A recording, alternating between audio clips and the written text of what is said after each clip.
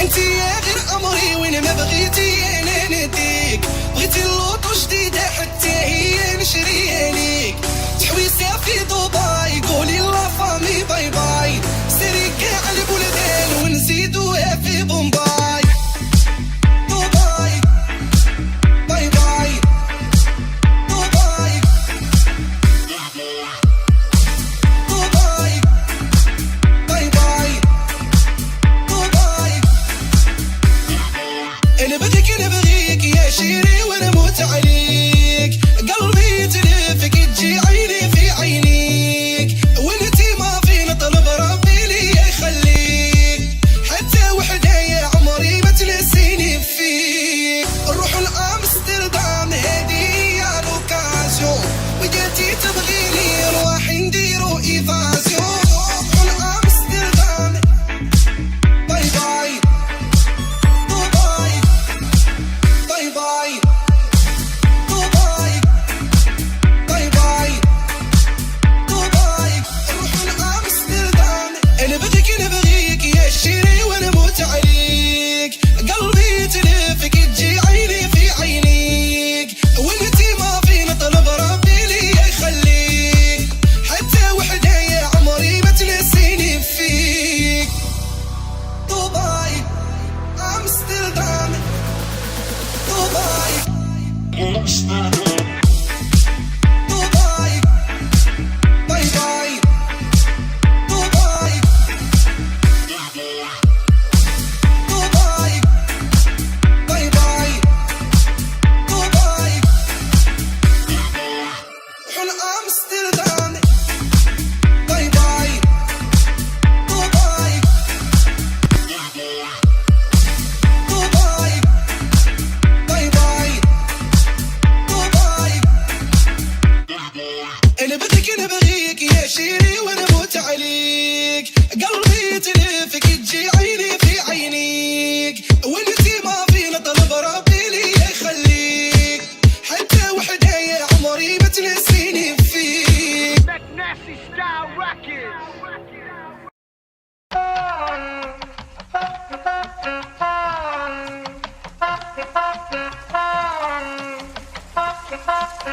Hey, yeah, look, I put the cleanest flows on the dirtiest beats. Match made in heaven, put them in luxurious suites. Honeymoon phase coming on its 30th week. It's a life bid, headed to my permanent peak. Fast and furious speed, a couple hundred on the dashboard. Speeds on NASCAR, didn't need a crash course. What else do they want? Cause I did what they asked for. College and a job, now I'm building me a platform. I don't move alone, I'm always coming with the guys now. I've been in my bag just like the spots under my eyes now. I've been putting more time in the studio, the nights out. Oh no, no, oh no, no, no.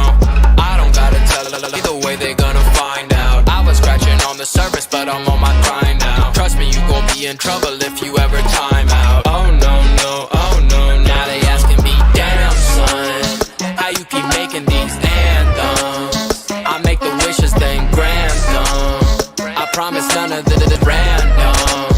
The ladies asking me, damn son, when'd you get tall and handsome?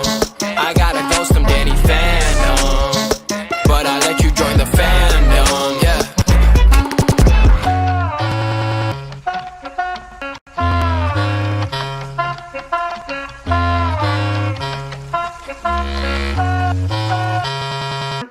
Let me reinforce this, I force the open to a challenge, so play at your risk. I wrap circles round squares, my bars in orbit. I let the storm hit, I stay under the weather. I'm wild, I'm more sick, my vibe is more slick, like picking 9-6. The game's in a tight grip, Mr. Carter with the light flick, Victor with the right fist, sharper than the knife tip. I got against your tight clip. Used to care what people thought, but now I think I'm past that. I've been so invested in my future like the NASDAQ. Betting on myself since 20 when we playing blackjack. Oh no, no, oh no, no, no. Forrest, can't you stick to a style? Follow a roadmap. Baby, I'm just too versatile to ever hold back. I don't need to talk about drugs to make a dope track. Oh no, no, oh no, no. Now they asking me, damn son, how you keep making these anthems? I make the wishes then grant them. I promise none of this is random. The ladies asking me, damn son, when'd you get tall and handsome. I gotta ghost him, Danny Phantom, but I let you join the fandom, yeah.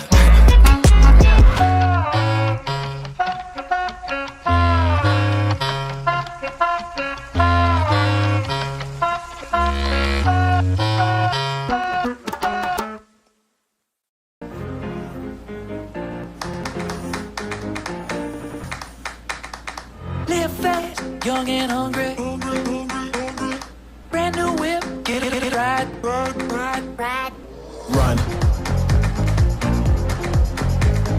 Run. Break out, find our freedom. Hands up, gonna touch the sky. Touch the sky. Run. The theme song. Run.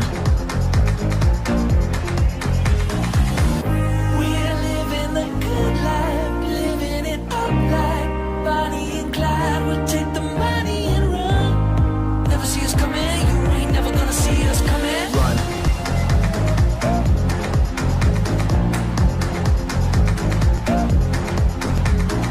Run.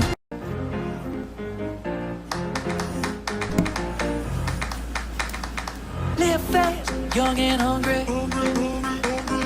Brand new whip, get away right. Right. Run. Pats Are Back is here, so I thought I'd play it twice. It's a great intro video. Run. Break out, find our freedom. Hands up, gonna touch the sky. Touch the sky. Run. The theme song. Run. We're living the good life, living it up like Bonnie and Clyde. We'll take the money and run. Never see us coming, you ain't never gonna see us coming. Run.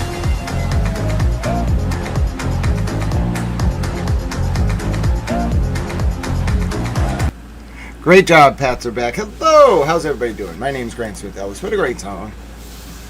What a great song. How are you all doing? This is part 2 of our coverage of the 20 or so motions in limine in the Matthew Farwell and Sandra Birchmore case. You'll be able to get caught up on all of those motions and all of the details of the case via this series on this YouTube channel. Now, this is a federal case, so it of course will not be televised. Okay? The revolution will not be televised. Don't you know, talking about a revolution sounds like a whisper, after all. Even if I do like to roar. My name is Grant Smith Ellis. Good afternoon. It's just past 1 p.m. here on the East Coast in Boston. Welcome. How you doing? I'm doing well. I hope you're well. It is Wednesday, August 5th, 2026. It's just about 7 p.m. in South Africa, 7:01. It's about 8:01 p.m. in Tel Aviv, Israel, and it's 8:31 p.m. in Tehran, Iran. I am adorable, I agree. You know who else is adorable? Kofi. He's a dog. Hi, Kofi. Hi, Bo. Hi, Bunny. Tell Mom. Kofi watches the news every day. Kofi's the most informed dog about the U.S.-Iran war. You can ask Kofi about the various missiles that the countries involved have in the war, and he'll be like, oh yeah, the Quorum Shahar. I mean, let me just tell you about it, bro. You're screwed. Once that thing gets over southern Lebanon, you're in a lot of trouble. Don't even get me started on Erbil. Listen, you get Kofi the dog talking about Erbil, Iraq, it's his favorite topic. You don't understand. He's a geopolitical expert. Henry Kissinger doesn't have anything on Kofi's knowledge of northern Iraq. You'd be surprised how much dogs know about the geopolitical ramifications of the U.S. tactical pullout of northern Iraq in the context of Qurram Shahar missiles being fired from Tabriz, Iran, over the north of Iraq, over the north of Syria, through Lebanon, near Tripoli, then near Beirut, then over the southern part of Lebanon. Then they deploy the MIRV, multi-reentry warhead, whatever it is, and all the bomblets fall. It's terrible. So anyway, Kofi's a dog, is the point of that statement. So, see how I taught you something there, though? That you were just thinking this was, be talking to Kofi, and then I taught you all about ballistic missile trajectories. I know, it's great. Alright, my name's Grant Smith Ellis. We got to talk about things. We got motions to read, but, importantly, thanks to none other than 3 Clerk Monty, we finally have the email, they found it, from when Jessica Hyde, the federal cooperating witness who was also in the Sandra Birchmore and Matthew Farwell trial for U.S. Attorney Leah Foley, who was also pretending, I believe, that she was helping Michael Morrissey, the Norfolk DA, and Brian Tolley and his state police unit while investigating the Karen Reed and John O'Keefe case. In particular, this woman, Jessica Hyde, okay? A few things we got to talk about. One, I did some research, okay? Because Kirks was one of the users in the chat. He's wonderful. He's a Tao friend. And they were talking about Jessica Hyde's business. And they were like, she sells cell phones. She sells seashells by the seashore. She sells cell phones or something like that. No, bro. No, she does not. All right, we gotta. If that's what I realized, if that's what people are, and he's a very erudite commentator. If that's what people think, that Jessica Hyde is like a woman who sells cell phones, we gotta stop. We have to just pull back like 30,000 feet, and I gotta show you some documents. So before we get to the bump, okay, and Hyde's initial involvement with the Norfolk DA's like SPDU unit, Brian Tully's unit, to investigate Karen Reed, in particular the Google search. All right, the infamous Google search. Wait until you find out, first of all, who Jessica Hyde knows. I'm pretty sure Ian Whiffen and Jessica Hyde were working together with the federal government from the jump. And I think the feds didn't just flip the crime lab and the ME. No, dude. Folks, they flipped somebody at the bricks, of course, in the DHS division of MSP. And that dude happens to know Jessica Hyde and Ian Whiffen. I think Brian Tully went to dude who was like the forensics expert at the like DHS division of the MSP at the Bricks, the Boston Regional Intelligence Center. I think this dude, Tully asked this dude if he could have a referral, and this dude was actually close to the feds. He's a name that nobody has heard of until now, really. And he's in the state police, but he's a special kind of state police officer who does cybercrime investigations. Interestingly, just like Jessica Hyde. I think that dude so to bump someone effectively, you gotta, most of the time, work in this field, in expert witness field, is done through referrals. So Tully thinks he's going to a dude in the state police who's like the go-to guy. Worked at the Middlesex DA's office for the state police, worked at the Norfolk DA's office for the state police, wink, wink, and then went on to the Fusion Center up at the Bricks. And let me tell you right now that this dude follows Ian Whiffen on Twitter, talks about Jessica Hyde and Ian on a first name basis going back to like 2019 on Twitter. All right? So I think Tully went to this dude. I'll show you him in a second. If people have been wondering, where did Jessica Hyde come into this? We're going to answer that today. But more importantly, before we even get to that, all right, I got to show you some other stuff about Jessica Hyde. And before we talk about this odd man who's this like very important state police, like federally connected cybersecurity expert who knows Ian Whiffen and Jessica Hyde, who used to work at the Middlesex DA's office for the state police, then the Norfolk DA's office for the state police, and then went to the Fusion Center, the Bricks, okay? We're gonna talk about that. But before we get there, you gotta understand who Jessica Hyde is. When I saw someone saying that she, and no, I don't want to degrade anyone because it would look like this on the surface. It would look like she's just a cell phone expert, and like maybe she does a little bit of work with Gray Key, Axiom, Celebrite. Yeah, okay, that's true. You know what else she does? You know what else she has? Millions, tens of millions of dollars, in fact, in federal DOJ contracts. Oh, wouldn't you look at that? And I know when people would prefer on this kind of thing, you know, they just see the receipts. There you go. There's the receipts. That's going to be usaspending.gov, an official website of the United States government. That's Jessica Hyde, ladies and gentlemen. Now, if you looked on the surface web, sure, she looks like she just sells cell phones. She sells seashells by the seashore, you know? She's just a normal, everyday seashell salesperson. You know what I mean? Somebody during the trial used the pronoun they, them. I don't remember if it was Miss Jessica Hyde or not, so if it was, I apologize for that. I just don't remember. My point is, this is Jessica Hyde. Take a look. That's 2, 4, 6, 7, 8, 10. That's like $10 million right there alone. Huh. Point proven. Okay, Jessica Hyde uses she, her. Okay, I forget who the witness was that uses they. I didn't want to misgender. I just didn't remember who it was. Thank you, Girlfriend. You're wonderful. So what you're looking at right there is $10 million to Jessica Hyde's company from the federal government over multiple years. Tell me again, she sells cell phone repair services for $1,500 a pop. Tell me again that she believed that whatever that nonsense was about the Google searches. She didn't lie. Someone was asking me earlier on X if Jessica Hyde lied. I don't think people understand what a sting is. She's not lying. She's playing a character. The DOJ tells her what to say. They tell her, like, she's not lying. She just has an opinion that she's playing up to gain trust. It's a confidence game. If you want Brian Tully to trust you, what do? Defend Jen McCabe vociferously.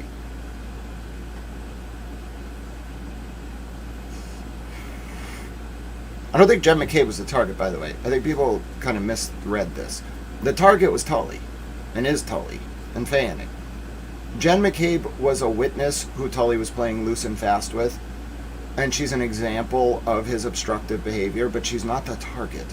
Brian Tully and Michael Morrissey and John Fanning are definitely the targets, in my opinion. They always have been. They were from day one. Even Proctor wasn't the target. He was just somebody I think they wanted to roll up, like a convenient scapegoat, to confuse Tully, so Tully and Fanning wouldn't know what the target of the investigation was. That's what I think was going on. And if you actually look, I think the guy's name is like Edward Keefe. If you look at this dude, Edward Keefe, he's a government official, so it is what it is. He's literally on the public, like, taxpayer roll, so part of researching this requires me finding out, like, who he is. If you take a look at this guy, Ed Keefe, and I won't show you, like, his LinkedIn and stuff, but the link, he, like, praises Jessica Hyde on the LinkedIn. If you go to this dude's, so that's Jessica Hyde, by the way. She's gets a lot of money from the federal government. If you go to Ed Keefe, if you take a look at this guy, Ed Keefe, he's a little odd. I was taking a look at it earlier. So if you go to Ed Keefe, what you're going to find, this is Ed Keefe. Okay, that's him.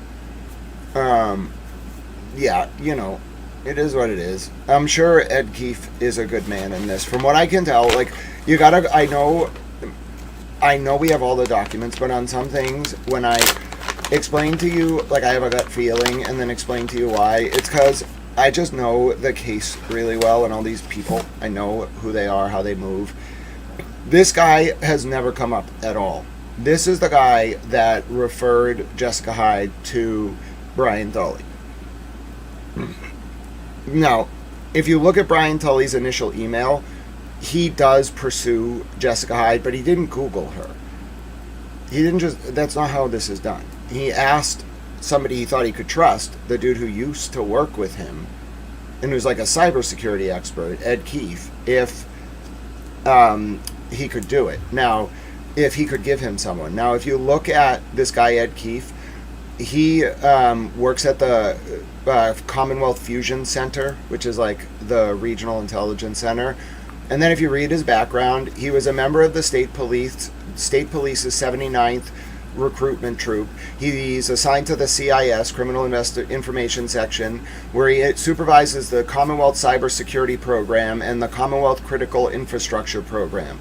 Sergeant Keefe is a certified forensic computer examiner and a certified mobile device examiner from the National Association of Computer Investigative Specialists.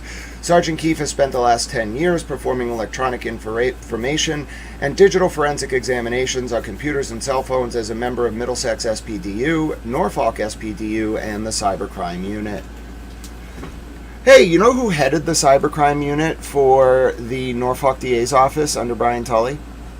John Fanning. That John Fanning. Yeah. Now think about it. You think John Fanning's former colleague might have figured out that there was something really wrong, especially involving like cover-ups of cybercrimes targeting children, grooming, the Stoughton Cop, the Police Explorer program, etc. I think maybe Ed Keefe had a little bit of an axe to grind. Just wondering. So when Brian Tully comes to Ed Keefe saying, hey, could you hook it up? Like, do you think you could give me an expert? Huh. Well. Into our story comes Jessica Hyde and Ian Whiffen. Now, Whiffen, listen to me. So, if you know anything about NSO Group or Celebrate, you know that this is not a normal company. They may ostensibly talk about digital forensic analysis on the surface. Do you know what they actually do? They're spies. They sell signals intelligence to governments. Bruh. You know, I laugh when people get mad about Flock. I'm like, Flock? Do you know what NSO Group sells to governments? Flock. Oh, you poor summer children.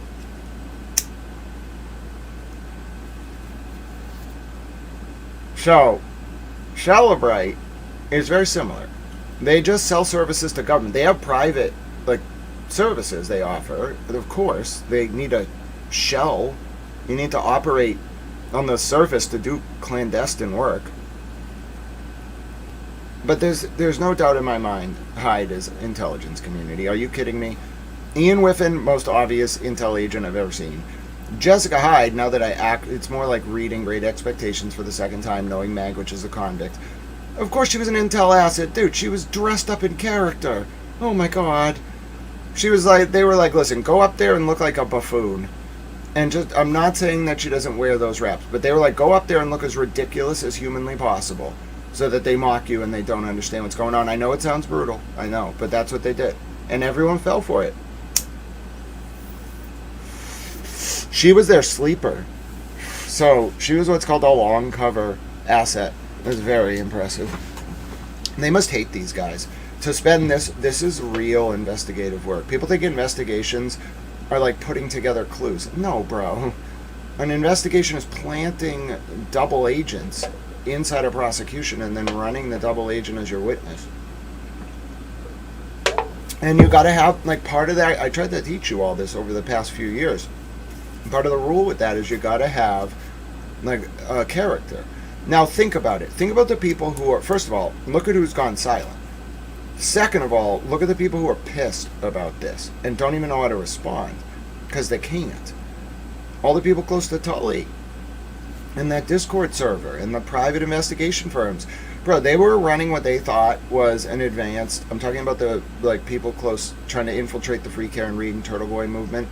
These PI firms and the Norfolk DA and Brian Tully thought they were hot S, and they were running around thinking that they knew how to deploy CONTELAPRO tactics to actually, like, do an investigation, if you want to call it that. I'd call it more like disrupt, disorganize, and destroy social movements that were aimed at reforming systemic corruption. But, you know, call it an investigation if you want. They thought that they knew what they were doing. No, they got rolled. Their cockiness was used against them, and while they were running all these ops, Aiden was the distraction. And he's a damn good one.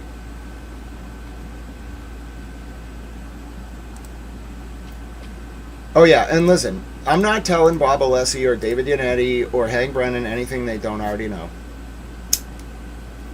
The only person who that file from Monday was supposed to actually drop a bomb on was the Norfolk DA's office of Brian Tully and John Fanning. Even Proctor's like, fuck those guys. I would guess he's like, F those guys. I'm not going down with them.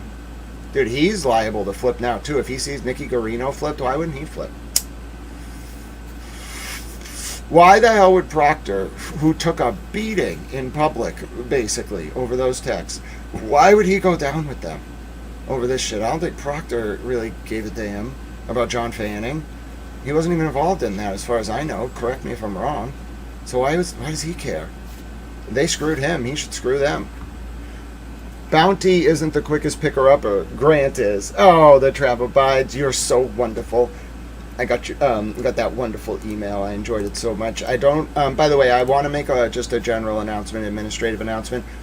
I have a lot of people who have been reaching out through DMs, messages, emails.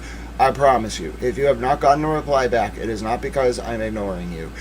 I see like the top 2 emails as I'm like falling asleep, and I might be able to will myself to send a few messages, but I don't have a system yet for going through all my backdated messages. I just don't have time yet. I apologize to all of you. I promise I'm doing my very best, but I just want to make note of that. So, yeah, if you email me and I don't email you back, I promise, or reach out, I promise I'm reading it. I just have to find that time to go through everyone's emails and messages. God bless all of you. You're wonderful. And I think a lot of you do understand that. You're very patient. Trav, we do have a Discord. You should come hang out with us. Bunny Towel Mom is in there. Tiffany Bob is in there. Triple Bob is in there. You can learn about the Iran-U.S. war. You can learn about the Ukraine-Russia war. You can get daily updates. You can talk about Kofi the dog. He's a dog. We have a Discord. You'll find the link in the chat. It's great. Feel free to come hang out.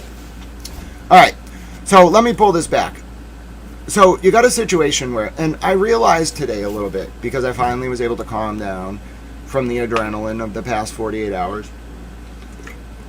I realized the reason this is really hard for people to understand. Non-conversational wants to know about Lynn Belland. Yeah, so we'll talk about the U.S. Attorney's Office and the Norfolk DA's office throughout the stream. Lynn Belland is what's called the first assistant DA to Mike Morrissey. She's like his right-hand woman. So, but that's not really the core of this. Okay, neither is Adam Lally the core of this. The way it works is the Norfolk DA's office, okay, run by Michael Morrissey with ADAs like Lally, Laura McLaughlin, Lynn Belland, whatever. He is prosecuting, okay? Then beneath them, working for the DA's office, is the Norfolk DA's State Police Detective Unit, okay?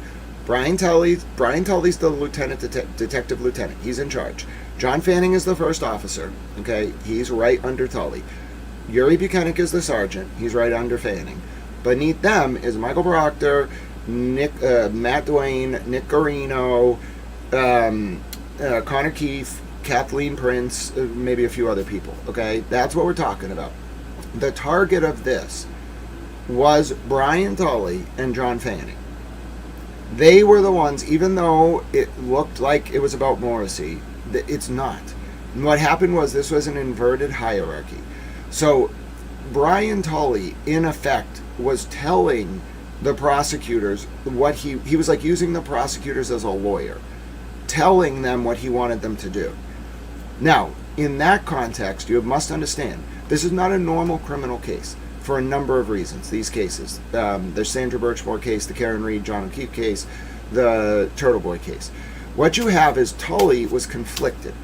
Okay, he had a conflict of interest, and he was talking to Jen McCabe directly on the phone during the pendency of these cases. So the feds, and this was early, so the feds knew about this, I promise you, in my opinion, way back in 2023. But think about what, if you're the feds, you got to reconstruct. We don't know what the feds did in their investigations. It's very confidential. We only get the last step, which is the U.S. Attorney writing up what's in the 302s from the FBI. So you got to inductively reconstruct, just like our 3 degrees of simulation training. You have to inductively reconstruct from the U.S. Attorney's pleading what the FBI did.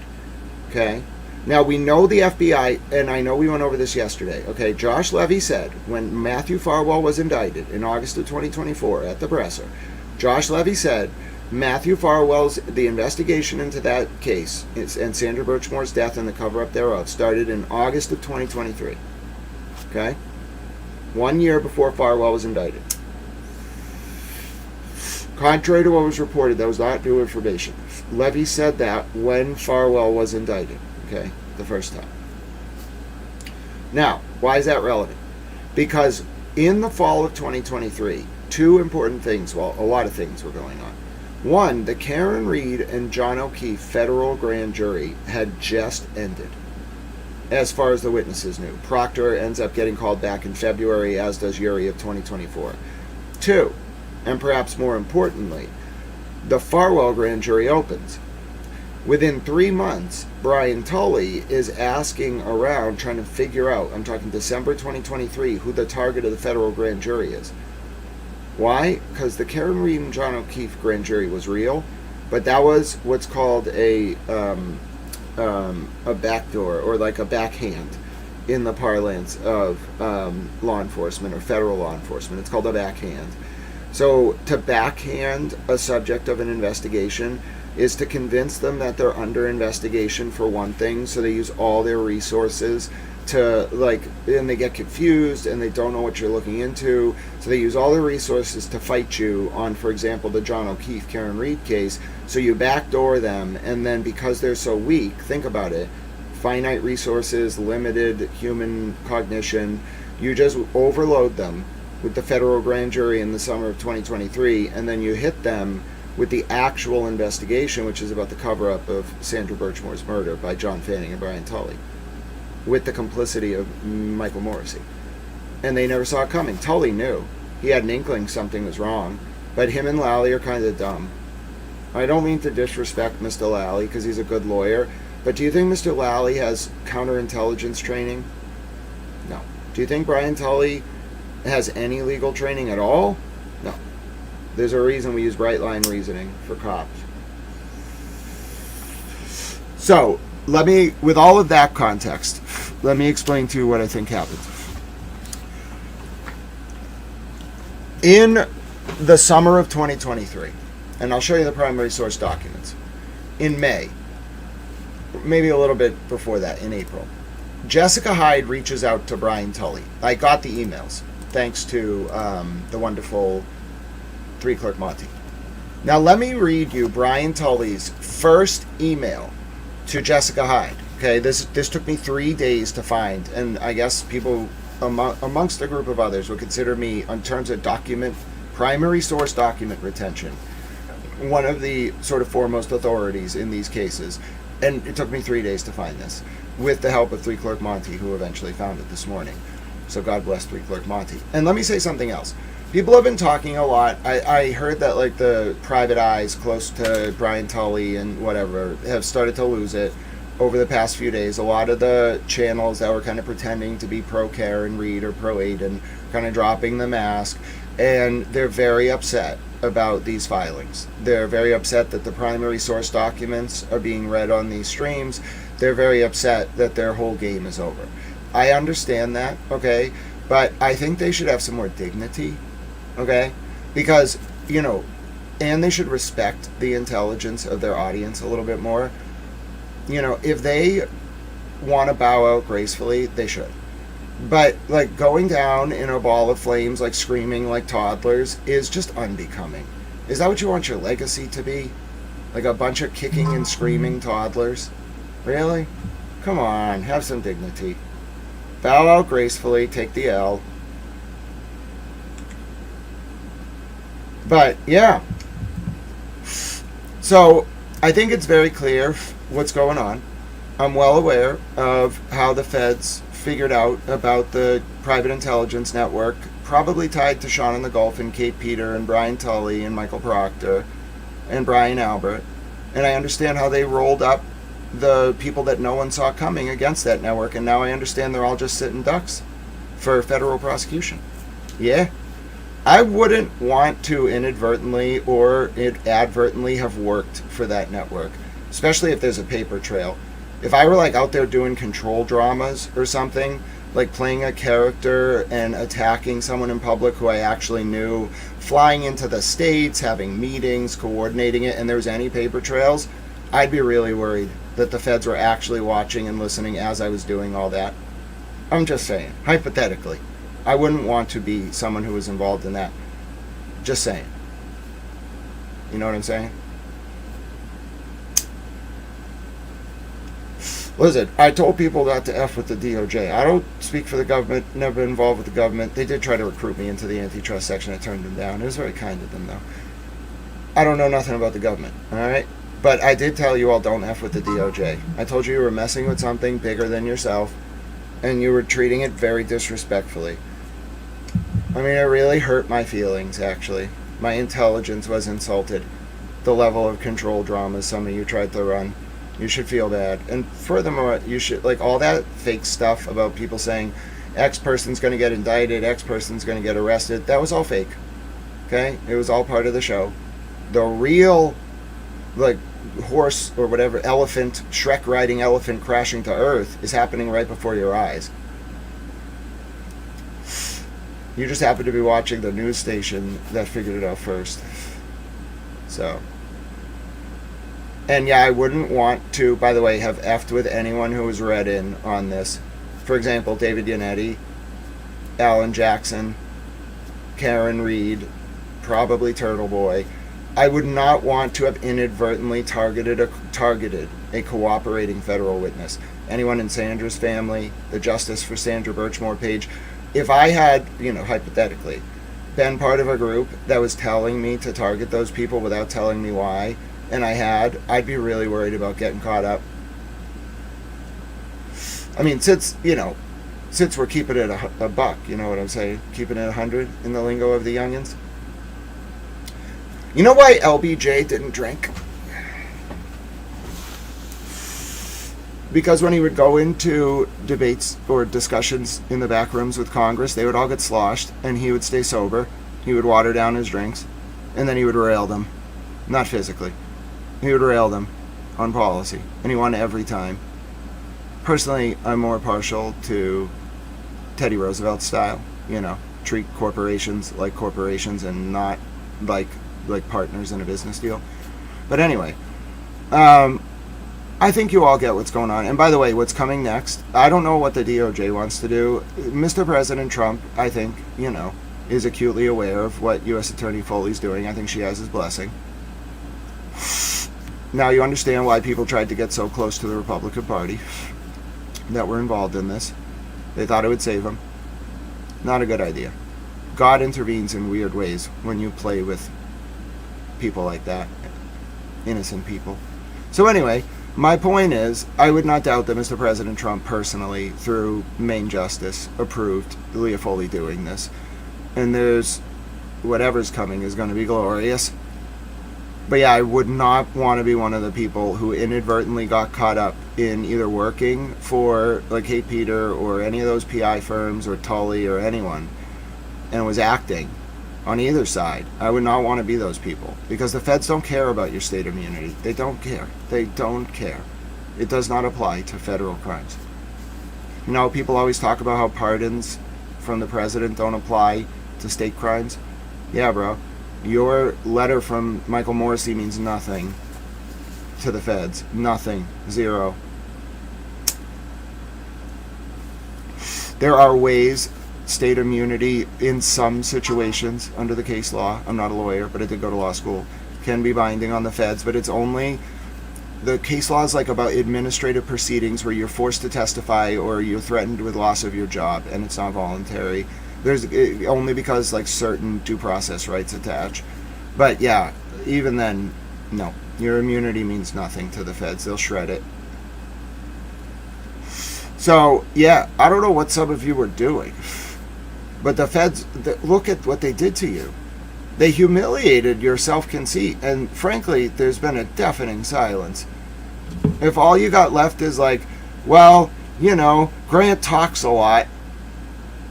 Yeah, have you tried reading 49 pages written by U.S. Attorney Leah Foley's office? The greatest legal brief in the history of legal briefs? Better than Judge Gordon's decision in the Shannon O'Brien v. Deb Goldberg case. And I was in that decision. He called me a journalist. By the way, you know how I know I'm a journalist? Because a justice of Suffolk Superior Court, Justice Gordon, said in a 51-page, very well-written ruling that I'm a journalist. I forgot about that. I should say that more often. I've been formally recognized by a justice of Suffolk Superior Court as a journalist. He was a little mad because the Cannabis Control Commission tried to say I wasn't a journalist. So Judge Gordon got all mad. And it was like, on this record, they were mean to the journalist. Damn right they were mean to me, Judge Gordon. So anyway, my name is Grant Smith Ellis, and I just wanted to kind of lay that out. I believe in using primary source documents. I believe in the methods that I use, and I watched them melt down over the past 2 days. Dude, that's so different than normal. They know. Like, imagine what Nicky Guarino's been like at work the past 2 days, probably the quietest 2 days in his life. And we'll talk a little bit about why I think Nicky Guarino is not working for Michael Morrissey. Nick Guarino, the trooper who handled the forensic data in the Karen Reed, John O'Keefe, and Sandra Birchmore and Matthew Farwell investigations for the state police under Brian Tully and John Fanning's command. Folks, he didn't go to work for Michael Morrissey. Michael Morrissey had already announced, like, in 2025 that he was not running for re-election. Adam Deitch was basically a shoo-in to win the primary by April. The feds put Nicky Guarino in the Norfolk DA's office, and he's going to work for Adam Deitch. Who do you think sent Adam Deitch to run for Norfolk DA? You think he took a pay cut? Yeah, oh yeah. Because that's what federal prosecutors love doing. Making it to like the pinnacle of the profession, then going to become a district attorney. Uh-huh. When are they gonna, they already figured it out. The coup de grace to this is September 1st. Matthew Farwell's trial will be the culmination of it all, but the coup de grace is Deitch winning. They decimated these people. They infiltrated them, they figured out their weaknesses, they distracted them, they rolled up the weak links, and now they're sending Deitch in so they could take over the office. That's how you deal with public corruption. Stunning. And you know how I know all of this is accurate to the record? Because I read the 49-page trial brief from U.S. Attorney Leah Foley's office yesterday. It took 6 hours. I read every single word. I caught the 3 typos. I know what pages they're on. They were very small typos, mostly just verb tense agreement and like plural verse otherwise, etc. But the point remains the same.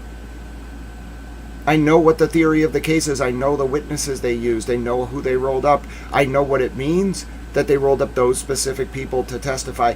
They're not bringing Nick Guarino in to testify about the extraction he did, although they do need to use him for that. They're bringing him in so they can ask him, the feds that is, why did you not include the 30,000 text messages from Farwell to Sandra in your report? The report John Fanning eventually wrote up exonerating Farwell for Sandra's murder. Why didn't you include them? And how much do you want to bet the answer is going to be because Brian Tully and John Fanning told me not to?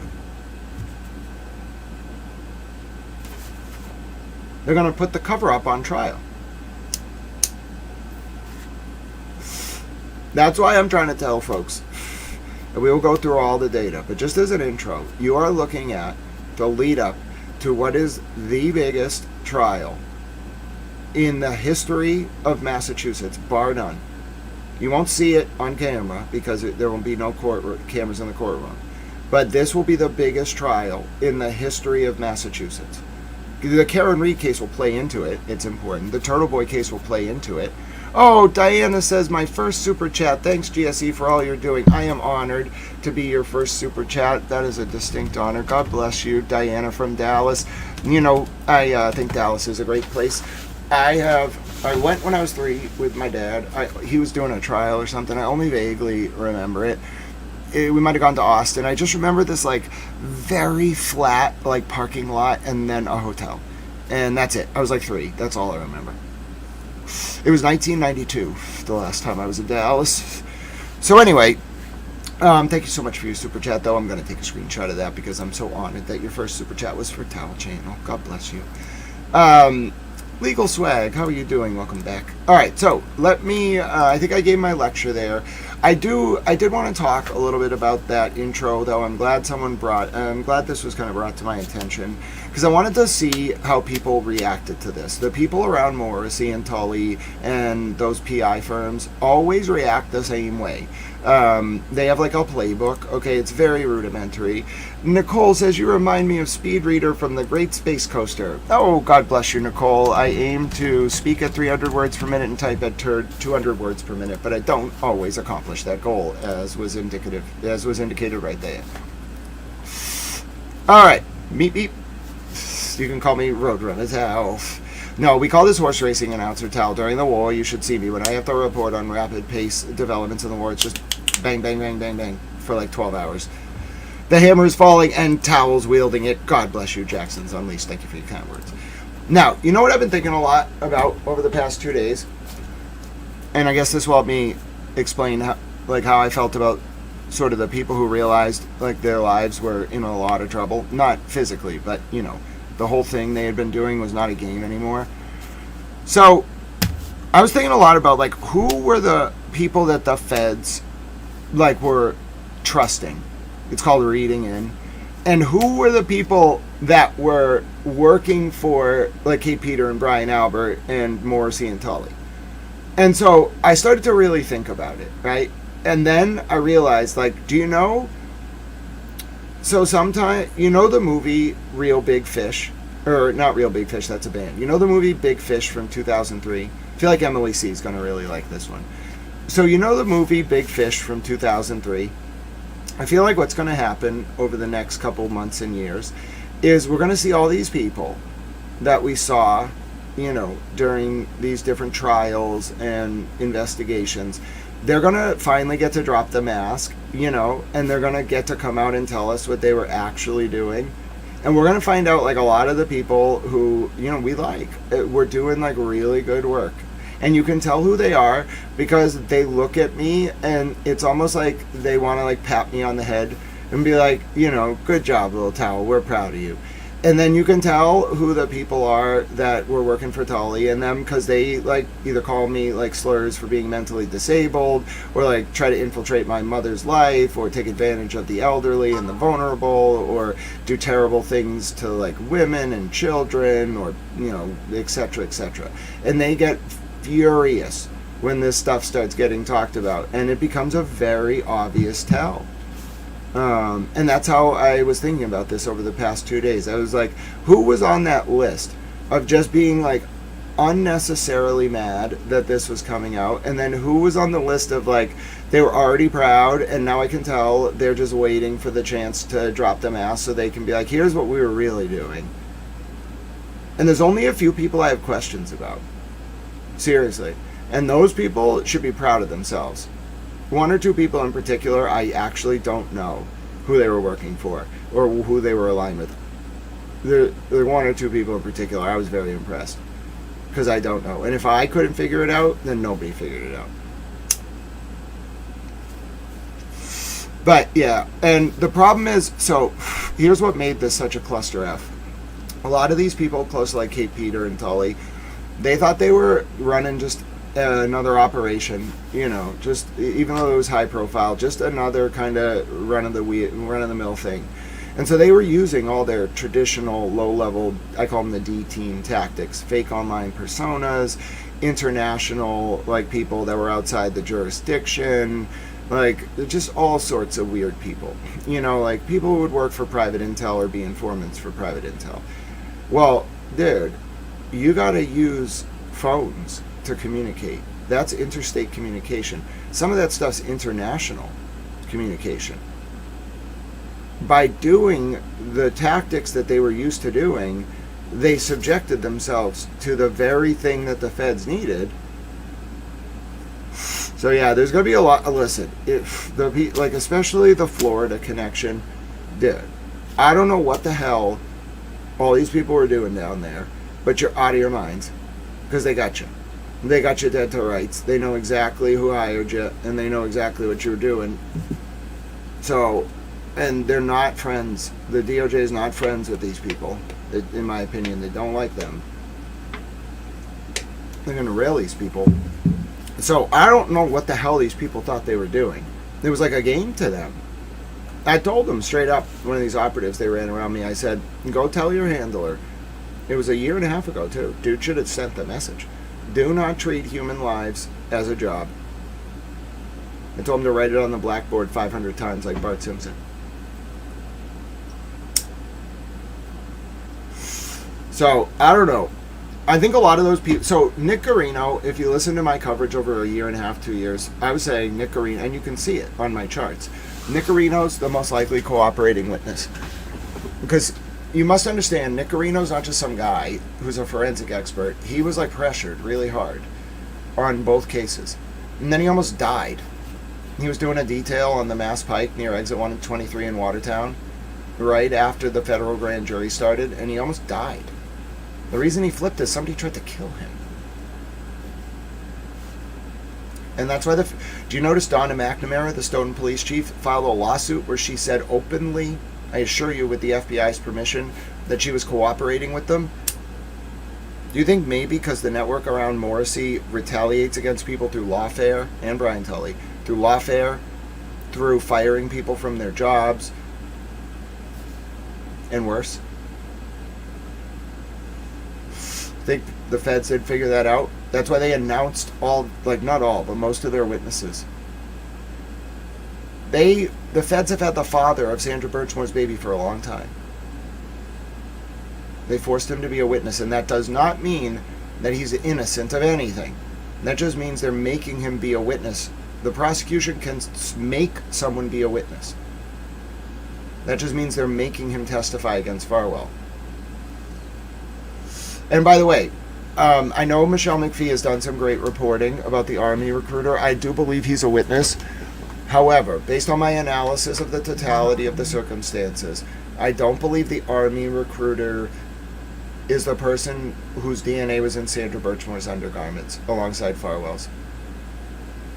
I think there's a certain Martin Riggs, and I don't mean the cop from the movie Die Hard or whatever it is,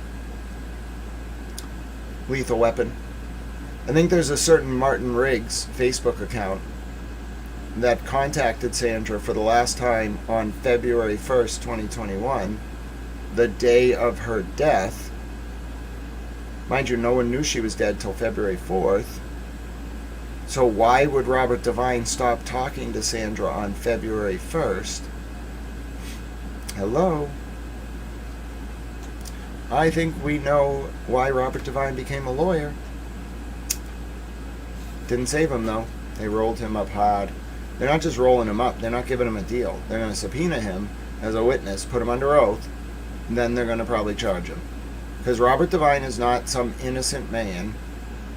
Everyone knows this. If you read the Stoughton IA report from 2023, he's not some innocent man. He was clearly grooming Sandra from a very young age with Farwell.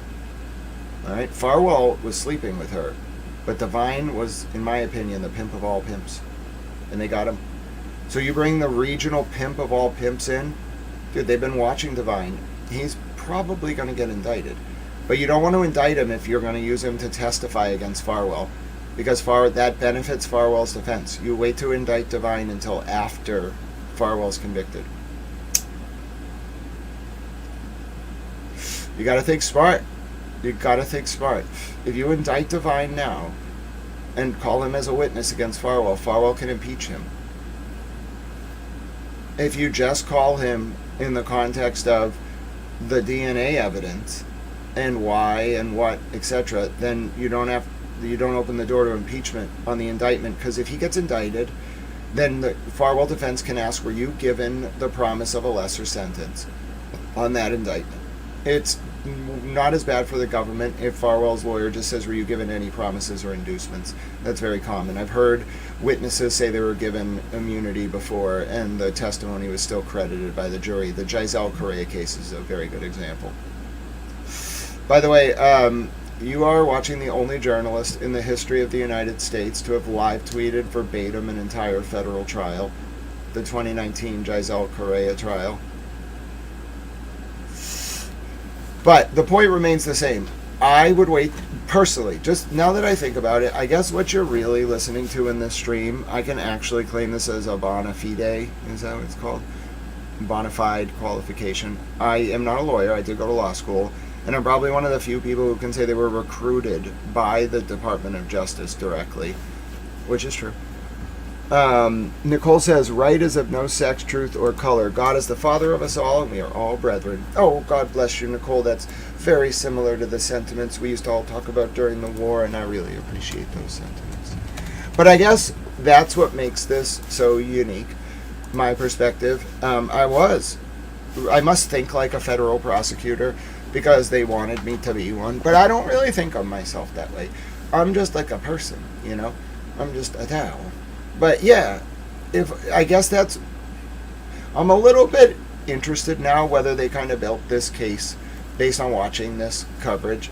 Because, not entirely, but if you look at a lot of my coverage, I was really kind of laying out a roadmap to how to indict these guys, especially like who you could flip, who was vulnerable, who was culpable, who was like irredeemable, and they kind of did it. I mean, they picked. I didn't see Jessica Hyde coming, but they picked the exact people I would have rolled, including Guarino. Guarino is the big hint that this is not a coincidence. They actually flipped him against his own guys. I'm so sorry. I want to make a small correction. Kirks didn't say she sells cell phones. She sells cell phone extraction courses. Oh, yes, Kirks, I'm so glad you're here. She does do that. You know what else she does, Kirks? She has more than $10 million in DOJ contracts. So, you know, your fact check was just wrong. That's kind of why I took issue with you. I don't mind your information. I thought it was very helpful and useful. But your premise was wrong. Your entire premise was wrong.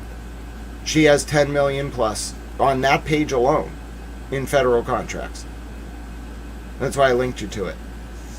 So, you know, maybe, you know, you want to address that. I'd love to hear your thoughts on it. What do you think it means that Hexordia, which is Jessica Hyde's company, has $10 million plus just on this first page of DOJ and federal government contracts?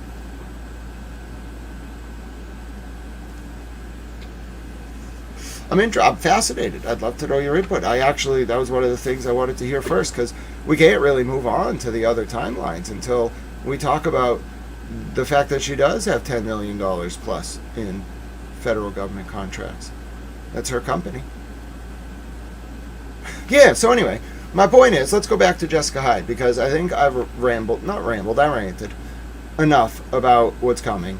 And by the way, I'm going to regulate private intelligence firms out of existence in terms of the criminal justice system. Stop.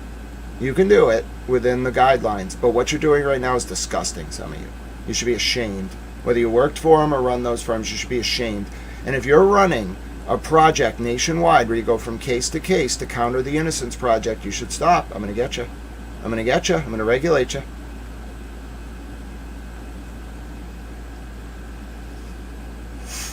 So, yeah, my name is Great Smith Ellis. Making me all mad. It's about time, though, that those private intelligence operatives and those D-team players realize what they were up against. They were up against something good. They were up against the best of the best. And I know exactly who the feds deployed on this right now. I have a pretty good idea. And these people, it's a really nice, great group of people. You know, how do I explain this? They're so bubbly and just loving, and they're very proud, you know, and they really like when people, like, you know, do the right thing, and they really like someone who can figure it out while being respectful of what's going on. That seems to be the threat. You know, if you like, very bubbly, oftentimes with like some kind of like background in acting. Now, there's a difference, think about it, between the D team, which is like the Kate Peter operatives. Think about them. They're mostly like, how to explain it? Like trolls. Okay, they're not like good at it or good. They're just kind of like LARPers. I don't know. They're like someone you'd run into on an Xbox Live chat who's like 13. They don't really like understand the world. They're just mad, you know, and they just yell things. Christy Citroni's a really good example of this. And, like, they're chaos agents, basically. So that's how you can, like, find the D team. They're dumb. There isn't much substance to anything they say. They're mostly interested in, like, attacking each other. A lot of it's like, oh, look at the drama. Like, look at the drama. Look at the drama. Look at the drama. That's normally the D team. The A team is, like, very bubbly, very, like, you know, sly, very informed, always like writing like posts based on primary sources. And I'm not on any team, by the way. I just know how these people operate. I know what's out there. they are very proud, okay, of the people who understand what's going on. And I don't mean proud like thank you for supporting me, because they need supporters to do their work. I mean like they're proud in a way that's like, how did you do this? And I also want you to understand this is international, okay? There's things called vengeful librarians. Is that Mimi? Hi, Mimi, how are you? God bless you. Mimi, is Nightbot being mean to you? You just put Nightbot in its place. You tell him that Ellie says, leave Mimi alone, Nightbot. So where was I going with that? Hold on. I saw my dear friend Mimi. I got distracted. Mimi, I adore Mimi. She's so wonderful. Hold on. They're proud in a way that's like, how did you do this? Oh, right. Okay. So you can identify the people who were tied into the feds because they're mostly bubbly. They're very proud. They're very good. They're very like effective at like generating their own sustainable like operations. Like they don't need a budget. You can pay them, but they'll deal with the budget. They'll figure it out. They're very good in public. They're very good speakers. Most of them have like acting training or PR training, and they also know the law. Notice the difference between like the Michael Morrissey, Kate Peters, Brian Tully stoolies like in this arena and the like feds like people who are not stoolies, they're contractors, is like a knowledge of the law, an ability to retain an audience, like substantive content, non-drama, non-personality based content. All about like the facts. They drive narrative based on the facts. Legitimate like popular mobilization of the polity through ideology and ethos and pathos. Like good rhetoric is all of that together. Okay, they're actually good at what they do. That's the difference. And those are just the public facing federal parts of this. There's also people who move in the background that are very obviously helping the feds. And listen, I'm not going to blow anyone's spot up. I don't want to. Like, they're all cool in terms of that side, so I'm not going to bother them. But, like, I know who and why and what they're doing. I think it's very brilliant. I'm very proud. I think they're great. The other side, though, listen, those people, I don't even know what they're going to do now. Because they're all, like, I don't know how to explain this. Like, they don't have a lot of money, okay? They're very dependent on the work they were doing in this, like, apparatus. They're all, like, blackmailed, okay? Because they all have, like, weird past. They all are into weird stuff. They all got, like, criminal records, or they're being blackmailed due to, like, family court stuff. Like, it's just not a good situation, all right? Literally, this is how these people control these people. And so with the people who work for the feds, it's, like, literally the best of the best. Up against this like hodgepodge like D team who like literally couldn't even warm the bench in a league of their own. All right? And what happened was like the feds are not going to have a press conference where they're like, we just like played you. They're going to release the document. It's going to like be very quiet. It's not supposed to be this like, you're not supposed to like have a parade. Just real, like, movement politics might be loud, but real justice is very quiet. She doesn't really scream. She tends to just kind of, like, build very strong foundations. She speaks through the strength of her institutions. She doesn't scream. And she doesn't really do press conferences. And that's not what justice does. Think about how much work would have went into this.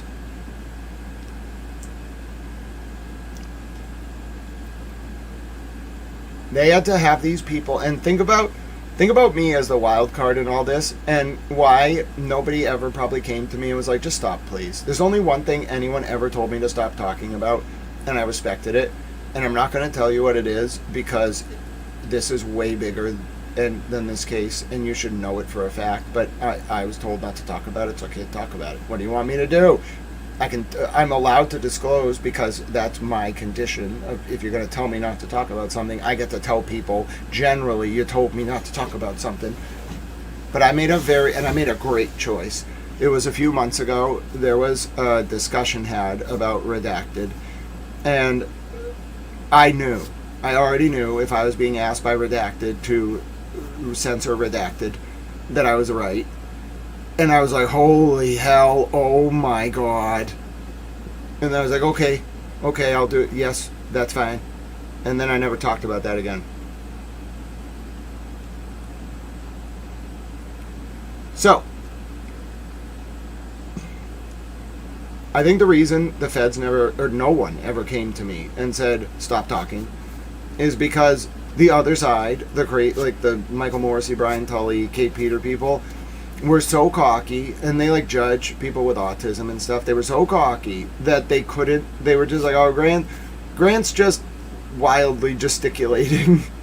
If they had actually listened to my coverage of the declassified House Permanent Select Committee on Intelligence Watergate documents, or the Charles William Wiley coverage, or like the stuff about Interpen, if you actually like look at how I cover anything from a case to a regulatory issue to historical documents that get declassified, I dive in. I only, even the war, which I'm sure people now understand, I only use primary sources.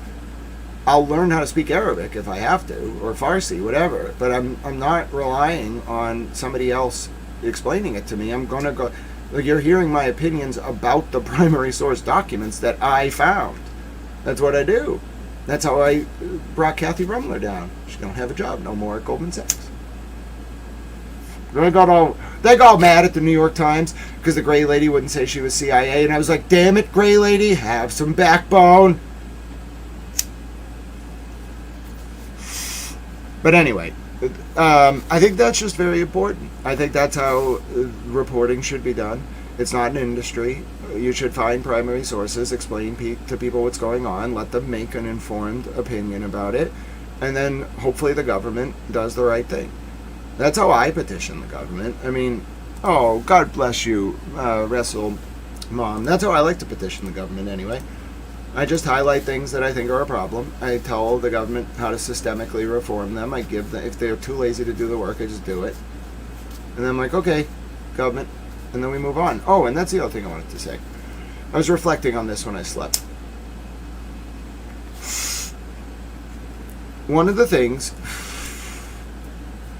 that really got to me, I think, was that in most of the stuff I cover, it doesn't get resolved in public. Like, the government will just fix it, and then some press secretary will come to me and be like, okay, Grant, we fixed it. Like, the point is to kill the story by fixing the problem. So the government's like, we fixed it. You don't have to run the story now, Grant. I'm like, all right, thanks, government. This is the first time I have ever put together and covered a story like this with innumerable people who were involved and couldn't even tell you, I think, their roles quite yet. Turtle Boy Karen, so many others. This is the first time I've ever put something together where the result of it was a very public affirmation of what I was saying, which is blowing my mind. Because no one, I promise you, no one told me anything. No one. I swear on my God and my Nana, no one told me anything from the inside. I had to piece it all together. Literally all together. No one would give me anything. Now, certain silence did tell me what I needed to know. That's how I figured this all out. I just want to let you know, it's not just me. You all played invaluable roles in this. But I've just seen so much chatter over the past day about, like, how, why. Some people haven't even realized the weight of this. I even saw, like, one of the news stations covering Farwell's motion to exclude mention of the Karen Reed civil case and the Donna McNamara case without even realizing that Guarino and Hyde and the crime lab and the OCME are all witnesses and have flipped. The media doesn't even know. It's the oddest feeling. It really is the oddest feeling.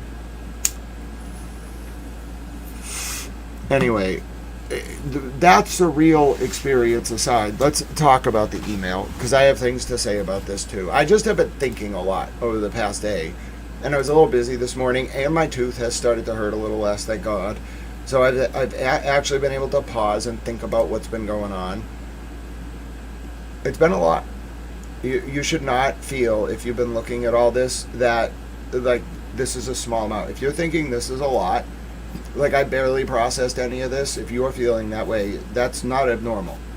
I think the reason you're not seeing like these screaming headlines, like it's coming. They're going to figure it out. I just don't think anyone, even in the media, the Globe, the Herald, whatever, has been able to, even Charlie McKenna at Mass Live, who follows a lot of this stuff, I don't think there's anyone who's actually been able to process it all.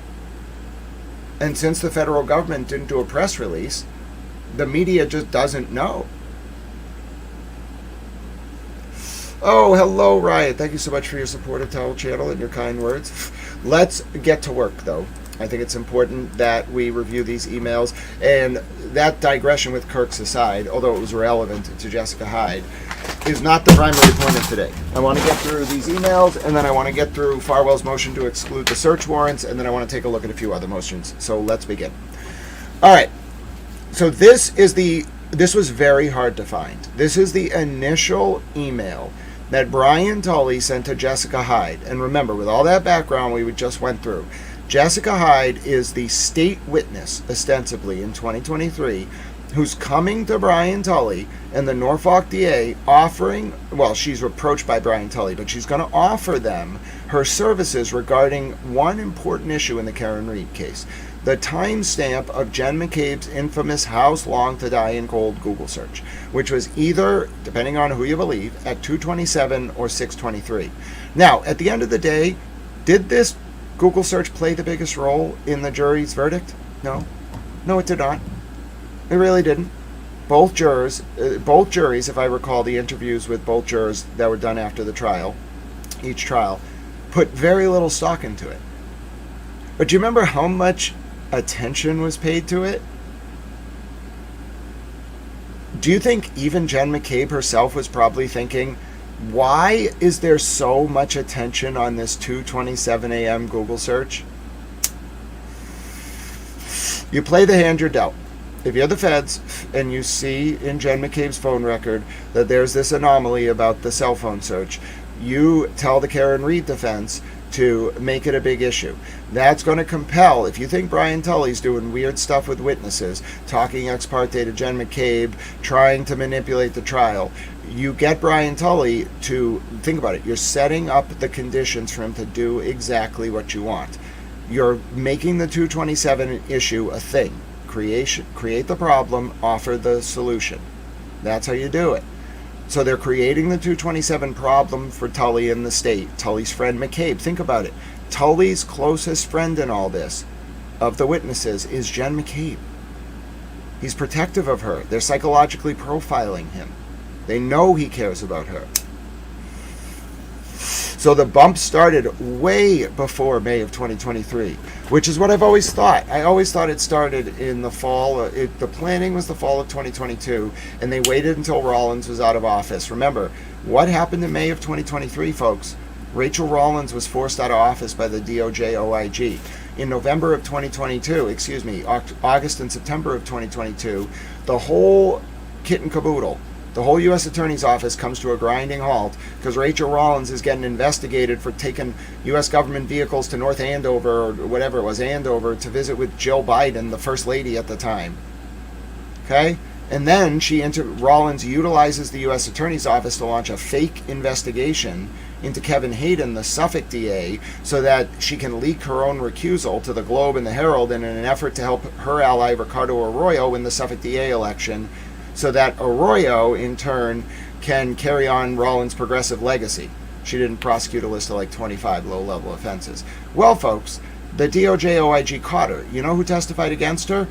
Josh Levy, Dustin Chow, the head of the Public Integrity Section, who reads Aidan Turtleboy Carney's articles. Who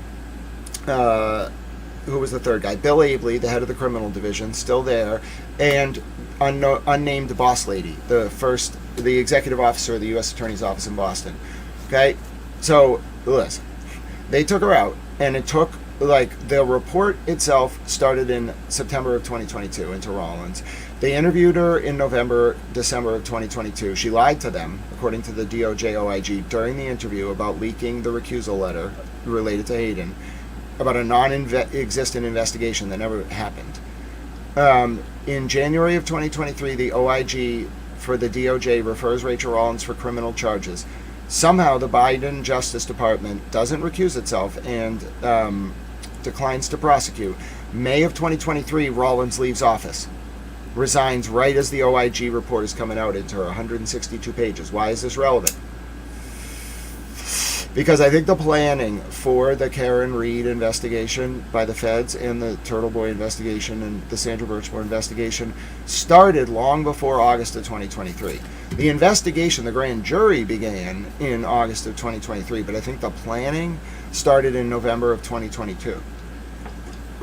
And I think the planning continued through December of 2023, January of 2023, February of 2023, March 2023, April, and then in May of 2023, I think it was deployed.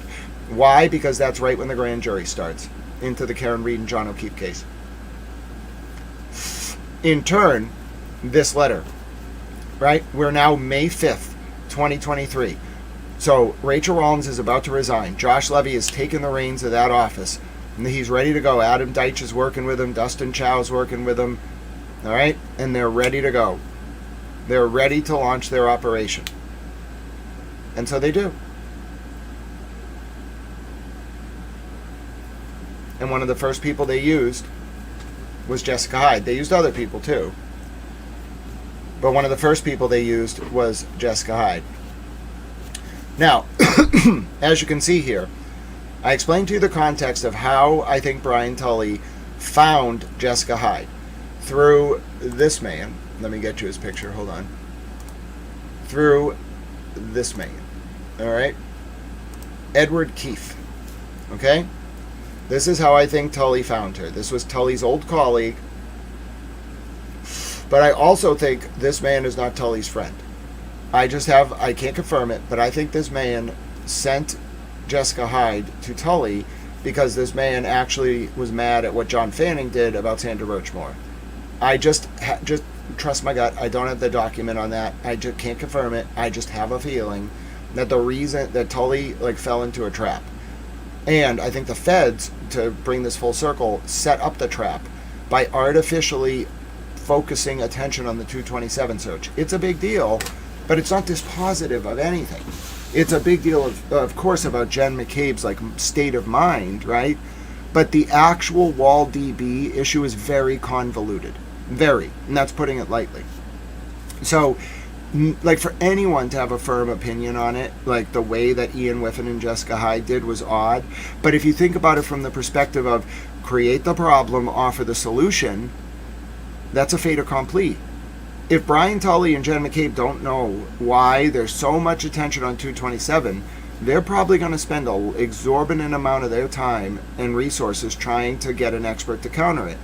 Offer them the expert. It's a perfect plan. And if, I'm not saying that this is confirmed, but I do believe it's possible, if we read this first email from Jessica Hyde to Tully with that mindset, then I think we're ready to begin.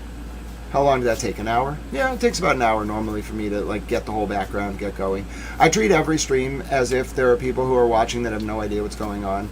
So for those of you who are yes, we know all this, Grant. Well, okay, good. It's going to, by repetition, you'll remember it. For the people who don't know what's going on, now we're transitioning into new material. So this is from Tully to Jessica Hyde, May 5th. Hi, Jessica. We are identifying experts that can take a look at some data, write a report prior to May 25th, and be available for the trial in the distant future. Why is he saying this?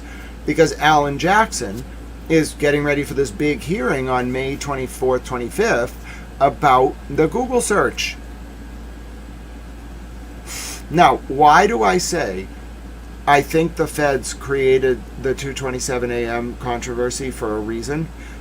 Keep in mind that insight when I show you some other emails that Hyde sent to Tully, where Hyde is talking to Alan Jackson, almost like Alan Jackson and Hyde and the feds were planning that he would call her to see if Hyde would go to Tully, to see if Tully would tell Hyde not to respond to Alan. Right? So it's not any one of these things in isolation, but when you look at them all that way, A wink's as good as a nod to a blind man. Hi, Chat Mom Lynn, and so good to see you. So let's begin. Tully says, hi, Jessica. As I said, we are identifying experts that can take a look at some data, typo, write a report prior to May 25th, and be available for the trial in the distant future. This is 2023. So the Blue Man Group and Nice Guy from England were also planted by the feds. Would make more sense than the serious people making a case. But where does Judge Cannoni fit in all this? Very good questions. Welcome to the channel. We have a unaliving case, this is Tully speaking, where the defense is alleging many things, including a police cover-up and attributing parts of his conspiracy to cell phone data obtained from a witness. Long story short, we downloaded the phone when we got consent over a year ago. He's talking about Jen McCabe's cell phone. We ran it through Celebrite and provided a copy of the report to defense. Fast forward 1 year, and defense asked for the raw data. So Jen McCabe's cell phone first goes to the defense in May of 2022, before the grand jury, or after Karen's grand jury? After she's indicted in June or before? I gotta figure out that for my own purposes. Tully's being unclear. Fast forward 1 year, and defense asked for the raw data, which we provided. When their expert ran it through Celebrite, PA parsed out a WAL file with information of internet history. The WAL file was not parsed out in our original report. Oh! Oh! Wait a minute. Are you saying that Nick Guarino might have been told not to parse the WAL file of Jen McCabe's Celebrite extraction, just like he was told to ignore Sandra Birchmore and Farwell's messages? Oh, Celebrite Physical Analyzer. Thank you. That's what PA stands for. I knew it was a program. I forgot the name of it. So, that's very interesting. Are you telling me, hold on, back up, pause. This really is like Great Expectations the second time. You see something new every time you read this. We need to talk about the tech about that he's talking about. I'm going to translate this to you until they speak. What Tully is saying here, and this is shocking, Tully is saying directly, literally directly, that when they extracted, remember, this is his friend Jen McCabe that he talks to directly, unrelated to the case. He talks to her on the phone. He extracted her phone with Guarino a year ago, okay, and gave the extraction to the defense. Then the defense comes back. Now, you really got to understand what he's saying here. And the defense is like, wait a minute. We got your Celebrite extraction, but could you give us the raw data that you used to generate the extraction?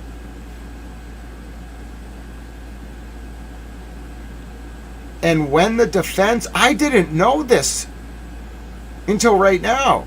It wasn't just that Richard Green found the error, or the anomaly in the write-ahead log, the WAL-DB file. It's that the initial Celebrite extraction of McCabe's phone didn't have the WAL-DB file.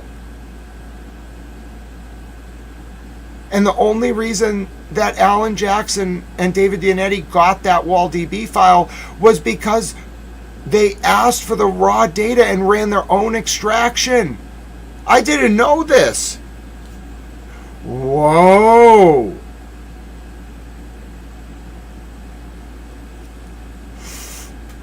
That totally changes my perception of all of this. Of course the feds found it. Listen, all due respect to Alan Jackson and David Dianetti, but before they hired Richard Green, they did not know that that WAL file was missing. I bet you 100 million donuts. I don't bet. I'm not a gambler, Maine. I'm a Southern Maine. I bet you dollars to donuts that Alan Jackson and David Yannetti have no freaking idea. They might now, but before that point, they would not know that a WallDB write-ahead log was missing from a Cellerite extraction. You might notice an anomaly in an extraction, but do you know what an extraction looks like? Do you know what a nested folder structure is? You think Alan Jackson, and I get they're very good lawyers, they have teams. I don't care how smart you are. You, a civilian, did not notice that the WallDB file was missing. Nope, it was the feds. Oh, of course it was the feds. Holy shit. Oh, I should have figured this out a long time ago. But so you must understand, I have some technical proficiency. I coded my first program in Lua when I was like 12. I understand like base 2, base 8, base 10, etc. I understand hexadecimal representation of binumerical code. I can make computers do what I want. Basically, I'm a Tao. So, he's using, first of all, the fact this man is not a tech expert, okay? If you heard these guys testify, they get training in Celebrite, but they don't, getting trained on something is very different. I can create what's called a graphical user interface and train you on the GUI, but you're not going to understand what the code is doing. Otherwise, why would you need a GUI? Do you know what a real computer program would look like? It would be like you typing into command line. Like, that's how I code some of my programs. Like, if I don't want to shell a GUI, like a graphical user interface, if I just wanted to like convert a file and I don't want a dialog box, like, py transcript or captions, like .py space file name, enter. And it's just going to execute the script. That's all a program is. A program is just a graphical representation of code running. So a layperson, a civilian, is not going to understand, even a trooper, is not going to understand what they're talking about conceptually. They're going to understand it from the perspective of someone who's using a GUI, but not from the perspective of someone who writes the code. The fact that he wrote that paragraph, wild, because he, first of all, they would have had to do research to figure out like what that means, and then he would have had to go to Guarino and been like, so that whole WallDB thing, like, does the fact that they figured out that was not in your initial extraction, is that like enough? Are they going to figure this out?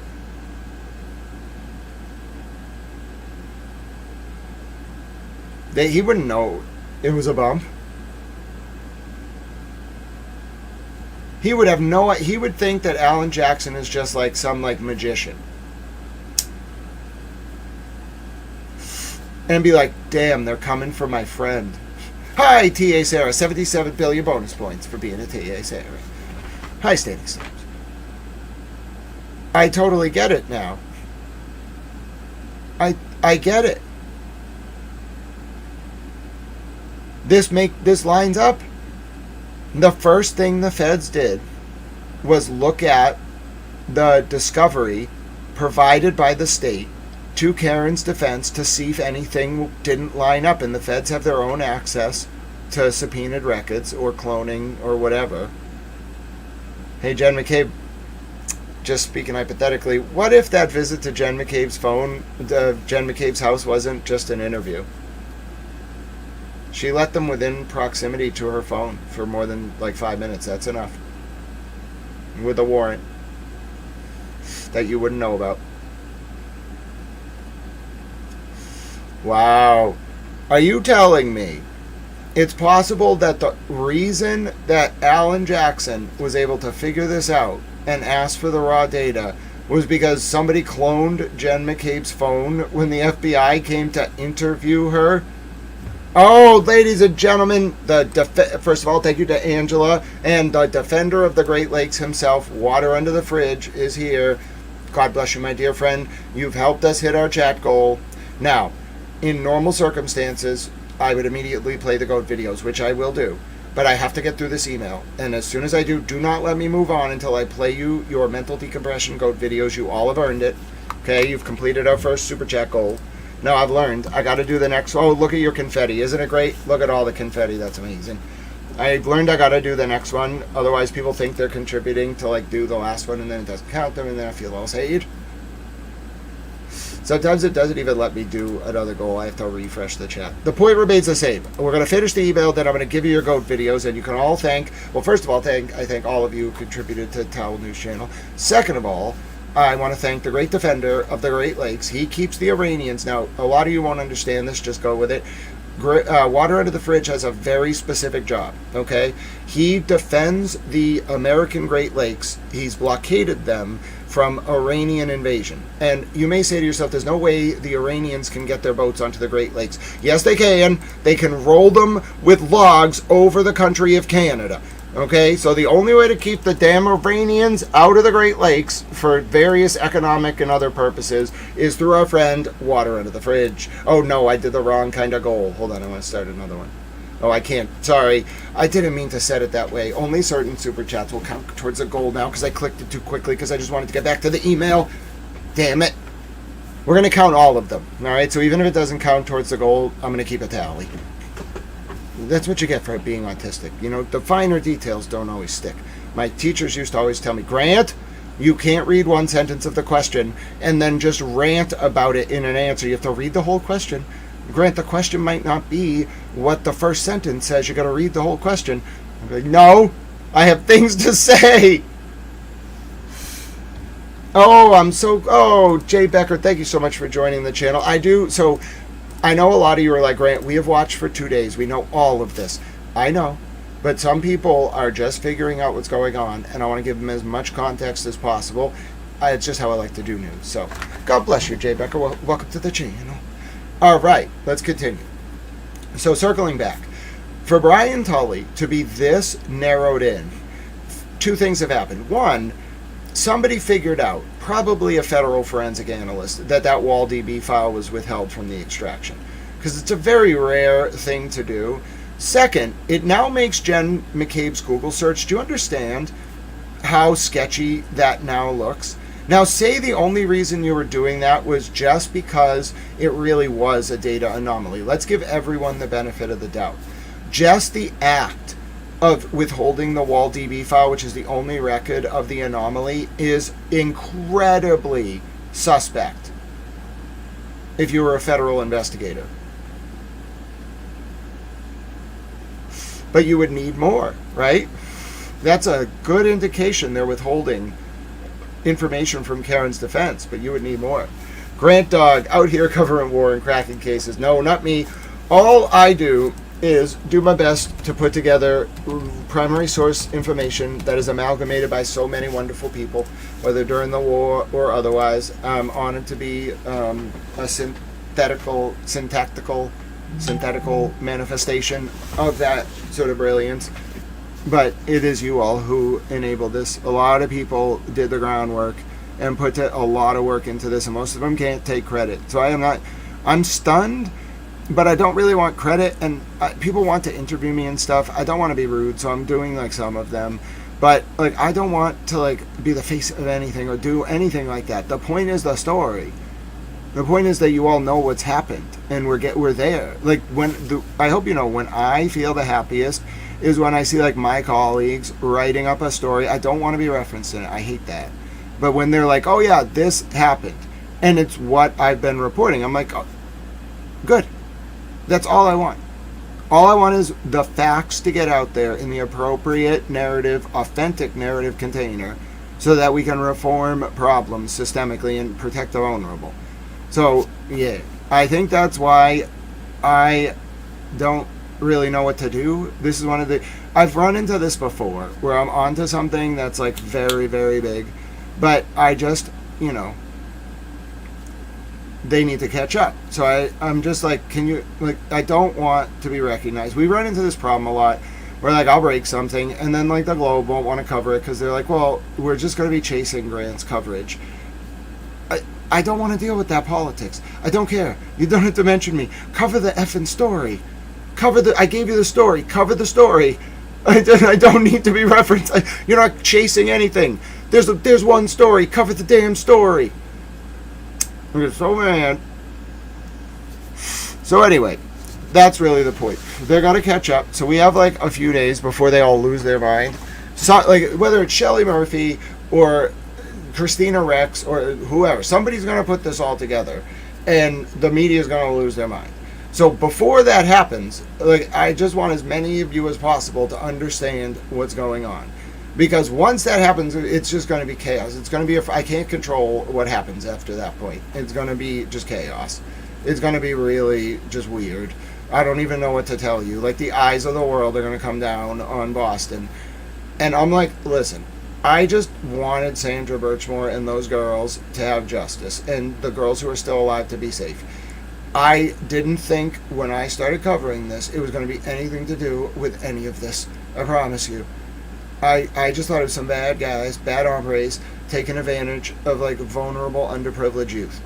That was my pride, and, you know, some of my family are very poor.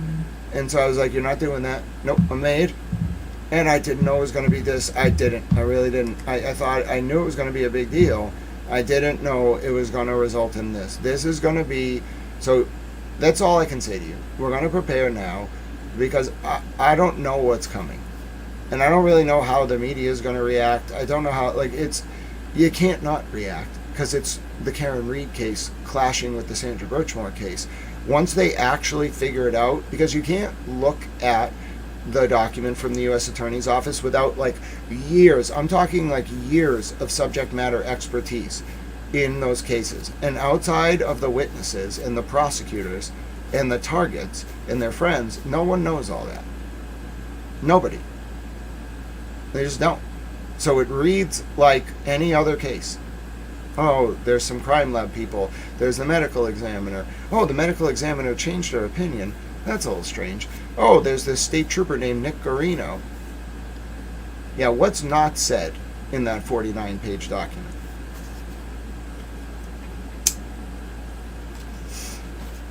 They're brilliant. I tried to tell you that DOJ office is brilliant.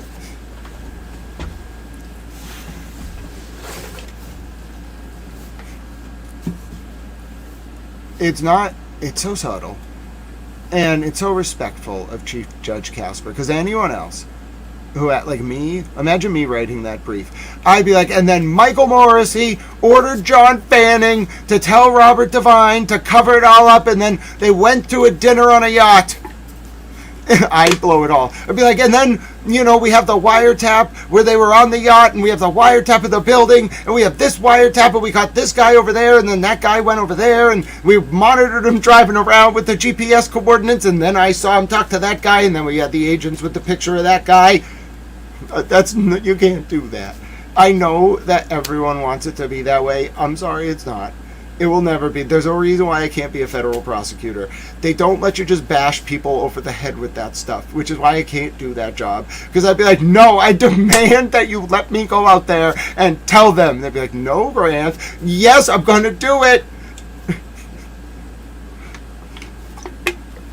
So, Grant, that's classified. You can't do that. Yes, I can. This is America. I thought this was America.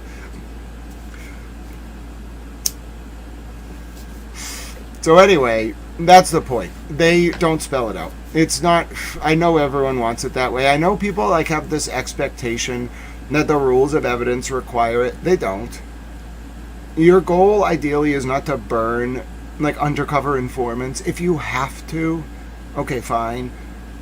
Like, if you must to make the case. But, dude, you don't need to call everyone that you used as an informant. That's crazy. You need those people to keep doing field work. You can't call them. They're gonna, you know, their cover's gonna be blown. What are you gonna put them in a face mask? Fake their voice? Put them behind a curtain? Somebody's gonna figure out who they are. Just because think about all it takes to figure out who an informant is.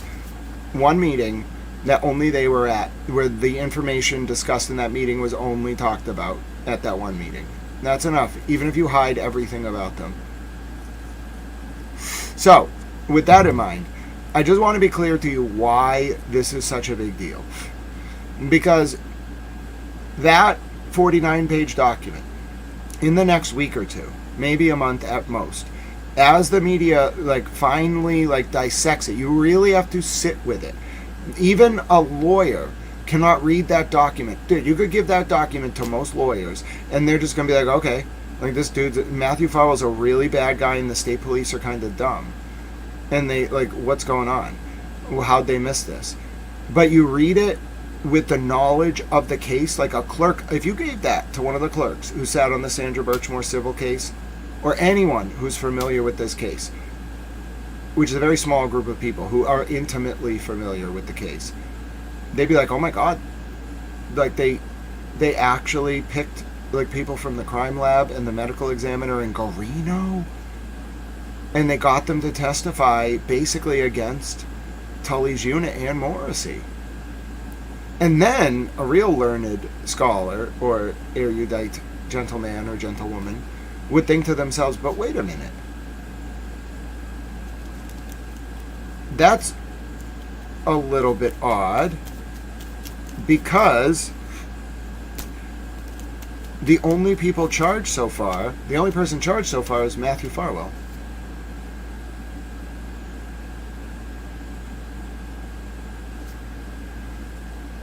And then you'd realize immediately what was going on. They held off on charging other people and they knew that this was a cover-up.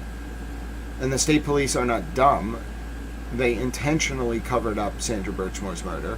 And then you'd be like, well, they picked the point people who would be able to expose the cover-up. And then you'd think to yourself, wait a minute, isn't Matthew Farwell's defense that the state police and Norfolk DA exonerated him so he's not guilty?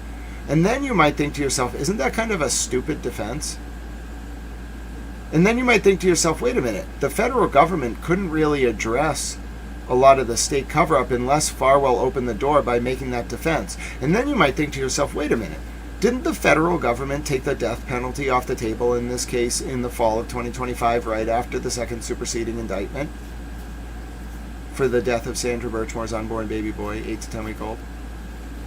And then you might think, wait a minute, did they wheel and deal with him, Farwell, to tell him he had to go to trial and assert a defense that there was a cover-up so they could put the cover-up on trial and build a foundation for further charges?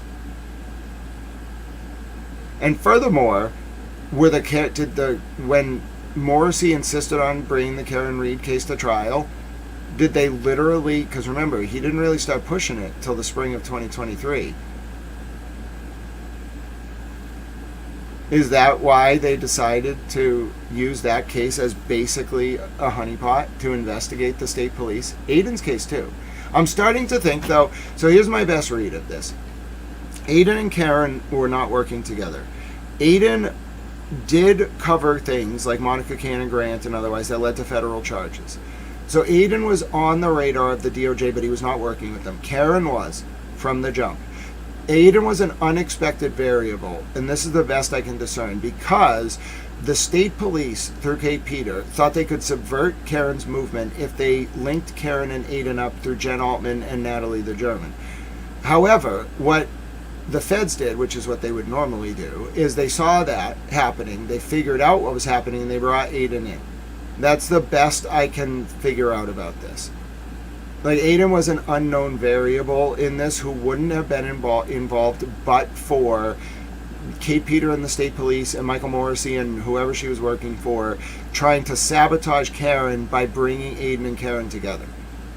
You see what I'm saying? And then Aiden got the protection of the people that Karen was working with, but not because he was supposed to be brought on the plan. They work with the hand they're dealt. That's what you're going to notice about the FBI. They work with the hand they're dealt. They know you can't plan out an investigation. You react to what happens.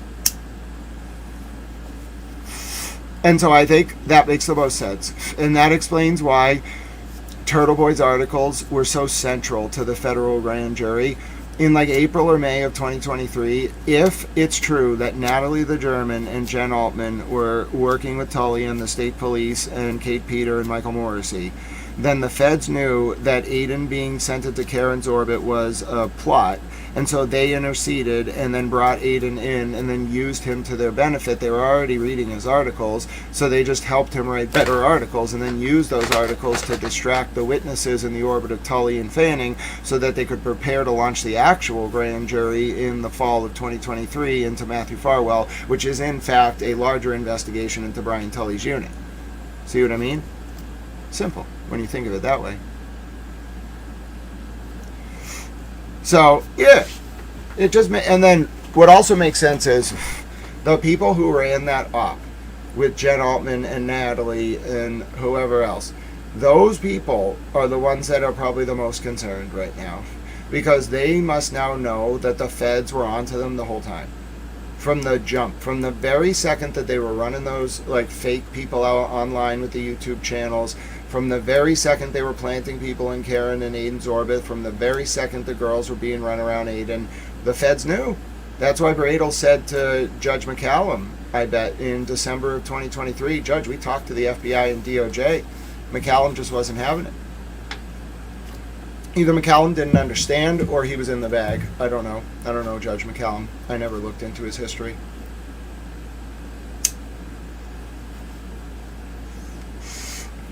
And then, if you think about it, what happened to Aiden inadvertently, because Kate Peter is just, trying to build her statue out of gum there, can't help herself, unrequited love, you know what I'm saying? She pushed so hard, and the witnesses and Brian Tully's friends and Tully and Proctor, they pushed so hard to charge Aiden. They did the thing the feds were investigating. The feds were investigating witness obstruction through Tully in the Karen Reed case, and they were investigating whether Tully and his unit would trump up charges on people who found out, which makes Aiden the perfect bait. And that's why Aiden always has this look. He's worried, rightfully so, because he's up against a machine that can take his liberty, right? And you never know what a judge is going to do. You never know. But he has this look in his eye. He always has this look. And people think he's so, willing to just say everything. I don't believe that. Nope. He has a look in his eye. He has the Karen look. It's a look. You can hide things via facial expression. You can hide things certain ways, but the reason why sunglasses are good is you cannot hide the soul when it's in the eye. You can't hide that. It's not an emotion. It's like a hexis from Aristotle's categories. It's like an active condition of soul. It is expressive in a way that can't be masked. And so Karen has it, and he has it too, but I think they brought him in. Because frankly, it makes sense. It really does. He was the perfect person to play that role, and he did a really good job. And he still needs support. I'm not saying that this is over. They're still, as of now, until they drop those charges or it goes away, they're targeting him. But I think everyone realizes that it's about to end. You're going to bring these cases forward when they just basically tip their hand, the feds, the whole thing was a sting. Really? Okay. No chance. Morrissey's last hope was that Greg Conner at least stood a chance in the primary, and he doesn't. I don't know what the field polls say, but from my read of developments, they must be 75% Deitch, 75% plus Deitch. Unheard of in a primary. Literally, you all did it. You didn't just do it with the facts of the case, the movement politics. You actually got Adam Deitch elected, I'm pretty sure. You got to go out and vote. If you're in Norfolk County, do your mail-in ballots, whatever it may be. You got to do it. But I'm pretty sure you actually got Adam Deitch elected, and therefore it's changed the whole game. So that's where I think we're at. I want you to realize all of this, it's subtle. It is like good jazz. It is not explicit. It's not meant to be explicit. The DOJ has never, even in mafia trials, they don't say everything. You get the stuff 40 years later when it gets declassified. Okay? Because they're trying to keep people alive. And they want their informants to still work in the field. Discretion is not the better part of valor. Discretion is valor.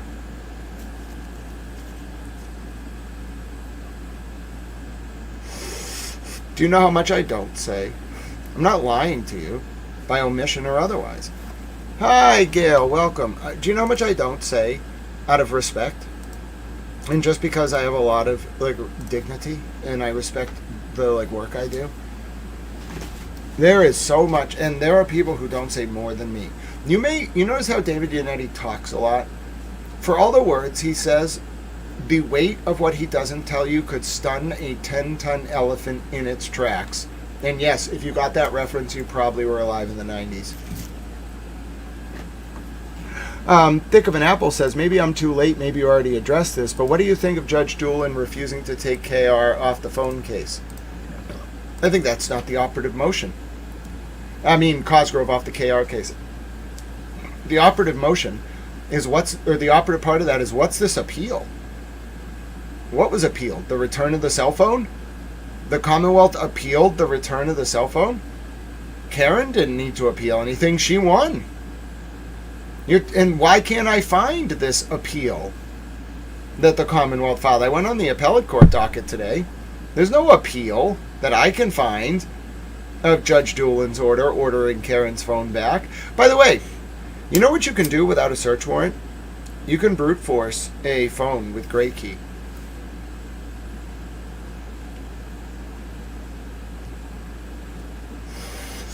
That's why, like 9-character passwords, whatever. The longer your password, the harder it is to brute force. But I'm wondering, who appealed? Was it Cosgrove? Did he appeal? He's not going to win on the merits. So did he appeal to buy more time? For what? Are you telling me that literally every day is a race against the clock and they're going to indict Karen if they can unlock the phone?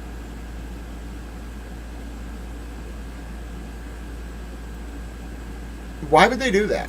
When they just... Are you kidding me? Here's my prediction.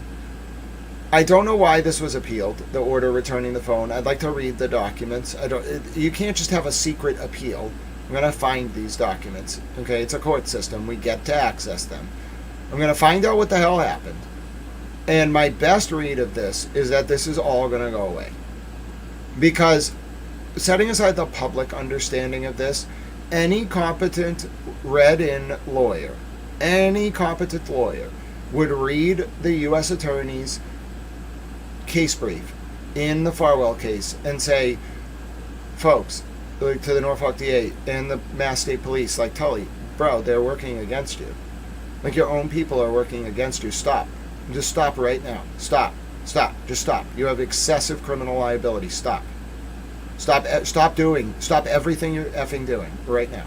I'm not a lawyer, but if I were playing one on our mock towel TV experiment, I would say, stop. Stop doing it. Stop right now. They have people in all your prosecutions. Stop. If there's a single prosecution you're doing that is untoward, whether through a special or otherwise, stop. Right now. Just stop. It's infiltrated. They're watching you.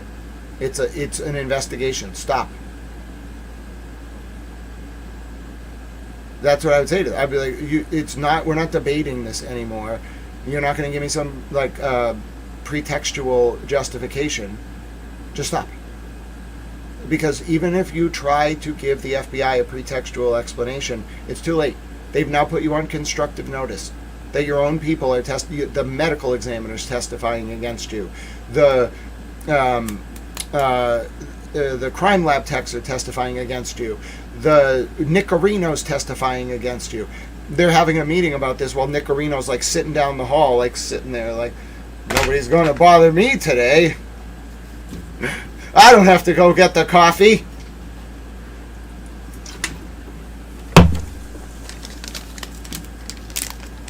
You know how scary that must have been? Hi, Pat Ray. You know how scary that must have been for Guarino?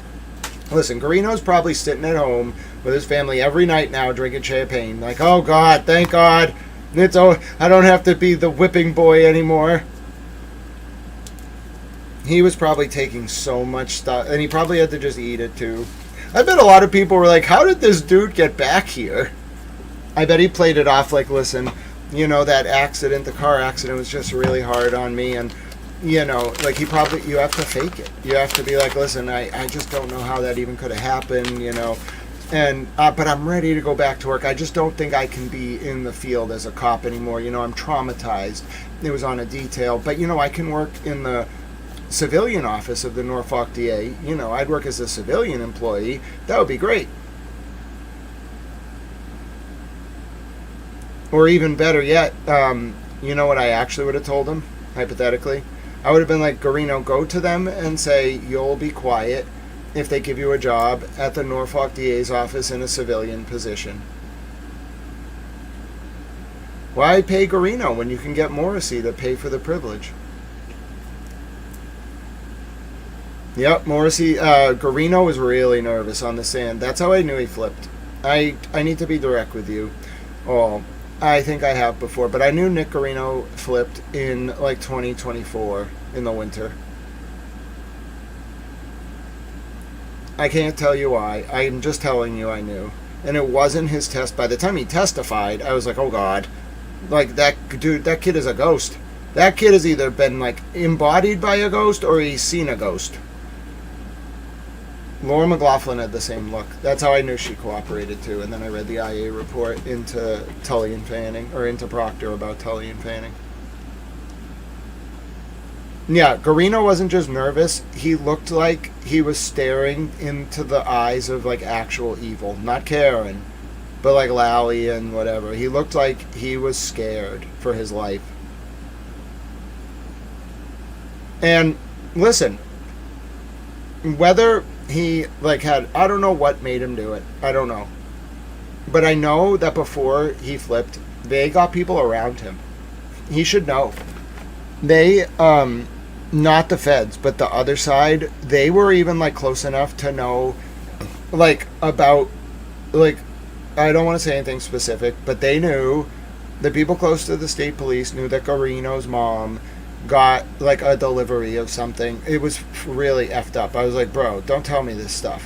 What the F are you doing? Because I knew he was cooperating federally. I was like, are you out of your mind? I didn't say this to the person who was telling me this because I knew they were very dirty. But I was like, wait a minute. Are you spying on Nick Guarino? Are you stupid? He's definitely cooperating. And I won't say who I was talking to, but they were like, oh, he, you know, I don't think so. Nicky knows what's good for him. And I was like, what? Excuse me, mother effer? Nicky knows what's good for him? Or whatever the hell he said. Like, what? Like what? And then some other things happened where I was like, oh, God. And, you know, I don't know. I don't think they need me, you know.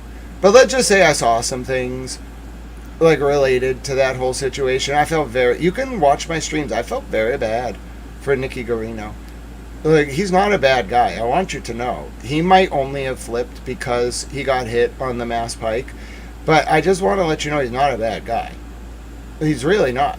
He's a very decent man. Like, a really good man. I just think he was scared of them. Like, he was doing what he was told. And then when they thought he was even going to think about not doing what he was told because he's a good person, they tried to kill him. So, yeah. What would you... I would have run right to the feds, too. Wouldn't you?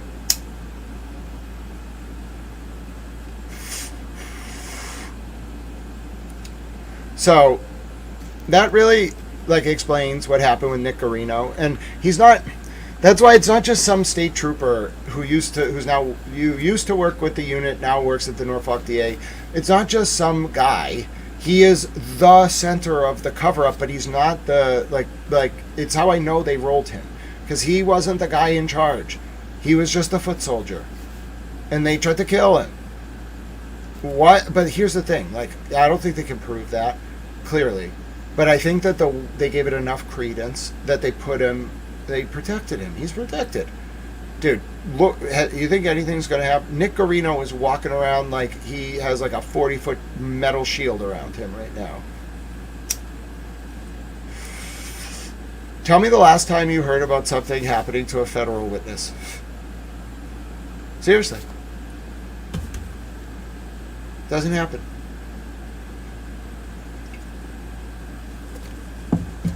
People are afraid to even ask what happens if you upset the federal government. not to mention on a daily basis, but if you go after their witnesses, dude, and nobody even tries it. I don't know anyone who would do that. It's unheard of. Literally. Watch how quiet it gets, because now nobody knows who's a federal witness. What happens if you're like railing on someone or pretextually attacking them, whatever, and then they were a federal witness the whole time? And while you were doing that, they were telling the feds who were watching you do it.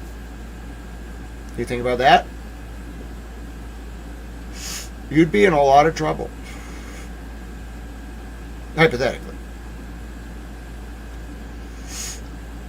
Now, if you did, for example, if you didn't know that the feds already had the father of Matthew Farwell's, of Sandra Birchmore's child, if you didn't know that kind of thing, then you weren't read in. And I'm not talking about members of the public, but if you knew that was the case, but you didn't learn it from the feds, and you didn't know that they knew, yeah, you're the target. Hello? Some people sitting there are probably looking to their left and right like, oh, damn it, it's me. Yeah, it probably is you, bro. I don't know who you are out there, but if you literally are like, damn, that's me, yeah, you're probably the target. There's only so many of you that would have known that before the feds found it out and before the feds revealed it. Yeah. So, I don't know. I don't know what to tell you. I think a lot of these people, they just played it wrong. They just got it completely wrong. They were very cocky, and they were kind of like arrogant, and it got used against them. And that's very classic. Use your enemy's weaknesses against them. So if they're cocky and they think everyone's dumb, and they're racist, bigoted pricks, okay, fine. Let them act that way. Make them think nothing ever happens. They're above the law. Let them do stupid things. And watch them while they're doing it. And better yet, find out who the weak links are. Treat it like a drug investigation, just like I said. Nicky Guarino was moving weight, and you caught him on the street. He would roll in 10 seconds. He'd be like, yeah, it was, blue-faced whatever, his connect is from Puerto Rico. The shipments arrive at the port at Fall River every 3 days in a container labeled Supreme. Thanks, Nicky. I shouldn't call him Nicky. I don't know him. But pejoratively, the state police guys and people in their orbit were calling him Nicky. And I was like, oh, you're calling him Nicky, huh? That was enough. That tipped me off. I was like, Nicky, you're calling him Nicky. You're infantilizing Nick Guarino. Oh. Okay. Thanks for the information. Yeah, it's dangerous to talk to me if you're a bad guy or girl, because I'm gonna obviously let you talk, but I'm not gonna say anything when you give me what I want. I'm gonna actually just move right on in the conversation. But,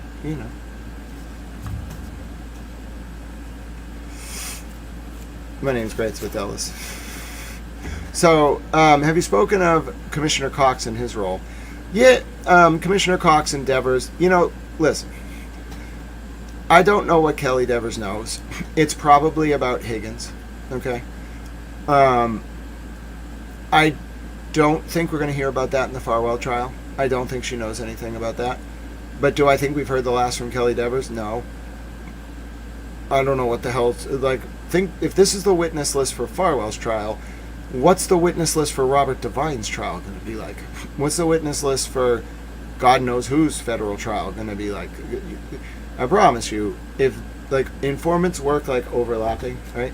So if this is the informants they're releasing about this case, then there's an overlapping block of informants working on other stuff, and other stuff they're building cases. Why would you build one case? It's a great case. It's very important for Sandra and for justice for her and her baby, which is not just a slogan. It's like an actually important part of the historical record that what happened to her and her baby and how the cover-up happened is detailed so that no one ever does it again to anyone. It's more than just that. That's the case. That's that alone is a very important case. But what they've done by infiltrating the state police unit that did the cover-up, which is clearly what happened, and using another trial, multiple other trials against them. Yeah. They didn't build one case, they built like 50. Which ones do you want to prosecute? Dude, they must have a board up in that office, in the U.S. Attorney's office. They must legitimately have a board on the wall.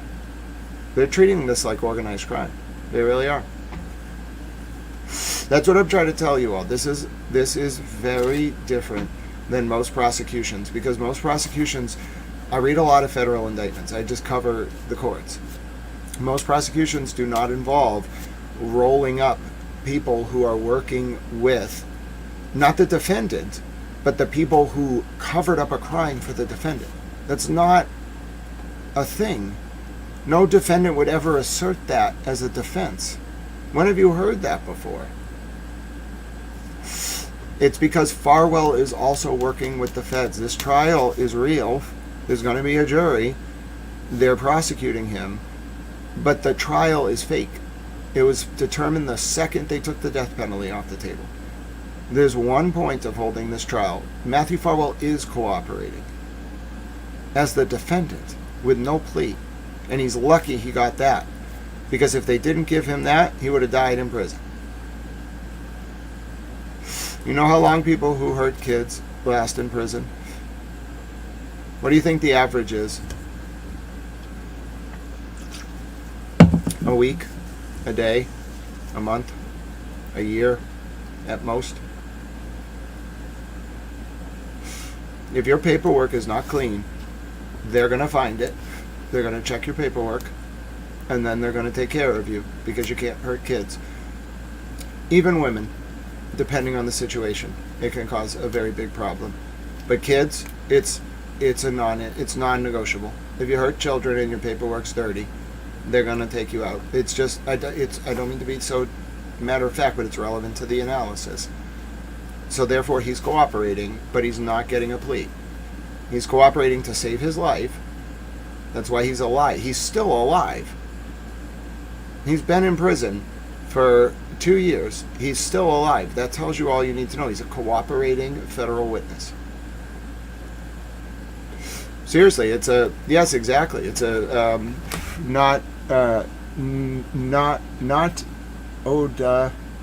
nope. Good username. It's a legitimate rule. It's no exceptions. You just can't hurt children. That's why I don't understand why people do it, because the rules are so firm, especially in prison. The only people who do it must be people who think they can get away with it, which is disgusting. But yeah, he's alive. So I forgot about this part in the analysis. Matthew Farwell is alive and has been in federal prison for 2 years. Thank you for that excellent question. Do you realize what that means? He's cooperating. He's not in the shoe. He's not like hiding from them. They would get him with a jail guard or someone else. He's in BOP WITSEC, clearly, in my opinion. Most obvious example of a cooperating defendant I've ever seen in my entire life. They just won't. He's disgusting. He's a murderer who literally hurt children. Literally. So he doesn't get a plea. Why would you plea him out? No, dude. We're going to drag you. But if you want to help us, I'm speaking hypothetically as the DOJ, if you want to help us, fine. Help us. We'll keep you alive. But that's all you... Imagine having to sit in the room with the man you knew killed an unborn baby and her mother, and his mother, the baby's mother, and abused the mother when she was a child. And you got to be like, okay, we'll keep you alive. The Trav Abides asks, any news on Robert Devine? No news at all. I think he's witness wanted. I know other people have. I know it could be the Army recruiter, but and girls, I gotta tell you, ladies and gentlemen, everything points to it being Robert Devine. And if it's Robert Devine, then no, it's not just some guy who was having a relationship with Sandra. He would have been grooming her since she was a kid too. So he's not just a witness. He's the ringleader. That's why it's such a big deal. It could be the Army recruiter. I'm not saying I'm ruling that out. It could be, because he is a witness. I know that because Michelle McPhee reported that, so I accept that as fact. So I'm not ruling it out. But in terms of witness one, all the circumstantial evidence, the Martin Riggs, which was Robert Devine's alias from Facebook, stopping communication on February 1st. Remember, if you didn't know Sandra was dead and you were Robert Devine, you would not stop messaging her on February 1st. Nobody knew she was dead. You would stop messaging her on February 4th when it was revealed she was dead.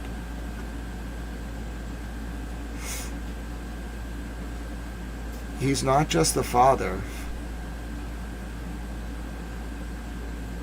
He sent Farwell, who didn't know why he was doing it, he was manipulated, to kill her. In my opinion, the father. Now, whoever you may think the father may be of Sandra's baby, we'll leave that for the DOJ to reveal in public. But it is impossible that Robert Devine stopped talking to Sandra Birchmore on February 1st, 2021, unless he knew she died on February 1st, 2021, contemporaneously with her death.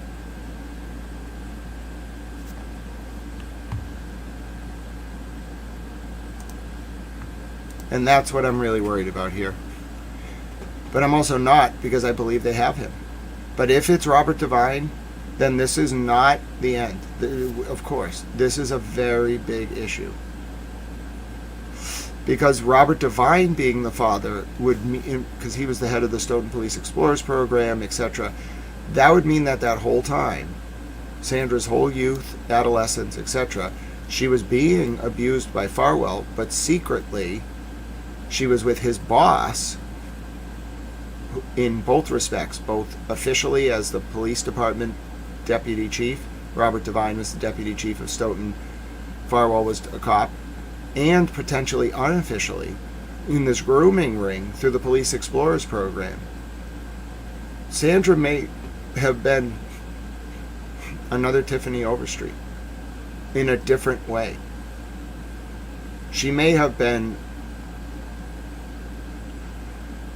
navigated the waters longer than Tiffany Overstreet, and she may also have probably knew what happened to Tiffany Overstreet, and so she had insulated herself from criminal liability. She knew they would charge the girls up if they went public.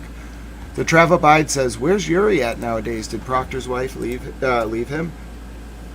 Yuri, I saw the other day. He was with his lawyer at the federal courthouse. Proctor's wife, I don't know. I don't know if they split. But I will say that was a very good question, and it did lead to some very important. We need to know. Okay, it's no longer a question of who's the father of Sandra's child. We need to know if it's Robert Devine, because if it is, then it means that Robert Devine on February 1st, 2021 knew Sandra was dead. He may not have been there at the scene, but that's more than enough to open a grand jury into him. And my guess is they have a lot more on Robert Devine. Just from the IA report in 2023 of the Stoughton Police Department, they had a lot. And they probably have a lot more on Devine. So it doesn't make sense that they haven't indicted him. Let's continue with our letter, though. So we're going to refocus. This is Jessica Hyde's letter, if you're just tuning in. I know there are some other trials being covered, so people's attentions are in a lot of places today. And I've also been ranting. And I owe you a goat video and a song as soon as we get through this letter. So let's do it. So we had just got through the part of the letter, tying this all back to the Karen Reed case, where Brian Tully, remember, it's his unit that investigated the Sandra Birchmore cover-up. In fact, his very close professional colleague, his right-hand man, John Fanning, wrote the report exonerating Farwell. Okay, this is the state police unit. Brian Tully, in May of 2023, is now reaching out, unprompted. We think we know that Tully got the referral through the state police officer who used to work with him, who is now up at the Fusion Center. We think he got it through him, okay? We don't know. But he reaches out to Jessica Hyde. By the way, Jessica Hyde and Ian Whiffen are friends, and they both know that state police officer who used to work with Tully that's now at the Fusion Center. Tully's reaching out, and we've now realized, if you're just tuning in, I didn't know this before. It wasn't just that there was an anomaly about Jen McCabe's 2:27 a.m. Google search. We've just found out from Brian Tully that what actually happened was when Guarino did the extraction, correct me if I'm wrong, Nick Guarino, who's now a cooperating federal witness in the Birchmore case, when he did the extraction of Jen McCabe's phone, for some reason there was no WAL-DB file in there, what's called a WAL file, in the phone. It's part of the internet search browsing history, the WAL.db. Well, someone between when that was provided in late 2022, etc., and May of 2023 told Alan Jackson and David Yannetti, who we don't know, that this WAL-DB file was missing. So without revealing why, Alan Jackson and David Yannetti asked for the raw data from the extraction of Jen McCabe's cell phone. When they get it, they then give it to their expert, who tells them the WAL-DB file, that's Richard Green, is missing. And in that WAL-DB file is the 2:27 a.m. timestamp on the Google search. Therein proving, this email proves it, in Brian Tully's own words, that when Jen McCabe's phone was initially extracted, the only evidence of that 2:27 a.m. timestamp was not provided to Karen Reed's defense during the Rule 14 process. Boom.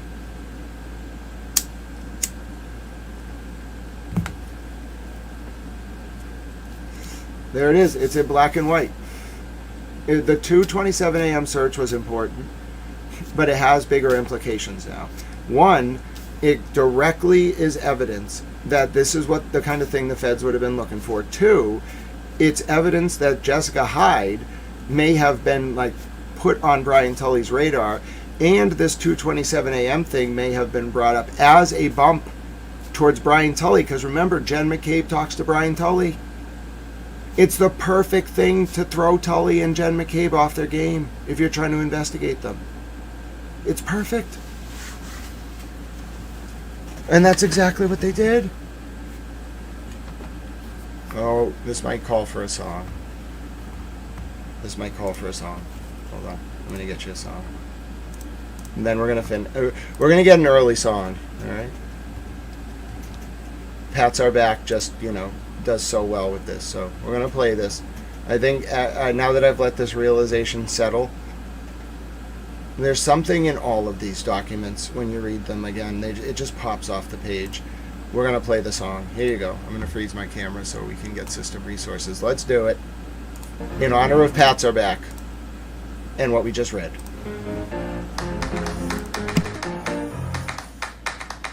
Live fast, young and hungry. Brand new whip, getaway ride. Ride. Run. Run. Break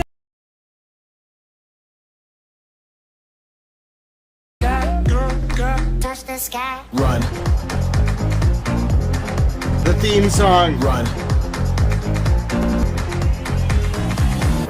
We're living the good life, living it up like Bonnie and Clyde. We'll take the money and run. Never see us coming, you ain't never gonna see us coming. Run. Oh, it's so much worse. And it all links together. It's so much worse than anyone realized. As I'm actually a frame buffer there, I got the song to keep going exactly when it returned. Hello, that kind one, Oracle LA, Bunny Towler, Kofi, and Bo. I agree, it's a great song. That was a great job by Pats Are Back. Alright, so now that we realize that the 2:27 a.m. Google search has manifold meanings, okay? It's not just that there was this anomaly about when the search was. It's that it was withheld. I didn't know this. That goes to why the feds would have brought Jessica Hyde in to bump Tully. It's there. It's the perfect explanation. Listen, I might have been a little bit off, okay? You remember how I said I think it's mostly Tully and Fanning? I'm now starting to think maybe the people Tully was colluding with might be on the radar. Because that's obstruction. If this is true, that's obstruction. And if Nick Guarino will testify to it, if Tully said to, if, this is a hypothetical, if Tully said,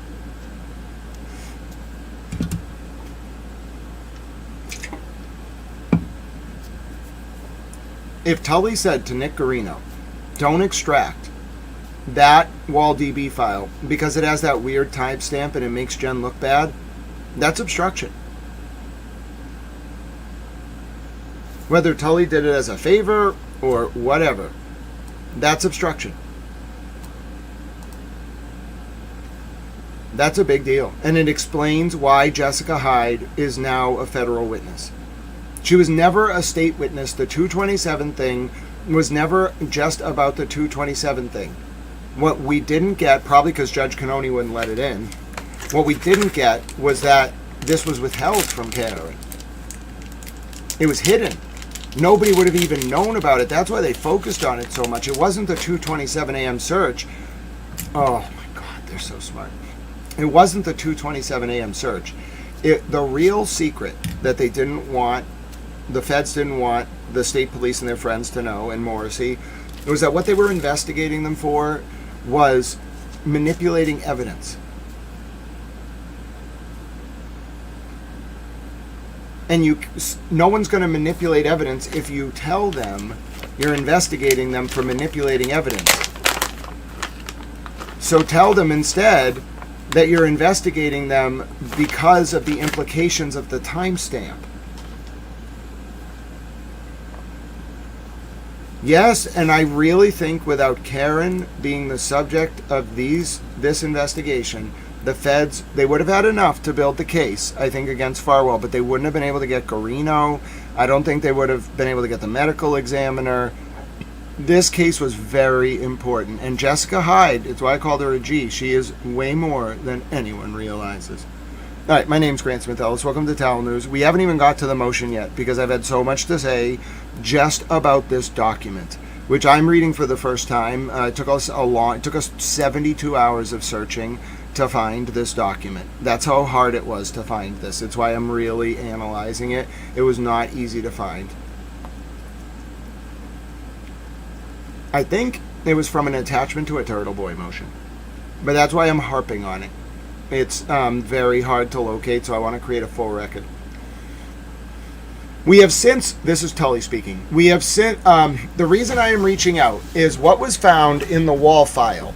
There are a series of entries with the timestamp, Tully gets it wrong, of 2:37. It's actually 0227 hours in the wall file, one of which is a Google search of the phrase "house long to die in cold," spelled the same way in the file. A check of the Knowledge C database shows a Google search of "house long to die in cold" at 6:35 hours.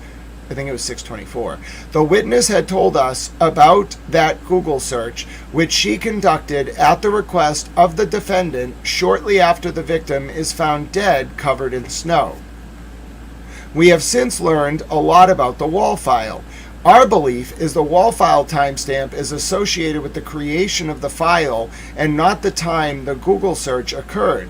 I have digital forensics people who work for me who helped research the topic.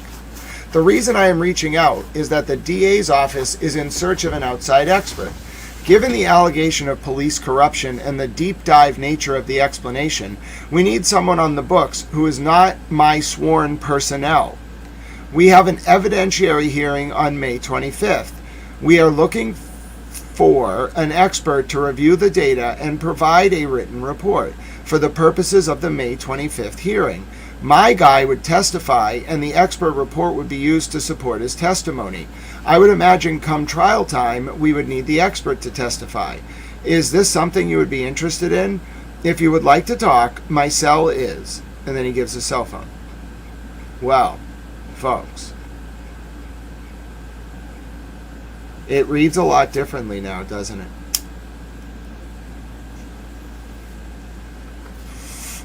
It reads a lot differently now when you think about the potential that Jessica Hyde was cooperating. Why do I say that?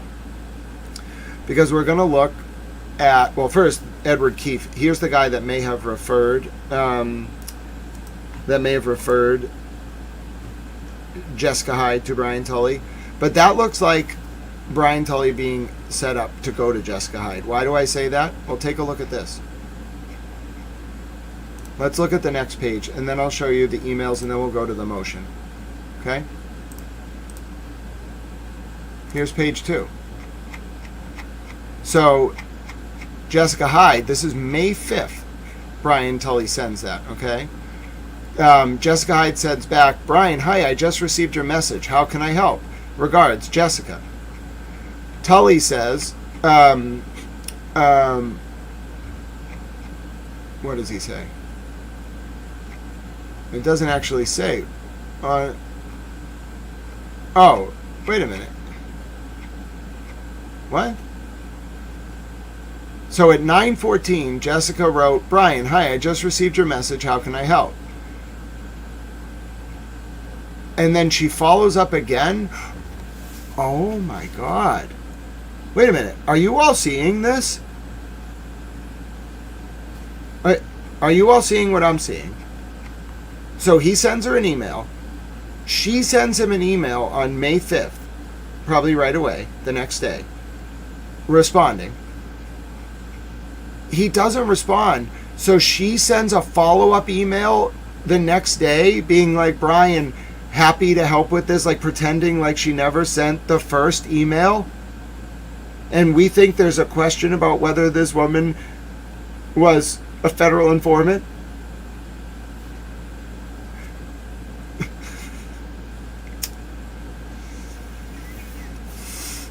How did Tully not see it?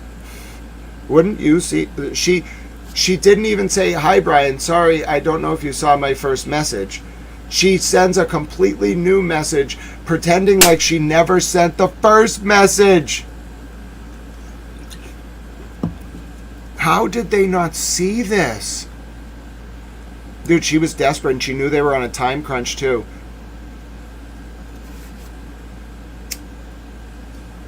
She rolled him. She rolled him, and he didn't even see it. Look how aggressive she was. Now, a lot of you are going to be like, Grant, all she did was send a follow-up email.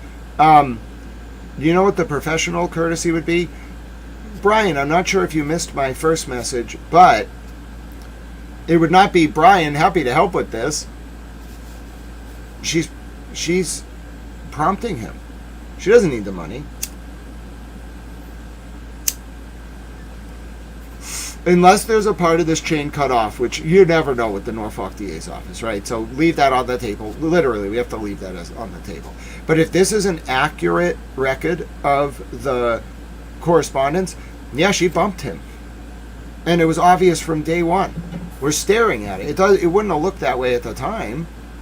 But now that you know she's a federal witness, she was like, come on. Hey, look at me. Hey, I know you got to get this report done really quick. I know you're probably thinking about a lot of people, but hey, what about me?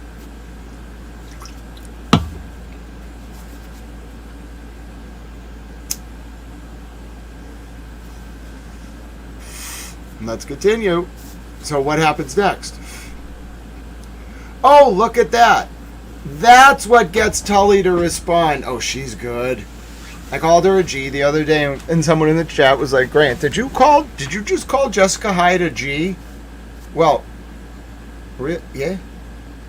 Are you kidding me? Is that not the epitome of gangster? Dude. That's epic. That's real politics. That's real. That's legit. She's really good. That's why tell girlfriends, like, Jessica Hyde might be my new hero. Listen, I know a lot of people, it's going to be hard for them to reconcile this, like, state witness who was, like, very vociferously pro-Jen McCabe and pro-Adam Lally, pro-Hank Brennan, pro-Michael Morrissey, pro-prosecution. I understand. Potentially, not having lied. No one is saying that Jessica Hyde lied. I just want to be very clear. The only thing that I'm suggesting is that Jessica Hyde played up a theory to gain the confidence of the people she was investigating. And I wouldn't say this is confirmed. I have said this over and over and over again. But the way that these emails read, I'm going to show you another example in just a minute. The way that these emails read in hindsight is almost unfathomable. And it took me 3 days, 72 hours to find this document. This is not really this wouldn't have been public if not for Aidan Carney's motion. So when you put this together with the other emails Hyde sends Tully later in the month, which I'm going to show you, I think we got a federal op. Here we go. By the way, before Hyde was announced as a witness in the Birchmore Farwell case, I never would have been able to figure this out. I want to tell you. And I know this stuff really well. 3-clerk Monty might have been able to figure it out. They're a genius. But I wouldn't have been able to figure it out before Hyde was announced as a federal witness. I wouldn't... You know what I would have thought about this? I would have thought, oh, Brian Tully's really desperate to help his friend Jen McCabe. And if I even noticed Hyde being like aggressive to try to get it, I would have been like, oh, she just wanted the contract. I never would have thought that this was possible. But now reading it this way, yeah, she really, really needed to make sure she got picked. I'm sure they had backups, you know. Always have a plan A and a plan B, but she was the plan A, Jessica Hyde, clearly. And she is a hero. She's very good. And then so Tully finally replies. She gets him to reply the next morning, May 7th, after the second email. And it says, this is a bump. We do not use typically outside digital experts. Oh, first he says it's a full file extraction using Gray Key. We do not use typically outside digital experts. We have sworn personnel who are experts. But given the allegation of corruption and the technical nature of the issue, we are in search of someone who can really explain databases and how iOS stores information. No, what you really want is someone who can avoid testifying about why the original extraction didn't have the WallDB file. Okay, so that is page 2, and then we're going to look at page 3, then we're going to look at the second correspondence in context, then we're going to move on to the motion. And that's right as court will be finishing up in the day for the day and other matters, so if people are watching both, I know there's a lot going on. God bless you for paying attention to so many important things. So now we're going forward to, May 7th. Okay, so Tully sends the message at 6 a.m. that we just read. Now Jessica Hyde says back at 8 a.m. right away. Brian, thanks. With the FFS extraction from Gray Key, we should be in a great place to engage for work. At first glance, this may potentially be a time zone issue in which some data is UTC and some is EDT. However, we won't know until we take a look at the forensic image. We are happy to assist in this matter and conduct the analysis, as well as testing and verification, to ensure a true understanding of the timeline of the internet search in question and produce a report. We have strong capabilities in the areas of iOS system artifacts, browser artifacts, and SQLite analysis. I have attached our rate sheet for your review. We do provide a 25% discount to law enforcement, which was reflected on the attached. Please let me know if you would like to proceed and how we can work out the best method for Hexordia to obtain a copy of the evidence and begin analysis. Regards, Jessica. Oh! Sweeten the deal, huh? I wonder who made up that 25%. Nailed it! Dude, she's good, huh? First of all, do you see what she's saying? She's like, he clearly spells out for her what the issue is. And that there's evidence tampering with the WallDB file. And she's like, oh, it seems like a time zone issue. I can't. A time zone issue.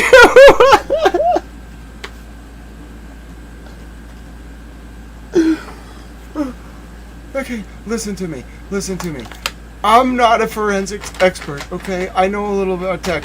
If you came to me and you were like, yeah, so, listen, we extracted this, phone, and we forgot to include the WallDB file, then the defendant you know, they came to us and they were like, hey, would you do it again? And then we did it again, and hey, it turns out there's this WallDB file, and, you know, it's also got this timestamp for a Google search from this witness. I don't know her. She's just a witness. I've never heard of her before. Who the hell's Jen McCabe? She must be some random woman who wears Easter bonnets and walks around with voodoo dolls. Never heard of her before.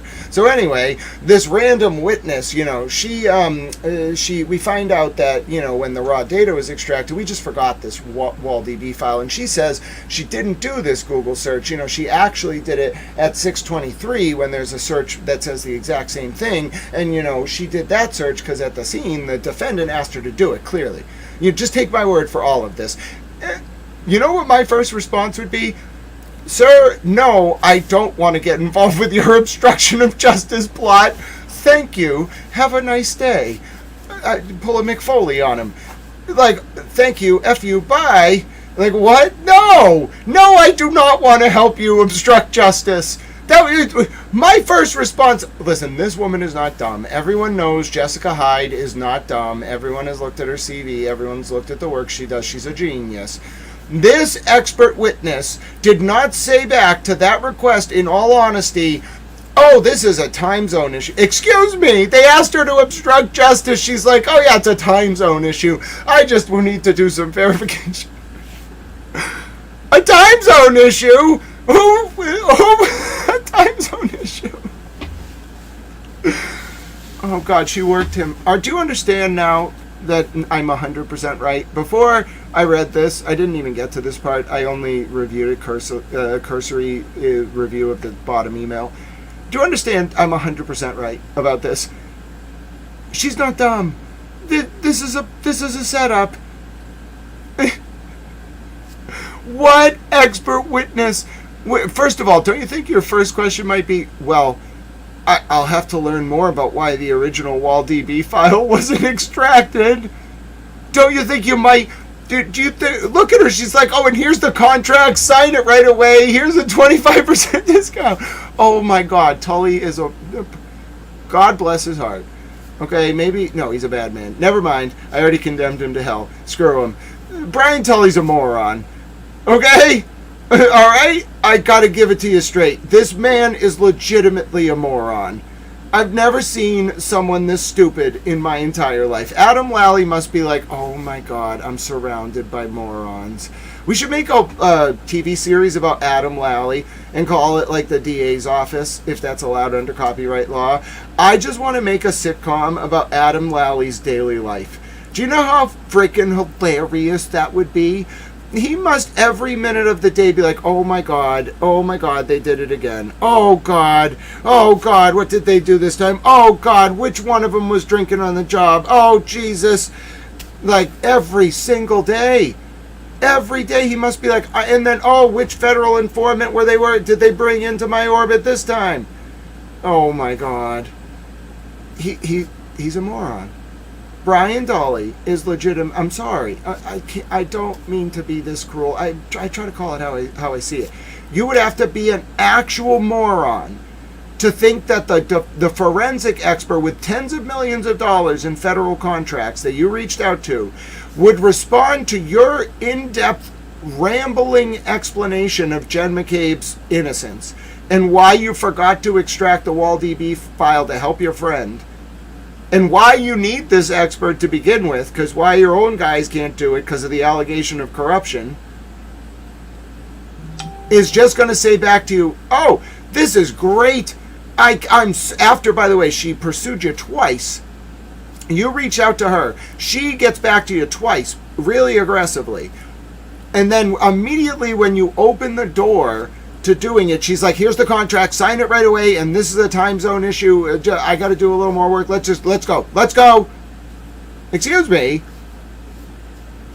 All right, everybody knows now. All right, and for the people who may be new to this stream, these are the primary source documents. I have a lot of opinions too, but you're looking at the email. This is May 5th, 6th, 7th, and 8th of 2023. You are looking at Jessica Hyde, in essence, do something that makes no sense.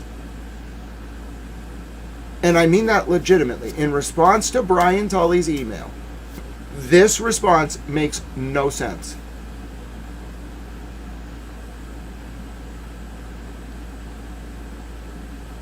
He asked her he asked her about 5 or 6 different things. There are 3 red flags at least. At least the WallDB file not being in the original extraction. Dude, as an expert witness, your credibility is on the line. And you, as Jessica Hyde, I assure you, you know what that means. You know that means, without even knowing who Jen McCabe is, I promise you Jessica Hyde knew who Jen McCabe was before this email was sent. Tully's writing that email like he doesn't know Jen McCabe, and he's writing that email in a very odd way with very specific disclosures about the WallDB file that has the timestamp of the search. And her response is, sign this contract, I have no questions, let's go right away. Screw my professional reputation. You think she did it because she was being friendly or had a connection? No. She did it. She's not going to sacrifice her professional reputation for these people. She's a federal witness. She's cooperating in the Farwell case. She hated these guys. Fanning was Tully's right-hand man.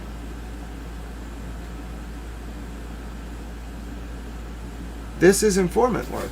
You're staring at no wonder everything's under protective order. Holy shit. Oh, wow.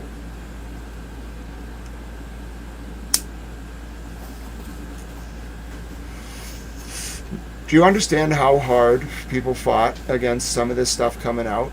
Do you understand now why? It's not Michael Proctor's messages. It's not just that. Do you understand why so much stuff is under protective order? Some of it got out, but it's not like the most obvious. Dude, they're informants. That is the work of an informant. That's really good work.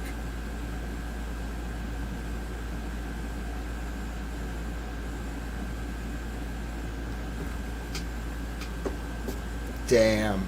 Dude, that means they were monitoring Tully and Jen McCabe when Tully and McCabe were talking in the lead up to the trials. Oh, they're screwed, huh? Wow.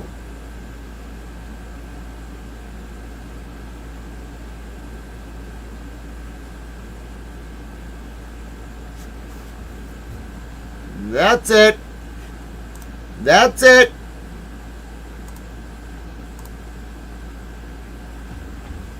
That's it.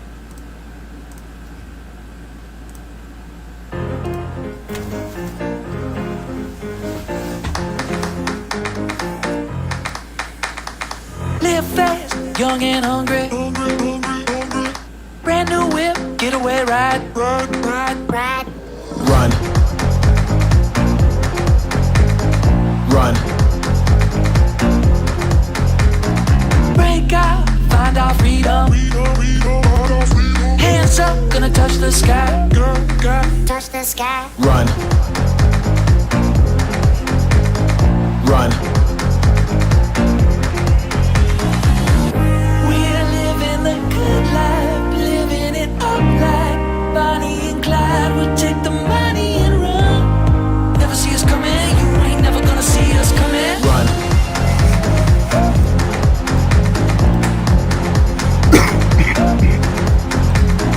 Run.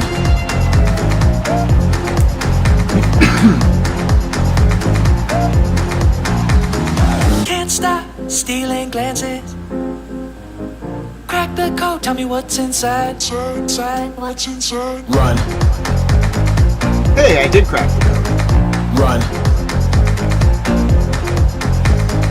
Red dress, black sunglasses.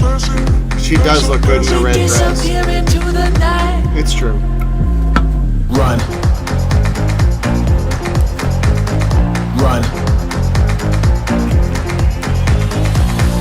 We're living the good life, living it up like Bonnie and Clyde. We'll take the money and run. Never see us coming, you ain't never gonna see us coming. Run. I bet Leah Foley listens to this every day now.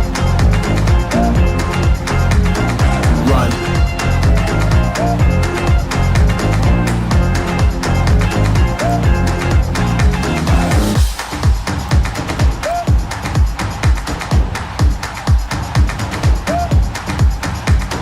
Run.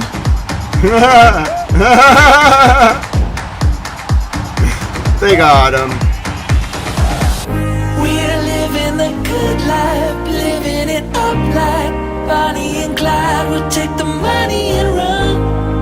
see us coming. You ain't never gonna see us coming. Run.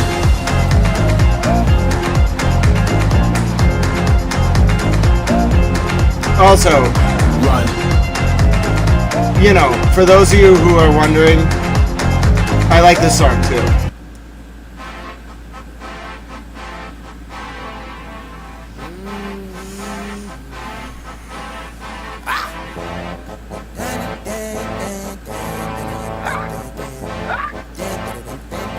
You can call this a towel amp. Talk to on the phone again. Leaving the ham on the road again. So bitch, let's fuck so I can smoke again. I gotta smoke again. I got shit to do. Now I don't even talk to on the phone again. Leaving the ham on the road again. So bitch, let's fuck so I can smoke again. I gotta smoke again. I got shit to do. Now who's smoking in my car? It's that nigga Chano, aka Mr. Bennett, aka Tony Montano. I got some folks in Lowen, I got some folks in Sino, aka 100 De Niro's. You ever seen Casino? I just got back with Bino. I got a bitch, but she know her friends then did the Dino. That Chicago lingo. Flamin' hot with cheese and a kiwi mystic. My dick won't even collar, cause she left all that lipstick. Niggas be on dirt, that's why I stay on petty. I know that banger's jam. Shout out to Glare. My mind stay ready. Flip the candy yum, that's the fucking bomb is. Lean all on the square, that's a fucking rhombus. talk to on the phone again. Leaving the ham on the road again. So bitch, let's fuck so I can smoke again. I gotta smoke again. I got shit to do. Now I don't even talk to on the phone again. Leaving the ham on the road again. So bitch, let's fuck so I can smoke again. I gotta smoke again. I got shit to do. Now I don't even talk to on the phone again. Leaving the ham on the road again. So bitch, let's fuck so I can smoke again. I gotta smoke again. I got shit to do. It's true though. I got shit to do. Let's fuck so I can smoke again. I gotta smoke again. I got shit to do now. Who's sneaking in the club? That's that young Syrah. Come on, like I never went to the club. What do you think this is? I just play a good part. Nobody just tattoos their skull. Come on. You just might be the lid. Flame on, I'm yo bitch's rank so. She like when I raps, but better when I sing. Song gon' take, but I get my tray on. Killing in the hood like Trayvon. Shopping like I got a coupon. Saving like I got a cape on. Cooking crack in my apron. Dressed like a nigga. What do you know about it? Tell shorty I made change and I made it and I napalm. Trippy shit to watch. Drugs while on the clock. Acid on the face. That's a work of art. Talk to on the phone again. Leaving the ham on the road again. So bitch, let's fuck so I can smoke again. I gotta smoke again. I got shit to do now. Alright, let's go. So anyway, I mean, I'm just saying, I don't know nothing about nothing. That was your mental decompression break. Clearly people enjoyed every bit of that. Listen, you have forced mental decompression breaks on Dowel Stream. There's nothing you can do about it. I'm not letting you consume this overwhelmingly intense content without forcing your brain to break every 2 hours to 3 hours. I am adorable, I agree. Good night, Towel Girlfriend. You're wonderful. I love you very much. Wasn't that a great song? You're all probably like, oh God, what was this kid into in 2008? I don't know nothing about Waka Flocka or the Patriots or anything. I don't know what you're talking about. I've never been to a club. What is a club? I'm just a simple towel. Pay no attention to me. Okay? I've never been nowhere. I don't know no one. I've never been around. What are you looking at right now? I'm just a man who reads court documents. I have no idea what you're talking about. Life is indeed just a movie. John O'Keefe definitely knew what was up.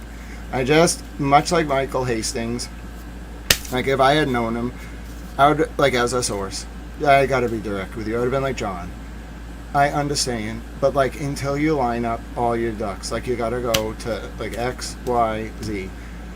Like dude, don't. Just please. Because there's no way to protect you, even you. You gotta have it lined up, you gotta have fail safes, you gotta put the evidence with some. No shit, Karen was his fail safe, huh?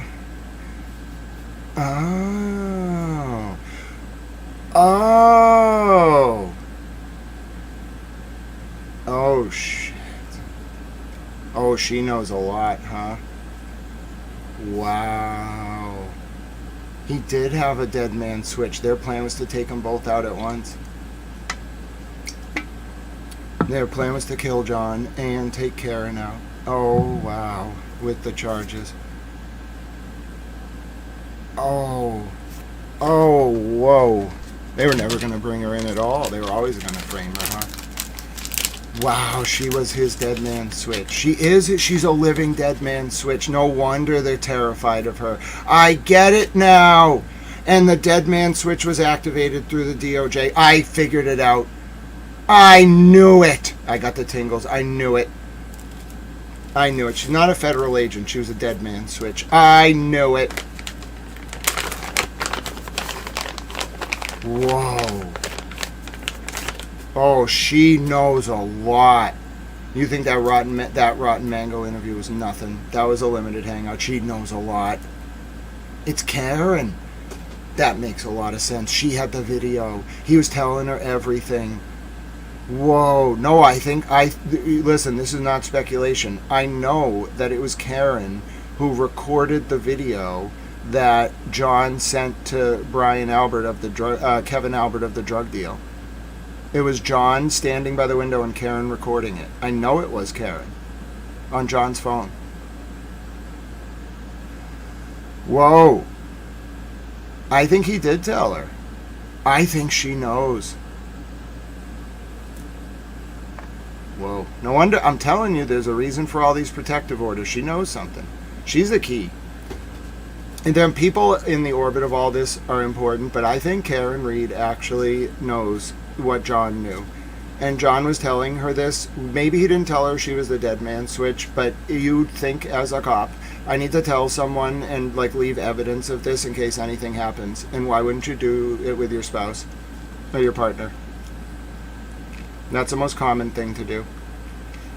I'm a journalist, so I do it differently. I have dispersed dead man switches throughout government. But the point is, if you're a cop, why wouldn't you just do it conventionally with your spouse? I mean, I would have buried some shit somewhere too. Actually buried the evidence somewhere and told her the coordinates. But I don't know if he was thinking like that. Not that I would think like that. Stop looking at me. I don't know what you're talking about.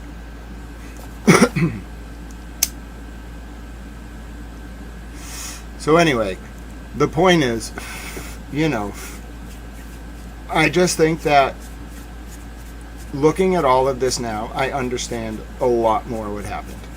I understand, it's not nearly as subtle as I thought at first.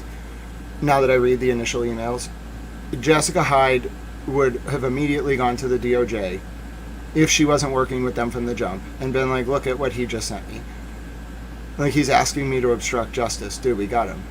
And then, you know what I would have said to them if said to Jessica Hyde? I mean, I could have been a federal prosecutor. I'm telling you. I could have been. I was recruited. I easily could have done it. For political reasons. I like the job they do. I think it's very important. I just didn't want to do it. As a federal prosecutor, if I were one, I would have immediately said that this email, do you understand what this email is? If you actually look at Tully's first email to her, is that the first one? Where's the first one? We already opened the first one, didn't we? Yeah. If you look at the first email to Jessica Hyde, this actually is a smoking gun. This is evidence of a crime. He's trying to get her to obstruct justice. And that's exactly what I would have gone to the feds and said. Yeah, I don't think John thought he was going to be hurt. But I do think John thought he was up against dangerous people because, let me give you this one more piece of the puzzle.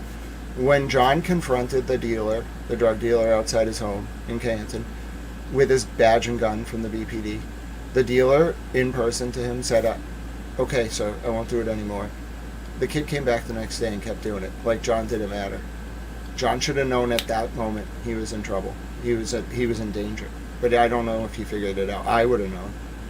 I don't mean to toot my own horn, but if I were a cop and I went to a drug dealer outside my house and I showed him my badge and gun and said, do you understand what that's John doing? That's John basically saying to the guy, I could arrest you right now. I'm a cop. You are committing a felony in my presence. Doesn't matter that you're outside my jurisdiction. I can arrest you right here. He did it in John. When you do it in front of a cop's eye, it invokes all these exceptions. When the cop sees a felony committed, even a misdemeanor committed, it becomes arrestable, even, no matter where it is. It's complicated, but you can't just commit felonies when a cop sees you do it. They can stop you. Even if they're off duty, outside their jurisdiction, they're looking at you commit a felony. So John saw the dude commit a felony, basically let him off the hook, and said, keep going about your business. John must have known something was wrong, because he didn't arrest the kid when he came back the next day like nothing was wrong. And that tells you that, like, he knew he was up against something, because why didn't he immediately have him arrested? John must have put together, listen, this kid has protection. Who's the protection? Yeah, so I think John did not expect to. He's a cop. You're not going to kill a cop. That's crazy.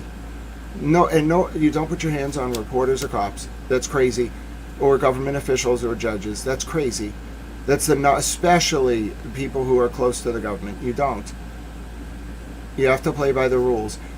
And I'm telling you, there's no way that John expected this to happen to him, but there is a way.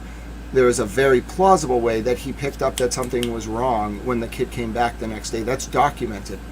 I am not just interpreting this. That is in the dispatch call from Kevin Albert to Canton PD relaying. Joey Bag of Donuts posted it. If you don't believe me, you can see the primary source. Relaying what John said to him. And then there are text messages from Kevin Albert too. And another cop who's either a Canton cop named Chip or Michael Proctor. It's probably not Michael Proctor. It could have been. But there was also a Canton cop named Chip. Michael Proctor's nickname, one of them was Chip, so it could have been him. We don't know who the Chip was. But there's also texts where Kevin Albert is relaying what John was saying about this. So anyway, with all of that in mind, you've got to think as a prosecutor, as a U.S. attorney, if Brian Tully is sending this email to Jessica Hyde, and Jessica Hyde comes to you, you would be jumping out of your effing chair.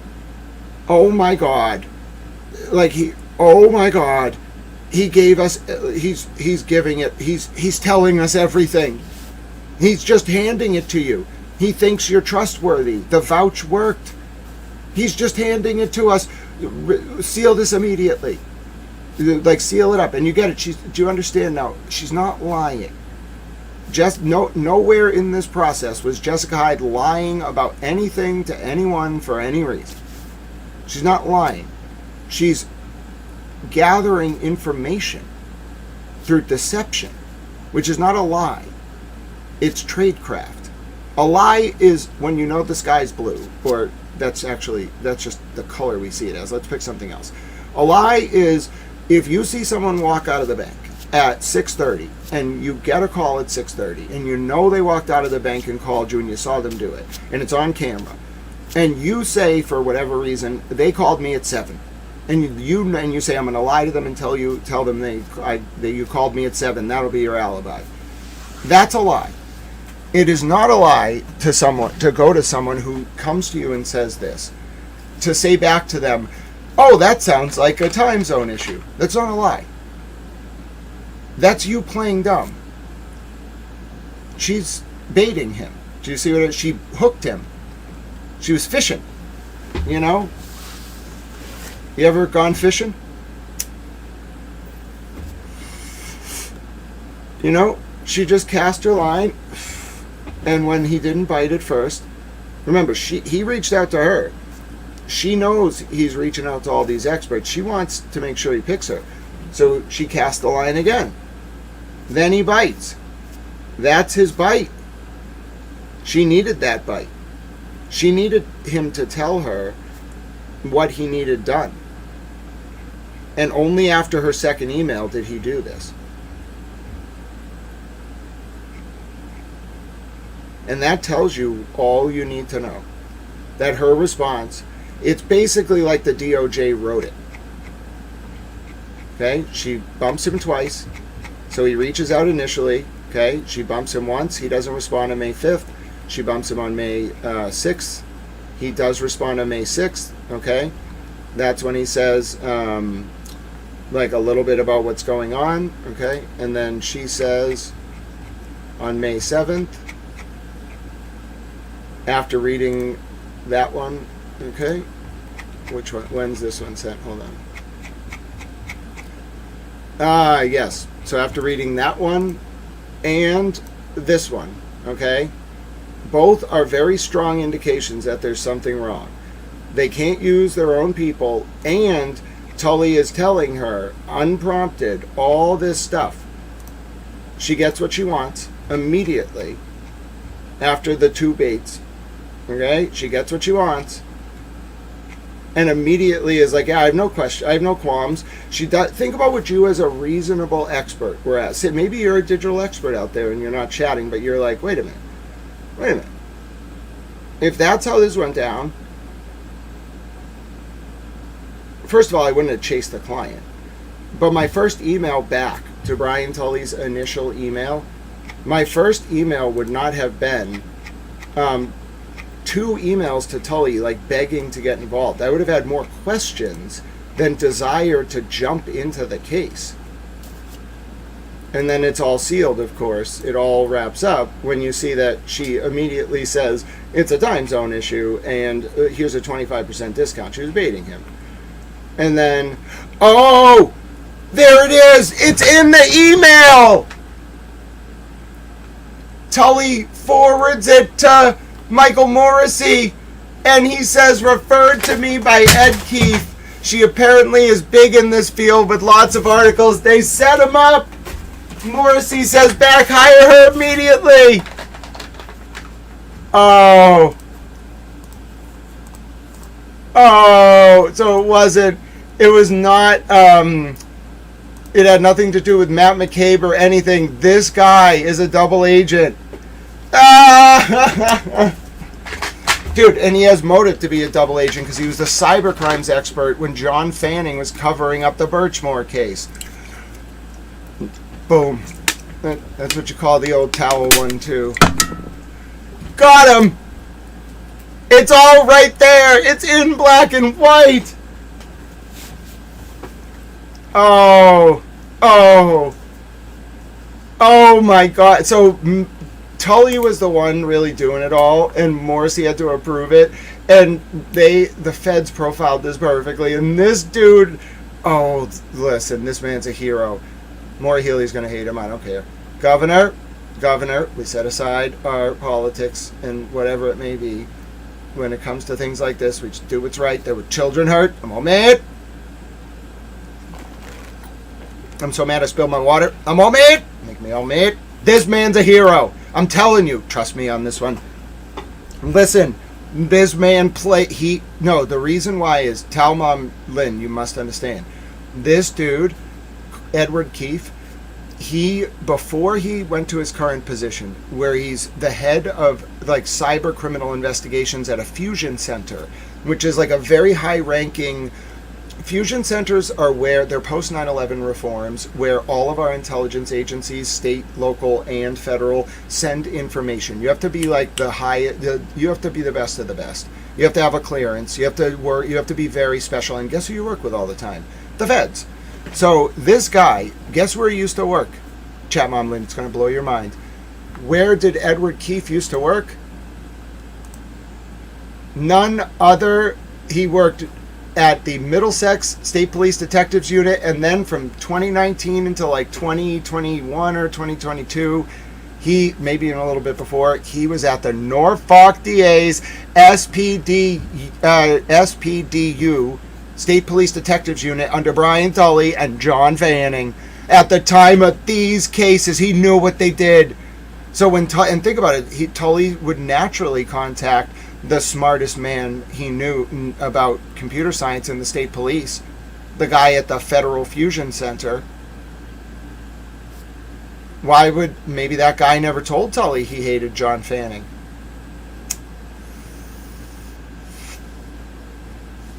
Maybe that guy saw some shit and was scared of that unit and was like, fuck, I'm getting out, bro. And then once he got out, he did the same thing Nick Guarino did. Only this guy doesn't need to be a witness because he didn't handle any material. All he did was refer Tully to Jessica Hyde. Bada bing. But nailed it. Got it. It's right there in black and white. And the reason, and think about how genius it is, because Ed Keefe used to work for Morrissey, and Morrissey doesn't know shit about technology. Morrissey thinks Ed Keefe's this trustworthy guy. So now you got Jessica Hyde, who's reached out twice with Ed Keefe's referral. Ed Keefe made sure Tully went to Jessica Hyde. Jessica Hyde put the bait out, made sure Tully accepted. Great deal on the contract. Tully goes to Morrissey. Ed Keefe reference, so we know she's a friendly. Ed Keefe was actually a double agent. Morrissey was a double agent. Jessica Hyde was a double agent. That's how the mob works. Do you understand? Do you know how they get informants in the mob? You need referrals. Guess what happens to the guy in the mob who brings in the informant? Bad things. You're vouching. It's a vouch system. Dude, they put it in writing. She got them good. And this guy helped Sergeant Ed Keefe. And it all lines up. If he didn't work in Norfolk SPDU at that time, I would say, no, it's a little bit attenuated. Nope, it makes perfect sense. And Brian Tully, I didn't know, he wrote in the email that, the reason Jessica Hyde got the job was not only because of how she sold it in the email after being asked to basically obstruct justice, but because Ed Keefe did the referral. I think, well, Ed Keefe, folks should understand, Ed Keefe is more than just someone who would have contacts with the FBI. He's at a fusion center. Okay, it's called the, let me get you the exact name of it. It's called the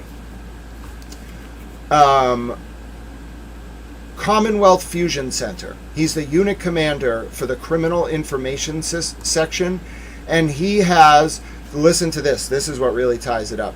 He is where he supervises the Commonwealth Cybersecurity Program and Commonwealth Critical Infrastructure Program. Who do you think he liaises with all the time to protect our critical infrastructure?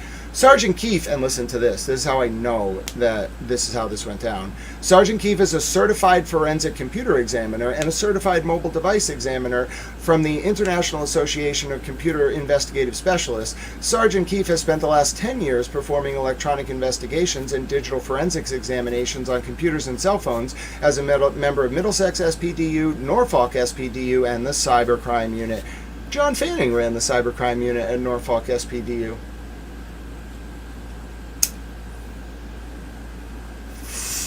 So, yep, this guy would work with every level of federal government on a daily basis at that fusion center, and he's the unit commander. Dude, this guy was righteously mad about what happened to Sandra. Wouldn't you be? If you had a smidgen of conscience and integrity, and you saw what John Fanning did to Sandra Birchmore in the context of the Farwell cover-up, would you not be like, all right, DOJ, I'm ready to play ball?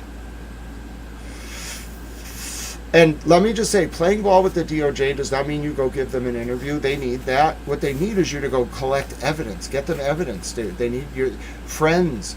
This is a tight circle. You need friends.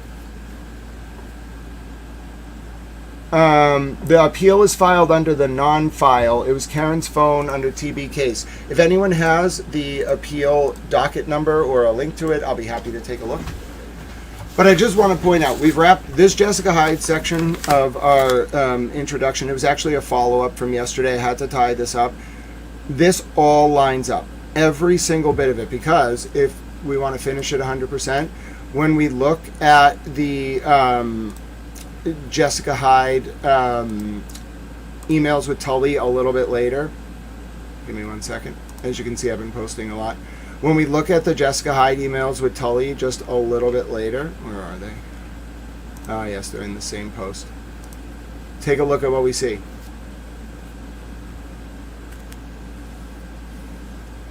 I gotta zoom in. Oh wait, wrong one. That's the document we just looked at. I do have the ones we want to look at. They're right here. What do we see happen here on May 25th? So 2 to 3 weeks later, you just saw the first ever time that those two humans make contact, okay? What do we have just a little bit later? Another bump. Unprompted. Who does Jessica Hyde reach out to again on May 23rd? Now, think about these emails, which we've already read. Brian, this is Jessica Hyde. The defense attorney, referencing Alan Jackson, this is May 23rd, called me telling me he read my report and asking to speak. I said I couldn't, that I was heading into a meeting. He said he would have his associate email to schedule. I was surprised they would call. They did not email. Tully responds on May 24th, the next day at 5 a.m., they are an aggressive bunch. Thanks for the heads up. Hyde responds again, saying, this is the next day, May 25th at 11 a.m. I received the following voicemail to our VoIP account.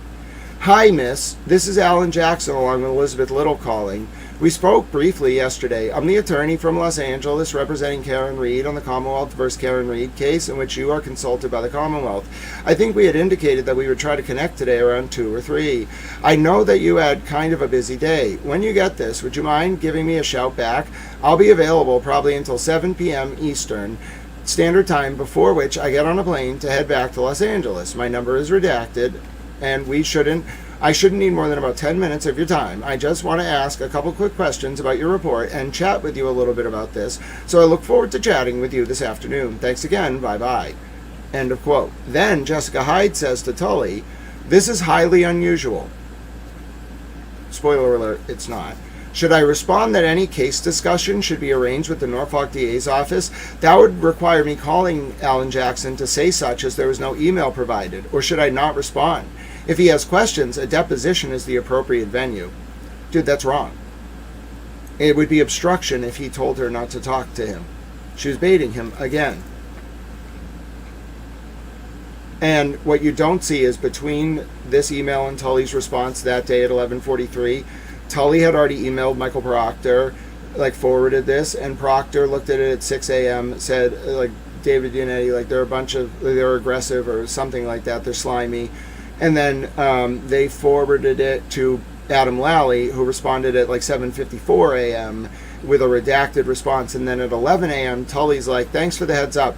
I spoke with ADA on the case, which is Lally. He offers the same advice as he does with all witnesses. You are free to talk to anyone you want and remind you that you are not obligated to speak to them. Okay, and then they talk about payment. That was a bump. Clearly, Alan Jackson and Jessica Hyde were working together with the feds on that. That was take the first email from Tully to Hyde, take Hyde's 2 responses, take Tully's response, take the involvement of the trooper at the Fusion Center who knows the feds, take the way that Alan Jackson and Eliza Little reached out, take the way that Jessica Hyde tried to induce Tully. It's not entrapment. She's trying to induce him to say, remember, she's the civilian, he's the law enforcement officer. She's trying to make him say, oh yeah, maybe she wants him to call her and say, hey, listen, with the other witnesses, the rules are you can't talk to the defense. You can, and there's no rule against it, but we want you to do X, Y, or Z. She was baiting him to see if he would obstruct justice. I know what I'm looking at. It's how I would have played it. I wouldn't have known to do this. But if I were sitting at a table and someone's like, let's do, it's an obstruction trap. It's much like asking, Jen McCabe to turn over all her records to the Karen Reed defense in the criminal trial, and then seeing if what she turns over is different than what a federal subpoena that Jen McCabe doesn't know about reveals. Same with Michael Proctor. You just got to test them. It's really how you would investigate organized crime or drug trafficking. By the way, it's after 4 p.m. I'm sorry I forgot the top of the hour. My name is Grant Smith-Ellis. Welcome to Towel News. If you're just tuning in, you did not miss new material except for the very hard to find Jessica Hyde emails. It took 3 hours to explain their full context. It's very important. It's very relevant. By the way, if you want to ask questions in the chat, I don't always see the chats because my eyes aren't great. the best thing to do is to @ me. You don't need to do a super chat or anything, but if you @ me, you can if you want, but if you @ me, I see the orange. You might wonder, why does Grant always see the orange? It's literally my eyes. I have a disability, so I can see, but if you want me to like notice your question, the best way to do it is the @ symbol. It will turn my name orange, and then I'll see your questions. But that was the full context of Jessica Hyde's cooperation in the Matthew Farwell federal prosecution, and how it ties back in a Joycean recursive circle in a form Hegel would love, like a historical syntactical dialectic made manifest, thesis, antithesis, wild synthesis that no one expected. Jessica Hyde in 2023 was working a confidence game on Brian Tully, who was actually committing misconduct with witnesses, to see if he would do it. You can suspect someone is doing something wrong. You might even know it. But until you get it on the record with your informant, you don't have a case.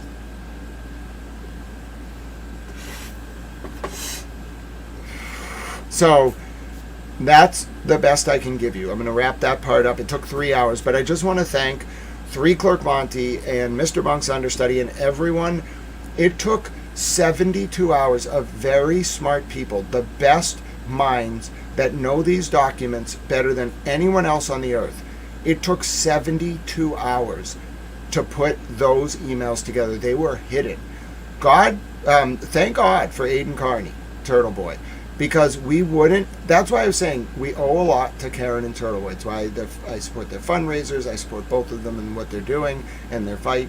I think it's very important people realize I couldn't have put this together without Aiden's lawyers getting the May 2023 email from Hyde and Tully about the initial hiring, and then also the people who did the FOIAs, so Corey Hopkins and Kyle Sharkey and Emily C. and all the wonderful FOIA and Found Out friends and the Sea Creatures and Cupcakes and everyone. Without those documents, which was 3,794 pages, that was nested duplicates at some points. Without someone putting these together into a single file, and without Aiden's discovery that Betterow linked to in the public motion, there is no way I could have put this together. Rasta Love says, Grant, the clarity is mind-blowing. Thank you. Yes, and I know a lot of you are like, well, Grant, you seem like you have a little more time today, and you're calm. Yes, so my tooth is feeling better. It turns out something had gone wrong with my tooth. It's feeling a little better, and I have to just make it to my final part of my surgery. It was a multiple stage surgery next week, and I just pray everything goes well. So I'm feeling better. My brain, when I'm in pain like that, I mean, I live with like a 4 to 6 pain daily, but I've lived with it for so long. You just learn coping strategies, stretching, breathing, like medication, whatever you need to do. When you're in that much pain from a nerve condition, you learn to live with it. When you get a pain that is worse than your baseline pain, it makes you notice it every second of every day because you don't have coping strategies for it. And so, yeah, I couldn't think straight with that pain. I was doing my best, but I want to let you know I was really struggling. I know you all were like, those were great streams. Thank you so much. No, dude, I was really struggling. It was really hard for me to do that. Today, I'm a little bit more, I'm not in as much pain. I'm sure you can sense it, so I'm kind of breathing. I can explain the full context. It will be a little bit slower, but we have time, right? This is a news channel. People tend to come in and out throughout the day. I like that. I don't like the pressure of having an hour. I don't mind doing interviews, but if I'm going to talk about something and I'm feeling okay and not in agony, I want to talk about it. I want to do it justice. I think it's important, and I want to give you every single piece of context I can so that there's a record, so that if people have questions, I can refer them to this material. Because I find, especially today, a lot of people didn't understand what was going on with Jessica Hyde. I think now people do, but for good reason. Why would they ever want you to be able to see this on the surface? It wouldn't work. For good reason, people were kind of bashing her today, or oh, I still can't trust her. But once you actually think about it in context, she's a hero, like Tao Girlfriend said, and she's a very good one at that. Detroit supporter said, Grant, whatever abilities be dis in you, you make up with a super ability to parse technical jargon, and putting all these together with your intense high investigative skill. Just wow. Oh, I'm blessed. I really do. I feel blessed that I can just remember some things. Now, autism comes with a price. I don't want to glorify my condition. I have very weak emotional reasoning. My executive functioning. Do you know how hard it is to just get prepared to do one thing, return a car, go to an appointment? I gotta think about it for a day. I gotta get up 8 hours before. I have to spend to the minute. I have to plan out what I'm gonna do. I just don't understand how to do those things. And no matter how much I work with my care team, you can't make me understand, because my brain doesn't fire that way. So it fires really good analytically, but I don't want to glorify it. I have gifts, but it is not all rainbows. The grass is not always greener. It comes with an extreme weakness in emotional reasoning that does get exploited, but not by you all, which I'm very grateful for. But it's very easy for autistic people to get exploited because of the emotional underdevelopment. And then executive functioning, that's my weakest. It's so hard for me. It's not that I don't try or care. It's that I can't make my synapses fire in a way that it makes sense. There's no way, my brain just can't, without very methodical, I have to think about every minute. I can't just do that naturally. So yeah, strengths and weaknesses. Nobody's perfect. That's how I think about it. I'm differently abled, and I try to, make the best of it. I'm grateful to God that I'm in a position where I can sit, and I'm actually able to talk, and my mind is valued. That means a lot to me. As a disabled person, I think a lot of us, I can't speak for all disabled people, but I've talked to a lot of them. A lot of us feel like we just don't have a role in the political system, the public sphere, etc. Now, I don't want to be defined by my disability, but I worked really hard on the remote meeting exception to the public meeting law in Massachusetts, so that we could have hybrid public meetings. And I expect the government to use it, unless you have a real good reason. If you're denying, forget about me. If I find out you're denying disabled people the ability to participate in your meeting because you don't know how to work an effing Zoom, you damn sure are going to hear from me, and I'm going to get all mad. I'm going to start yelling. I'll come to your local city council. You should talk to the local city councilors. Almost all of them know me. They're oh yeah, if we see Grant coming, ideally we've talked to Grant before he gets to the building, because that way we can do whatever it is that he wants us to do, so that he doesn't come into the building and start screaming at us. So yeah, on the whole, I worked really hard on that. I value being able to do this, not just for me, but because I know it gives meaning to other people. And just remember, whenever you're not you, but whenever you're thinking oh, this Zoom is so annoying, or it's not the same, I know.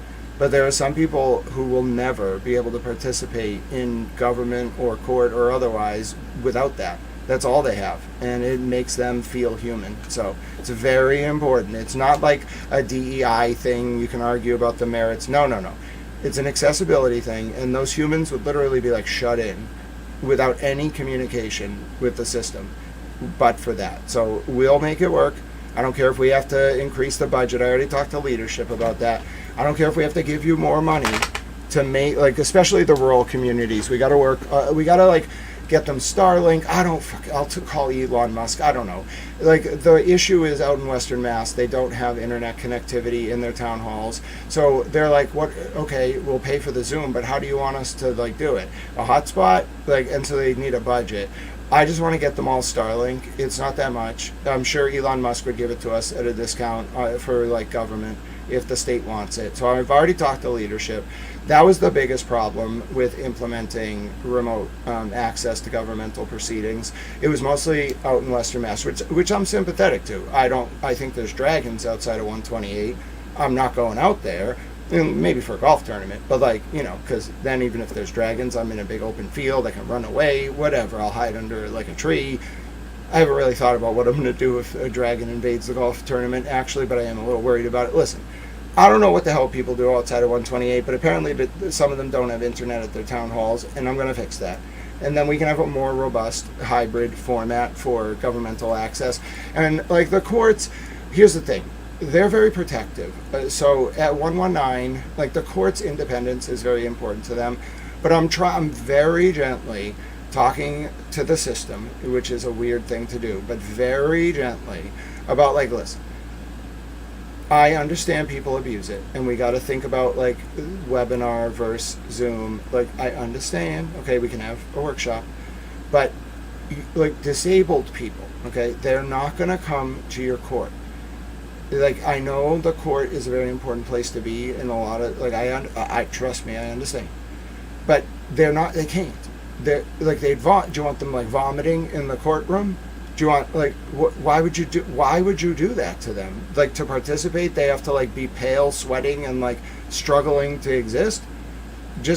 We're gonna do remote access. It doesn't have to be a burden on the court, but the way we're doing it now is too hodgepodge, because disabled people are not gonna go file a motion. I love all the judges. I think they're great. I think the court I'm very respectful. I do it all the time, but disabled people are not gonna file a motion. We just need to figure out a way that does not burden the court, but also enables disabled access. I'm thinking about that, but it's why I value this platform, because I can take it at my pace when I'm not in a lot of pain. I can really tell you what I think and I feel as a disabled person, like I have standing. No pun intended, because I'm sitting. That's hilarious. It's a legal pun. But anyway, I'm also exhausted from the war, and I don't want to in any way diminish the exhaustion that the people under the bombs must feel, but it exhausted me. So I didn't have any time for 3 months or 4 months to actually talk about my opinion, because when you're analyzing the war, you can analyze a little bit, but you have like a duty. I had a very serious duty to let people know if missiles were coming, and they used this channel to make sure that they were safe. It was I felt that duty every minute of every day. Every alarm. I never turned the red alert app off. I turned it off 1 or 2 times when I was really struggling. I left it on every day of that war. I heard every alert in every town in Israel for 40 days in a row, because if they were experiencing it, I wanted to understand, so I could cover it in a way that was authentic in some regard to what they were going through. But the downside was I did not get to talk about long form analysis of this material. I would do it from time to time, but you're hearing like 3 months of pent up things that I've had to say. And there's a lot more. I think it's going to take me about a month to say everything that I need to say, maybe more. I have a lot that I want to say. With that, we're going to go to our motion, and I'm going to yell about Matthew Farwell. It's a short motion. Remember, we're tearing through all these motions. We're now getting into our work, so I know a lot of you have been enjoying like the sort of all the information. I know T.A. Sarah was taking notes, Bunny was taking notes, Kofi was taking notes.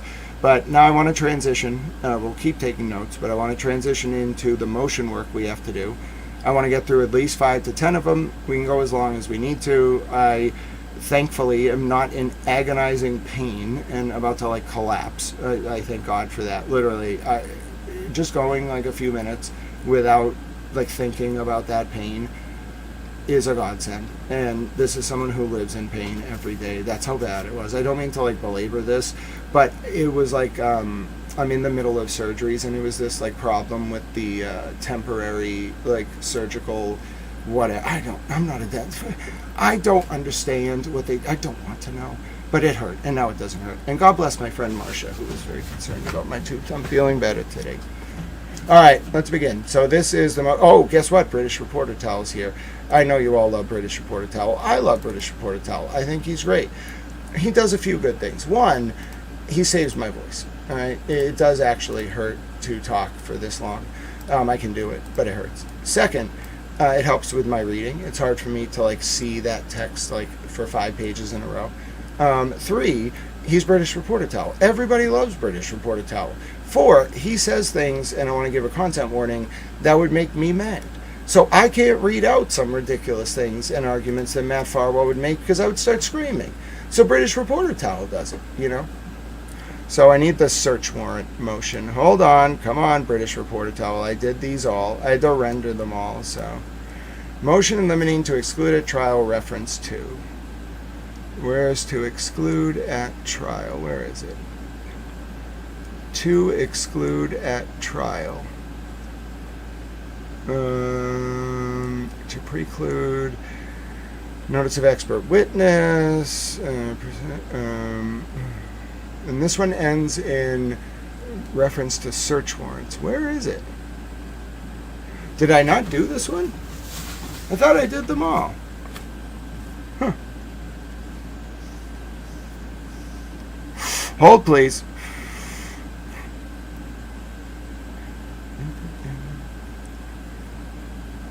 Search warrants. I was almost certain I did this one. Well, that's okay. I have a backup plan. So what I did, by the way, is I went through, it cost a decent amount of money. I went through every single of the 30 or 25 or 30 motions filed on the Farwell docket. I went through them all, and then I made them as PDFs so people could access them for free, uploaded them to Google Drive, and then I ripped them all into text so that we could listen to them and have them read because they're not naturally in OCR. I'm working on that too. I'm trying to make a federal and state rule in the courts that you have to do OCR scannable PDFs on Pacer and mass courts as an accessibility thing. The lawyers are going to hate me, but once they get into the habit of it, they won't care. It's one button on the page where you generate the PDF. Motion to exclude a trial search warrants. All right, 1 second, please. What's the actual name of the file? Preclude reference to search warrants. Why can't I find it? I just need the word preclude. Oh, I already did upload it. Oh, okay. I already have it. Never mind. Just for whatever reason, I just couldn't find the damn thing. Here it is. Alright, let's begin. British Reporter Towel, take it away. I'll yell about this as we go. Case 1 to 24 CR 10259 DJC. United States District Court. District of Massachusetts. United States of America.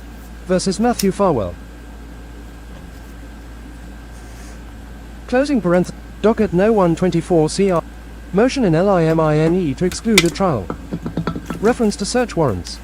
The defendant, Matthew Farwell, hereby moves, pursuant to the 5th and 6th Amendments to the United States Constitution and Federal Rules of Evidence, FRE, 401, 402, and 403, that this court preclude at trial any reference to the search warrants sought and issued in this case. Background. As relevant here, the government sought and obtained different search warrants for inter alia, electronic data and records from Mr. Farwell's eCloud accounts and the data extraction of Mr. Farwell's iPhone in June 2024 and August 2024, respectively. The government sought and obtained a search warrant for a buccal swab, DNA sample from Mr. Farwell in August 2024, to be taken after his arrest and during the booking process. The government has represented to undersigned counsel that they intend to elicit testimony that Mr. Farwell consented to a search of his phone for messages between him and Ms. Birchmore, and that he previewed for investigators that there would not be any such messages, because he had deleted them. The government will not elicit testimony that Mr. Farwell refused to permit investigators to look at all areas of his phone unless the defense opens the door, by arguing that he was fully cooperative, transparent, or gave investigators access to his phone. Mr. Farwell has no objection to the government's position on this issue. The government has represented to undersigned counsel that they do not intend to elicit any testimony about requests for Mr. Farwell's DNA or any refusal to provide any DNA voluntarily, unless there is testimony or argument that opens the door by suggesting that Farwell offered to provide DNA or could have done so if the investigators had asked. Mr. Farwell has no objection to the government's position on this issue. However, the government has represented to the defense that it intends to introduce testimony that the FBI obtained Mr. Farwell's DNA and searched his 2024 iPhone and eCloud accounts pursuant to search warrants in order to accurately present the investigative steps taken and ensure that the jury doesn't think that Mr. Farwell's DNA or data was surreptitiously taken. Undersigned counsel suggested to the prosecution as an alternative to testimony regarding the search warrant for the buccal swab that their case agent could explain to the jury that a DNA sample is taken from every federal defendant during booking, which is accurate. 1. This proposal was rejected by the government. Legal analysis. The right of the people to be secure in their persons, houses, papers, and effects against unreasonable searches and seizures shall not be violated, and no warrants shall issue, but upon probable cause, supported by oath or affirmation, and particularly describing the place to be searched, and the persons or things to be seized. U.S. Const. Amend. IV. The Supreme Court has defined probable cause as an officer's reasonable belief, based on circumstances known to that officer, that a crime has occurred or is about to occur. C. Carroll v. United States, 267 U.S. 132, 149, 1925. An officer may establish probable cause with witness statements and other evidence, including hearsay evidence that would not be admissible at trial. Aguilar v. Texas, 378 U.S. 108, 114 to 15, 1964. I had to learn Aguilar. The Rapid DNA Initiative enrolls a qualified arrestee's DNA profile in CODIS, NDIS, National DNA Index System, during the booking process. http URL 1. 2. Case 1 to 24 CR 10259 DJC. Document 194. Filed the 8th of March 26. Page 3 of 5. Relevant evidence is defined as that which has any tendency to make the existence of any fact that is of consequence to the determination of the action more probable or less probable than it would be without the evidence. FRE 401. Hi, Soli P. The Good relevant to see evidence you. is not admissible. FRE 402. The court may exclude relevant evidence if its probative value is substantially outweighed by a danger of one or more of the following: unfair prejudice, confusing the issues, misleading the jury, undue delay, wasting time, or needlessly presenting cumulative evidence. Also, I know British reporter towel is, at first for Americans, is a little difficult. You get into the rhythm. It's actually the most acoustically pleasing voice I could find for the accessibility add-on. There's not a lot of good ones for free, unfortunately. Every defendant has a right to be tried based on the evidence against him or her, not on the techniques utilized by law enforcement officials in investigating criminal activity. United States v. Wells, 879 F3D 900, 9th CIR. 2018. Overview testimony is problematic when it consists of declarations by a witness, commonly a law enforcement officer involved in the investigation at issue, presented earlier during trial to describe the government's general theory of the case. Such testimony commonly relies heavily on information told to the witness by others, i.e., on inadmissible hearsay, rather than on personal knowledge, and often previews the testimony of other witnesses. United States v. Rodriguez Adorno, 695 F3D 32, 1st CIR. 2012. In addition to the hearsay problem, overview testimony from a law enforcement officer involved in the investigation is especially problematic because juries may place greater weight on evidence perceived to have the imprimatur of the government. Id. Impermissible for government to offer evidence that bears on ultimate issue when unnecessary to explain background of police investigation. United States v. Hinson, 585 F3D. 1328, 1337, 10th CIR. 2009. Background information should not be used as pretext to nullify defendant's right of confrontation or to inject prejudicial evidence. U.S. v. Becker, 230 F3D 1224, 10th CIR. 2000. 3. Case 1 to 24 CR 10259 DJC. Document 194. Filed the 8th of March 26. Page 4 of 5. Evidence may not be admitted for non-hearsay purposes of explaining police investigation where propriety of investigation not in question. U.S. v. Blake, 107 F3D 651, 8th. CIR. 1997. Argument. The existence or non-existence of search warrants in this case is not relevant to the guilt or innocence of the defendant. FRE 401, 402. Assuming arguendo, testimony about the investigative steps taken in this case by law enforcement is marginally relevant, its probative value is substantially outweighed by the danger of unfair prejudice, confusion of the issues, or misleading the jury. FRE 403. Jurors may assume that Mr. Farwell refused to consent to a warrantless search and consequently make an adverse inference against him. Furthermore, admission of this background testimony would inform the jurors, who can be presumed to have a basic understanding of the law, that the court made a finding of probable cause that Mr. Farwell committed a crime. No. The risk of prejudice to the defendant from telling the jury about the existence of warrants far outweighs any conceivable probative value No. to the government. No. Conclusion. For the foregoing reasons, Mr. Farwell respectfully requests that this court exclude at trial any and all references to search warrants and that the government instruct their witnesses accordingly. Okay, so Matthew to tra- Farwell, by his attorneys, yeah. S. Joanne M. Daly. So to translate this for you into English, no pun intended, not the Kings, of course. Notice how I said the Kings. Look how up I am with it. Ladies and gentlemen, thank you for reporting, says Aaron. Prayers for pain. Me too, Aaron. I've been praying that today will be better.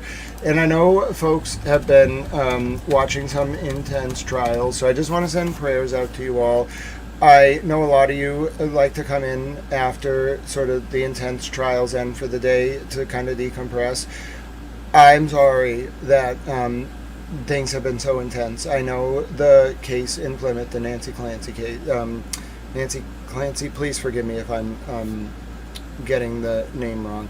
It's a traumatizing case. I know it's important. I'm so glad for the professionals like Defense Diaries, the Matas, and others who are covering it in a respectful way. I couldn't do it. I couldn't. I tried to watch 10 minutes. I was crying. It's just such a sad case. So I know a lot of you have been processing a lot of heavy information, and I pray for you all as well. That said, thank you for your support, Aaron.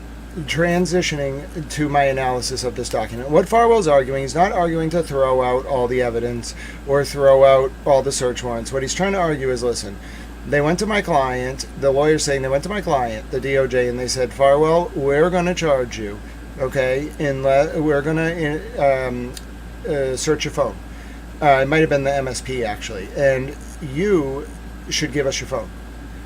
We're going to get a warrant if you don't give us your phone, or something like that. He gives them the phone, but says, okay, but you can only search for messages between me and Sandra, much like Chris Albert did. And you're not going to find them because I deleted them. And what Farwell's lawyers are saying is, listen, please don't let the government say that. That's a nonsensical argument. The government can use that against Farwell at sentencing. It plays into the federal sentencing guidelines. They can use that against him at trial. It's not that he was asserting a right. He was trying to avoid his phone being searched, and he was actually being just like untruthful. The next document that we're going to listen to, because now we have another motion off our list done, the next one we're going to listen to is the USA's proposed jury instructions. So this could be a very interesting document. This is actually written by the federal government. Ladies and gentlemen, it's 52 pages. We get to listen to U.S. Attorney Leah Foley talk for 52 pages. It's going to be great. Florida dude says, I wonder if John's safe person with his info was the DOJ. Don't forget, if he was investigating SA crimes and Brian Higgins was trying to lure him to hire hookers with him, maybe he gave info. Very interesting. I don't know either way on that one. I know that John certainly was doing things that wouldn't line up with John reporting the drug dealer. That's all I'm going to say on that. So now we're going to go to the USA's trial instructions. So give me one sec. These are the proposed jury instructions in the Farwell case. We're doing a very long form review of every motion in limine, okay, in the Farwell case in preparation for trial. Here are the proposed jury instructions. This might tell us something about what the U.S. Attorney's Office in Boston is going to say. Matthew Farwell, by his attorneys, S. Joanne M. Daly. Let's start again, please. Joanne M. Let's load this one. Case Thank 1 you. to 24 CR 10259 DJ. United States District Court. District of Massachusetts. United States of America. Criminal No. 2410259 DJC. Table of Contents. Part 1. Preliminary Instructions. 4. Duty of the jury to find facts and follow the law. 5. Nature of indictment, presumption of innocence. 6. Preliminary statement of elements of crime. 7. Evidence, objections, rulings, bench conferences. 9. Verdict based solely on the evidence, improper considerations. 11. Inferences. 12. Credibility of witnesses, preliminary instruction. 13. Conduct of the jury. 14. NOTE taking. 16. Part 2. Instructions concerning certain evidence. 17. Stipulations. 18. Credibility of witnesses. 19. Prior inconsistent statements. 20. Expert testimony. 21. Statements by the defendant. 22. Law enforcement and government witnesses. 23. Part 3. FINAL instructions. 25. Duty of the jury to find facts and follow law. 26. Presumption of innocence, proof beyond a reasonable doubt. 27. Defendant's constitutional right not to testify. 28. What is evidence? Inferences, final instructions. 29. 2. Case 1 to kinds of evidence, direct and circumstantial. 30. Credibility of witnesses, final instructions. 31. What is not evidence, final instructions. 32. Charts. 33. NOTE taking. 34. Exhibit numbers. 35. The charged offenses, introduction. 36. Hi, Francine. Definition of knowingly and willfully. 37. Count 1, killing a witness or a victim. 39. Count 1, homicide instructions. 41. Oh, I do Count in the 1, description. underlying federal offenses. 43. Count 1, federal law enforcement officer. 46. Count 2, protection of unborn children. 47. Four persons role, unanimity. 48. Reaching agreement. 49. Return of verdict form. 50. Communication with the court. All right, here 51. we go. 3. Case 1 to 24 CR 10259 DJC. So Document these, 190. unlike the Karen Reed case, this is the only time in public you'll ever hear the proposed jury instructions. Thank you so much, by the way, to the people who asked if they can support Tell Channel. If you're just tuning in, these are the U.S. DOJ's proposed jury instructions in the Sandra Birchmore and Matthew Farwell case. It is 4:40 p.m. here on Towel News, youtube.com/@GrantSmithEllis. My name is Grant Smith Ellis. It's 4:40 p.m. in Boston, Massachusetts. That is U.S. Eastern Time. That would make it 10:40 p.m. in South Africa, 11:40 p.m. in Tel Aviv, Israel. That would be Wednesday, August 5th, 2026. And that would make it 12:10 a.m. in Tehran, Iran. Let's begin. Duty of the jury to find facts and follow the law. Ladies and gentlemen, you now are the jury in this case, and I want to take a few minutes to tell you something about your duties as jurors and to give you some instructions. Wow. At the end of the trial, I will give you more detailed instructions. Those instructions will control your deliberations. It will be your duty to decide from the evidence what the facts are. You, and you alone, are the judges of the facts. You will hear the evidence, decide what the facts are, and then apply those facts to the law I give to you. That is how you will reach your verdict. In doing so, you must follow that law whether you agree with it or not. The evidence will consist of the testimony of witnesses, documents and other things received into evidence as exhibits, and any facts on which the lawyers agree or which I may instruct you to accept. You should not take anything I may say or do during the trial as indicating what I think of the believability or significance of the evidence or what your verdict should be. 1. First Circuit Pattern Instruction No. 1.01. Nature of indictment, presumption of innocence. This criminal case has been brought by the United States government.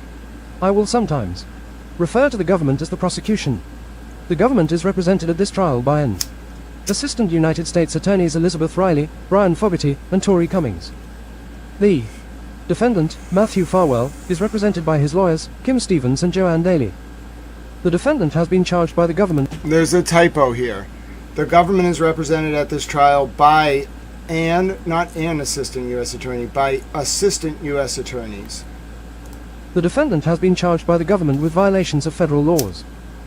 He is charged with killing a witness or victim and violating a law called Protection of Unborn Children. The charges against Mr. Farwell are contained in the indictment. The indictment is simply the description of the charge against Mr. Farwell. It is not evidence of anything. Mr. Farwell pleaded not guilty to the charges and denies committing the crimes.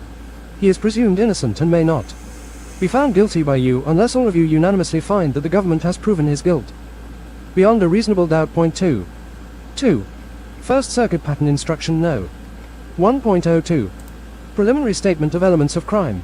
In order to help you follow the evidence, I will now give you a brief summary of the elements of the crimes charged, each of which the government must prove beyond a reasonable doubt to make its case. 3. In count 1 of the indictment, Mr. Farwell is charged with killing a witness or victim in violation of Title 18, United States Code, Section 1512, 1c. To prove that crime, the government must prove beyond a reasonable doubt. First, on or about February 1st, 2021, the defendant killed Sandra Birchmore with malice, aforethought, willfully, deliberately, maliciously, and with premeditation, and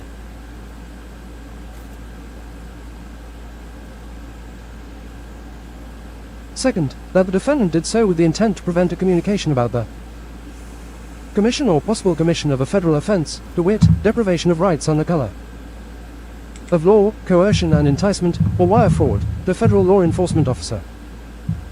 The government does not have to prove that Mr. Farwell or Sandra Birchmore had federal law enforcement in mind, but the government must show that there was a reasonable likelihood that a relevant communication, had it actually occurred, would have been made to federal law. Enforcement Officer Point 4.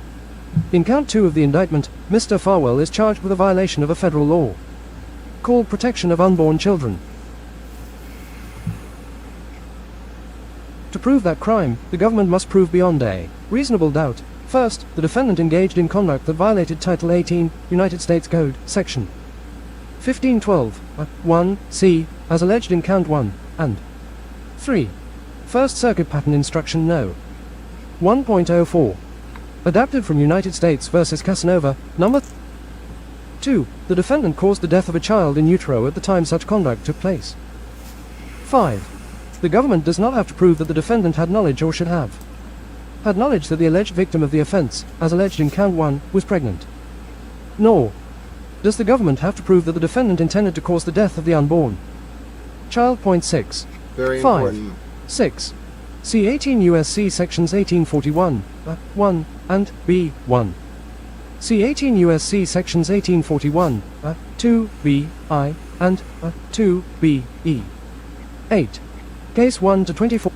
Evidence, objections, rulings, bench conferences. Hi, AK. I have mentioned the word evidence. Evidence includes the testimony of witnesses, documents and other things received as exhibits, and any facts that have been stipulated, that is, formally agreed to by the parties. There are rules of evidence that control what can be received into evidence. When a lawyer asks a question or offers an exhibit into evidence, Hi, and the John lawyer on the Fox. other side thinks that it is not permitted by the rules of evidence, that lawyer may object. This simply means that the lawyer is requesting that I make a decision on a particular rule of evidence. Then it may be necessary for me to talk with the lawyers out of the hearing of the jury, either by having a bench conference here while the jury is present in the courtroom, or by calling a recess. Please understand that while you are waiting, we are working. Breaking.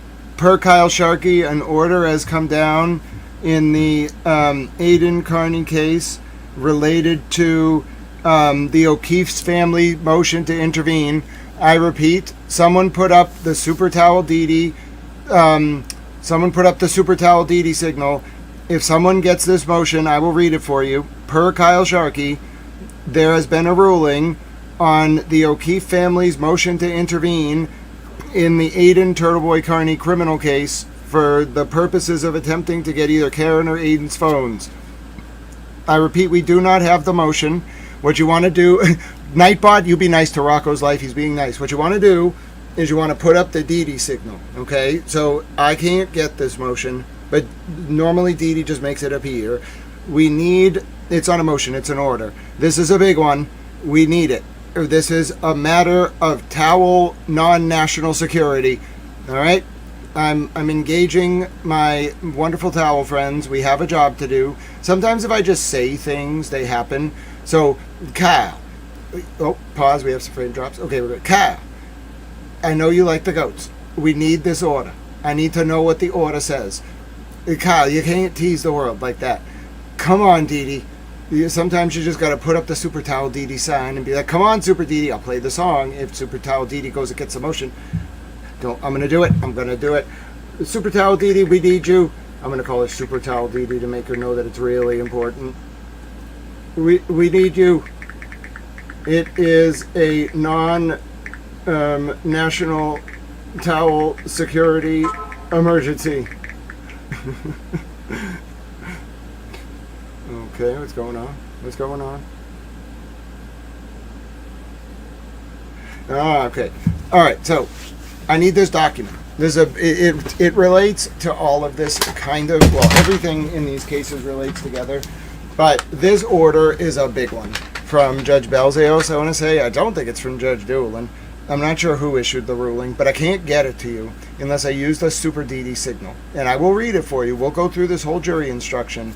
We just got the elements of the charged offenses for Matthew Farwell. You'll never hear this in public. This is the only way you can see it because federal trials are not broadcast or recorded. So, yes. Rocco's Life says, I have an idea. We should crowdfund a TNN neon sign with the green goat and Mr. Towel. That's actually a cool idea. Let me make a note of that. So, I have a few, so here's the deal. I am preparing for coverage of this trial. I don't want to make any money. I just want to be able to cover it without, and like feed myself and exist. So, I don't know if we need a neon sign with goats and a towel. I guess if we want that, I'm not going to tell you can't have it. But I don't think it's like on the top of my priorities list, but it's there. I need to get microphones. So if you want to know, first of all, I'm the only journalist in history, as far as I know, and I can prove this, that has tweeted a federal trial verbatim in real time. Ask Judge Woodluck if you don't believe me. He was impressed, I'm sure. I never asked him. I'm going to meet him one day when he retires. I want to take him to lunch. I'm going to be like, remember that time you presided over the Correa trial and I typed up the entire thing in real time? Were you impressed? Oh, you know what I'm going to say first? If I ever meet him, the first thing I'm going to say is, I am so impressed by your stewardship of the design steering committee for the Moakley Courthouse. Because I am. But that's also one of the things you say to someone, and then I can just follow up with, now, you remember that time you presided over the Correa trial and I verbatim typed up the whole thing live? So anyway, I think I'm uniquely qualified. I don't mean to make light of any criminal case, whether it's the Correa case or any case, but I'm uniquely qualified. I don't think anyone has ever done it, as far as I know, so I'm going to do it. I got to make some things happen. Then I'm going to set up for nighttime in the area, and this is going to be hard. Maybe if you're in the area, of Boston and you want to be involved in this, I'm looking for a space, and maybe you can be on the TV a little bit. I guess it's YouTube. It still counts. So if you're near the federal courthouse and you're interested, I'm looking for a space where I can bring guests from the media or whatever to talk about the trial each night. We're gonna pay homage to the way Greater Boston covered the Whitey Bulger trial, and I want it to look very professional, just as a programming note on Towel News as we approach the top of the hour. We got a lot more work to do today. I don't know if I would guess Farwell's in the shoot. But bringing back to the point, I am going to cover this case. Okay, I'm going to cover this case from in the courtroom, and then after, we're setting up a budget, Towel Girlfriend and I, and we've had I need to figure out what the budget is before I tell you if I need any support, because we might have enough already, because some people are very generous, so generous it makes me cry, and I'm just overwhelmed. So I need to look at microphones, cameras, a desk. I do think a sign is acceptable. I'm not going to object if you all think the sign should be a neon sign with a goat and a towel. I think it's cool, but I personally wouldn't buy that, but if you think that's what we should have and you think it's apropos, fine. I think it will make people comfortable. When they come into the studio, it's an intense trial, so I guess if they see a neon goat, there's some value to that. They'll be comfortable, they'll laugh. We can talk about the goat. I can tell them about Southern Lebanon and our goats and how they went back home, our goat shelters, all that good stuff. All right, I can get along with that. I'm seeing the plan here. But yeah, the plan is to have a studio. All right, every night you're going to get... So I can't do too much. I literally will get to the point, physically, because I'm disabled, where I will collapse. So we have to set this up so that, we got to segment it. I'm one person. Towel Girlfriend will be there, but I'm one person. So I might need some help. We might need to set up, I don't know, people who just want to, volunteer to, do things just to help. I don't know how that works. You just stand around and do things, I guess. And the point is, my plan is for us to have a studio space So after court, we'll do the people exiting court, we'll do the interviews. Then like 2 hours later at a set time every night during the trial, we'll do coverage at night for 90 minutes. It'll be like a prime time program. It will not be long form. It will not be like you're going to be prepped on all these documents. That's the point of this. And then the actual coverage will be 90 minutes, maybe 2 hours every night, 20 days in a row, 20 trial days in a row. So 30 days, 30 calendar days. And then we'll do it. Other networks will do this too. That's fine.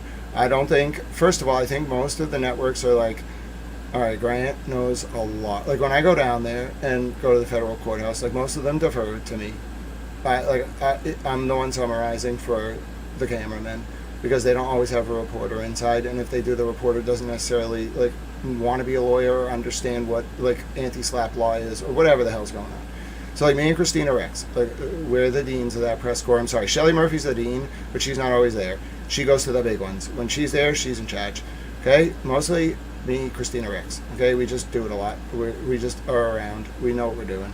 So my point is, that's going to be a very intense trial to cover. They're going to do their own coverage. I want to do it the way that I feel will most effectively present to you what happened in court from multiple perspectives of people who are in the courtroom. So here's what I'd like to do. If you all want to help with this, it's going to be, I'm not great at this type of stuff.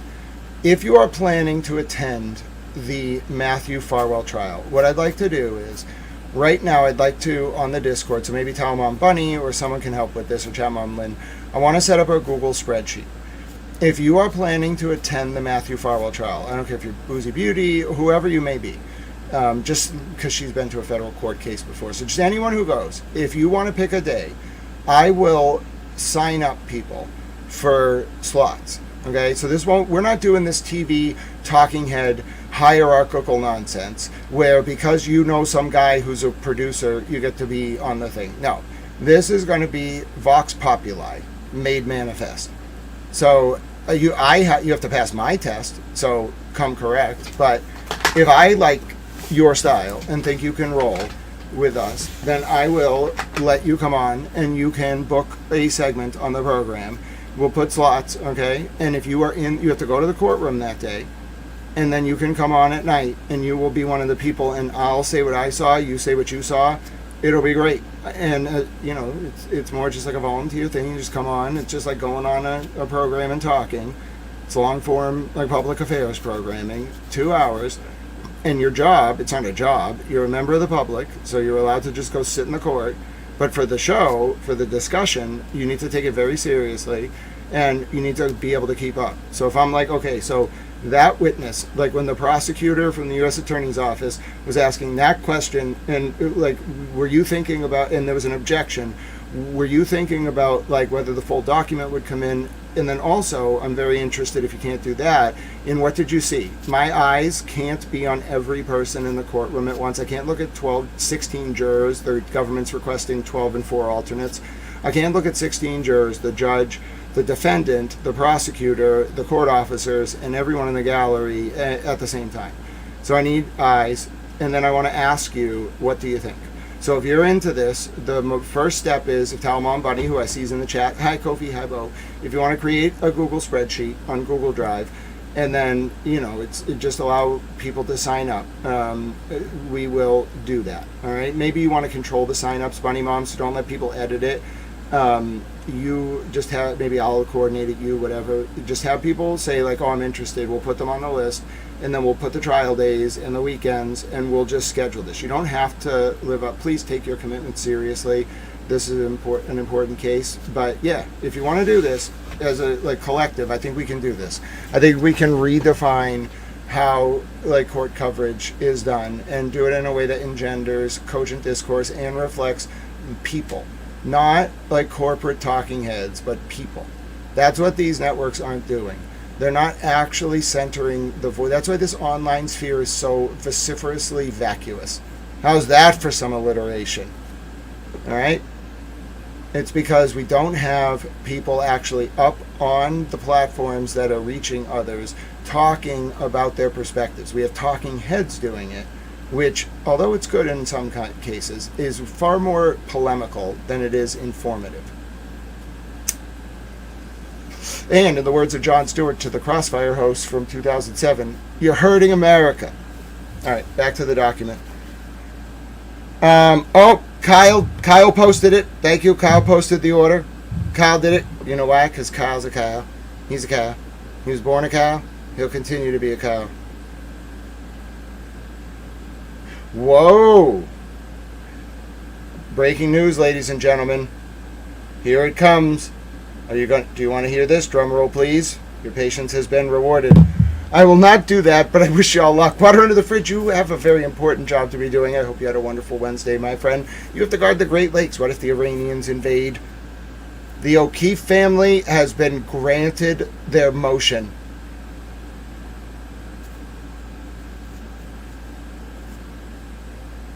How's that?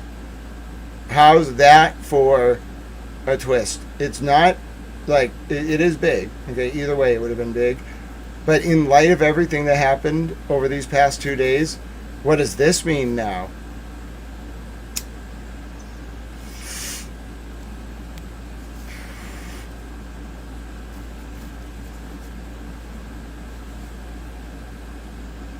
Very interesting.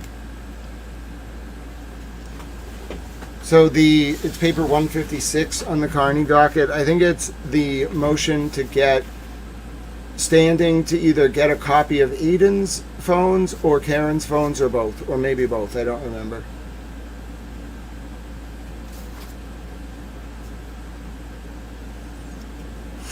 Wow.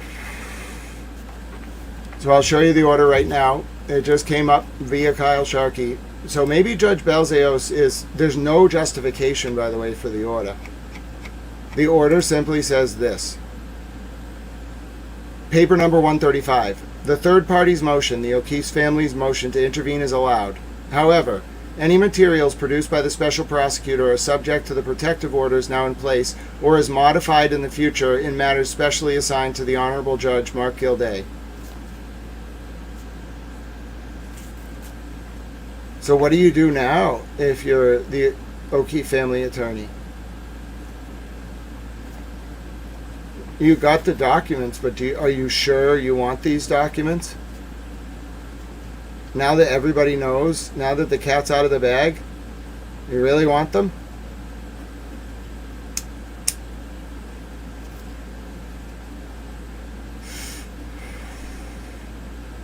Not really sure if they're going to be very helpful to your client. I think they're gonna find out that there's. I mean, I don't know, right? But I just think they're gonna find some stuff in there that's not gonna be helpful to them.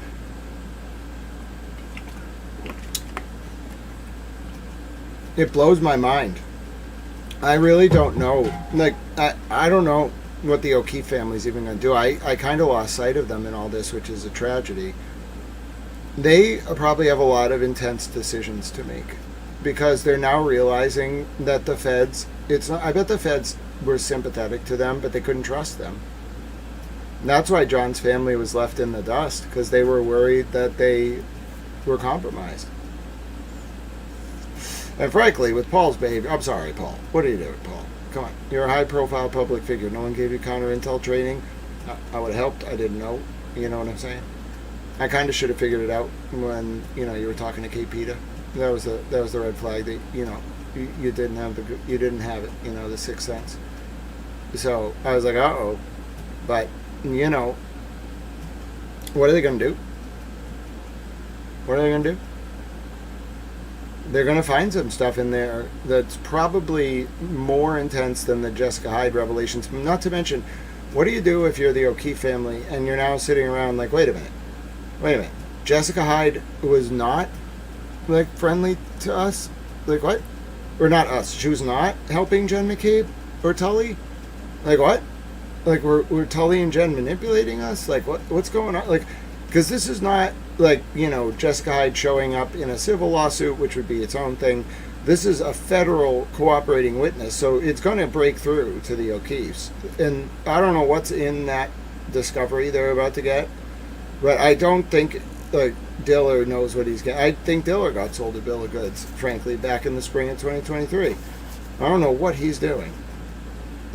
They're walking into, I've tried to say this, they're going to come into possession of information that is only going to heighten the O'Keefe's family's questions, not reduce them.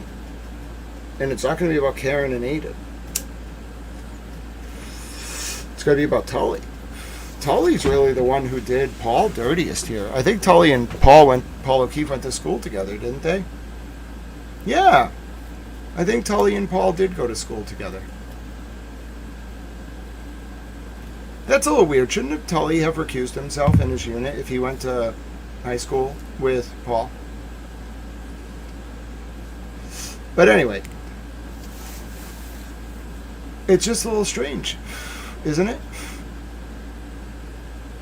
It's almost like this, like, there's, look at the ruling, by the way. There's no foundation for the ruling, which, you know, you see from time to time. It's not out of the ordinary, but on something like this,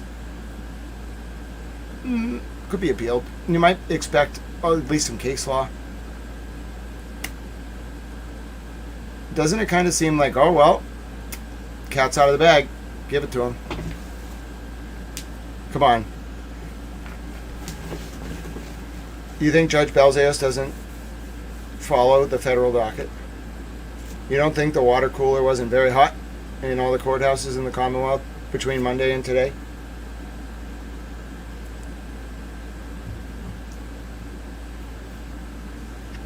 Damn right it was. So why are you telling me that it's possible the floodgates have opened to the point where they're like, okay, cat's out of the bag? Very interesting decision. I don't know how to read it. I mean, I know how to read it, but I don't know how to interpret it. All right, let's go back to our motion. I was expecting to analyze an order for you. Hello, Mr. and Mrs. Sweeney.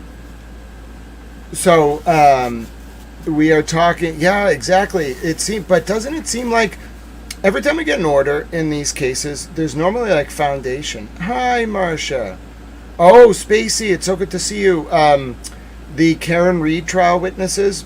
I know you've been following this a little bit because I like to rant. We have some TAL friends from all around the world who have learned about these cases. So we're covering that today, obviously, in the Sandra Birchmore case, in the Matthew Farwell case, obviously. So the witnesses, the expert witnesses in the Karen Reed trial, and the medical examiner, and the state police crime lab techs are all now actually working with the federal government, who's investigating a former police officer who is alleged to have murdered a girl who he groomed as a child, who was then investigated by the same state police officers that those federal witnesses were ostensibly helping in the Karen Reed trial.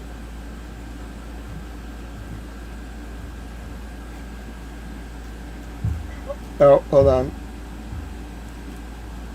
Oh, apparently Attorney Melanie Little, so as I've said, people are going to pick up on this. Apparently she's in rabbit hole mode right now. I just want to, so I know that there's a lot going on. I just want to send a special shout out to Attorney Melanie Little, who is wonderful, and I think she's a genius. And I can tell you right now that when she gets, it's going to take her multiple days, just like us. We're a little bit ahead of the curve, but I promise you, when she gets through this material, I want you all to give me an update about her analysis, because I promise you, she is going to tell you, whether you do it split screen, I don't know, I can't keep track of everything, but I'm telling you, she is going to come to the same conclusion I did. She's the smartest person who analyzes this case on YouTube, hands down. A lot of people are good, but she doesn't talk too much. I think Linda Kenny Baden and Michael Bryant are very, very smart, but they're too close to this, so they don't talk a lot. They talk through their facial expressions. They're great. I think they're both great. But Attorney Melanie Little, if she comes to the same conclusions that I did about Jessica Hyde, Nick Guarino, the crime lab techs, the medical examiner, then this is it. We're good. We're confirmed. When only I say it, I'm always a little bit like, whatever, anti-Dunning-Kruger. I'm not confident until Like, I know I'm right, but I'm not confident until somebody like Attorney Melanie Little is like it. So if she comes to that same conclusion when she gets through these documents as we're going through them, I promise you, I'm right here. Because Attorney Melanie Little would never say anything that would even begin to hint or indicate that the Karen Reed and John O'Keefe trial was a sting unless she had documentation and she knows these facts. And if she comes to that conclusion, well, cupcakes and towels, we'll have to get some kind of shirt that's like a cupcake and a towel standing triumphantly, with a goat. The goat's a little out of place, but, we love goats. Everybody loves goats. All right, so anyway, keep an eye on that. It's going to take a long time, though. I expect it will take her... You don't really know what you're getting into when you start reading these motions, because it looks like any other motions in limine. It's not. They're really, really... You're talking like... If you commit to covering the Sandra Birchmore and Matthew Farwell case, just as a warning, not a warning, but as a message to my fellow creators, please don't parachute in. It's incredibly disrespectful, not to people covering it, but to the case. Please read the motions. Please, colleagues, read the motions. Do the diligence. It's going to take you a month. Start now. Don't try to just come in. First of all, you're going to look bad. And you're not going to understand any of this. Second of all, it's federal court, so it's very different than state court. So Attorney Melanie Little is on it. I'm thrilled. I encourage my colleagues to get on it as well, for the sake of doing this case the reverence and justice it deserves. Thank you for your time. That was a public service announcement from Farwell. Let's continue. The purpose of these conferences is to decide how certain evidence is to be treated under the rules of evidence, and to avoid confusion and error. We will, of course, do what we can to keep the number and length of these conferences to a minimum. Certain things are not evidence. I will list those things for you now. 1. Statements, arguments, questions and comments by lawyers representing the parties in the case are not evidence. 2. Objections are not evidence. Lawyers have a duty to their client to object when they believe something is improper under the rules of evidence. You should not be influenced by the objection. If I sustain an objection, you must ignore the question or exhibit and must not try to guess what the answer might have been or the exhibit might have contained. If I overrule the objection, the evidence will be admitted, but do not give it special attention because of the objection. 9. Case 1 to 24 CR 10259 DJC. Document 191. Filed the 8th of March 26. Page 10 of 52. 3. Testimony that I strike from the record, or tell you to disregard, is not evidence and must not be considered. 4. Anything you see or hear about this case outside the courtroom is not evidence, unless I specifically tell you otherwise during the trial. Furthermore, a particular item of evidence is sometimes received for a limited purpose only. That is, it can be used by you only for a particular purpose, and not for any other purpose. I will tell you when that occurs and instruct you on the purposes for which the item can and cannot be used. Finally, some of you may have heard the terms direct evidence and circumstantial evidence. Direct evidence is testimony by a witness about what that witness personally saw or heard or did.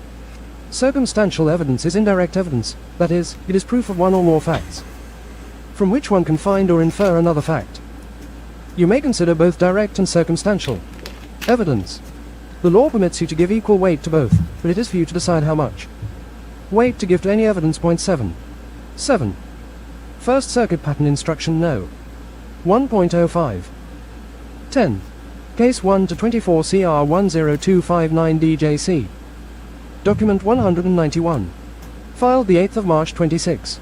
Page 11 of 52. Verdict based solely on the evidence, improper considerations. Your verdict must be based solely upon the evidence. It would be improper for you to base your verdict on anything that is not evidence. You may not base your verdict on any personal feelings, prejudices, or sympathies you may have about the defendant or about the nature of the crimes with which they are charged. You may not consider or be influenced by any possible punishment that may be imposed on the defendant. Again, your verdict must be based solely on the evidence and according to the law. 11. Case 1 to 20. Inferences. Although you may consider only the evidence presented in the case, you are not limited to the plain statements made by witnesses or contained in the documents. In other words, you are not limited solely to what you saw and heard as the witnesses testified. You are also permitted to draw reasonable inferences from the facts, if you believe those Inferences are justified in light of common sense and personal experience. An inference is simply a deduction or conclusion that may be drawn from the facts that have been established. Any inferences you draw must be reasonable and based on the facts as you find them.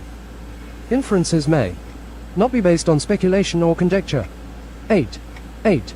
First Circuit Pattern Instruction No. 3.04, Modified. Credibility of witnesses, preliminary instruction. In deciding what the facts are, you may have to decide what testimony you believe and what testimony you do not believe. You may believe everything a witness says or only part of it, or none of it.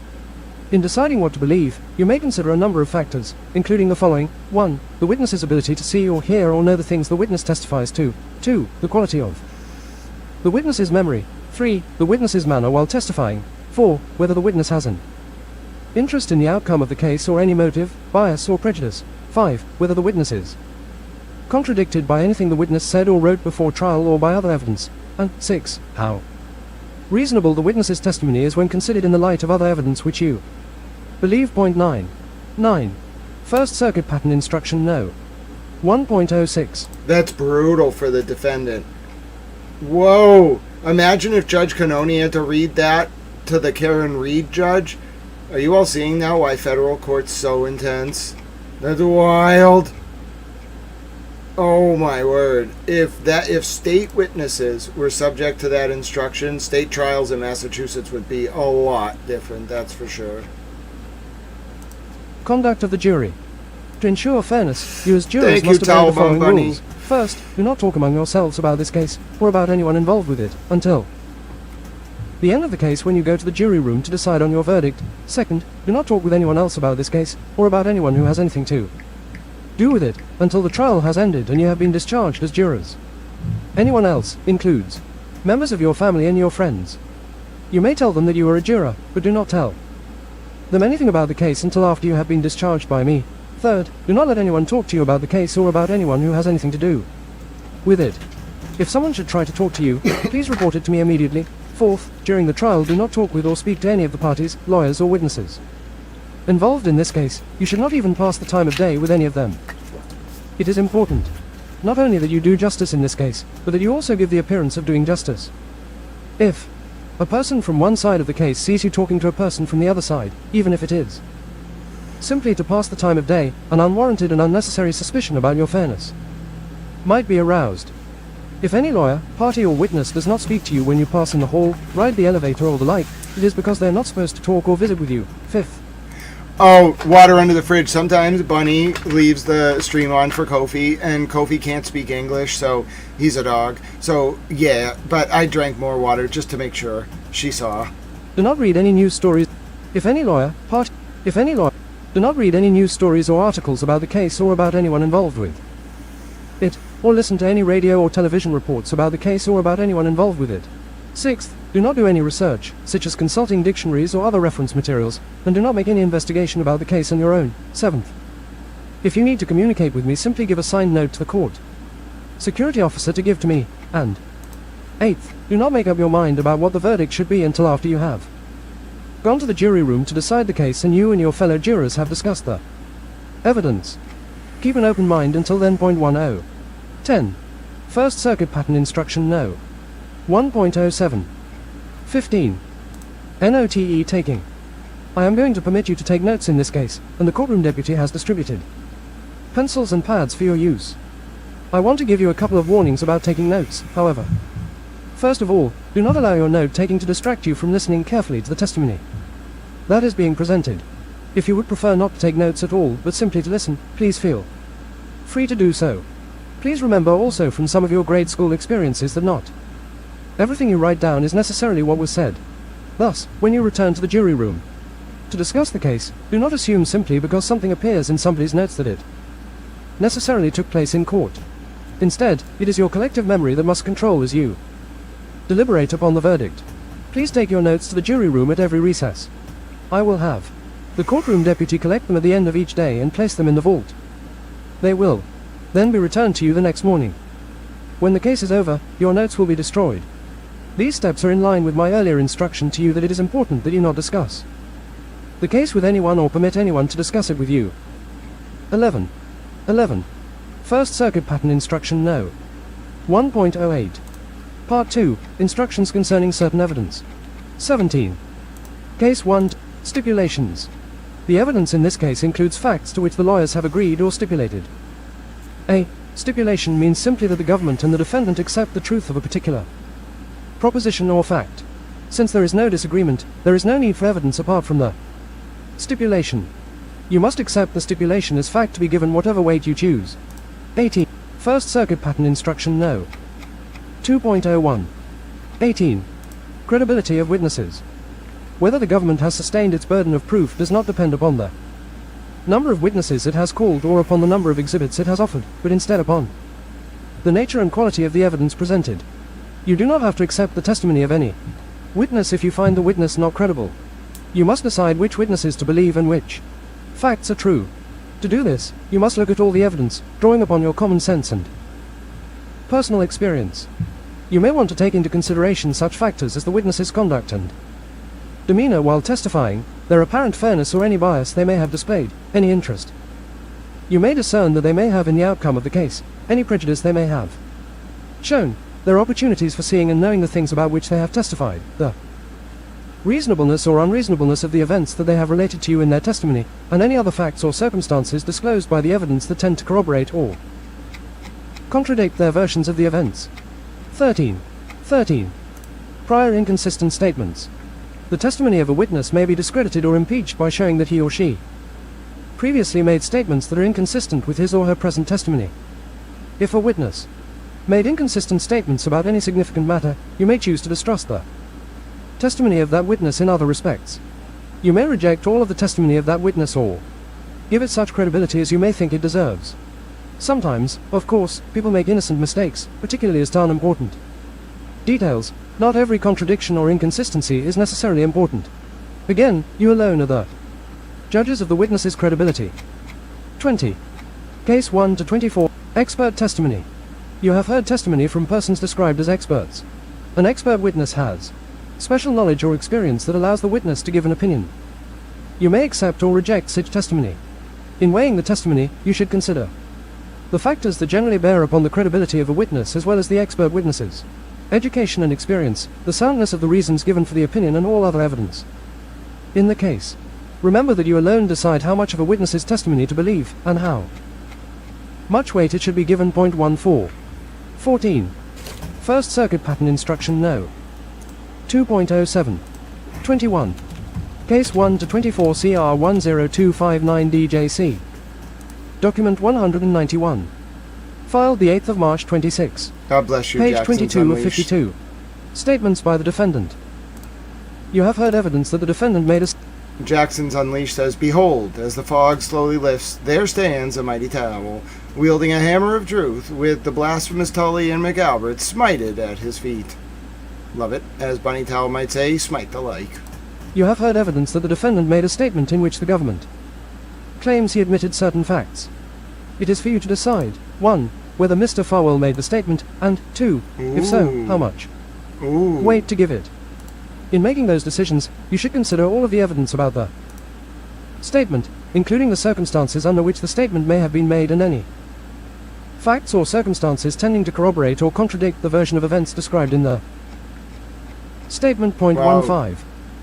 15. He made admissions. 1st Circuit Pattern Instruction No. Law enforcement and government witnesses. You have heard the testimony of law enforcement officers and other witnesses employed by the government. You may accept or reject that testimony. The fact that a witness may be employed as a law enforcement officer or by the government does not mean that his or her testimony is necessarily deserving of more or less consideration or greater or less weight than that of any other witness. Again, it is for you to decide whether to accept the testimony of any witness, and what weight, if any, to give to that testimony. 23. Case 1 to 24 CR 1025. Eyewitness identification. Testimony by a witness as to identity must be received with caution and scrutinized with care. The government's burden of proof extends to every element of each crime charged, including the burden of proving beyond a reasonable doubt the identity or an alleged perpetrator of an offense. You may consider the following in evaluating the accuracy of an eyewitness identification, as well as any other questions you believe are important. First, you should ask whether the witness was able to observe and had an adequate opportunity to observe the person who committed the crime charged. Many factors affect whether a witness has had an adequate opportunity to observe the person committing the crime. Those factors include the length of time during which the witness observed the person, the distance between the witness and the person, the lighting condition, how closely the witness was paying attention to the person, whether the witness was under stress while observing the person who committed the crime, whether the person's facilities were impaired by the ingestion or alcohol or narcotics, and any other factors you consider important. Stop, typo. Second, you should ask whether the witness is positive in the identification and whether. Typo. Page 24. In the paragraph that starts first, you should ask, it's not by the ingestion or alcohol, it should say by the ingestion of alcohol or narcotics and any other factors you consider important. Typo. Second, you should ask whether the witness is positive in the identification and whether the witness's testimony remained positive and unqualified after cross-examination. If the witness's identification testimony is positive and unqualified, you should ask whether the witness's certainty is well-founded. 16. 16. First Circuit Pattern Instruction No. 2.22 CMT 1. Incorporating Third Circuit Pattern Instruction No. 4.15 24. Case 1 to 24 CR 10259 DJC Document 191 Filed the 8th of March 26. Duty of the jury to find facts and follow law. It is your duty to find the facts from all the evidence admitted in this case. To those facts, you must apply the law as I give it to you. The determination of the law is my duty as the presiding judge in this court. It is your duty to apply the law exactly as I give it to you, whether you agree with it or not. You must not be influenced by any personal likes or dislikes, prejudices or sympathy. That means that you must decide the case solely on the evidence before you and, according to the law, you will recall that you took an oath promising to do so at the beginning of the case. In following my instructions, you must follow all of them and not single out some and ignore others. They are all equally important. You must not read into these instructions, or into anything I may have said or done, any suggestions by me as to what verdict you should return. That is a matter entirely for you to decide. 17. 17.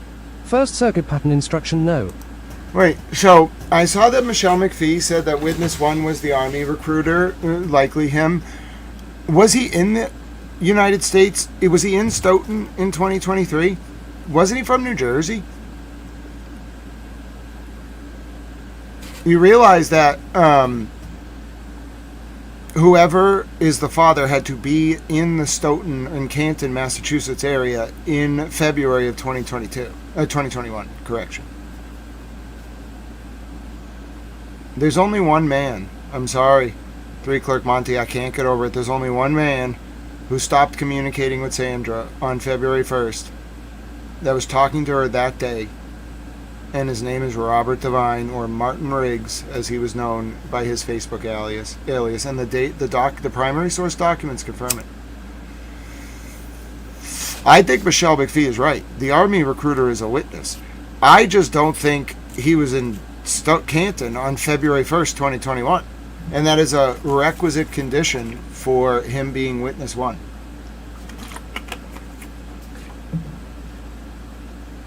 It's unclear exactly when they met up. But he was in the area either that day or a few days before. No doubt. No doubt. So we can rule in or out. Hello, Lori Reed. So good to see you. We can rule in or out the Army recruiter. He is possible. He's a candidate, of course, because of his behavior. But we can rule him in or out based on his location on that day or the week before. If he was not in first of all, it would be great to rule out Canton and Stoughton. But if he was not in Massachusetts, well, ladies and gentlemen, he could not have been the human being who left DNA material on Sandra Birchmore's undergarments. He couldn't have been. And that leaves one person. One man. One very powerful man.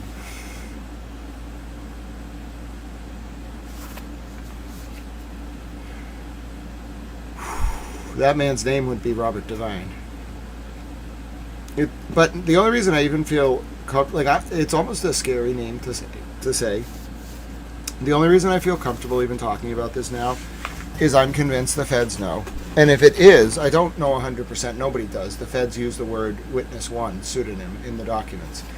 But the big news this week, I'm sure everyone knows now, is that the feds know who the father of Matthew Farwell's, Sandra Birchmore's unborn baby was. It's not Matthew Farwell, okay? It's someone who contributed DNA to Sandra Birchmore's undergarments, okay? Within the time frame that she died, probably within a week, maybe less, maybe more. I'm saying a week at most, maybe more likely that date. Okay, and we know that the feds have him because he is a witness, quote, witness. GW2533, thank you so much for your support. Chat Mom Lynn says, Grant, do we have any geo-tracking on Sandra's whereabouts the day of her passing? Chat Mom Lynn, maybe you might want to... Chat Mom Lynn, actually I have a question. I know you might be busy. Would you like to spend a week or two in Massachusetts? Chat Mom Lynn? Oh, God bless you to the person who said the donation. You're so kind. Chat Mom Lynn, and actually this applies to anyone. Chat Mom Bunny, you want to take a vacation for a week or two? What if we all just, had a place around here and it was Towel News, informally, and you all could come in for a week at a time, a couple days at a time. Chat Mom Lynn, the reason I say this is I think we're going to find that out at the trial. I think we absolutely are going to find out what they recovered, the FBI, from Sandra's phone. We've heard previews of it in the USA statement of the case. But I have some spare room in Hull. Oh! Rocco's Life, you're very kind. Let me check. How far is that? You are Rocco's Life. Take my email, grantsmithellis@gmail. I'll put it in the chat. I will continue liaising with you. Hull to Boston. That might work. I gotta check because there's a ferry. Oh, how cool would that be if we could bring people on the ferry? It's 45 minutes on the ferry plus the car.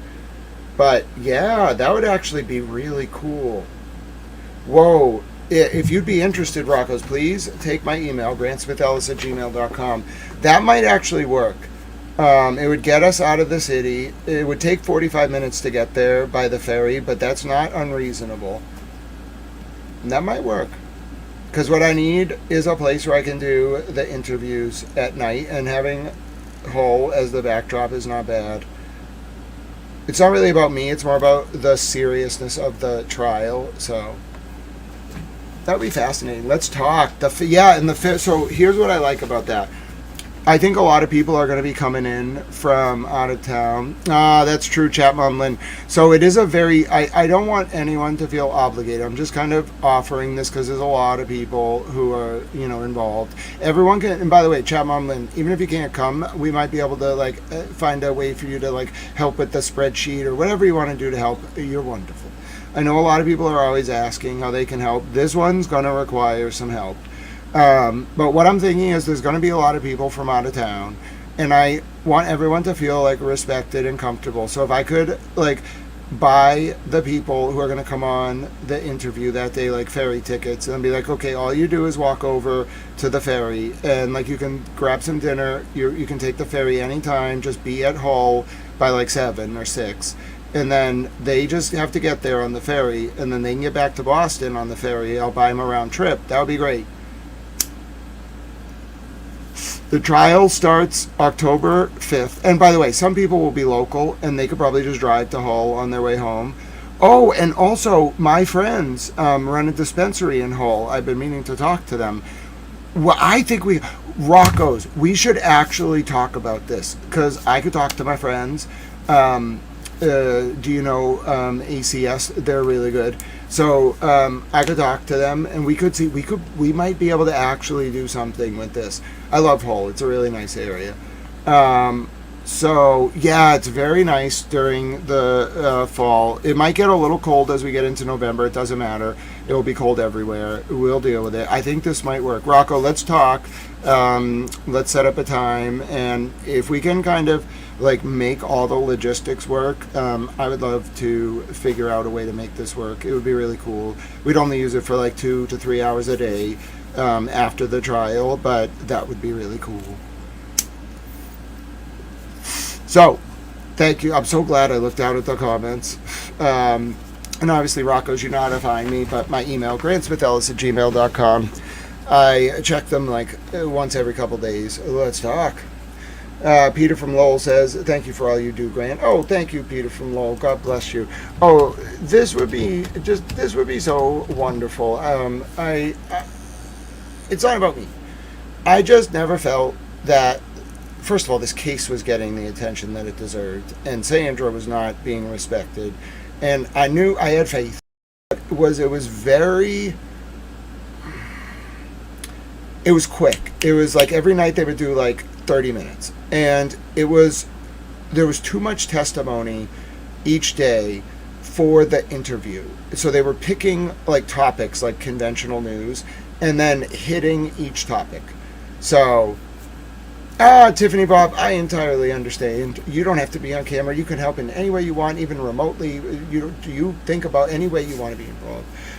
Chat Mom Lynn says, I answered it in... Oh, I saw that, Chat Mom Lynn. Yes, exactly. No, that's what I was saying. Don't you ever worry. That's an important time in the fall. I was saying we can find a way for you to help in any way possible remotely. We'll figure it out.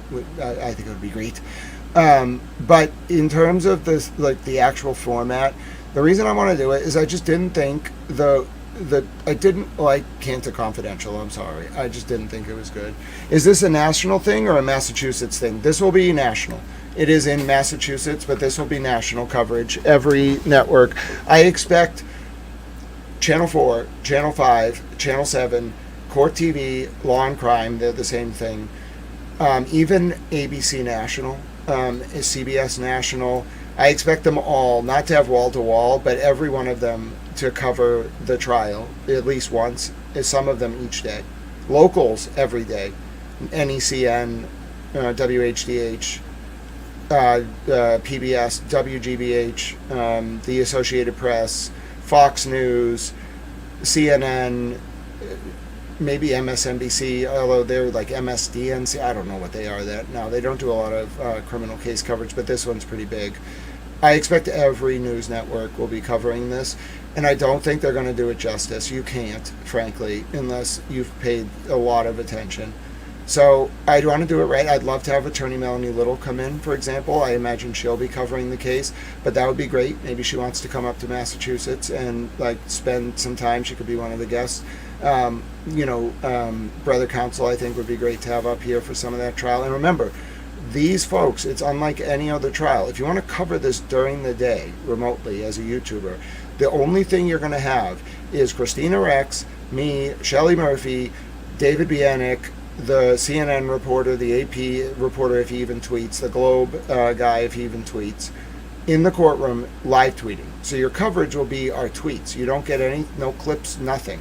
You might get clips of people going in and out, but you're not going to get much at all, in fact, from inside. So the only way to do this, I'm just telling you now, the only way to cover this case, it's going to take 2 months to prep this. I'm really going to do this justice, not for me, but for this case. I'm going to do it right. I am grateful for the support and the trust you put in me, and I don't understand executive functioning, but this I'm going to do right. So the plan, hello JC7, so good to see you. So the plan, we're talking about coverage of this trial. The plan is, I'm going to do a 2-hour block each night. I'm not going to do topics. I'm going to be driven by the testimony, and I'm going to bring in people who are observant and want to talk about what they saw in court. And then I'm going to coordinate to make sure that those people, I'll pay them if we have to, like to have breakfast with me. When I do court, I get there at 4 a.m. every single day. I'm there before the sun rises. I'm there before the first cameraman, unless you are sleeping there. And sometimes I'll just sleep there. I will sleep outside. I don't care. I could sleep in a jungle if you needed me to. I don't really care. So the point is, well, it would be very uncomfortable. I'd probably throw up a lot, but that's not relevant. I'm disabled. What do you want from me? I could do it. I can just do it, okay? I just don't think, I just will through it. We will have you there. If you're going to do this with us at night, I will make sure you get to the court at like 5 a.m. I'll get your coffee, I'll get your breakfast. We'll stand in line. I will make sure you are in that courtroom, not in the overflow room. I will get you there so that you are in the courtroom. And then I want you to like think about what you're going to be observing. And then I'm going to let you, whoever I'm with, sort of tell me, like, okay, so this is what I saw, this is what I saw. I'm going to write it all down. We're going to leave court during lunch. We're going to cut a morning overview outside the court. We're going to have a cameraman, probably tell our girlfriend she might be in the court. I don't know. We're going to figure it out. We're going to have a cameraman. The cameraman's going to stand there as we have microphones. We're going to cut this outside the court, just standing there. We're going to cut the morning overview. We might do it live because we can just go live on the YouTube as long as we have like mobile connectivity, which I'm going to do. I also have to buy Starlink mobile. It's like $156 a month. I've already got it figured out, and then I can just walk around and have excellent uplink. I'm going to buy the best one so you always have perfect quality coverage because you all are supporting this. So I'm going to do that. All right. And I'm going to make it so that we can be outside at lunch. Lunch is like an hour. We're going to cut an overview of everything we saw outside the court. Then we're going to go back inside. Hopefully they let us save our place. We're going to watch afternoon court. Then we're going to come back outside every day. We're going to film the witnesses and whatnot leaving. Then we're going to cut on location a quick like 10-minute overview live. Then go get your dinner. I'll take you to Hull if you want. We'll figure it out. Get to Hull by like 7, and then we'll do 7:30 to 9:30. Sleep. You need to be back. If you want to do the next day, fine. You don't have to, but you need to be back at court at like 6 a.m. the next day. And on weekends we can sleep in, but you still got to do, if you want to be on, you still got to do like 2 to 3 hours on each day of the weekend. Then we can recap the week. That's my plan. I can do that. I am right near Boston. Yep. So if you're at all thinking about this, I think the best way to coordinate this is through the Discord or by emailing me.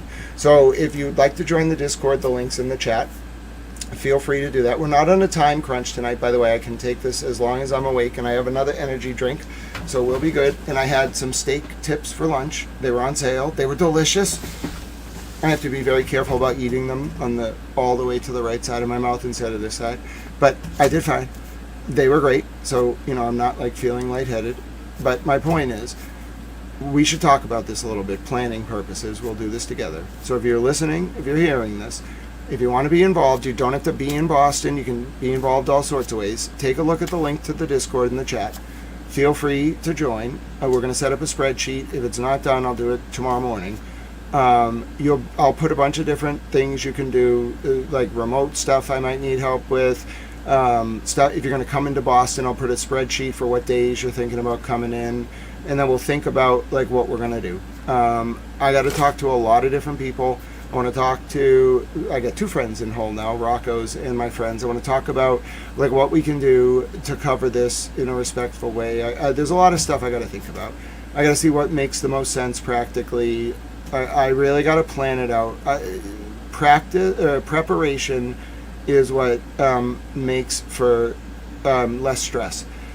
If you just prepare and outline, detail everything, then when things are happening, I don't have time to think about the administrative like back end when we're in the zone. Like it needs to be ready, and just like I'll be where I need to be at the time I need to be there, but I can't think about other stuff. It needs to, and I don't mean this pejoratively, but you won't get the best if I'm distracted by some like chaos. So I just need to be like in the zone, and then things need to be set up. If I'm trying to do it on the fly, that it'll be even worse. So I'm going to do it right, and I've been thinking a lot about it, and I'm glad we're kind of talking communally about different things people can help with. Maybe we found a place to potentially do the interviews, just all sorts of ways. And I'd love to really do this in a way that will honor the importance of this trial, and also what I feel is like this. Other networks are, even though I'm telling them, which this is why like Al Jazeera, when I do the war coverage, they watch this. I know they do because their best senior correspondents and producers follow me on X. So I know they watch. They watch this because I will tee up to them like, hey, like this is going to be important. Like watch this at this time. Like something's coming. Well, I'm trying to do that for these other networks, but they're not gonna. They're just spastic. They're corporate. They're like this trial. They're not thinking this is going to be what it is. It's a very big deal, and it's going to be like they're going to get caught flat-footed when the big stuff drops. I don't have time to deal with their like screaming reaction. They're going to lose their mind. I want to talk about the impact as it's happening rather than the reaction that I'm having now, rightfully so, which is shock. So that's why I'm planning, and it's important to me. It's not just this case, okay, because I've spoken about it before. Barring the intervention of multiple U.S. attorneys' offices over multiple administrations and perhaps the intervention of God himself, I don't think this ever would have got to trial. I think Sandra Birchmore's death would have been in vain, and I think the men who hurt her and covered it up would have kept getting away with it. And so that's why I think this is important. Oh, God bless you. Does that say panda? That's the coolest thing. What does it say? Pandora's lawsuit. I love it. God bless you. It says, for a morning coffee during trial, you got this. You're wonderful. And it won't just be for me. So I assure you, it will be a gift. You know, I just want to gift things to people. There's no condition. Like, it's not like, I don't want it to be like, oh, you do this and then I'll give you this. But, like, if I can, like, give you food or coffee or whatever, and I don't really want to talk about it publicly, but if you want me to, fine. But I will just do it. Like, I will get you where you need to go. Like, don't abuse it. I'll give you food. I'll give you money. I don't really care about myself. Whatever you need, I'm going to do it. So if you're helping with this, or even if you're in the orbit of it, even if you're some random person on the street, that's just how I think about life. I am a little concerned about people passing out in the middle of the sidewalks and all the needles. I have to think morally about that. Like, I can't be like giving you stuff if you're gonna just inject like H in the middle of the road and fall down. So I don't know. I do think about that. I'm not trying to like enable. I'm very concerned about the needles on the streets in Boston. I'm very upset about that. Children don't know what a effing needle is. If you have a disease and you leave that needle on the ground and that child touches that, you just killed that child or condemned them to a life of agony. Stop. I hope people who are doing that aren't watching this. If you are, stop doing that. You're making me really mad. Like, seriously, do. And then what frustrates me is, listen, I know people don't love the idea of these safe injection sites. I don't love them either. But what do you want? If we can't stop these people with cops from injecting H and leaving the needles in the middle of the streets in Boston and on the sidewalk, what do you want us to do? We can't like shoot them. That's a terrible idea. What are we, North Korea? Now, mind you, they are committing a crime that is worthy of serious punishment. They are potentially killing children by doing this, little kids walking around. But we don't have an alternative. We're not going to lock them up. It doesn't work. It increases the use. It doesn't reduce it. So we need to build places where we can kind of funnel the people doing this into the centers and then make them look in a mirror when they inject and force them to put that needle before they leave in a sharps container.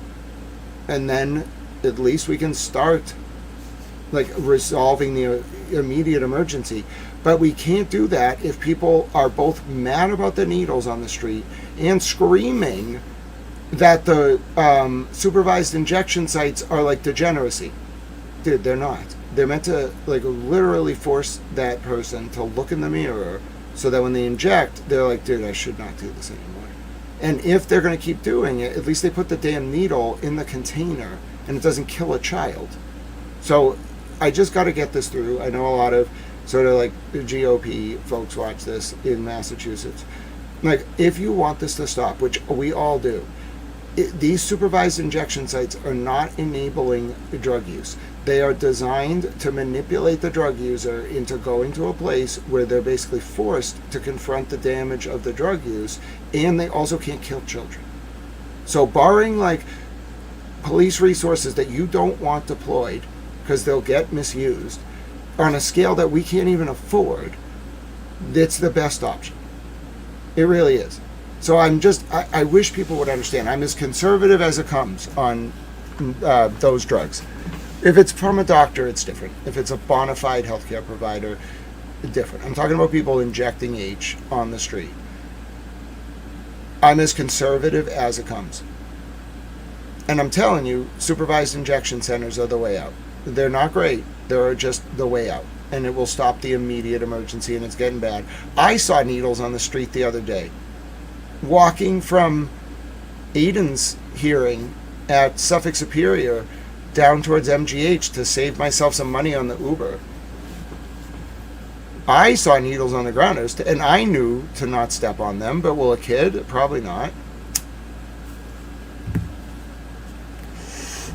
So, anyway, the only reason I'm ranting about that, little digression, is there is a viable, like they're literally trying to fund a way to get these needles off the street, and people are objecting to it, and they're mad about the needles. And I'm just like, guys, folks, they're trying to fix it, and you're telling them not to.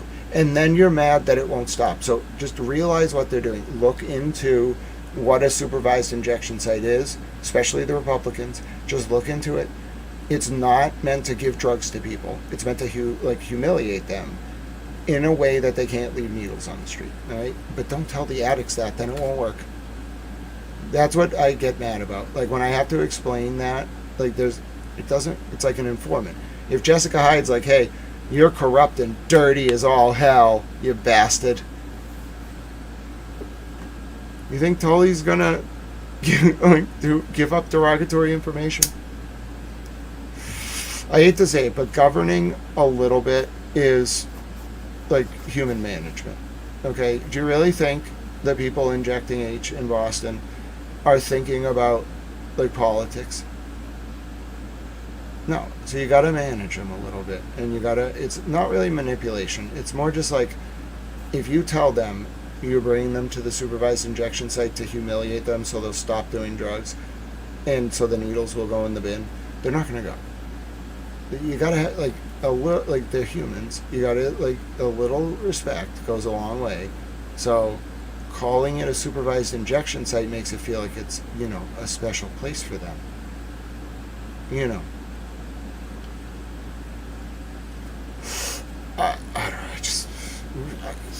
just get it done.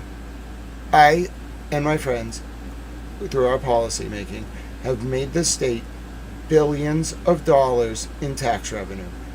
I don't want to hear that there's needles on the streets. I just don't. And it's getting worse, not better. I just don't want to hear it. It disgusts. If one child dies, one of them, it's going to be a scandal. And it rightfully should be, because people are raising the warning level right now. Both sides are responsible too. The Democrats for inviting that type of like tolerant open drug use. This is not soft drugs. This is injecting H. And the Republicans for objecting to the only way it's going to stop. So both of them, they need to sit down at the table before somebody gets hurt, because I'm getting all mad. Hello, how's everybody doing? That was your 5, almost 6 p.m. Local politics update here on Towel News. I forget what got me ranting about that. It really came out of nowhere. I think I just needed a break from the jury instructions. This is a lot.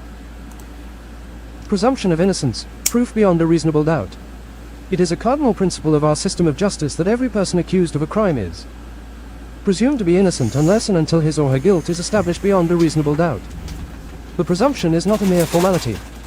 It is a matter of the most important substance. The presumption of innocence alone may be sufficient to raise a reasonable doubt and to require the acquittal of a defendant. The defendant before you, Matthew Farwell, has the benefit of that presumption throughout the trial, and you are not to convict him of a particular charge, Hi, Mr. unless you are persuaded of his guilt of that charge beyond a reasonable doubt.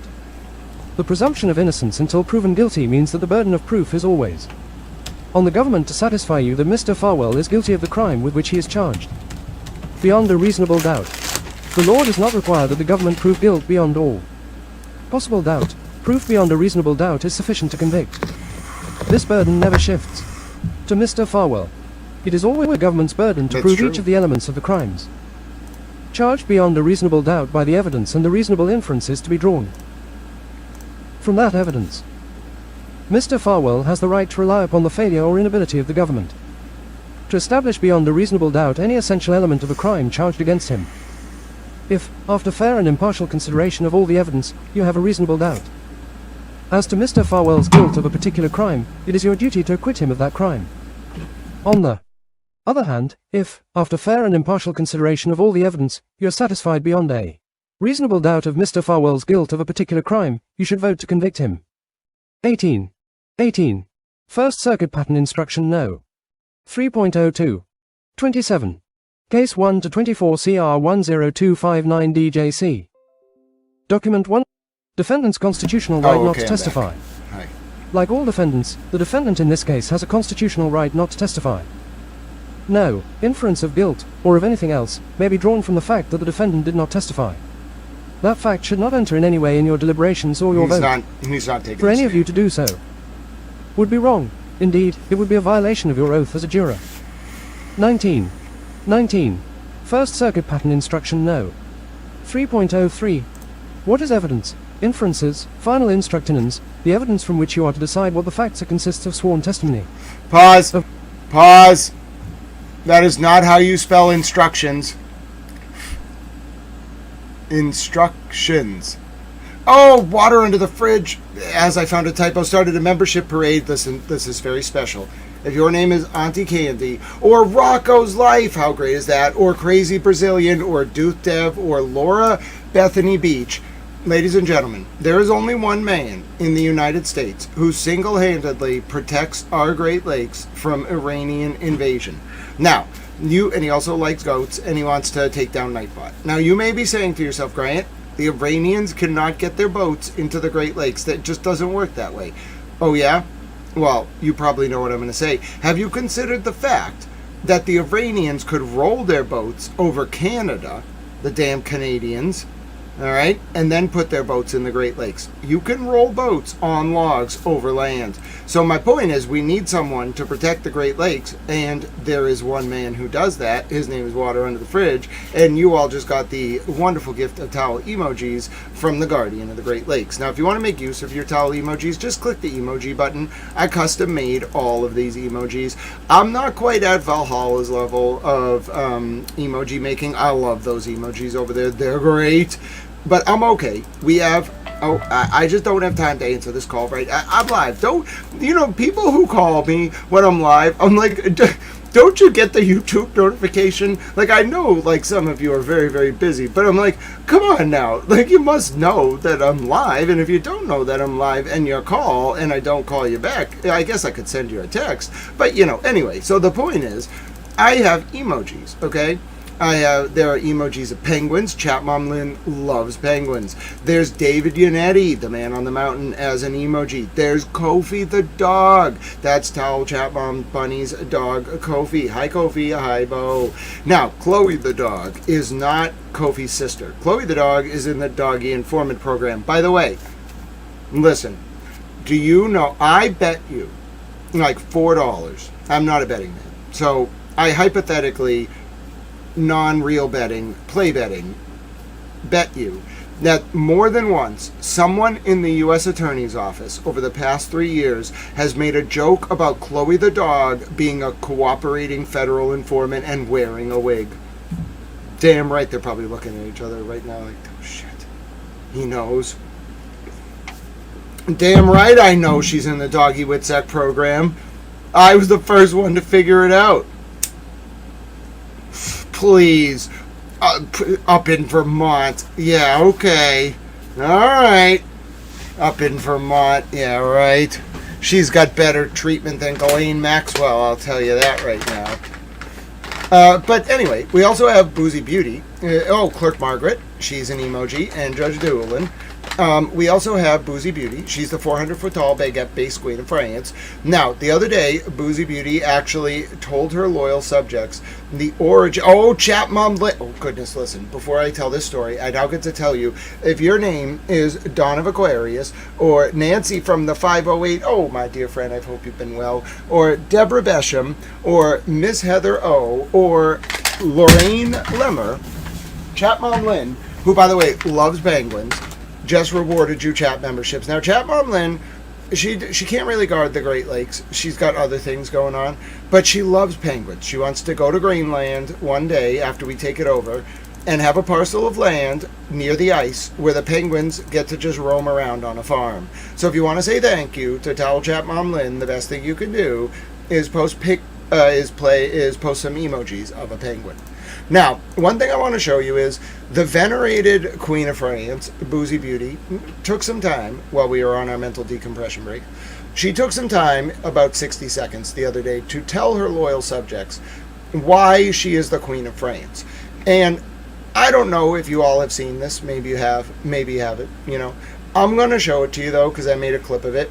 And, you know, the Queen of France, she has a lot of, like, official duties. She's got a lot of things going on. She's very busy. But, you know, the Queen of France took the time to recognize, you know, her subjects and talk about being the Queen of France. And I found it endearing. So we're going to watch the clip.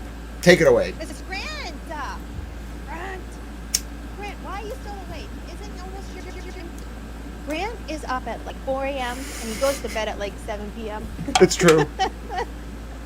Grant says, have you ever considered the fact that you are actually the Queen of France? And furthermore, a towel.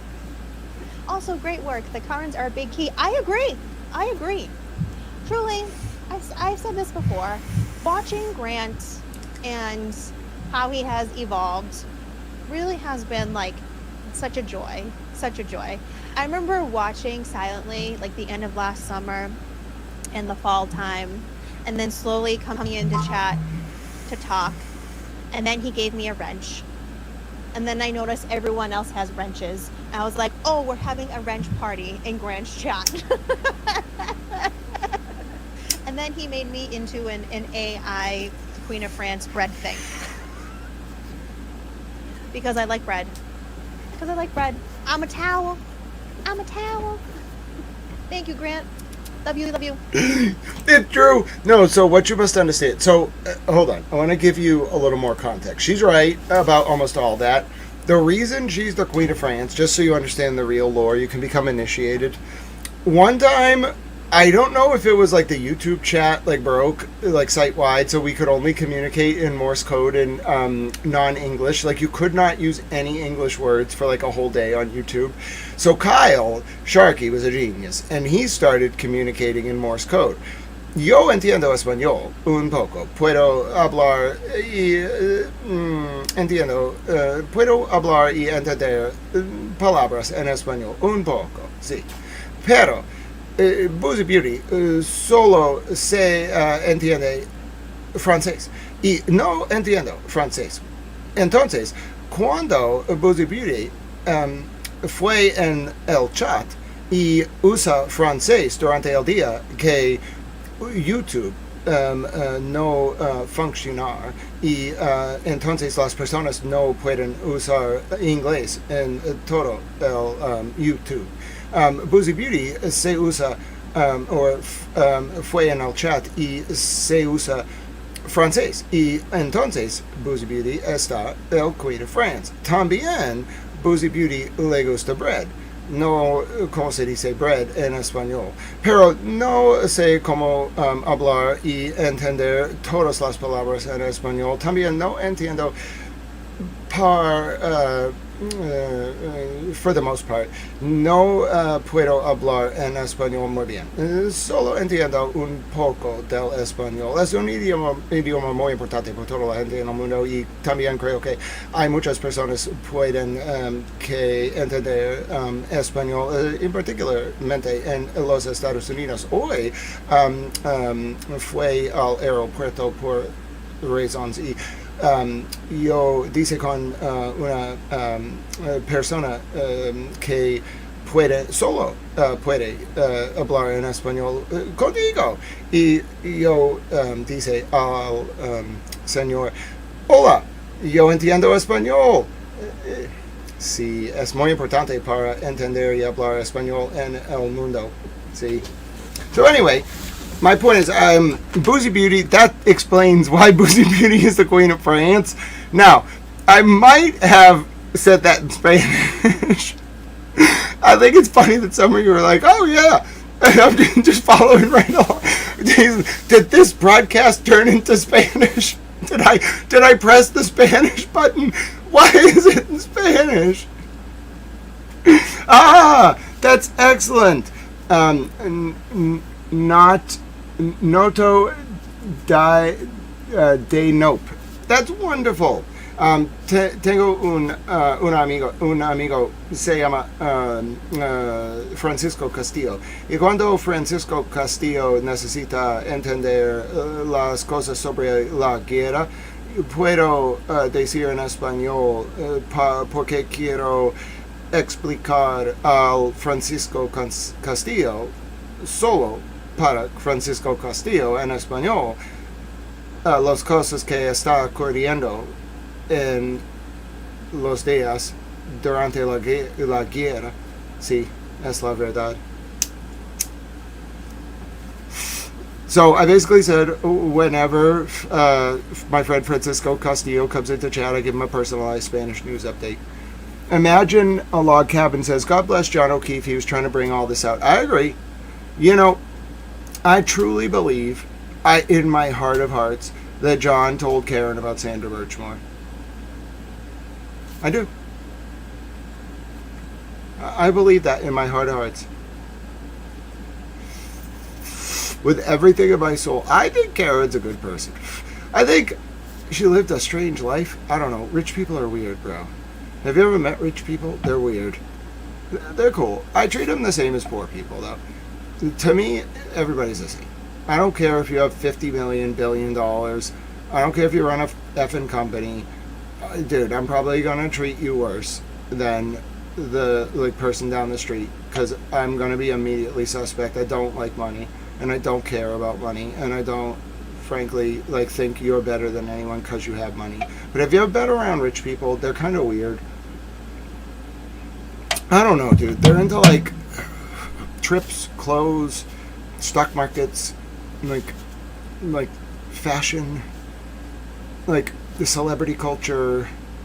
It's weird, bro. Homes, they're very big on material things. They like to flex on the Joneses a little bit. Rich people are weird. I don't know what to tell you. Very few rich people are good people. I think Erin, I don't know her. I have to speak to her. I vibe checked her a few times. The thing is, she passes all my vibe checks. Even when I'm being really mean to her, she passed the vibe check. So, I don't know. She either became a good person or was always a good person. I just think she saw some stuff. And John was like, listen, this is going to get a little rocky. And, it's rough. And she probably was like, okay, I understand. So, yeah. I sense that, he told her about Birchwood. That's my bottom line conclusion about everything. John O'Keefe was a hero, and he wasn't given his legacy because it would have exposed the people who got close to his family to manipulate them so they wouldn't know what happened to him. He died a hero. I just don't think anybody knows the full extent of it. And there's got to be a reason. There's got to be a reason. He was a good man. I don't care what anybody says about those prostitute texts. You don't rat out a drug dealer and then do that with prostitutes. No. He clearly was just upping his spying on them. And they killed him. Somebody killed him. I don't know who. But he deserves answers. And frankly, I think John O'Keefe's death was the trigger point to end this ring. Because with Sandra, it was obvious. And with John, now you've killed a law enforcement officer.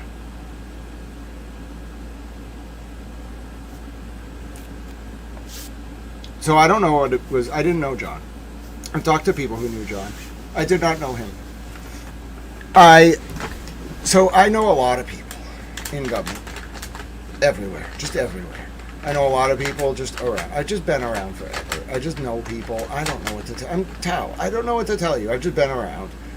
And so, what I've heard, generally, is this unit that John was working on is not what it looks like on the surface. It looks like it's the sex offender registration unit in Boston, but it's not. It is. They do that. Don't get me wrong. But they're not paperwork pushers. John called it a desk job, but that's what's called NOC, non-official. It's actually official cover, OC. It's you're on the payroll. You are listed as a cop, but you are not you are doing that job, sure, but on paper. But your real job is something else. Most of the time, it involves baiting preds to get them into Boston. Posing as underage girls and boys, getting the pred to come to Boston, within the jurisdiction, make the bust. John, I think, might have got some pushback. I don't know. I'm speculating. I think it's possible he got some pushback from his chain of command. And they were like, you can't look into this. And, dude, he had kids. He cared about them. He might have figured out there was some weird stuff going on in Canton. What's a cop gonna do when you tell him he can't investigate something? What's a reporter gonna do when you tell him to shut up? He's gonna double down. He'll do it on his own. He'll go cowboy if he really wants to. He's trained. You taught him how to do it. And now, like you told him, he can't use those skills. So he's going to use them. Who would you bring in on that? Karen. So, I can't confirm it. There's nothing in any of these documents on... Someone asked a question about this. There's nothing... so I was responding. There's nothing in these documents that proves that. The second I hear testimony saying that, I promise you I'll tell you if anyone says it. You want to know what I think? You want to know what I think? I'll tell you what I think. I think there were more victims than just Sandra. I think I've held back a lot. For good reason. This is not like holding back because I feel pressured. This is holding back because my soul tells me it's the right thing to do. And you don't have to... That part of my soul doesn't have to tell me twice. I know what that means. Don't say it. But at the same time, I just want to tell you the bottom line of this case. Yes, it touches John O'Keefe. It does. I'm certain it does. I don't know how. I don't know through whom.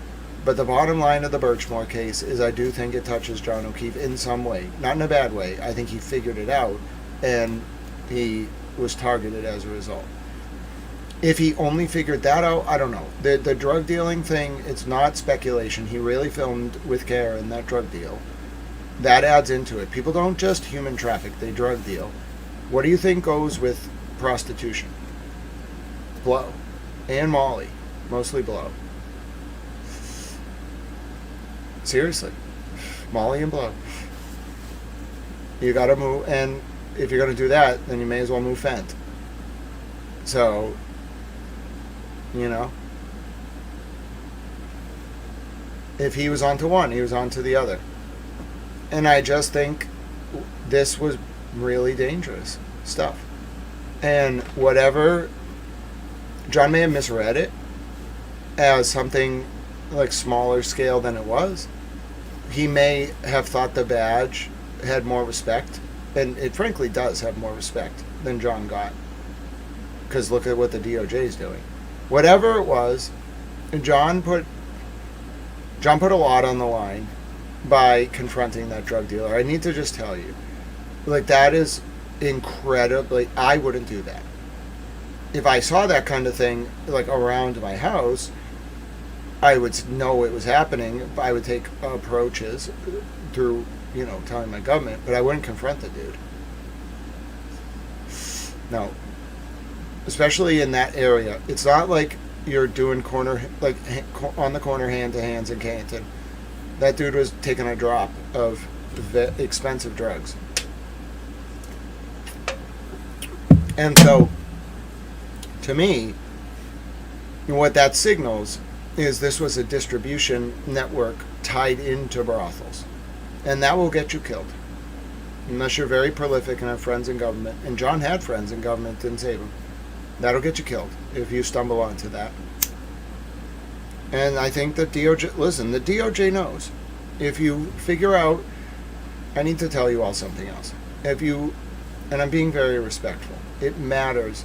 Clearly, I think Sandra Birchmore had a lot of dignity as a human. I respect everything about her life and what she wanted to become and what she was doing. She was trying to liberate herself. And she had a future in mind. She was working as an assistant at the school. She was worked at the court clerks for a while. She had a future. She wanted out, and it did not involve being a police officer. But I need to tell you, there is no doubt where Sandra was hanging out.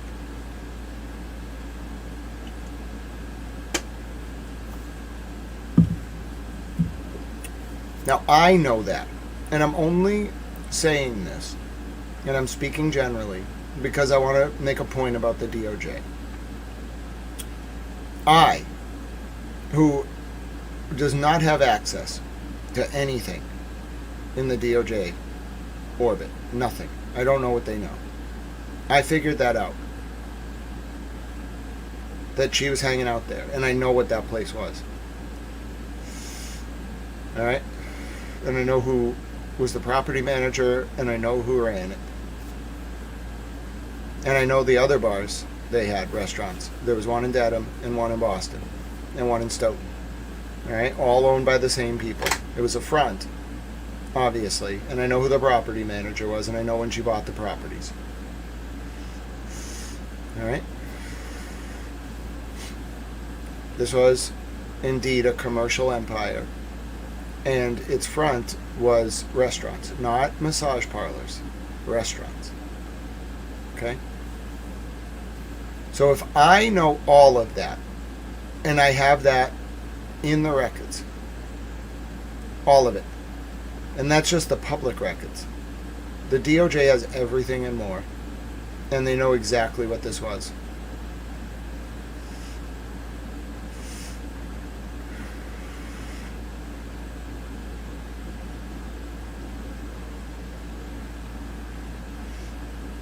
Sandra did nothing wrong. And I don't want, that's what's going to really make me mad. If anybody runs their mouth about Sandra Birchmore, she did nothing wrong. She was groomed and abused and trafficked, frankly. But what you're going to find out, we can't keep hiding this. I don't understand why we're doing this to the people of my state. I understand I'm beyond respectful. But we need to tell them. They deserve to know. You all deserve to know that there are more victims. And that this was more than just a grooming ring. It was a commercial operation. So when I say people are going to go down, I mean, the only reason they're taking this to trial is because they're willing to go all the way. And do you know what going all the way means? In this case, drug trafficking, human trafficking, commercial fronts, state police enforcers, and local police enforcers. And that was just the middle class network. For the people who were really rich or tuned in, they got in calls. The girls would come to their house. That was reserved for the cops and the richest of the rich. And I'm sure they also worked at hotels. Like if you would go to a hotel, you could just order one of the girls who worked there. I'm sure. I'm almost positive. All right, and they moved them around too. They paid for their apartments. They moved them around. And listen, the only reason I'm telling you this, and I'm telling you this from my heart, is because the DOJ knows, and it's obvious. Everybody knows now. It's been tearing my soul apart to not be able to just tell you. I've hinted at it. I know a lot of you are going to be like, Grant, I've heard these pieces before. Yeah, but I didn't tell it to you straight. I couldn't, but I can't do this anymore. You have to know it has to go all the way to that. If it doesn't, there's no chance it won't now. It's going all the way to that. That's what they're gonna. You can't hide it in the trial. You can't. I'm telling you right now, you can't hide it. There's prima facie evidence, direct evidence, as the feds would say. And it's not like Sandra knew someone. Sandra was part of it. She was groomed into it. She was a money-making vehicle for these men. Which means they're all going down. All of them. And the other girls are alive. You should know that. And they're untouchable.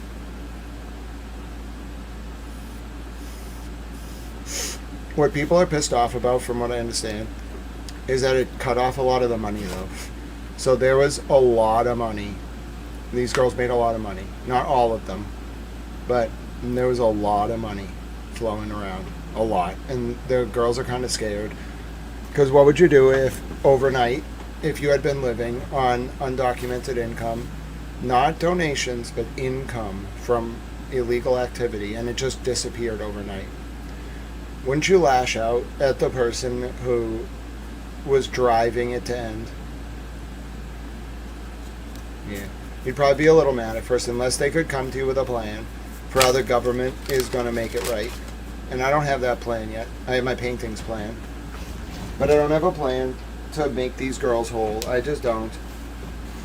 And we can't, listen, the welfare is not enough. We can't leave these girls and some of the guys on welfare at like $2,000 a month. Are you crazy?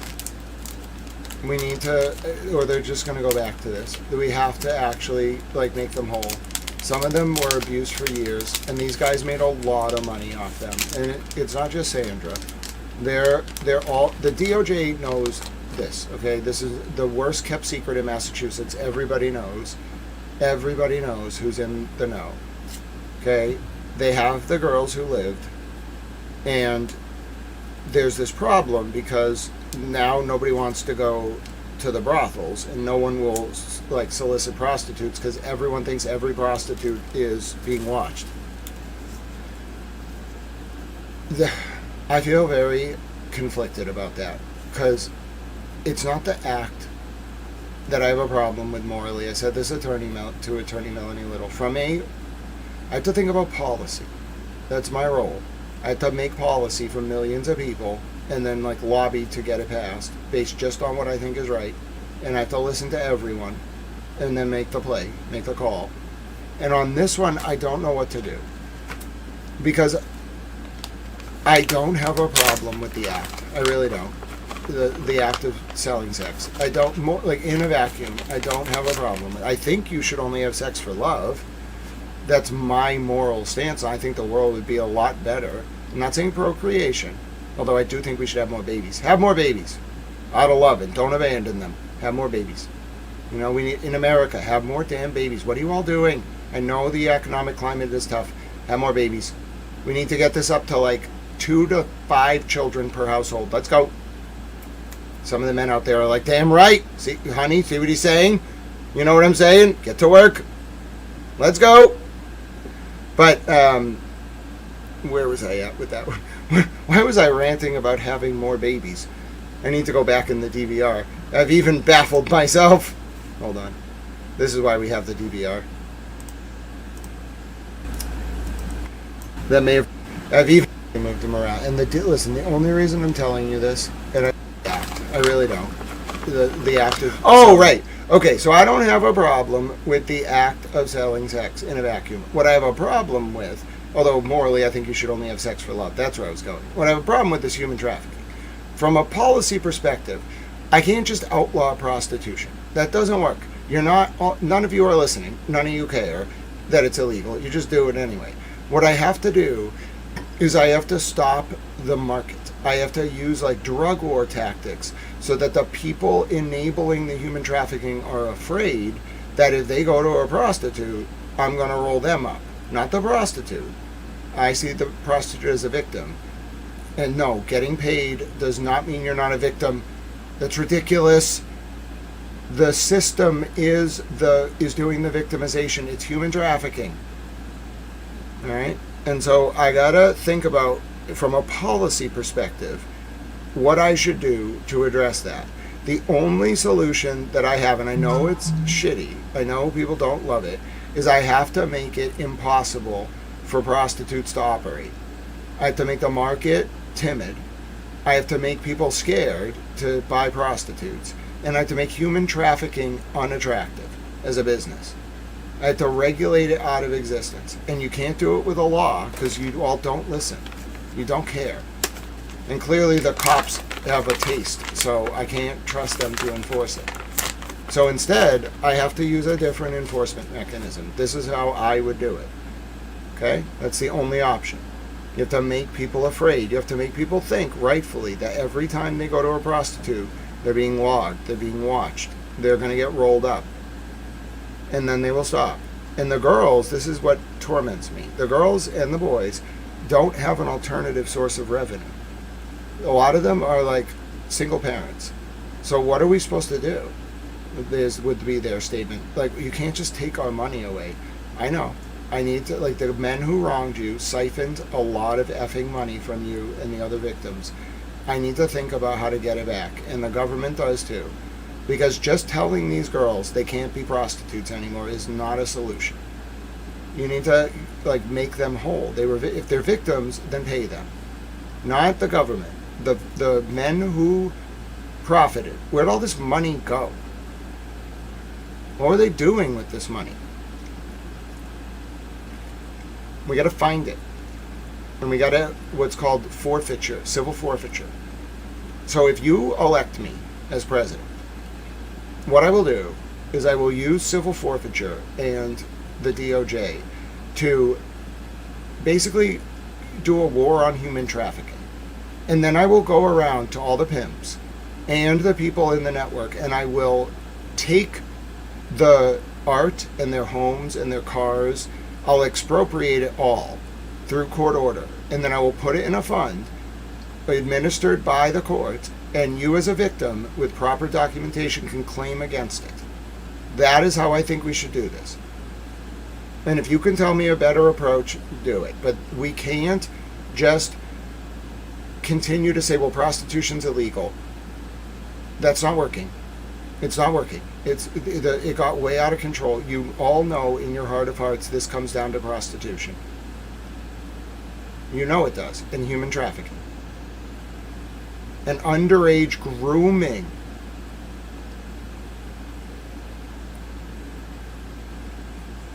We can't just... What are we doing as a society? I want to talk to my fellow Americans. What are we doing? Why are we burying our heads in the sand about this? Do you understand that's what's perpetuating it? Because we're not talking about it? We have to talk about it. And you got to stop going. Tell your family. Look at your family members in the eye and be like, just stop. Please stop buying prostitutes. The nice man on the Towel News, he helps me learn about the world and court cases. All he wants from me is for me to tell you to stop patroning brothels, stop going to prostitutes. He says he's going to start a war on human trafficking and arrest you. All right? He's going to become president just to do this. I will run for president on the platform of a war on human trafficking. And it won't be some corrupted fake war. No. You want to see me go to war on human trafficking? You ain't seen nothing. The drug war will look like a freaking, what does Mr. President say? An excursion. I mean, I won't do any racial profiling either. None of that nonsense.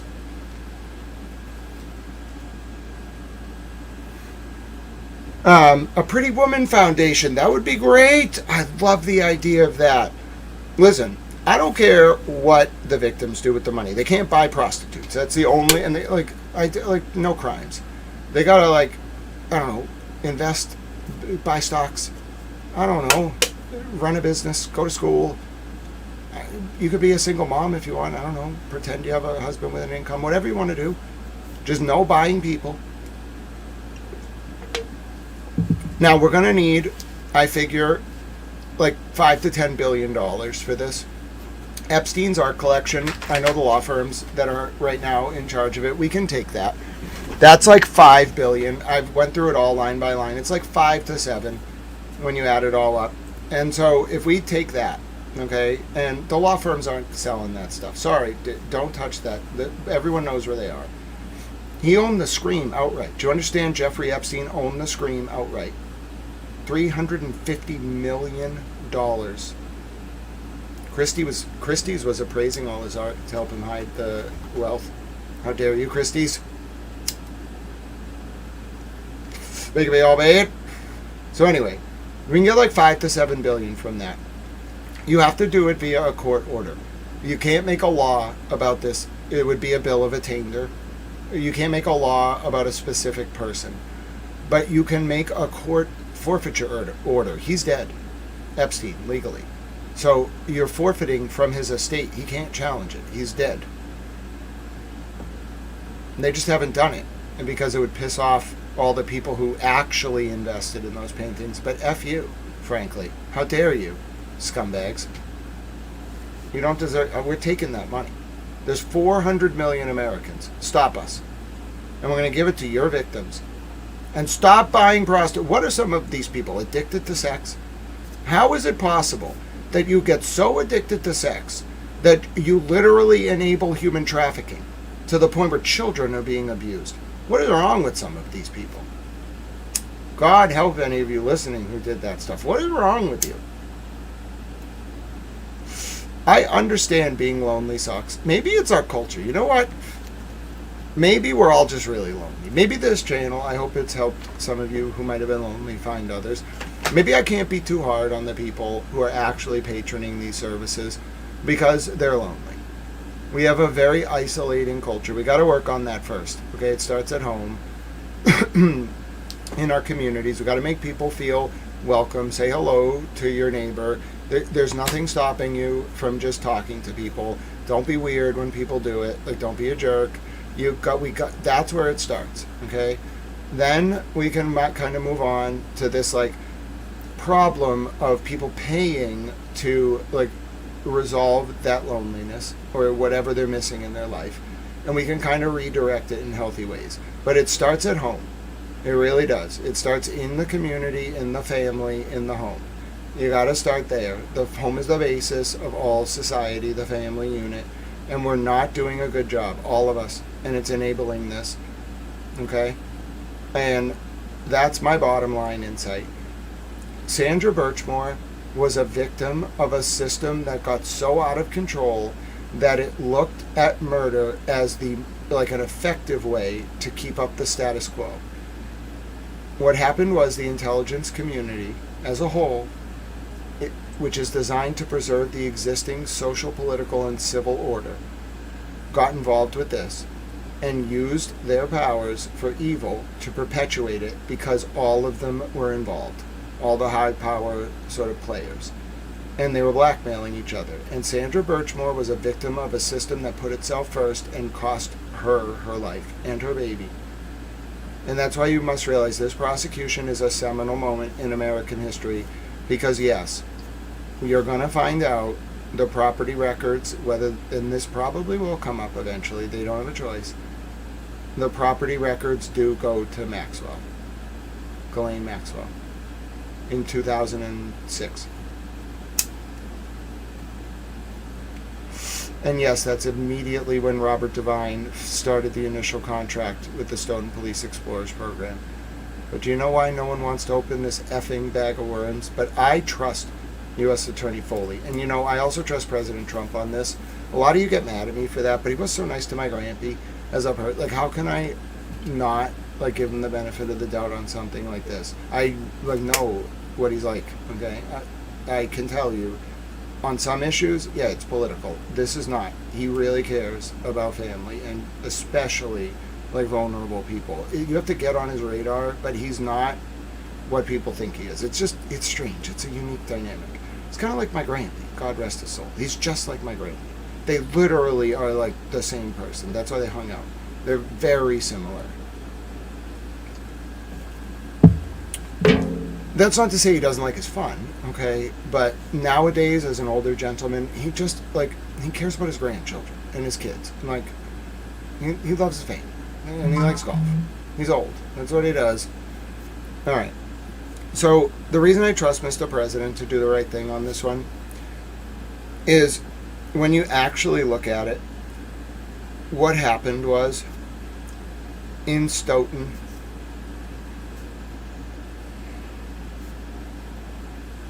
this is very hard to say, because what I'm about to tell you breaks my complete faith. It did break my complete faith. It made me not want to get involved. It made me almost lose faith in the Constitution, what I'm about to tell you. And you can look it up. The records are there. Do you know how Robert Devine became Deputy Chief of Stoughton?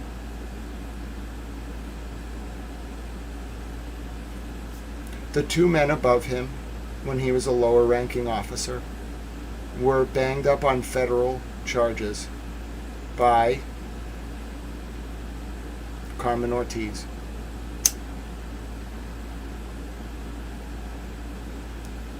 The Democratic U.S. Attorney under President Obama.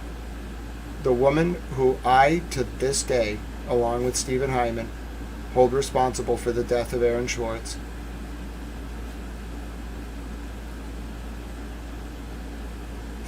Don't even get me started on the MIT Media Lab. If I find out, through the petitioning of my grievances with my government, that Carmen Ortiz was working with Jeffrey Epstein to put Robert Devine in the position of Stoughton Deputy Chief, I'm going to be furious. Juridically furious.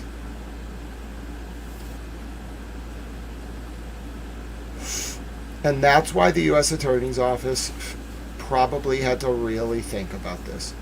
Because when you actually take it to its source, in 2006, it was indeed Maxwell and Devine, through the Police Explorers program, whose parent charity was Learning for Life.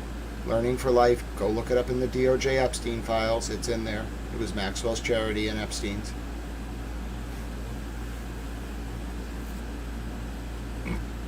Epstein went to Stoughton personally on July 8th and 9th of 2014. His bank records confirm it. That was right as a woman named Tiffany Overstreet was threatening to expose who? Robert Devine. Within 2 months, what happened to Tiffany Overstreet? She was charged criminally by who? The Norfolk DA SPDU. The very same unit. These were bad hombres, folks.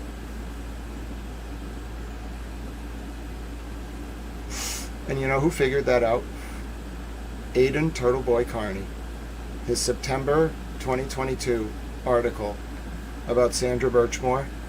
Go read that article. Read to the end. That was my foot cracking. Read to the end. Read to the end. You know what you're going to see? A detailed explication. Aiden didn't get all the documents. I eventually did. Aiden did great work. You realize he's going to go down in history, right? He's not what he looks like. It's why he's not cussing as much. Did you notice? This is my opinion. He actually did. We've talked once. He asked if he was blocked on YouTube. I said no. He was happy. So everybody's happy. I did shake his hand at court too, and I asked his lawyers questions at the press conference. But I've never spoken to him directly. Okay, outside of that thing. My opinion is that Aiden is not what he seems.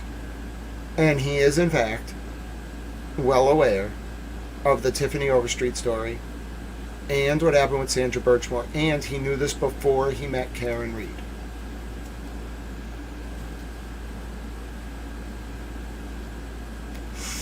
And I could prove it. Because if you look up Aiden's September 2022 article on his website, you can just type Tiffany Overstreet Turtle Boy. It's the only article that comes up. He tagged Tiffany Overstreet in the article, one of the tags. You can see this all laid out. It looks like it's an article about Sandra Birchmore. Aiden Carney was the first person in the world, and he now is. Do you see now what's actually going to happen? He knew. I'm getting a little bit of credit because no one told me any of this, and I don't really want any credit. I just want people to understand what happened. I'm getting a little bit of credit because my predictions were right, and it's blown a lot of people's mind. I think Aiden can't take credit for what he actually did because it's a very high level operation. And I am fully of the belief that Aiden figured this out first. And he's the one, frankly, that's why I'm so deferential to him. When I figured it out, you want to know the moment that my opinion on Aiden Carney changed, actually?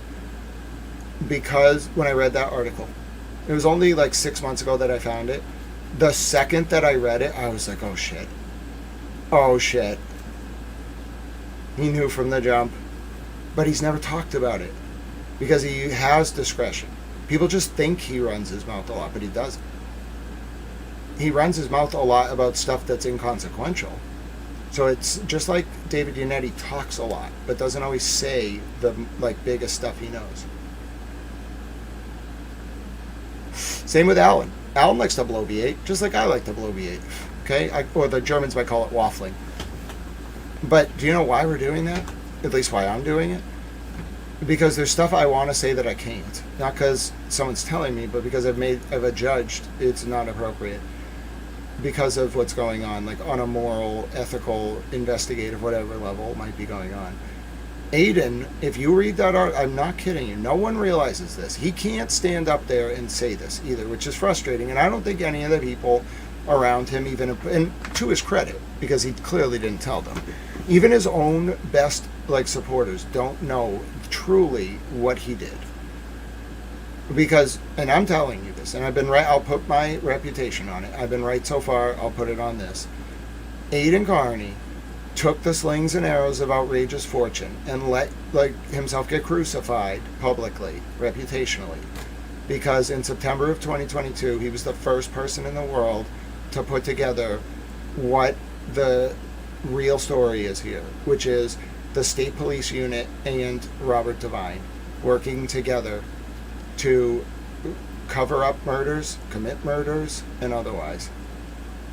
He put it together. And the only way you could put that together and know it was a pattern is Tiffany Overstreet, and he found the case.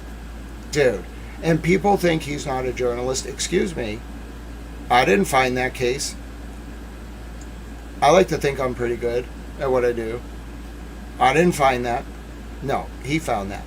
I only know Tiffany Overstreet's name because of Turtle Boy and his reporting. So what the hell is this about him not being a journalist? Excuse me. He just has very unique sources and methods. And it's why, frankly, I don't care if you were paid $1 million. I don't care if you were given a new home, bought a car, sent to France. You don't, with someone like that, unless you have no idea and you're literally just an airhead, you don't compromise someone like that sources. It's disgusting to do that. That man put his life on the line, as did Karen, because of what they knew about this unit. And you're going to steal his devices and try to compromise his sources? You're trying to get some of these girls killed? I've been holding back on this for a while. You trying to get some of these girls killed, huh?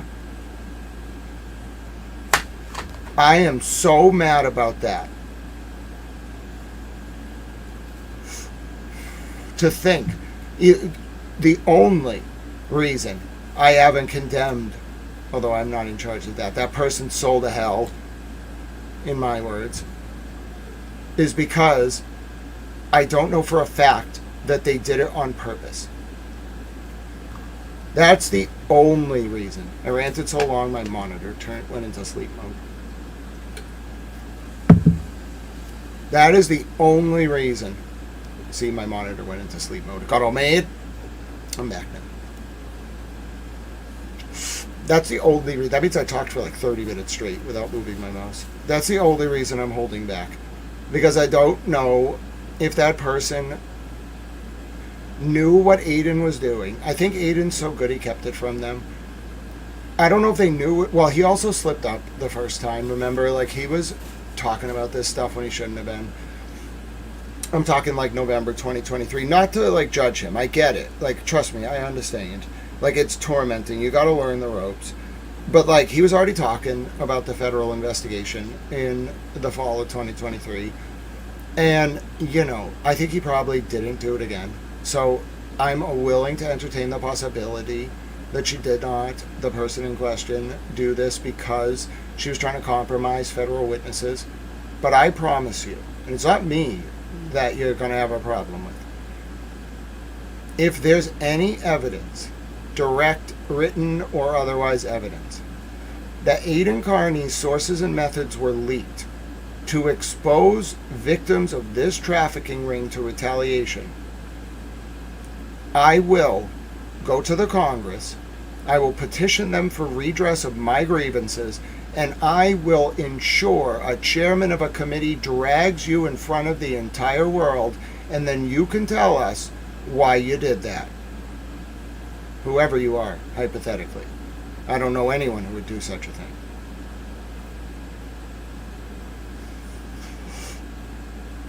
I better not find out that that happened to this man.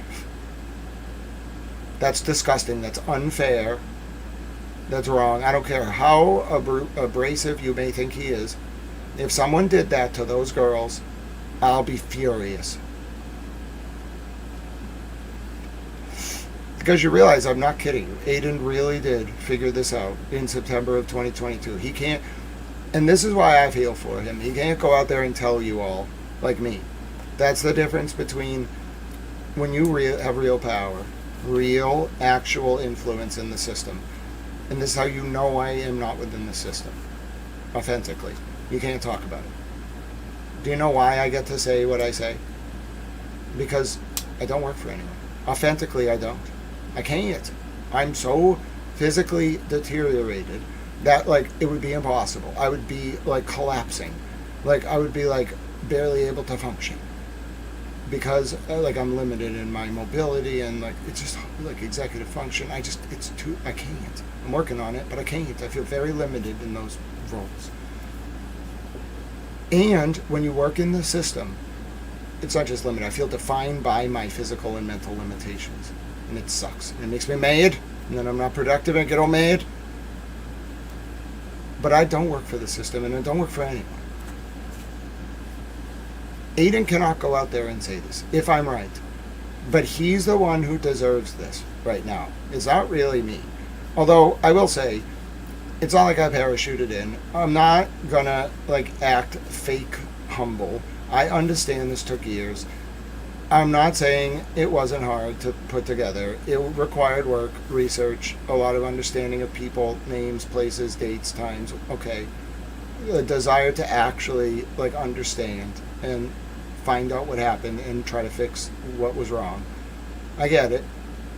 But if this is true, then it's actually him who deserves this right now. It must be a little bittersweet for, and Karen too.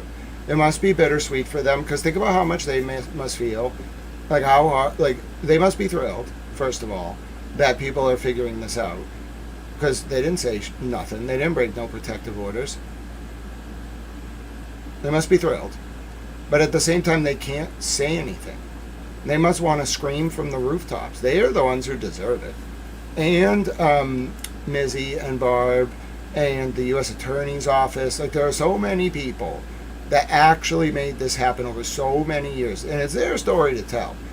I understand you're hearing it here first. I'm really grateful just for all your support. But ideally, I will fade into the background in all this. I know we'll still be around, do our coverage. But that's what I want from this.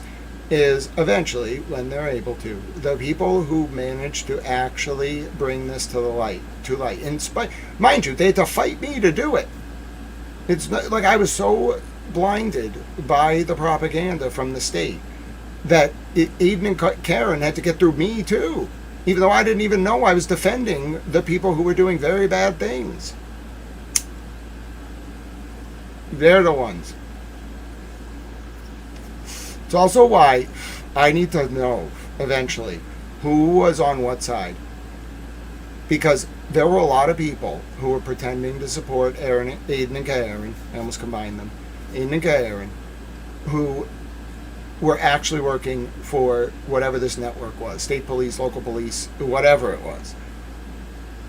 I don't believe all those moles are out yet. I have some strong suspicions.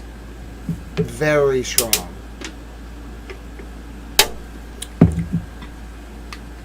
Very strong suspicions about some lingering moles.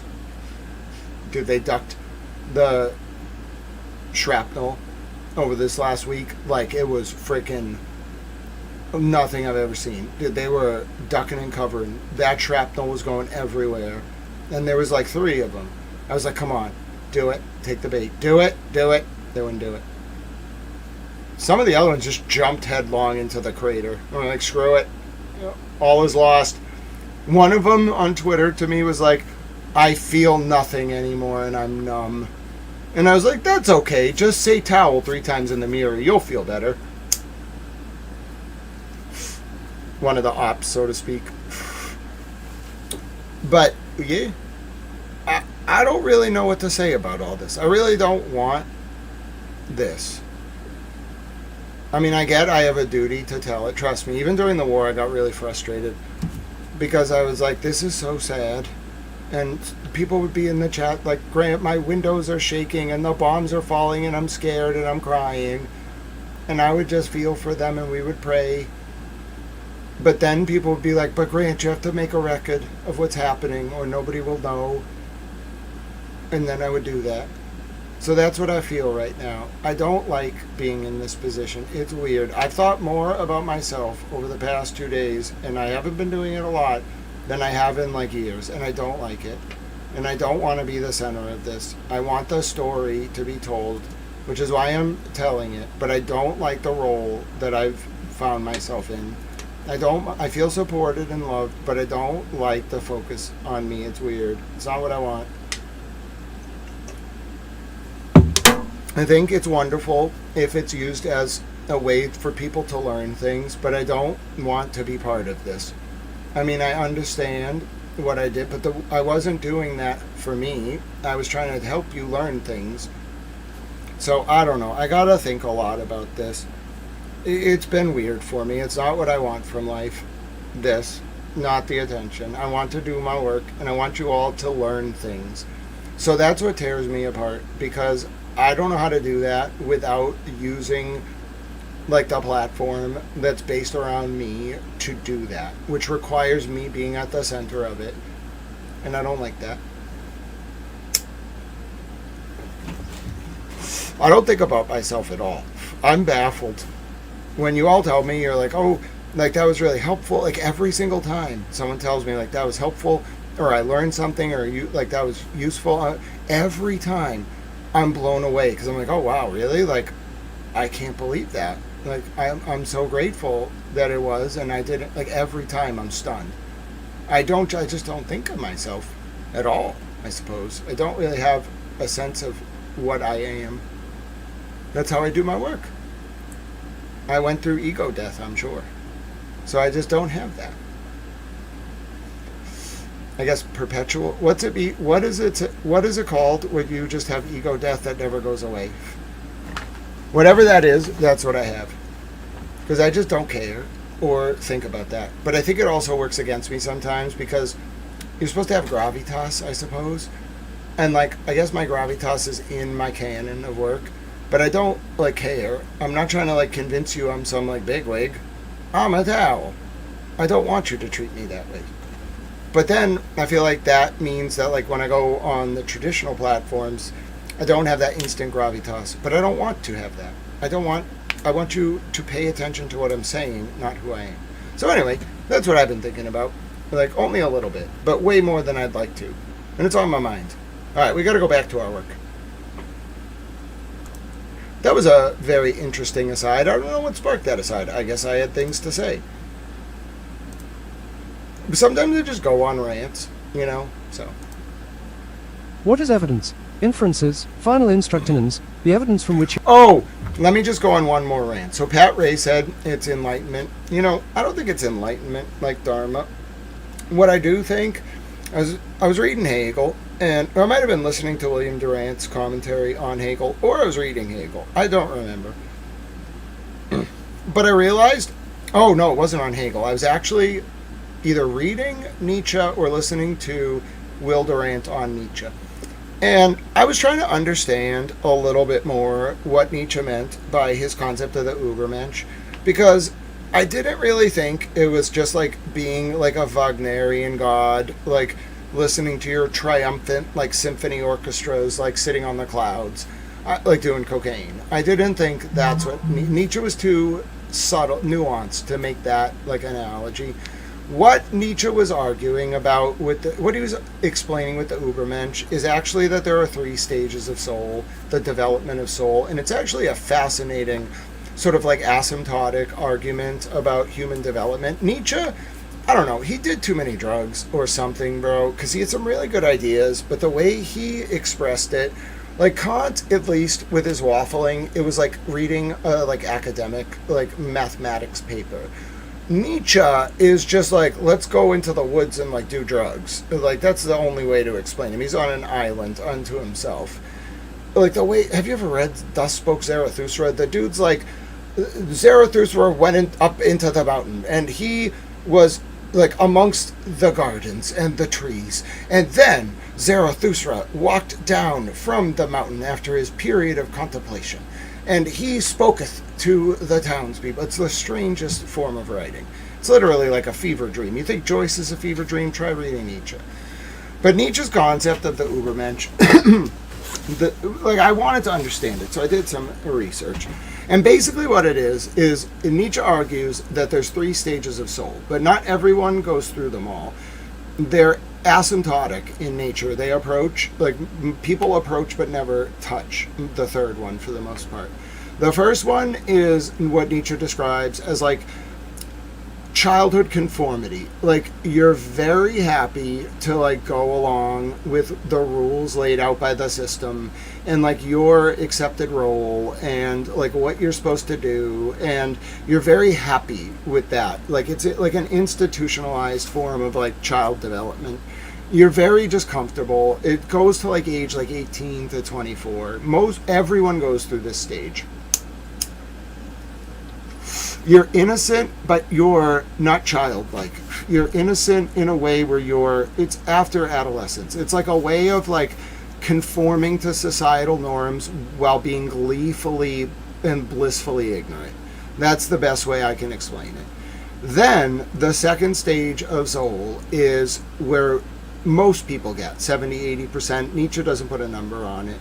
And this is the stage of soul where you realize like what the system is, and you rebel against the conformity to that system, but your rebellion is sort of confined eventually to this like inescapable jadedness where you just, even though you know that the system exists and is forcing you to conform to certain norms, you adapt to being numb because you can't stop the machine. So you just work within it while recognizing what it's doing, but you don't do anything like to stop it. You're just like, I can't. Like you just become like part of it, even though you're numb and you realize what it's doing. That's like adulthood. The third stage, this is what the Übermensch actually is. The third stage is where you progress beyond that jadedness and return to what Nietzsche calls kind of like a naivete, like an innocent, not a naivete, like an innocence without naivete. You have like this childlike joy because you just don't care. about those structures anymore. It's not that you're trying to take them down per se or otherwise. You understand them, you've moved on, you're not numb, you just don't care. So you're like Winston Smith when he takes the train in 1984 out to the like English countryside. You just don't care. You just kind of pretend it doesn't exist. And unlike Winston Smith, the Übermensch, Nietzsche would say, and it's kind of like Dharma in the Buddhist tradition, you reach this stage where since you don't care, but you also understand the system, you're able to think about it inflexively, like reflexively, whatever it is. Like you can internalize like the external conditions of society and then reflect on like where they're breaking down because you've lost your individual relationship to whatever role you were playing therein. That's what Nietzsche's trying to explain, and he says very few people reach that stage of development of soul, but it's marked by like, I guess, like a childlike innocence, and then also like a very worldly, like refined form of like erudite academic wisdom that's very both engaged and detached simultaneously. Detached like on the individual level, but very engaged systemically and through others. That's how I would explain that. So yeah, I hope that was helpful to you all.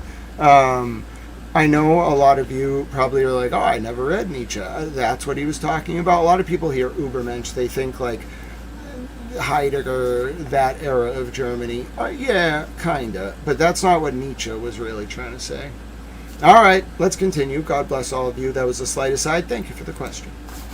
What is evidence? Inferences, final instructionins, the evidence from which you are to decide what the facts are consists of sworn testimony of witnesses, both on direct and cross-examination, regardless of who called the witness, the exhibits that have been received into evidence, and any facts to which the lawyers have agreed or stipulated. A stipulation means simply that the government and Mr. Farwell accept the truth of a particular proposition or fact.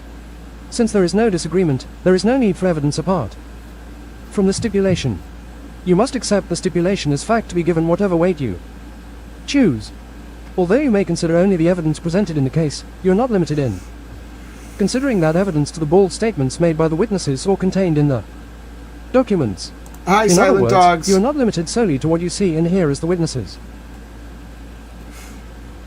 There's been airstrikes on the city of Sor in South Lebanon, and there are evacuations at the moment. I'll keep you updated.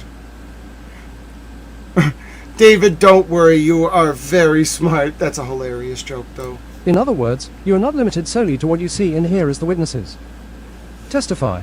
You are permitted to draw from facts that you find to have been proven such reasonable inferences as you believe are justified in the light of common sense and personal experience. 20. First Circuit Pattern Instruction No. 3.04. 29. Case 1 to 24 CR 10259 DJC. Document 191. Filed the 8th of March 26. Page 30 of 52. Can I use different words? Yeah. Puedo explicar en español también si tú necesitas. Sabes que filosofía en español es muy complicado. No puedo explicar Nietzsche en español, pero si tú entiendes español, David, es verdad, puedo usar palabras diferentes para explicar Nietzsche si tú quieres. So, yeah, I mean, we could try. Did I leave the iron on? Wait a minute. Hi, Mimi. We're talking about Nietzsche. Mimi, how are you doing? David was wondering if I could use some different words to explain Nietzsche's concept of the Übermensch in the evolution, in the larger context of the evolution of the stages of human soul. And so I asked if he wanted me to explain in Spanish. Anyway, Mimi's wonderful. She has a baby goat named Ellie. She's Mimi. God bless you, Mimi. You're so wonderful. Let's continue. Kinds of evidence, direct and circumstantial.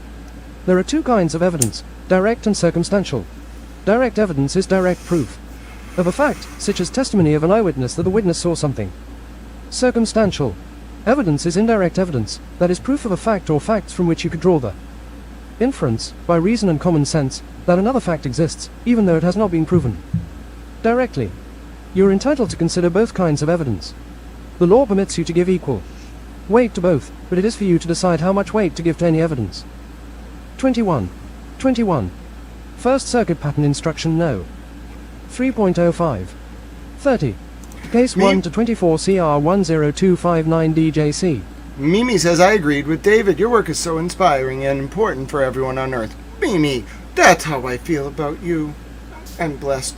Mimi's energy is so wonderful. Mimi comes in the chat. We have not been around as much at night, but I can hang out tonight. I'm not feeling in as much pain because, relatively after yesterday's debacle, Tao learned his lesson about, eating on that side of my mouth. But anyway, the long story short, Mimi's wonderful. Her energy is wonderful. I'm inspired by her. I just think she's the greatest. And you're all wonderful. Credibility of witnesses. Final instructions. Whether the government has sustained its burden of proof does not depend upon the... Someone asked when my final procedure is in the surgery. That would be sometime next week. I'll let you all know. I'm looking. It could be a little earlier, depending. So it really depends if they have an opening, because I have to move things around. So if they can get me in earlier, they will. But it's looking like next week. Number of witnesses it has called, or upon the number of exhibits it has offered, but instead upon the nature and quality of the evidence presented. You do not have to accept the testimony of any witness if you find the witness not credible. You must decide which witnesses to believe and which facts are true. To do this, you must look at all the evidence, drawing upon your common sense and personal experience. Pause. Okay, I need to take you to southern Lebanon. Sound warning. This is going to be a drastic shift in our coverage. For the first time in a while, there has been a drastic escalation in the Israeli airstrikes on Sor. This is the coastal town, Tyre in the English, in southern Lebanon. So I'm going to warn you, this could be loud. Oh, I guess there's no sound. This is southern Lebanon right now. Oh dear God. Oh, they did. That's an airstrike. Oh God. Israel is striking in southern Lebanon. I repeat, you're looking at the city of Sor, which is Tyre, on the southern coast of Lebanon, a little bit north of Nakura, south of Sidon, and the capital, Beirut. It's one of the oldest it is the oldest continuously occupied city on earth, the ancient city of Tyre in the English, Sor in the Arabic. Yes, Silent Dogs, I agree. This is Sor just minutes ago. I'm sorry to interrupt our coverage. This is the scenes from Sor just minutes ago tonight. You saw the strike itself. This is the aftermath. Allah.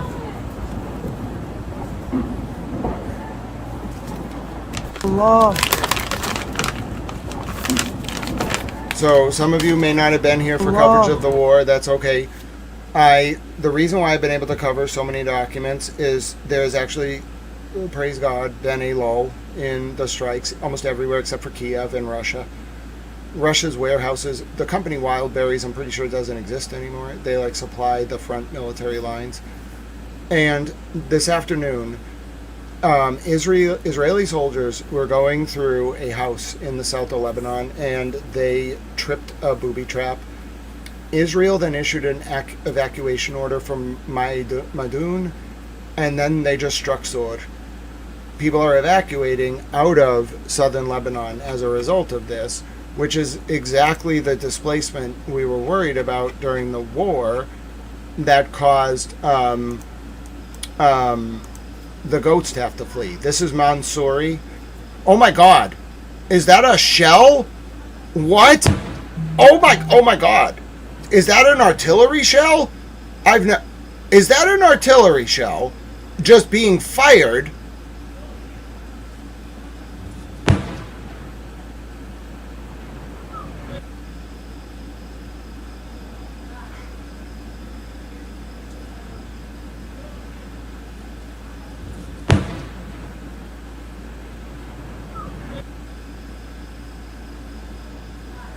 Dude, there are civilians right there. What are you doing, IDF?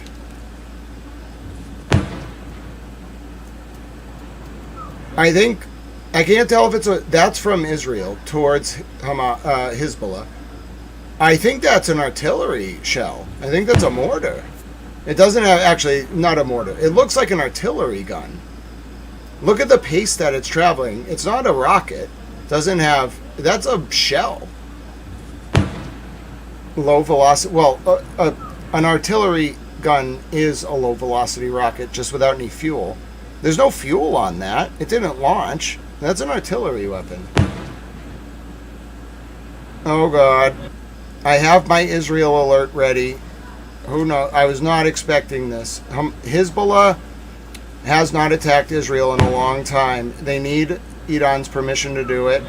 I don't know how. So this alone is, I mean, that's, I can't believe what I'm showing you. That is like a munition of war flying through the air from the hilltop in North Israel towards South Lebanon. It's just flying through the air. Those people are just casually eating dinner. So Israel's doing this because earlier today their troops were going through a home in southern Lebanon.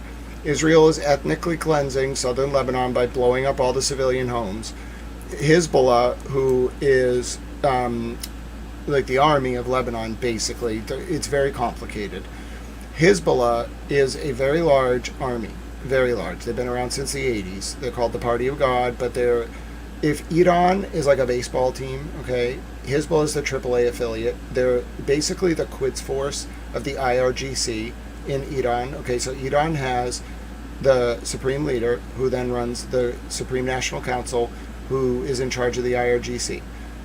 Separate but subservient to that is the political branch. The Guardian Council determines who can run for the political branches in Iran. They only have a parliament because in 1907 the British told them they couldn't have a parliament because the British were worried the Iranians would overthrow the 84-16 oil split that the British had imposed during colonial times related to petroleum exports.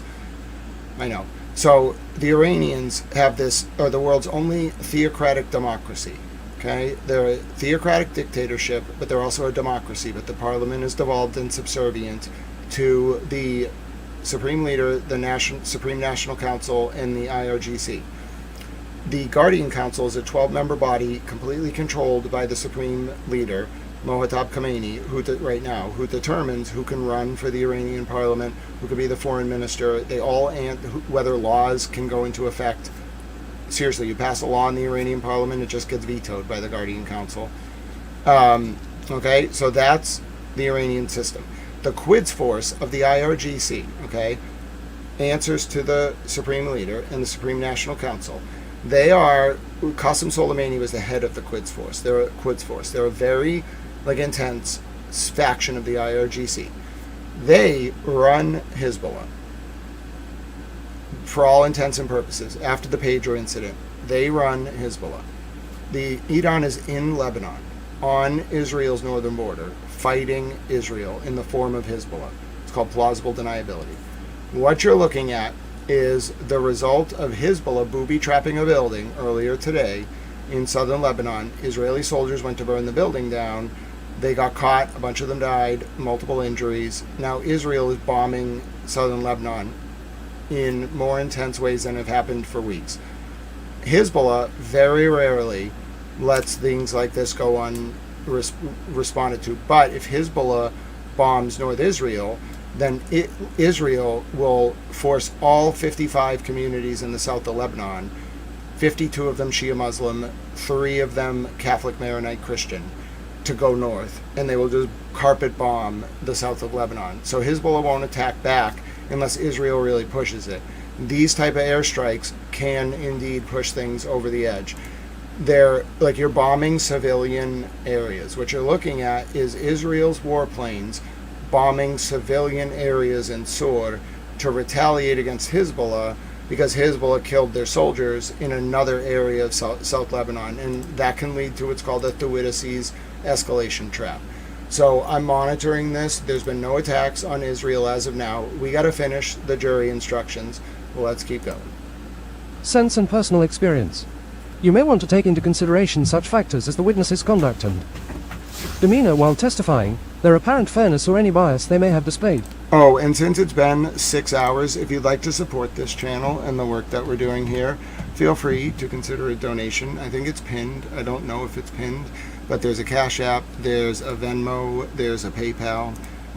You can feed me, you can get me some water and snacks for tomorrow. I'm starting to sweat, which means we're probably only going to get through this document, but I'll be up and I'll be ready to do this with you again tomorrow. Thank you for supporting Towel Channel. The Cash App's # Grant Smith Ellis. The Venmo's at Grant-E1. PayPal.me/Grant Ellis. You can scan the logos on the screen. Thank you. You can find the information in the chat. You can also find it in the stream description. I'm supposed to do that. No one makes me, but a lot of people help. And please don't donate if it would be a burden on you or your family.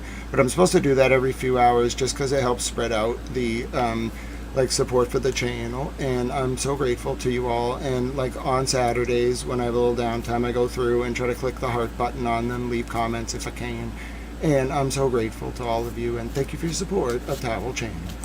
Demeanor while testifying, their apparent fairness or any bias they may have displayed, any interest you may discern that they may have in the outcome of the case, any prejudice they may have shown, their opportunities for seeing and knowing the things about which they have testified, the reasonableness or unreasonableness of the events that they have related to you in their testimony, and any other facts or circumstances disclosed by the evidence that tend to corroborate or contradict their versions of the events.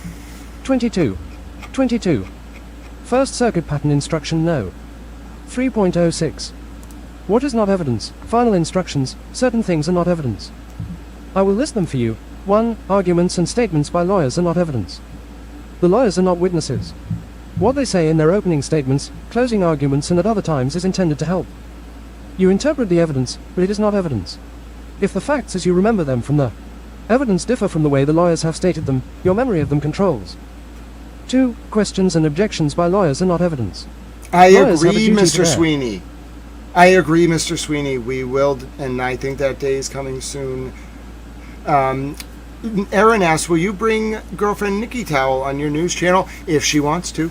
We are also planning, depending on our schedules, doing some travel vlogging, coming to visit some of you. We want to meet Mimi. We'd like to meet Bonnie Towel. We're thinking, I would love girlfriend Towel Nikki, Towel girlfriend Nikki, to be able to be on the air, but I'm not going to force her if she wants to do it. She's so smart. She sings, she sings. Mama says she is a smart towel. Turtle Power, God bless you. But yes, ladies and gentlemen, did you know Nikki Towel sings? Do you want to hear her voice? I might have it somewhere here. I remember at a certain point, she sent me a very nice recording, and then I think I emailed it to myself. It's a really good song. I don't remember how I got it over to myself. Hold on a second. But I'd love to let you hear her sing. I forget where I put the file, though. I should have named it something so I would remember it. Let's see. It was a while ago. If I can't, oh, that's right. It also trips the algorithm because it has lyrics and stuff. But she's such a good singer. She did a rendition of Young and Beautiful that I played on one of the streams. She's so good. She's just amazing. She makes my heart sing. She sings. You wouldn't believe it. She's so smart. She's beautiful. She's beautiful. She sings. She's intelligent. I mean, it's almost impossible. I wouldn't believe it myself. I wouldn't believe it. So yeah, I'm looking forward to you all being able to meet Towel Girlfriend, and I'll keep you updated as to whether or not she'll be on the stream. And thank you to Turtle Power for your support of Towel Channel. Lawyers have a duty to their clients to object when they believe a question is improper under the rules of evidence. You should not be influenced by the objection or by my ruling on it. 3. Anything that I have excluded from evidence or ordered stricken and instructed you to disregard is not evidence. You must not consider such items. 4. Anything you may have seen or heard when the court was not in session is not evidence. You are to decide the case solely on the evidence received at trial. 5. The indictment is not evidence. This case, like most criminal cases, began with an indictment. I caution you, as I have before, that the fact that Mr. Farwell has had an indictment filed against him is no evidence whatsoever of his guilt. The indictment is simply an accusation. It is the means by which the allegations and charges of the government are brought before this court. The indictment proves nothing. 23. 23. First Circuit Pattern Instruction No. 3.08, modified. 32. Case 1 to 24 CR 10259 DJC. Document 191. Filed the 8th of March 26. Page 33 of 52. Charts. Certain charts have been shown to you to help explain the facts disclosed by the evidence. In the case, they are not themselves evidence. If they do not correctly reflect the evidence in the case, you should not accept them. 33. Case 1 to 24 CR 10259 DJC. Document 191. Filed the 8th of March 26. NOTE taking. As I indicated at the beginning of the trial, you have been permitted to take notes, but some cautions apply. You should bear in mind that not everything that is written down is necessarily what was said. When you return to the jury room to discuss the case, do not assume simply because something appears in somebody's notes that it necessarily took place in court. Notes are an aid to recollection, nothing more. The fact that something is written down does not mean that it is necessarily accurate. 34. Case 1 to 24 CR 10259. Exhibit numbers. The numbers assigned to the exhibits are for convenience and in order to ensure an orderly procedure. You should draw no inference from the fact that a particular exhibit was assigned a particular number, or that there may be gaps in the number sequence. 35. Case 1 to 24 CR 10259 DJC. Document 191. File. The charged offenses. Introduction. I am now going to give you some instructions on the nature of the crimes charged in the indictment and the elements of the crimes that the government must prove beyond a reasonable doubt. The indictment charges Matthew Farwell with 2 violations of federal law. Specifically, he is charged in count 1 of the indictment with killing a witness or victim in violation of Title 18, United States Code, Section 1512, 1c. The defendant is charged in count 2 with protection of unborn children in violation of Title 18, United States Code, Sections 1841, 1, 2a, and 2c. Before turning to the elements of each of these offenses, I will first define some terms that I will use during the course of these instructions. 36. Case 1 to 20. Definition of knowingly and willfully. You will hear reference throughout these instructions to whether the government has proven beyond a reasonable doubt that the defendant committed certain acts knowingly or willfully. To act knowingly means that the act was done voluntarily and intentionally and not because of mistake or accident. 24. You may infer, but you are certainly not required to infer, that a person intends the natural and probable consequences of acts knowingly done or knowingly omitted. 25.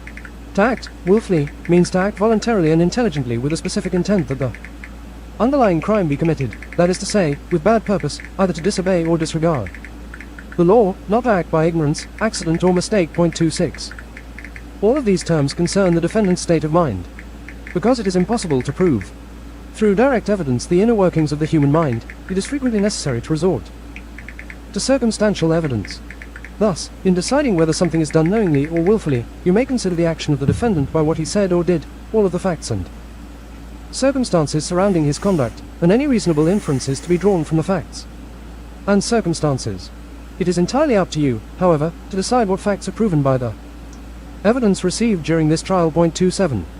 The question of whether someone committed an act knowingly or intentionally should never be confused with a motive for an act.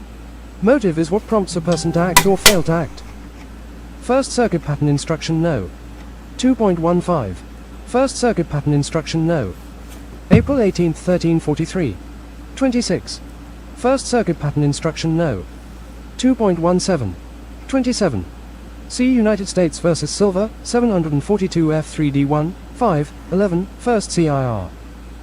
2014, Approving Instruction. Directing jury to consider circumstantial evidence to determine defendant's intent. 24.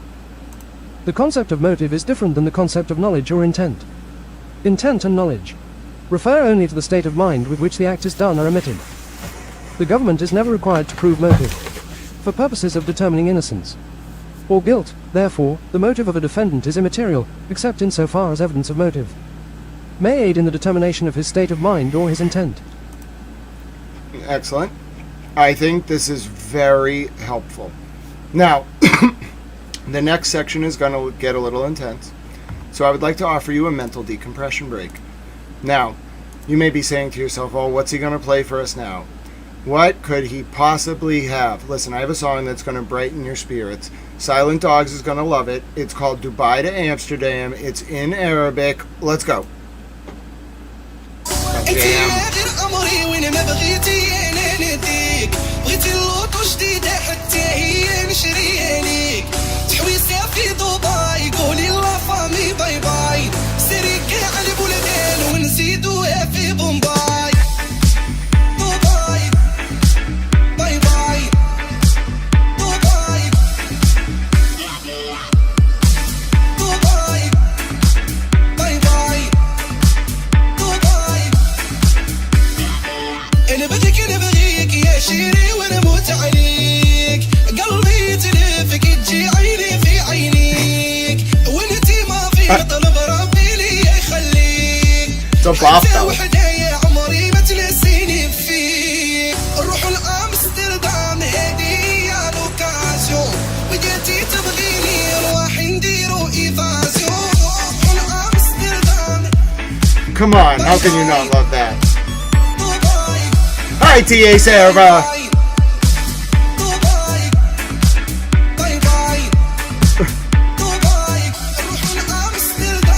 انا بدك انا بغيك يا شيري وانا موت عليك قلبي تلفك تجي عيني في عينيك وانتي ما في مطلب ربي لي يخليك. Come on, this is going to be the number one hit in Boston. We're going to confuse the hell out of them.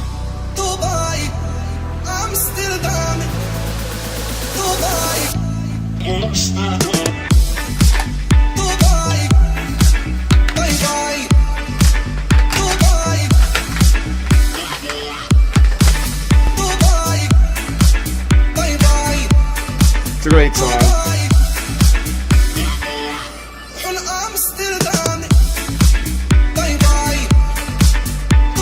He clearly wants to leave Dubai. I don't know why. Well, yeah, I do know why. He wants to go to Amsterdam. I mean, come on, this is so good. Come on.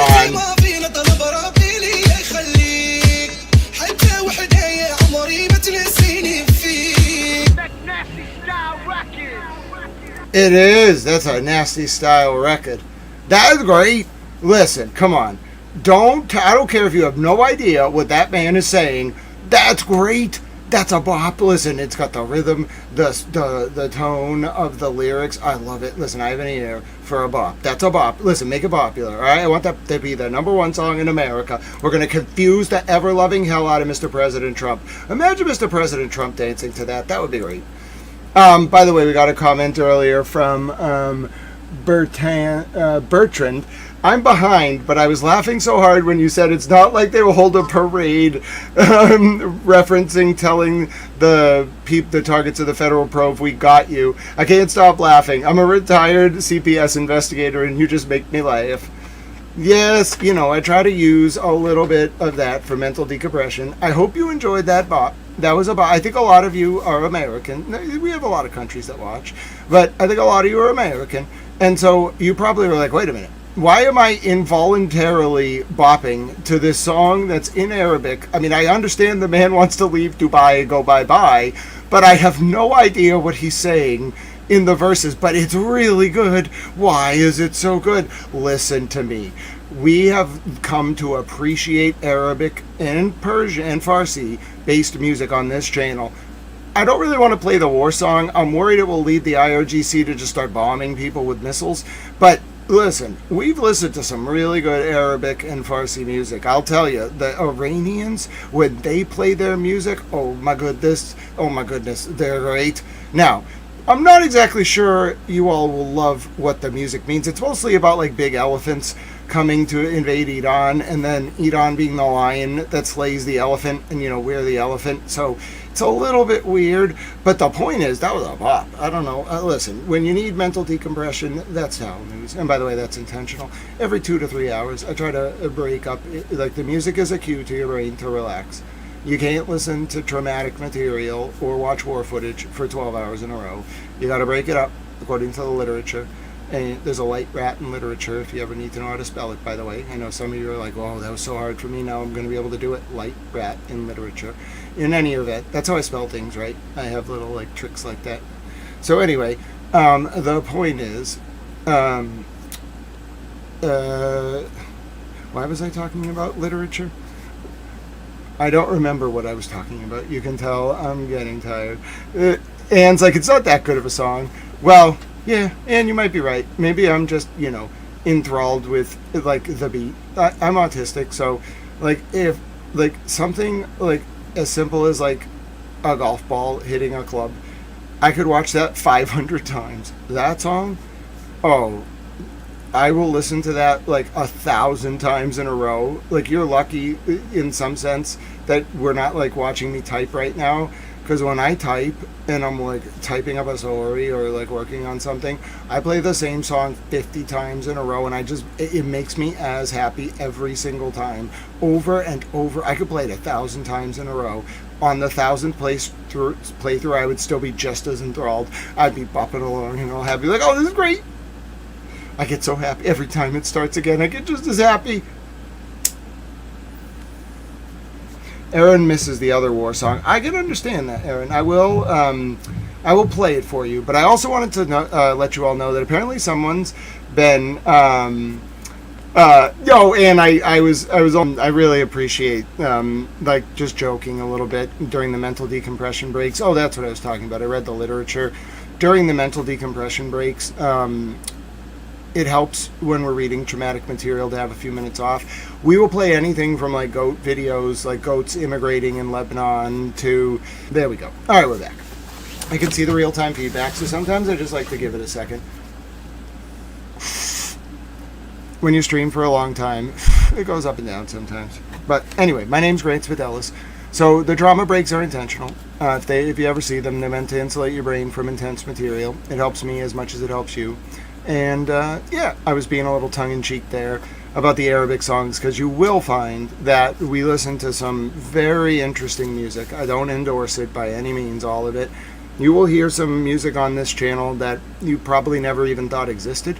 You'll be fascinated, you'll be shocked, you'll be a little perplexed sometimes, you'll dance, you'll cry. It's fascinating. All right. So, with that said, now it's going to get a little more intense. Reading our document, I did my best to protect your brains. British reporter towel, would you mind? Oh, God bless you, pick a handle. Thank you for being you. May aid in the determination of Count 1, killing a witness or our victim. In Count 1, the defendant, Matthew Farwell, is charged with killing a witness or victim. Here, the witness or victim is alleged to be Sandra Birchmore. Federal law prohibits killing a person to prevent a communication to a federal law enforcement officer about the commission or possible commission of a federal offense.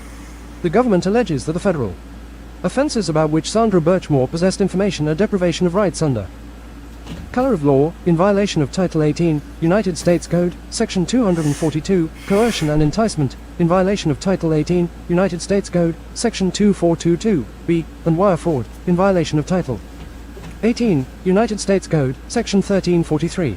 I will define those underlying offenses later in my instructions, so you understand the type of communication the government alleges there it is! There it is! Acted to prevent. Boom! Boom! There it is! Got him! Got him! It was... Oh, folks. If you stayed for 7 hours...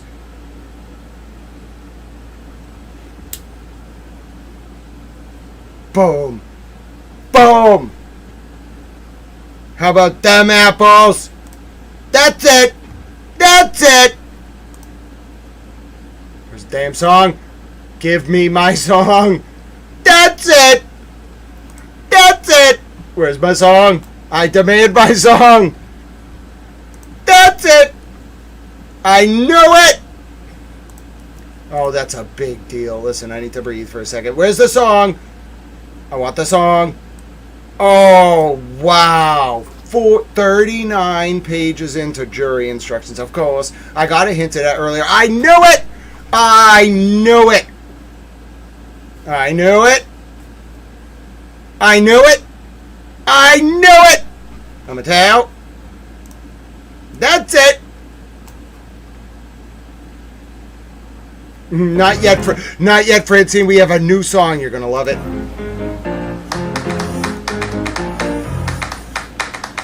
Live fast, young and hungry. Brand new whip, getaway ride. Ride. Run. Run. Break out, find our freedom. Hands up, gonna touch the sky. Touch the sky. Run. The theme song. Run. We're living the good life, living it up like Bonnie and Clyde. We'll take the money and run. Never see us coming, you ain't never gonna see us coming. Run. Run. Run. Oh yeah, we got him. That's it. That's it. Boom. Headshot. Got him. Everybody breathe. Ooh, Towel has to breathe. This is big. When Towel reacts this way, I assure you it's big. It's big. It's bigger than you can imagine. Everybody breathe. Everybody, we're doing Lamaze breathing.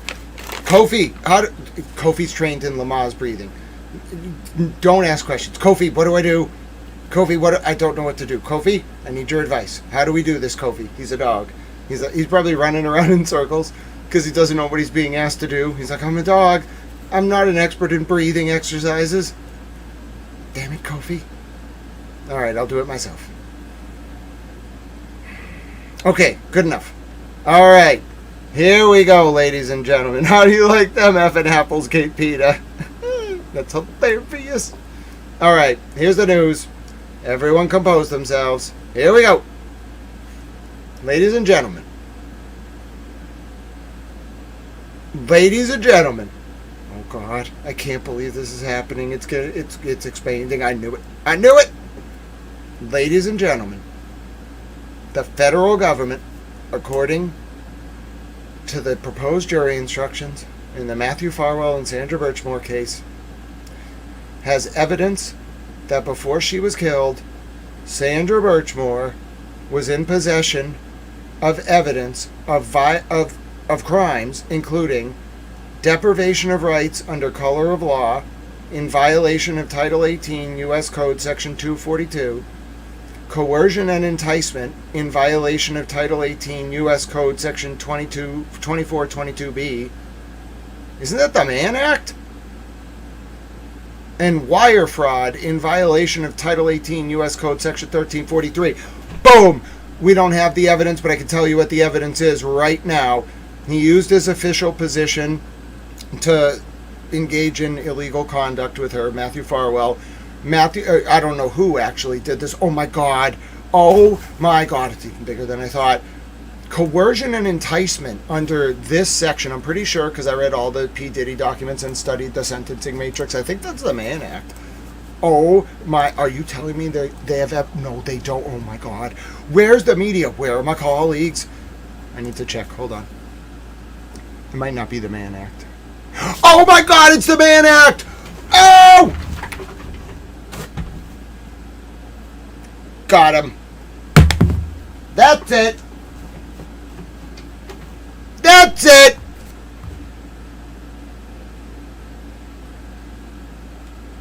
God bless you, Sandra, you poor thing. The poor girl and her baby. Got him! You bastards, I'm so mad. I need some music. I need to calm down. I am going to start screaming. I am both mad and also oh, my, where are my effing colleagues? What? I am so mad. Why do we even have a media?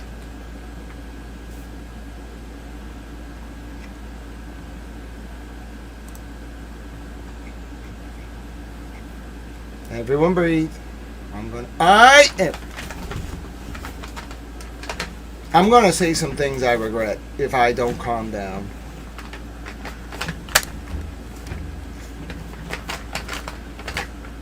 Breathe down. Everyone breathe. I'm gonna breathe. I'm breathing. My heart is gonna jump out of my chest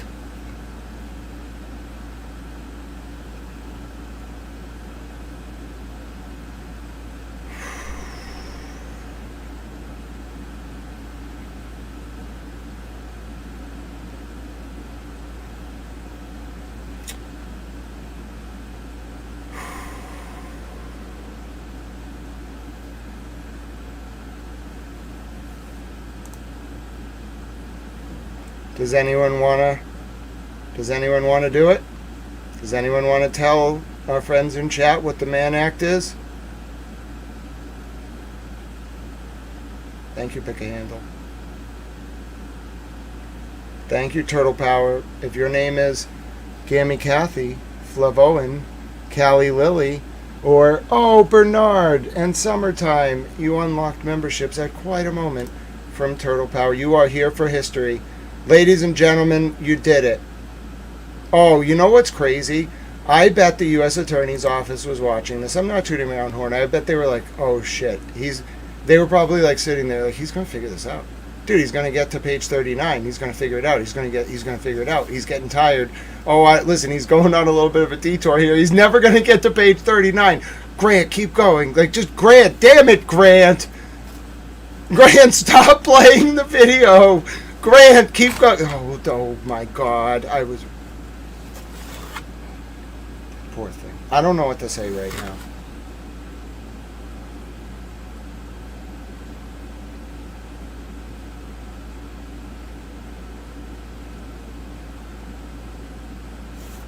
The weight of it all is hitting. It's really fucking heavy.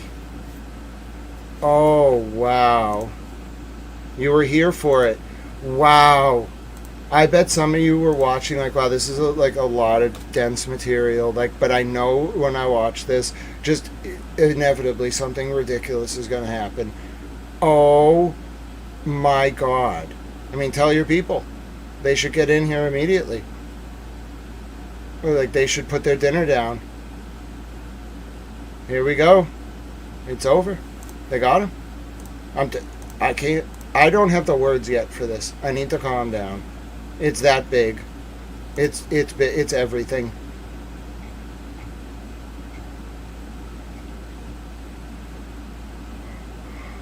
What do I do? What do I tell? Do I call?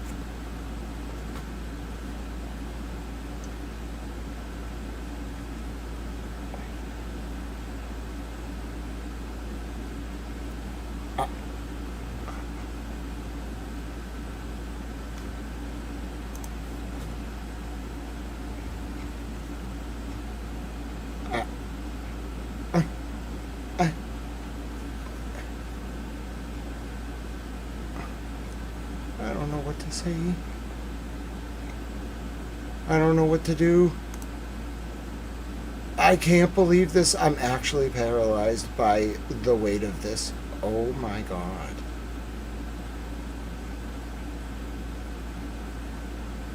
This has never happened to me. I don't know what to do. I can't believe it's right there. Holy shit.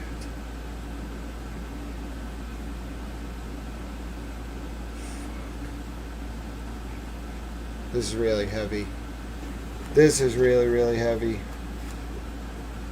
I need to just pray for guidance for a second, if you wouldn't mind.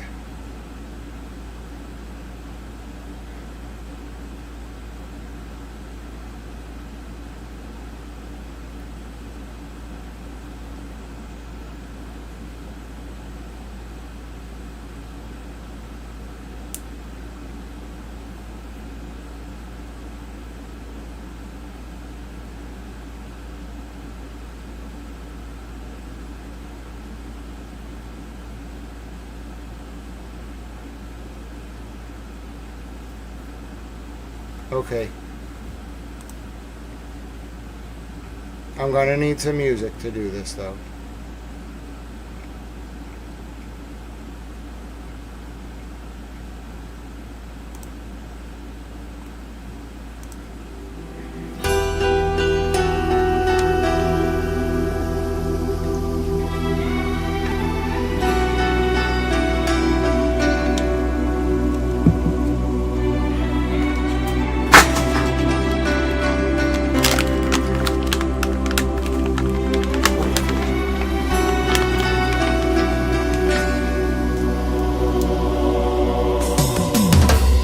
ضربان قلب من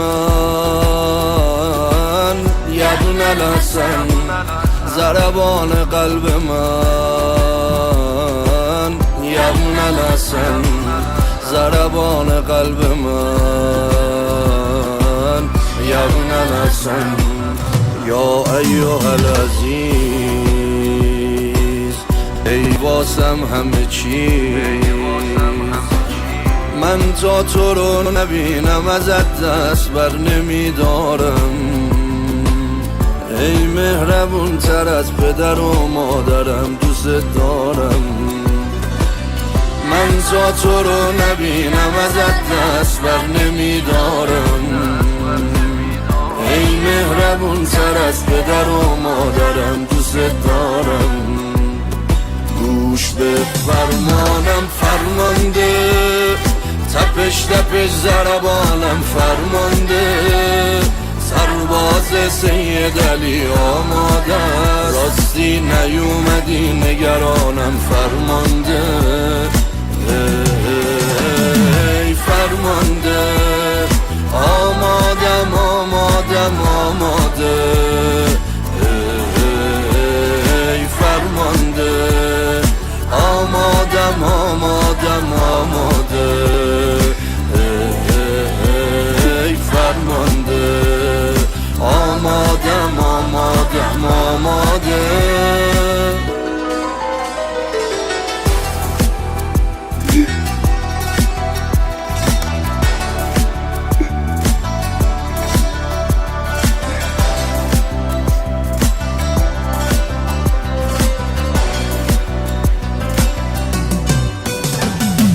دیر شد آمدی بابای جوون من پیر شد آمدی دیر شد آمدی خبر اومدنت ببین فراگیر شد آمدی دیر شد آمدی ببین صدات میزنن از کجا کجایی مهدی چشم راه بیا منم میخوام برات فداشم میخوام سید حسن تو باشم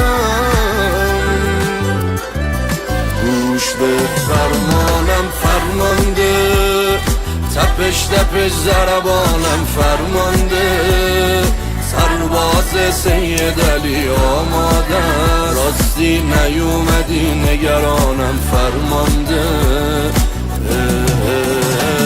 ای فرمانده آمادم آمادم آماده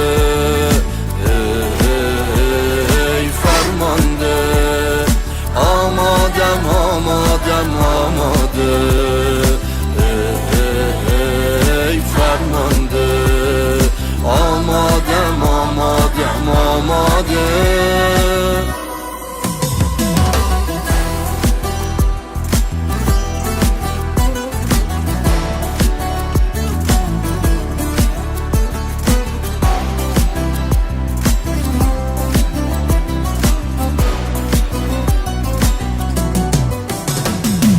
جات اینجاست اینجا توی قلب رزمندت جات اینجاست تو پناهی من پناهندت جات اینجاست منم آج قاسم آیندت سرباز تموم یارما ظلم و به زانو در میارما نگاه نکن قد و قوارما منم یه یحیی سنوارما گوش به فرمانم فرمانده تپش تپش ضربانم فرمانده سرباز سید علی آماده راستی نیومدی نگرانم فرمانده ای فرمانده آمادم آمادم آماده ای فرمانده آمادم آمادم آماده ای فرمانده آمادم آمادم آماده Oh my god.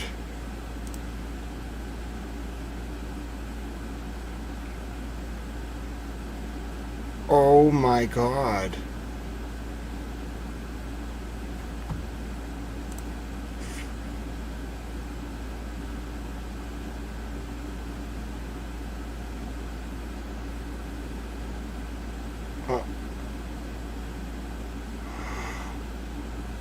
Oh my god. Oh my god. Oh my god. This is very heavy. I don't know what to do.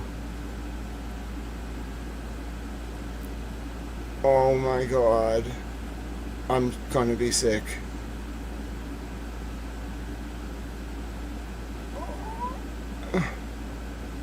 I think I'm shell-shocked. Oh my god. Oh my god. Nothing I've ever covered has prepared me for this moment. I'm not ready. I wasn't ready. Oh, fuck. I don't know what to do.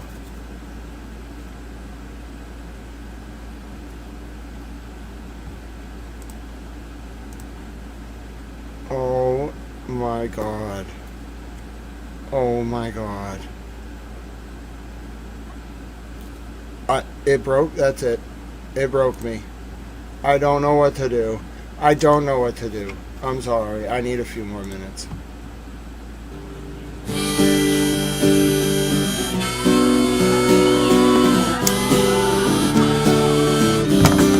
This one's for my father. He's here tonight.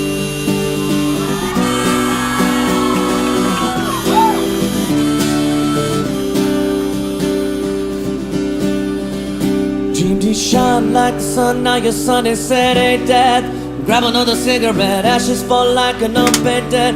Come on everybody, place your bets. In 7th grade, he dug his grave, trying to be cool with the cool kids. Hey, follow everything they say. You might fit in if you misbehave. At 16, he promised he'd be clean. You didn't mean, but you shouldn't leave. You do not deserve this. Hey, Mr. Wilmington, yeah, I heard about you, son. It's hard enough to hide your scars, the small town USA. Sweet Mr. Wilmington, yeah, I read about you, son. Don't blame yourself, you raised them right. Remember that when you can't sleep at night. At 21, you find his gun. Hey dad, it's just begun. The times that bond, they come on down. Come on everybody, just for fun. At 24, you find him on the floor. Decadence was all he wore. You do not deserve this. Hey Mr. Wilmington, yeah, I heard about you, son. It's hard enough to hide your scars, small town USA. Sweet Mr. Wilmington, yeah, I read about you, son. Don't blame yourself, you raised them right. Remember that when you can't sleep at night. And na na na na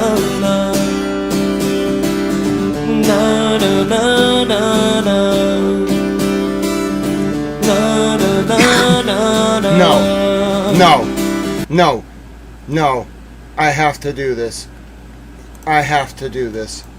Absolutely not. I'm not going to just sit here and freeze. Nope. Nope. Absolutely not. Nope. I'm ready. Let's go. I'm ready. If you're just tuning in,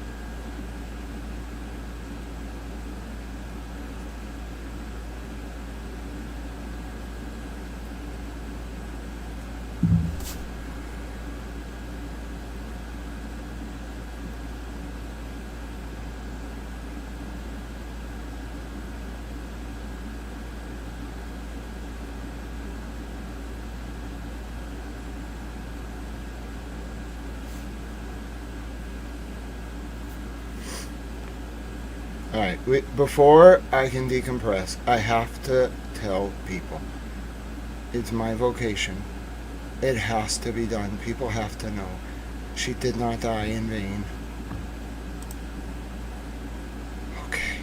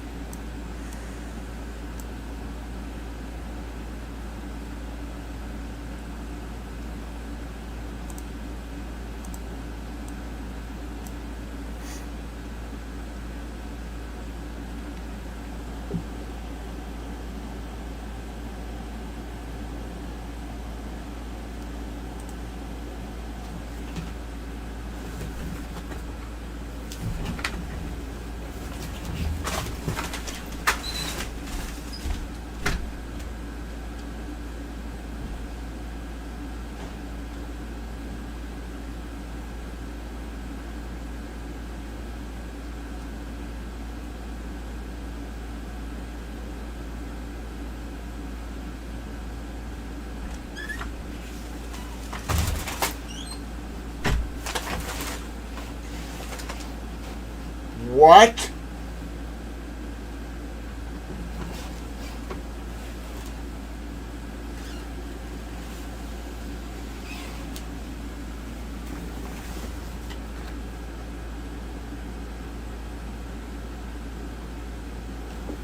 Are you? Excuse me? Excuse me? He did what?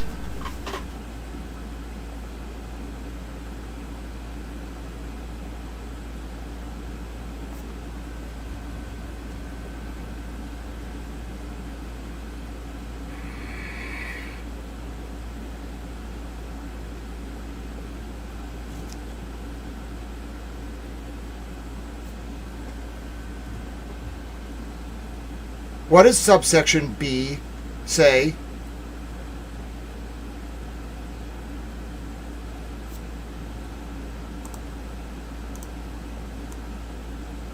What does subsection B of the Mann Act, Title 18, U.S. Code, Section 2242B say?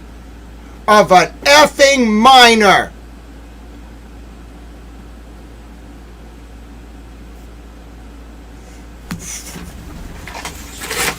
Monsters. These monsters.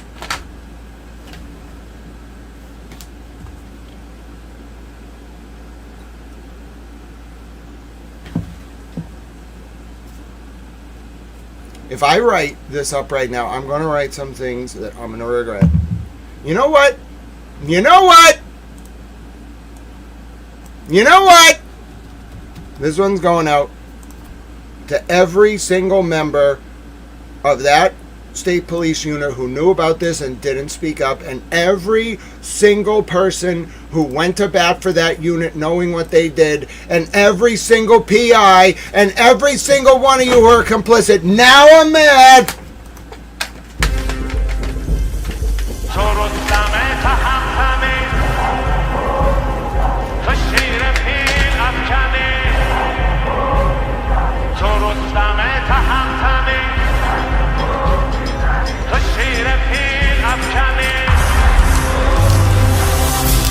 فصل آخر است که آغاز میکنیم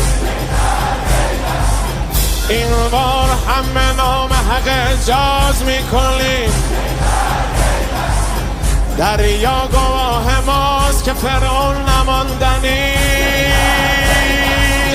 داریم سوی معرکه پرواز میکنیم داریم سوی معرکه پرواز میکنیم دمدنی درستم تهمتنی این تو شیر پیل افکنی این تو شیر پیل افکنی بزن که خوب میزنی نترس از این که دارد روبرویت ناو می آید که دارد سوی یک شیر گرسنه گاو می آید تو رستم تهمتنی تو رستم تهمتنی تو شیر پیل افکنی تو شیر پیل افکنی به فرق کاخ و تختشان به زندگی نحزشان به قلب دشمن دنی بزن که خوب میزنی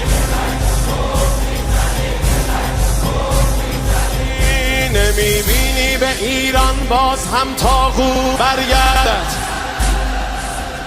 نمیبینی به ایران باز هم طاغوت برگردد تجاوز کار میبایست با تابوت برگردد تو رستم تهمتنی تو شیر پیل افکنی از این نبرد خسته شد ابهتش شکسته شد طلسم دیو بشکنی بزن که خوب میزنی اگرچه داغ فرزندانمان جان سوز است ولی تاریخ میگوید که خون بر تیغ پیروز است بگو با زورگویان استقامت میکند ایران ببین در معرکه اینک قیامت میکند ایران تو رستم تهمتنی تو رستم تهمتنی تو شیر پیل افکنی بزن که خوب میزنی خداست یار و یاورد توکل از لشکرت تو فوق هرچه آهنی تو فوق هرچه آهنی بزن که خوب حسینی با یزیدی صلح یک ساعت نخواهد کرد کسی مانند ما با مثل او بیعت نخواهد کرد شبیه چارپا در باطلاق مرگ وامانده ببین بر روی نهضش سیلی ایران به جا مانده بزن که خوب میزنی بزن که خوب میزنی قریب شادی جهان رسیده تا به آسمان تو آن امید روشنی بزن که خوب میزنی تو رستم تهمتنی تو شیر پیل افکنی به قلب دشمن دنی طلسم دیو بشکنی تو فوق هرچه آهنی بزن تو رستم تهمتنی تو شیر پیل افکنی.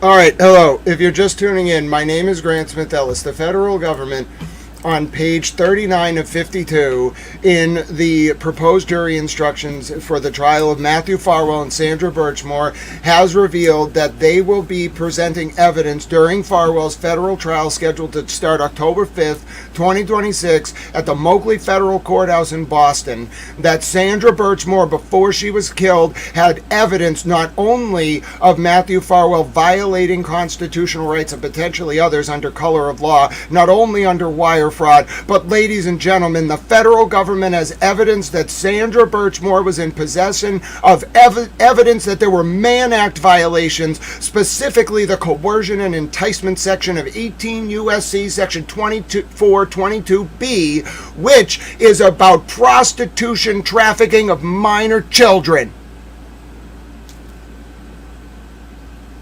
And that's the only tone I can use to express that right now.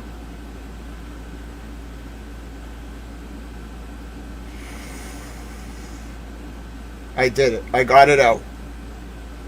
That's all I did. It. That took me 15 minutes to say that.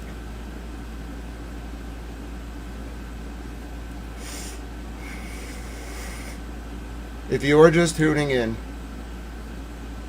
it's happening. It actually happened.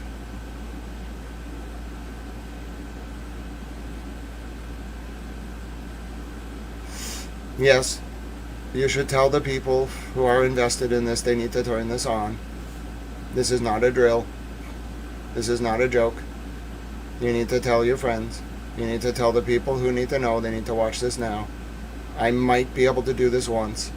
I don't know if I can do this twice. I need a little time, but I will do it right now. So the people who need to know, tell them. Tell them now.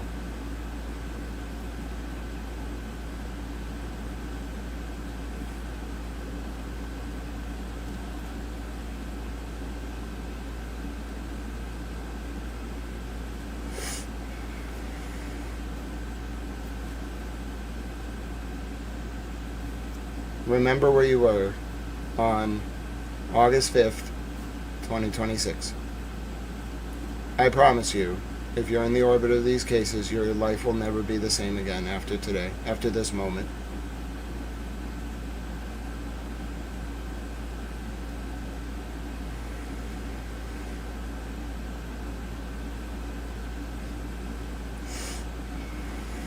Everything was leading up to this moment. Everything.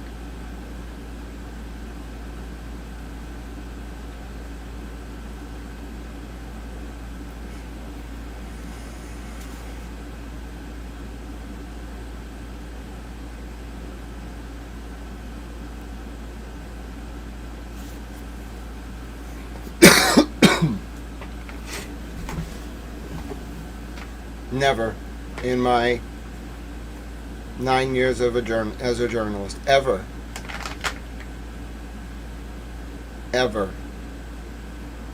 have I experienced anything like that on the air or off.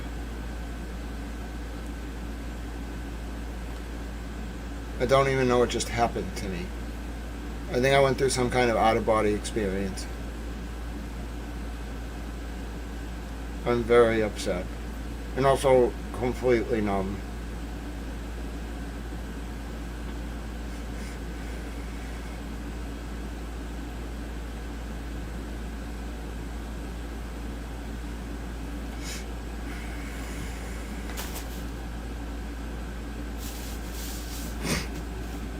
I mean, to those of you who saw that unfold, I think you probably don't need me to say the words. I don't know what that was. Whatever that was is very authentic, though. I suppose it's apropos. A journalist's process is not relaying facts. It really isn't. It's caring about something or someone or some group or some cause more than yourself. To the point where sometimes you just think it's never going to end.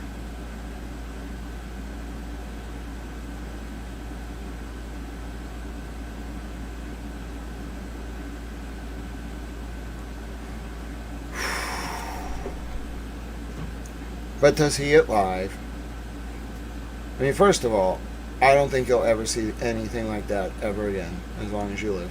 Anywhere, ever. To actually see it live.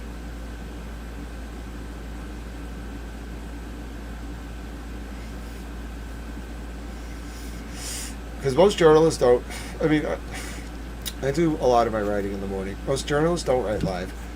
Why would you do that? Why would you research live? Like, it's weird. You really have to know how to be a broadcaster to both describe the news and research it live.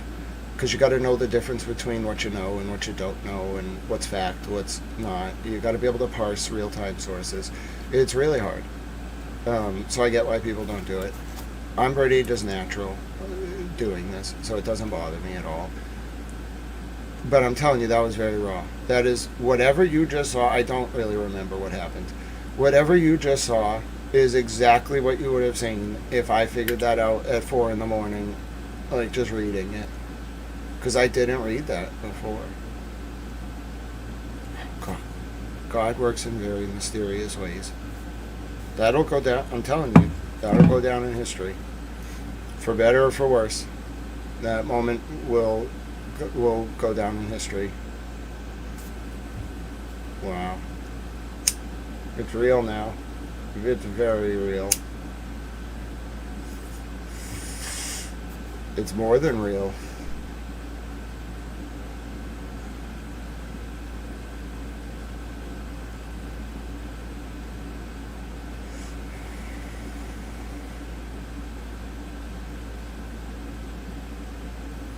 God bless you all. Thank you for your support and kindness. I must tell the story. I need to do some writing. Okay? So, you're going to see me write it out for people, but I'm going to play some music while I write. You can watch me do it. I need to just really think. Okay? I need to just think. And you can watch. And then I'll talk after I write. You can watch my process. This is, I guess, fated. It's very important that this be done. So I just like to listen to things. I like to listen to certain kind of music. It's a little intense. What you're going to see go down in the next 20 minutes is going to be really intense. Maybe less, maybe more.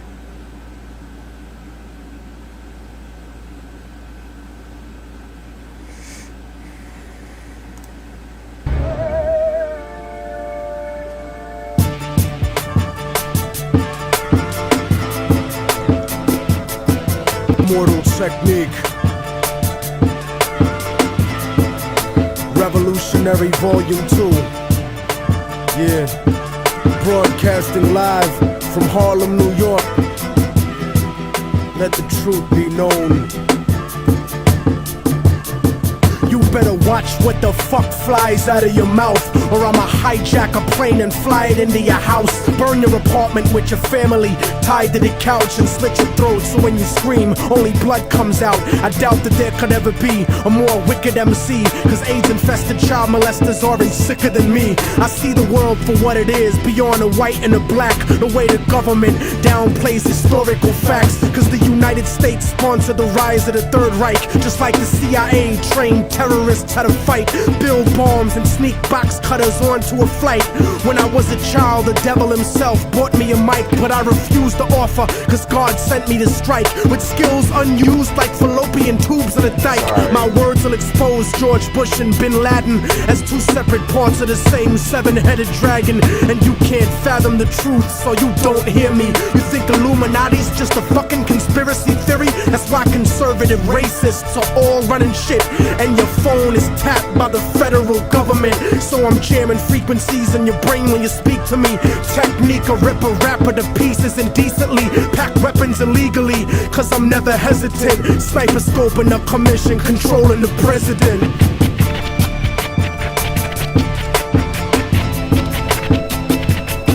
Father, forgive them, for they don't know right from wrong. The truth is set you free, written down in a song, and the song has the cause of death written in code. The word of God puts a light that'll save your soul. Save your soul, motherfucker. Save your soul. Yeah, yeah, yeah. I hacked the Pentagon for self-incriminating evidence of Republican-manufactured white powder pestilence. Marine Corps flak vest with the guns and ammo, spitting bars like a demon stuck inside a piano. Turn a Sambo into a soldier with just one line. So here's the truth about the system that'll fuck up your mind. They gave Al-Qaeda $6 billion in 1989 to 1992, and now the last chapters of Revelations are coming true. And I know a lot of people find it hard to swallow this, cause subliminal bigotry makes you hate my politics, but you act like America wouldn't destroy 2 buildings in a country that was sponsoring bombs dropped on our children. I was watching the towers, and though I wasn't the closest, I saw them crumble to the earth like they were full of explosives, and they thought nobody noticed the news report that they did about the bombs planted on the George Washington Bridge. 4 non-Arabs arrested during the emergency, and then it disappeared from the news permanently. They dubbed the tape of Osama, and they said it was proof. Jealous of our freedom, I can't believe you bought that excuse. Rocking a motherfucking flag don't make you a hero. Word to ground zero, the devil crept into heaven. God overslept on the 7th. The new world order was born on September 11th.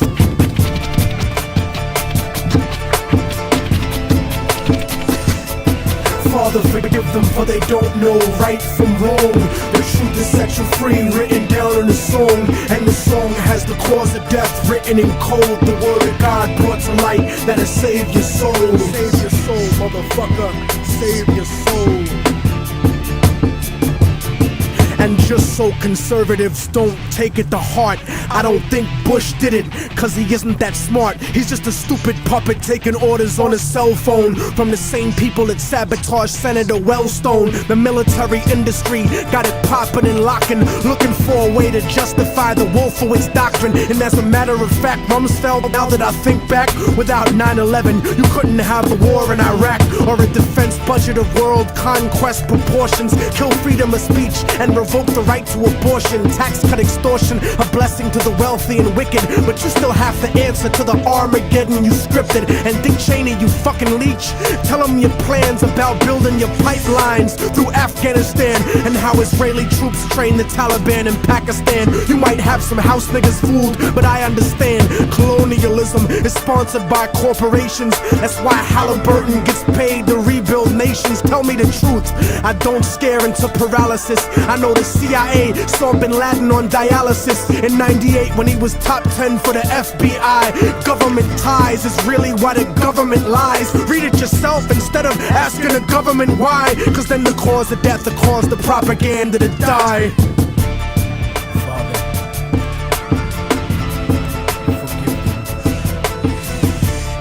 Yeah, and to the people on Twitter who were friends with these child abusing terrible humans who told me that I should shut up, I got a message for you.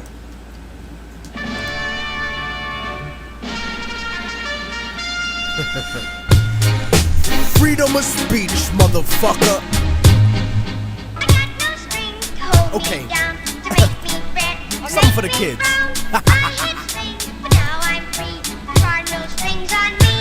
Step in the club smoothly with the L in my hand. Bitches know that I'm a freak, like the Elephant Man. Intelligent plans, fuck a record deal. I want development land with my benevolent clan. And that's the reason that I only trust my fam. 40,000 records sold, 400 grand. Fuck a middleman, I won't pay anyone else. I'll bootleg it and sell it to the streets myself. I'd rather be that than signed and stuck on a shelf. And because of this, executives try to diss me.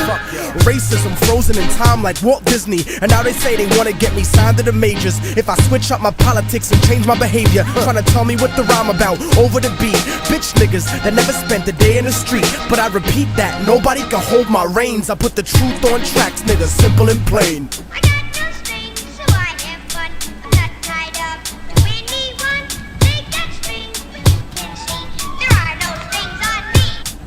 I guess to America, I'm a disaster. A slave that was destined to own his masters. Independent in every single sense of the word. I say what I want, you fucking little sensitive herb. This is America. Thought we had freedom of speech, but now you wanna try to control the way that I speak. And O'Reilly, you think you a patriot? You ain't nothing but a motherfucking racist bitch. Full of hatred, pressing a button, trying to eject me. But I don't got no motherfucking deal with Pepsi. No corporate sponsor telling me what to do. Asking me to tone it down during the interview. Trying to minimize the issue, but I'm keeping it large. I love the place I live, but I hate the people in charge. Speaking is hard when you got strings attached, so I'ma say it for you, cause I don't got none of that. And if you didn't understand what I spit at your brain, hey yo son, let this little nigga explain.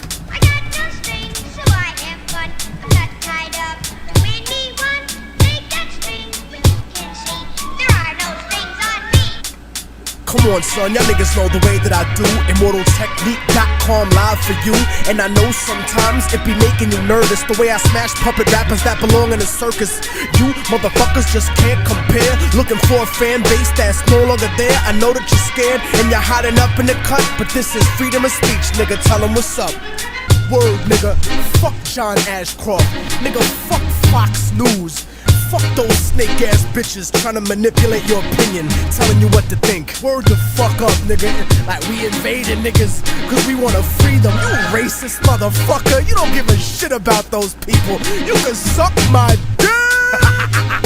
Relax, Tech, relax. Another rum and coke at the bar, nigga. It's my day off. Word up. Fuck.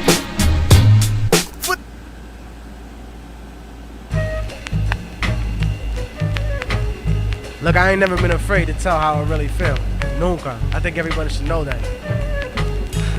Yo creo que todos ustedes deben saber eso.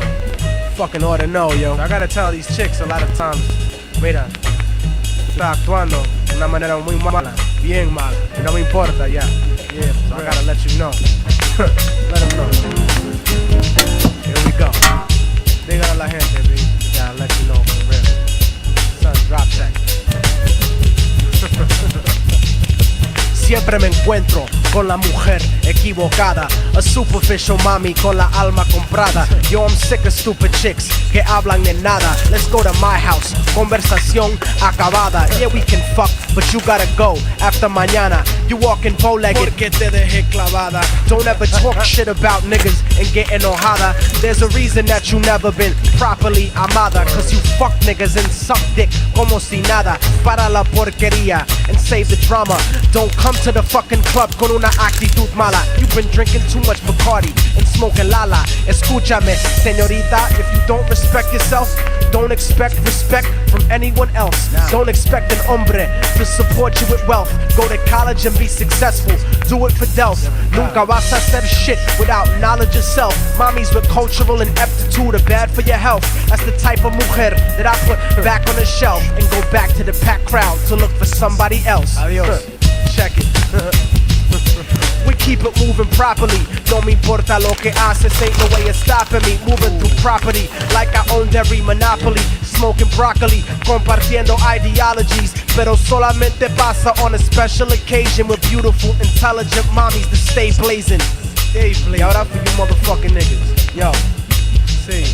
Immortal technique, the resurrected Che Guevara. But y'all cats are just a bunch of fake Tony Montanas. I bring drama like Revolución Cubana and rock stages like my last name was Santana. Como puedes comparar your entourage to my squad? You motherfuckers is faker than Resurrection Boulevard. I'm trying to be hard, cause I don't stress fake good fellas. I'll burn your house down and empty the clip. And tu abuela, mucha gente try to convince everyone that they trife. Hablando mierda, but you never shot a gun in your life. Siempre gritando, how you keep it real in the sight. But most of you rappers can't even keep it real with your wife. I sacrifice the puto cabrón for running his mouth. Carjack and kidnap you in front of your house. And while you're tied up riding shotgun while I'm driving down south, I'll push the pedal to 70 and kick you the fuck out. Solamente to look back and have something to laugh about. I doubt you really want technique as an enemigo. Fuck with me, I make your people turn up their desaparecido. My estilo is Tupac Amaru y Zapatista. I'm a rebel soldier murdering rap artistas. Colombian necktie MCs, hasta la vista. Taking over the fucking country like a socialista. Cobardes, yo. We keep it moving properly. No me importa lo que haces, ain't no way of stopping me. Moving through property like I owned every monopoly. I'll blow your fucking brains out and spread your philosophy. This is for all the celoso motherfuckers that's watching me. I don't make threats, bitch. Lo que hablo is prophecy. De verdad. Que toda la gente sepa que no me importa cuánta mierda usted habla. Cuánta mierda. I'll still be on my job. Ever. Still be here. Still be doing my thing. Para siempre. Para siempre. Just read the screen. Everybody's parade. Back like cook crack. Oh yeah, I'm gonna say that before every verse I spit from now on. I mean, we're dropping the mask, right? This beat for about 5 minutes, man. We're dropping the mask. These motherfuckers acting like they don't know who I'm here. Know what I'm saying? Or who I be. That's what we say down here, who I be. Okay. Well, let me tell these motherfuckers, man. Let's do it. Now who I be, gun in hand, man. Stay with the cannon. Frontin', I'm a plan, man. Flip you to a handstand. Now tell me what you know about hip-hop again. I'm the man, damn, keep the gun in hand. See, I's the rubber band, man. I's the gun in hand, man. Blam, blam, damn. 2 shots through that man's vein. Understand, man, I never get jammed, man. Cause my right hand, man, is the cannon. And keep the cannon close like it's the antidote. Man, it's toast, I rock a damn banana boat. Your man to know when it's cantaloupe.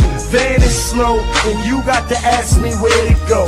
I'm on a strip with a clip full fag. Filled it up so much I got the pistol mag. Y'all ain't no chiefs, y'all ain't no beasts. Y'all mango sweet, sweet.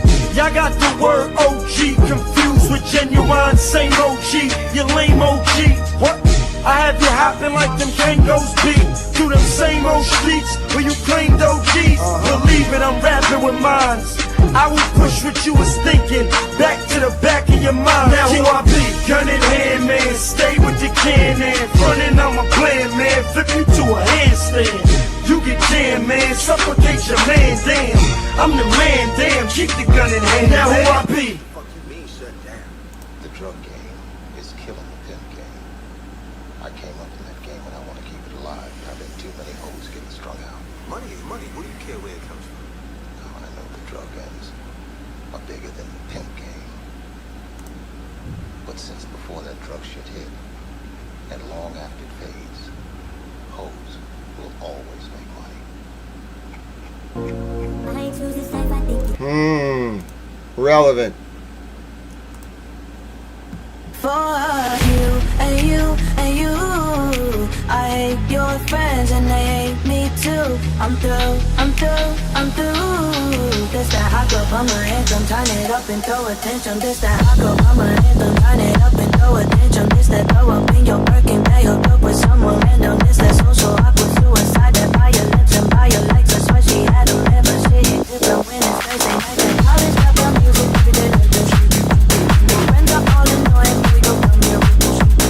10K on the table, just so we can be secluded. In the pocket, they diluted. One more line, I'm superhuman for you and you and you. I hate your friends and they hate me too. I'm through, I'm through, I'm through. This that hot girl by my anthem. Turn it up and throw attention. Fuck you, and you, and you. Fuck you, and you, and you. This that hot girl by my anthem. Turn it up and throw attention. Fuck you, and you, and you. I hate your friends and they hate me too. I'm through, I'm through, I'm through. This that hot girl by my anthem. Turn it up and throw attention. Fuck you.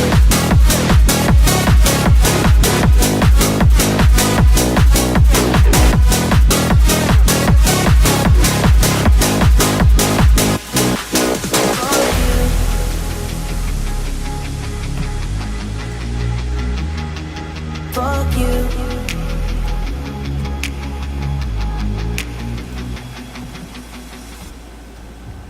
That's a good song.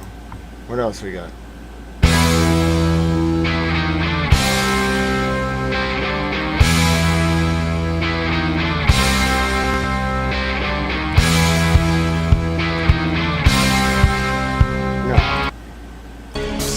Flowers, but you said you didn't receive.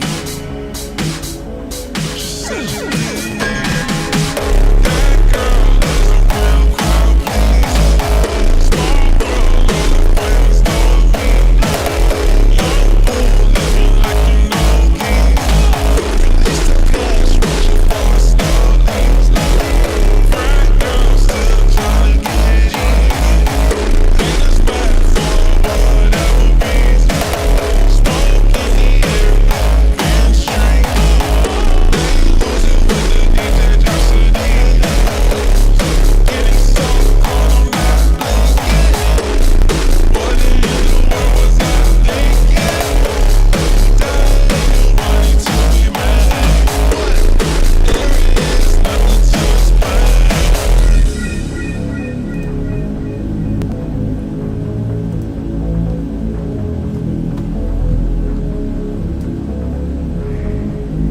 Screaming, everybody's famous. Like clockwork, I blow it all. Then get some more. Get you somebody that can do both. Like Beatles got the babes belly rolling. But she thinks she love me. I think she trolling. That girl is a real crowd, please. Small world, all the friends know me. Young fool living like you know keys. Release the cash, push it for a slow leaves. Fine girl still trying to get in. Haters mad for whatever reason. Smoke in the air, and drink. They lose it when the DJ drops the knee. That took everything that I had. It took everything that I had to write that. I will tell you in a few minutes, in words. I'm almost ready to do it. But it's out there. I got it out. Okay? It's out. Okay, you can go to X. All of you saw it here first. That took everything I had to stay composed enough to do that. I know a lot of you understand what's happening. I know some of you are like, I don't know what's happening. I just am here for this. Just take me through it, Grant. And I know some others of you are like, Grant, what is going on right now? Grant, like, is some kind of is the moon falling? Like, has somebody like launched a very bad missile, like worse like than the mean missiles? Like, Grant, no, you know. I know some others of you are like, Grant, we were waiting for you to get to page 39. We know, Grant, we know. I know, Grant, we literally stayed late at the office. You know, we were waiting. We know. Calm, Grant, breathe. I know. I'm aware of all of that. None of this is lost on me. None of it. Okay? None of it. And this is not getting shared in that group, I'll tell you that. A little made. Although I think Dixie Normus thought I insulted him on Twitter. I thought it was someone named Dixie Sparkles. Listen, I can't keep track of you all. on X, okay? Now, I would have shared this group thing to the Dixie group, but I can't because I'm not in there anymore. I'm all made. I thought they were talking about Dixie Sparkles. I don't have time to mediate a diplomatic dispute with Dixie Normus, okay? Someone just let him know, please. I would be very much obliged. All right, I need a minute.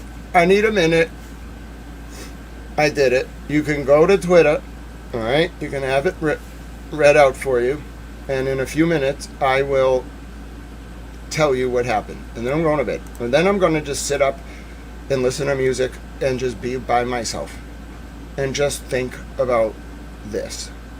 Okay? All right.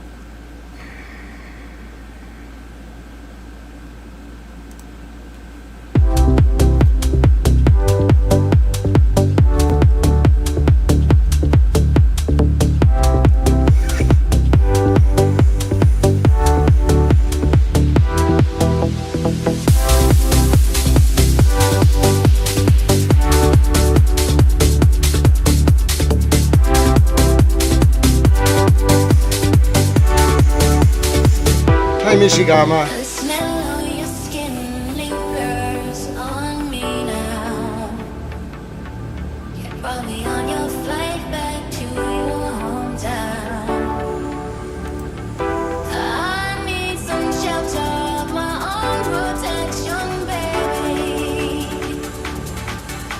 Be with myself instead of be serenity.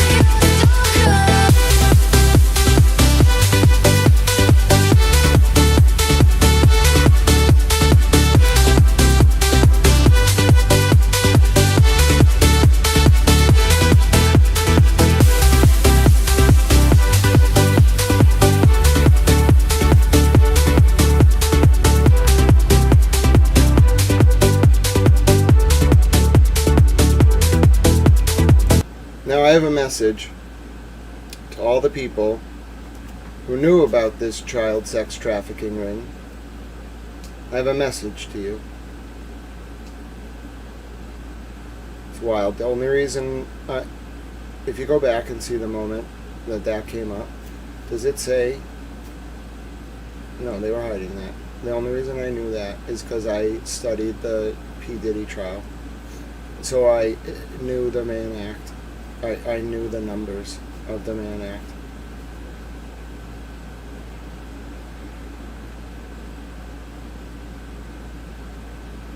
I have a message to the people who knew about that child sex trafficking ring and who did everything in their power to cover it up and to keep it going. I have a message to you because I'm not ready to fully express my thoughts. So I have a message to you, okay? I want you to take this message to heart, all of you. I know those of you who are culpable are listening. I want you to pay close attention. Sit down. Okay? Take out a piece of paper. Take out a pen. Okay, I want you to listen very closely to this message. And I want you to follow its every word.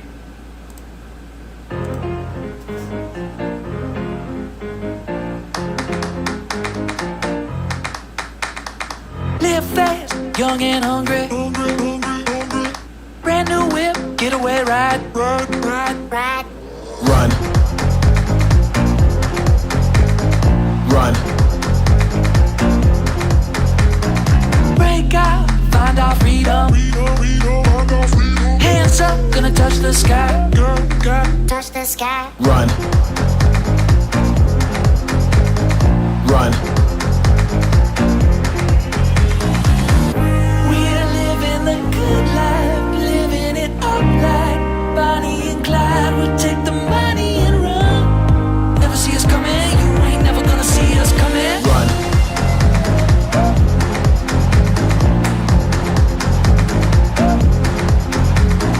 Run.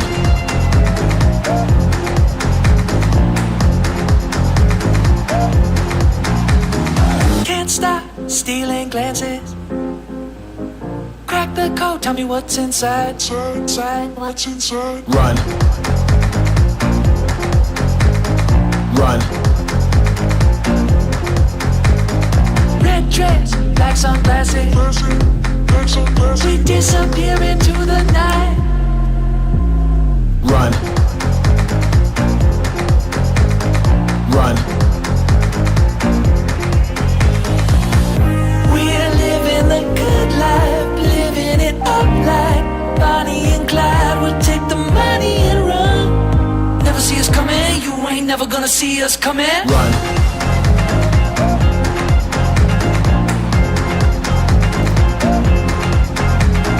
Run.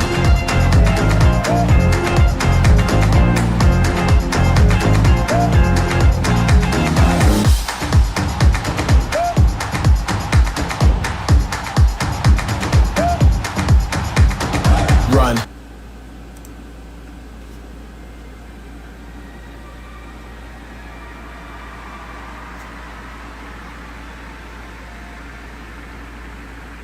I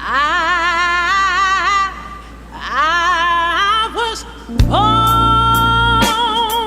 by the river in a little town, just like that river. I've been running ever since. It's been a long time, yeah. Oh, it's been a long time coming, but I know a change is gonna come. Yes, it will. It's been too hard living, yeah. And I'm afraid to die, 'cause I don't know what's up there. I don't know what's up beyond the sky. Oh, it's been a long, long, long, long time. Such a long time coming. But I know a change is gonna come, yes it will.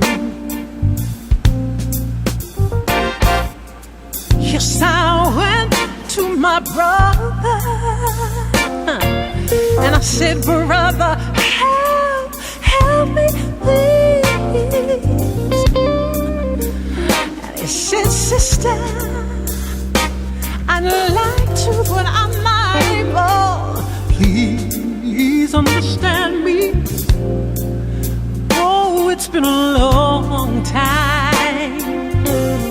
Oh, such a long time coming. But I know a change is gonna come. Yes, it will. And I went to my brother.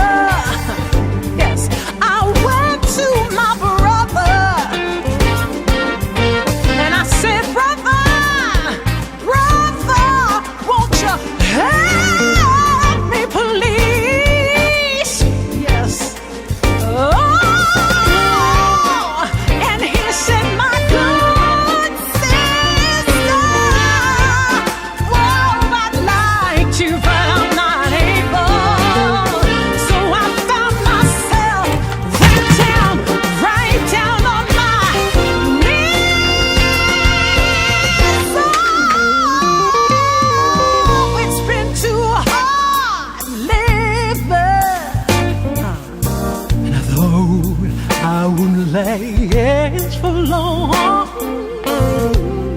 but somehow I know I'm able, 'cause my God, he keeps pushing me to carry on. Oh, it's been a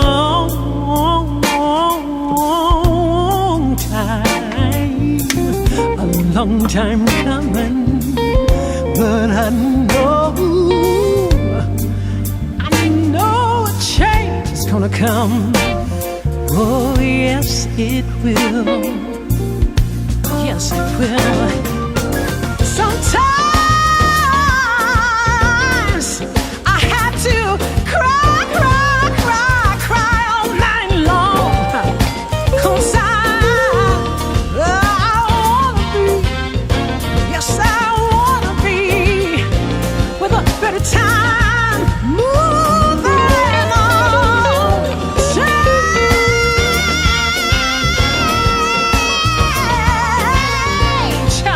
A change is gonna come. Yes, I know, yes, Lord. I know a change is gonna come. Yes, I know. Yes, sir. I know that you keep moving on. A change there. I'll be there for the highs and lows. Give you mine if your heart gets broke. By your side when you're all alone. I'll be there when you're down and on your luck. No ride home and you got too drunk. 2 a.m. I'ma pick you up. I'll be there. Hey, I'll be there for you. I'll be there for you. I'll be there for the highs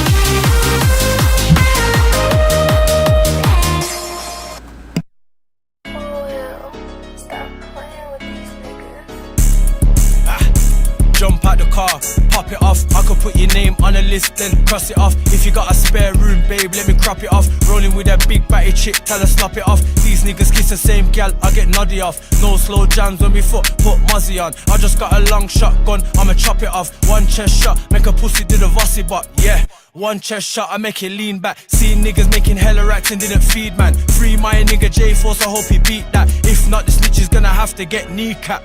Any car that I'm in is spin remap. Even real G's run fast when my heat slap. G's lock stabbing niggas, they ain't getting decat. Little sis keeps having dreams that she seen dad. Lost dad, unks and fran to the cancer. Gym every day, yeah, it helps with my anger. Niggas in my DM saying we should make a banger. RM ain't doing no trap with a wanker. I ain't doing no trap with a knob. Tell me who you rob, who you stab, who you shot. Tricks act hard till I light up your block. Just got the extension for the Glock. Pull up with some real acts in a RS6. I was outside before rap, no kids. Back my gun, niggas run like a bitch. When them gunshots pop, bro, I don't even flinch. From small, your favourite rapper is a known fronter. I'm with real G's that will take your soul off ya. Chest shot that will fuck up your bone structure. You won't see me with a gal that's got no bumper. Foot one Glock, fam, I want 10 of them. Feel like 50, I beef with many men. Tell your gal, move me and her can't friend again. Chicks give me head, I dug them and get head again. If I squeeze off, I'ma make her up, see God. I was in woods on my bike with my heat cut. Slap my gun till it's done, then I breeze off. When I lick crops, bed sheets and cut trees up. Buffer, RS3, I'ma rally that. Why you got a strap if you don't ever carry that? Violate me and I turn man calipat. Man got the AK link like Taliban. Tryna shoot up your block like press play. When man see RM they try escape. Hunting fire, same teeth as a SK. I was in town, free man with 2 ZKs.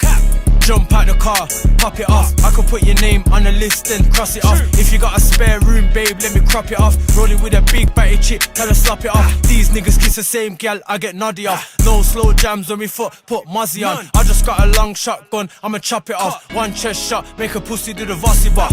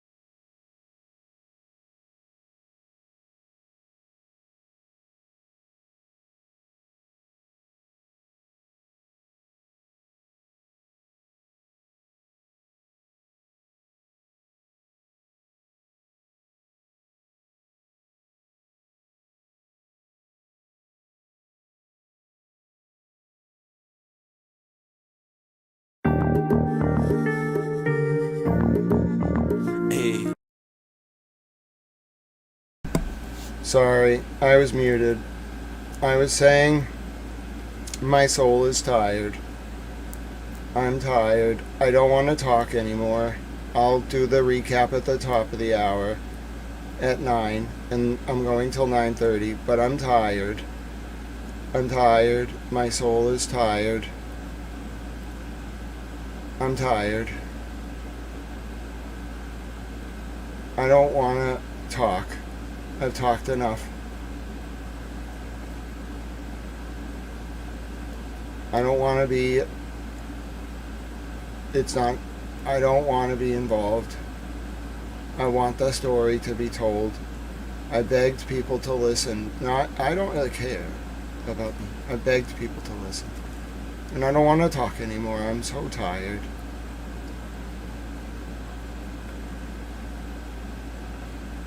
There's a lot of stuff that happened that I didn't.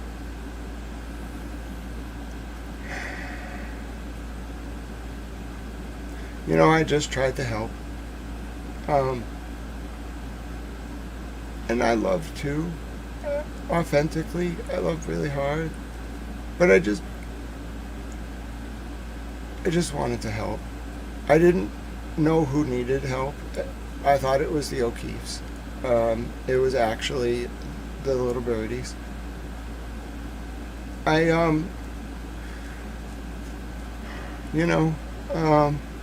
There were,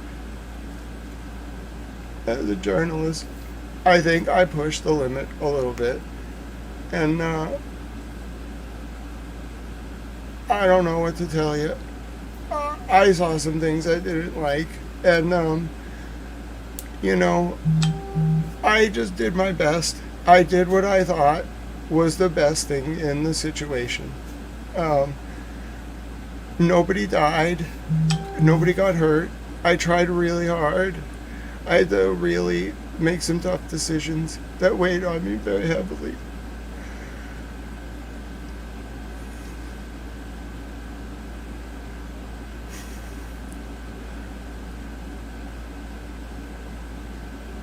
But I didn't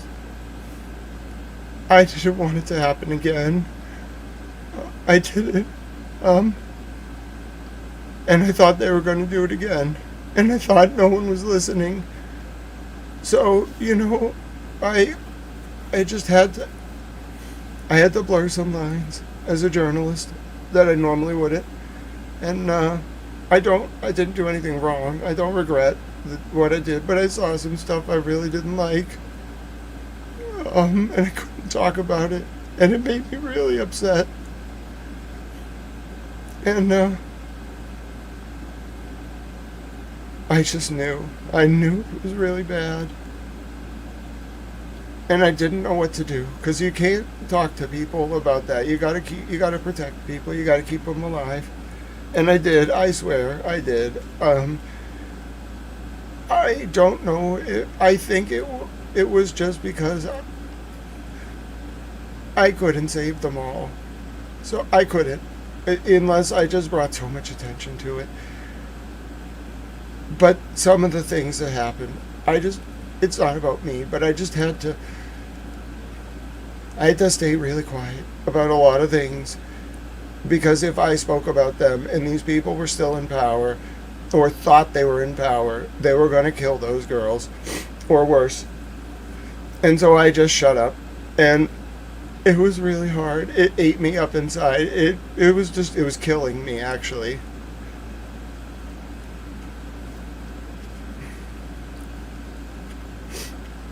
I'm worried it might have actually, it was going to take me. It was very close. The stress, I'm worried, was actually, it was raising my blood pressure. It was constant, and it was very dangerous. And by the grace of God, I got out because just of that circle. I wasn't doing anything wrong. I was just reporting.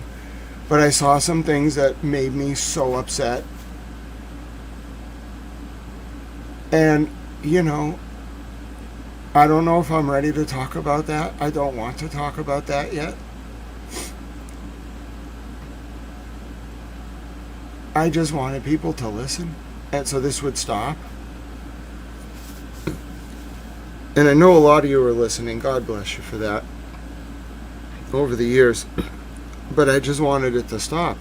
They weren't stopping. They were hurting these girls. It was a prison. It was an open air prison. And I'm only one person, okay? And I can only do so much. And I did everything I could. I just did. It was not going to happen again. It was not going to happen again.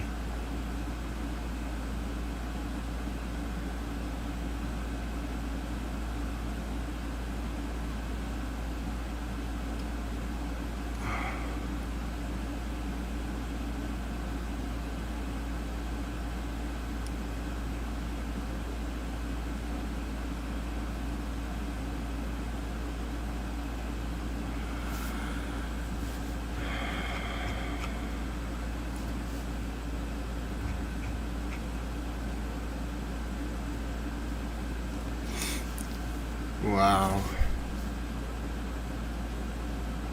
I'm going to have to sleep on this after I do the overview at the top of the hour. I don't know what to say.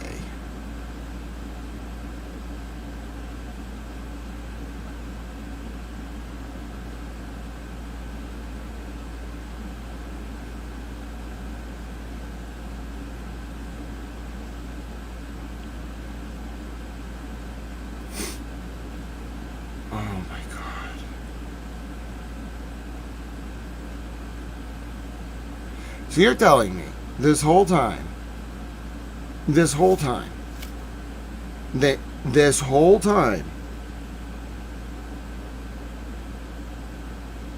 wow, they really did have to get the go-ahead. I think Mr. President Trump approved this.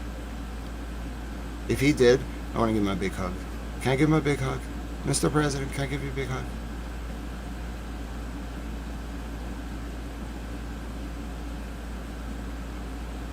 They were watching my stuff that whole time. Like, oh my God. He's right.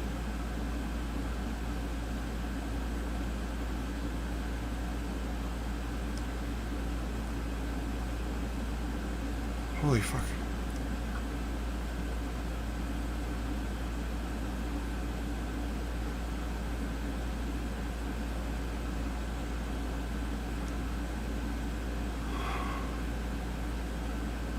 Whoa.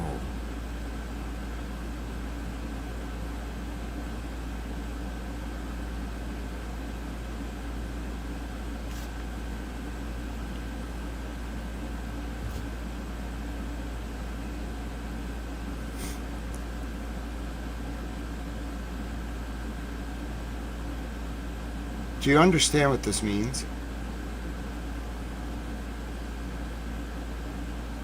Do you understand what this means?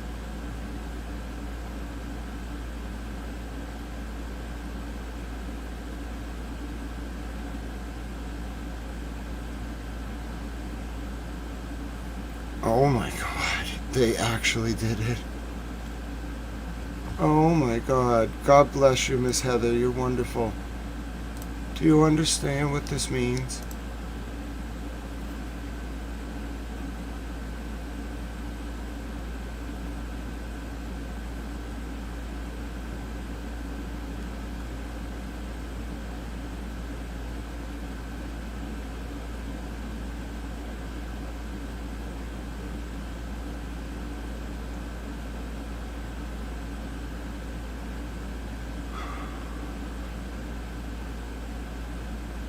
If you open this Pandora's, which they have done, they've opened it.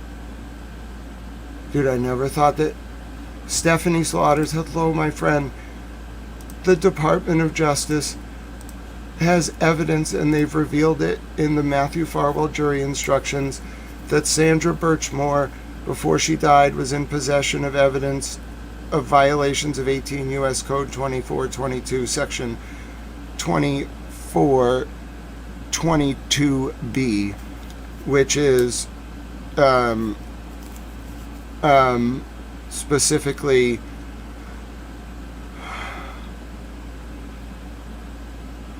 child sex trafficking.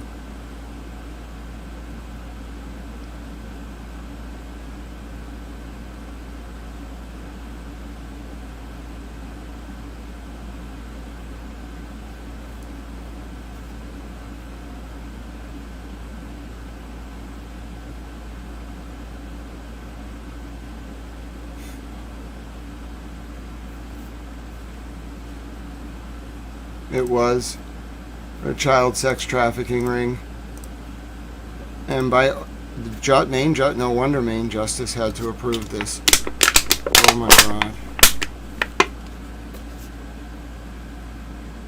Do you understand where this goes? Holy shit. What was it? Oh my God. Oh my God. Thank you, Lurley. You gifted Stephanie. Right as she just came in and gift membership on a historic night. Oh my God. Do you understand what this means?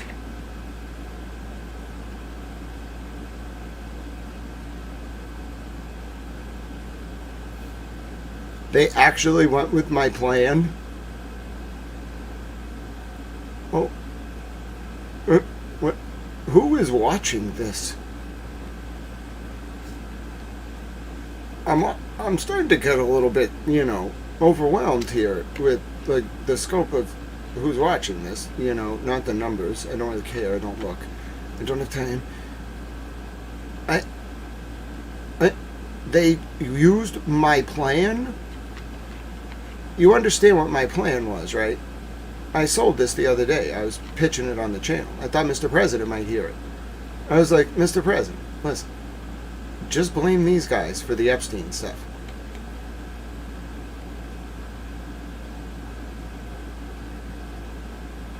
I didn't think they were going to actually fucking do it. Dude, it was just a plan. I said it one time. I didn't think you were going to actually do it.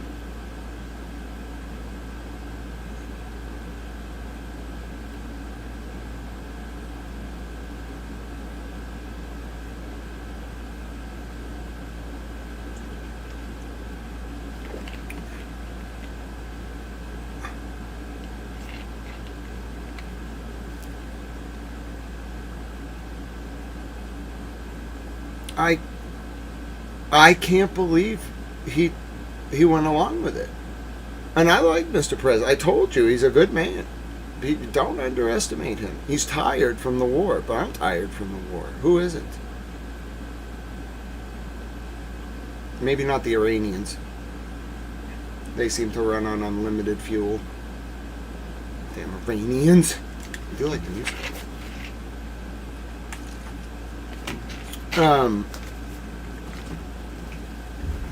But you know, Mr. President knew my grandfather. They were friends. Oh my goodness! Hold on, pause. If your name is 4 Cats Chrissy, I just want to say that was one of the nicest super chats anyone has ever done. I don't remember all of them, but that's easily one of the nicest ever. 4 Cats Chrissy says, for $100, 100% understand all of your stuff. I know others don't, but I had underground knowledge as you're proving it all. I respect you so much. Thank you for going through things line for line. I appreciate you more than you know. Just want to say God bless you, 4 Cats Chrissy, and God bless you, 4 cats. We love cats. I am a cat dad. Not in person, but you know, Towel girlfriend has a cat. His name's Kyle. And if you're thinking, Grant, you and your girlfriend did not name your cat after Kyle. Yeah, we named the cat after Kyle. I just want to tell you, Kyle's name gets said like at least 100 times a day, and we call him Kyle. So we only refer to him as Kyle. So, you know, she'll be like, you're a good cat, Kyle. And he's named after Kyle Sharkey. And he's a little cat. He's a little cat. We call him Kyle. He's a great cat. He's adorable. He's a little cat. He's a cat. That's what we do. We say he's a Kyle. Because he's a Kyle. He's a, you know, he's a little clumsy. He's really, like, efficient at getting humans to take care of him. But he's a little clumsy. So, I just wanted to say thank you to 4 Cats Chrissy for that wonderful super chat. God bless you, and thank you for not only your compassion, but your wonderful kind words, your support of your 4 cats, and also for allowing me to talk about Kyle.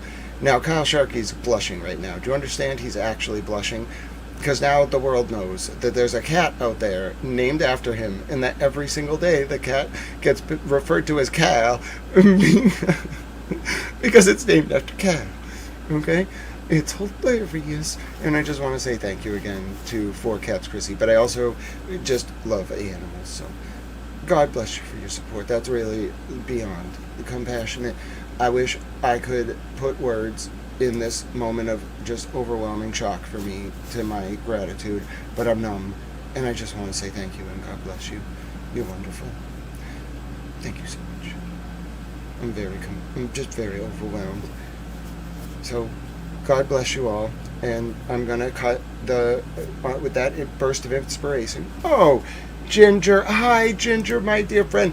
Ginger is so compassionate. Ginger donated a very kind amount. I will say it was $5,000 for coverage of the Sandra Birchmore case during the trial, and I just want to say God bless you, Ginger, for your generosity, and God bless you all. I did make my dentist appointment. It is scheduled. You all are very good to keep track of Little Towel. God bless you. And I consider myself well-spoken. I don't have the words to put into human language my gratitude. I'm very numb and stunned. I've never felt supported. My own family, just, I think, try to make me better, would just constantly knock me down and be like, you're terrible, you suck, nothing you do is worthwhile. My mom called this a stupid YouTube channel constantly. She was like, why do you do that stupid thing? Like, it's so stupid. And I was like, I think it's really good. Like, I think people benefit from it, don't you understand? I like Lord Reith. Well, not Lord Reith, but the BBC. Oh, God bless you, Four Cats Chrissy, you're so kind. Four Cats Chrissy said, you're wonderful. End of story. My brain understands the depths of yours. Oh, you're so kind. And we met our goal, so we can have a song. Oh, Rami, thank you so much. We're going to count that towards our goal. I'm not going to start another one. You all have been so kind. And I want to finish before 9:30. We will talk all about this tomorrow. But Rami, God bless you. You're also wonderful. I'm just so grateful for you all. And God bless each and every one of you in your own way. You've made... So, I used to be so nervous all the time because I didn't feel... Like, people would just abandon me, my family, and be like, "You're good luck. Like, you can go, like, live in a box by the river and, like, die." And I'd be like, but why? And I didn't understand. But then all of you are very supportive and loving, so I'm like, well, maybe it wasn't me. Oh. So all that time I thought, like, I was just like, what am I doing wrong? Am I not good enough? Am I not getting good enough grades? Am I, like, is it my autism? Am I just, like, is it my disability? Is it, like, the way I talk? Like, am I just, like, what am I doing wrong? And I guess it wasn't me. I guess it was them. Which kind of makes sense.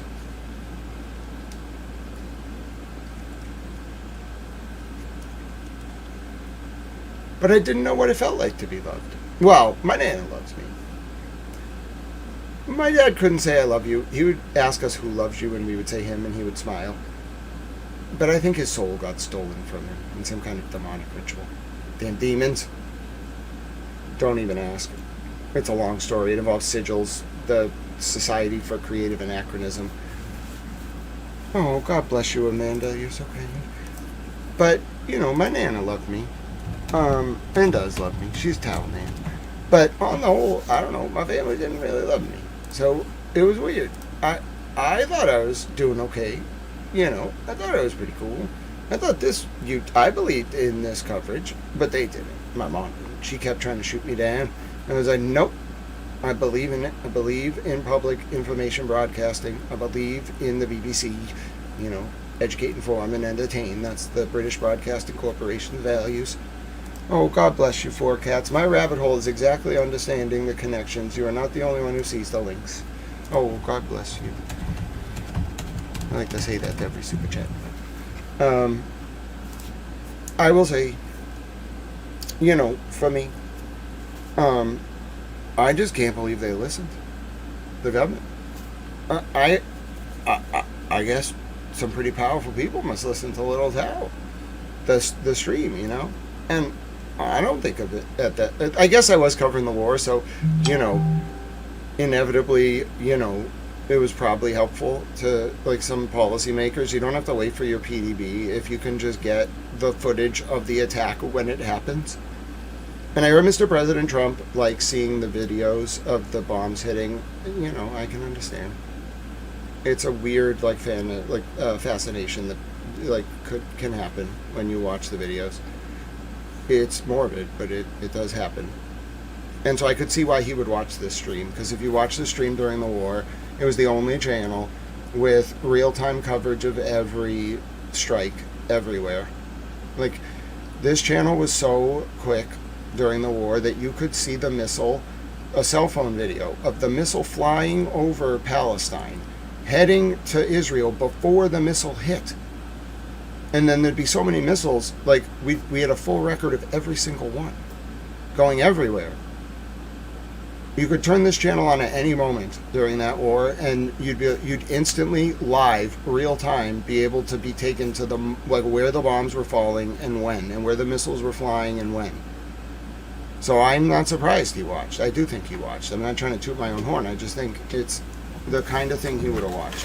So it's possible. It's not outside the realm of possibility that someone, they had this case ready to go. The thing with being an AUSA is just because you have a case ready to go doesn't mean that Maine Justice is going to approve it. That's the President and the Attorney General's decision when it has political consequences.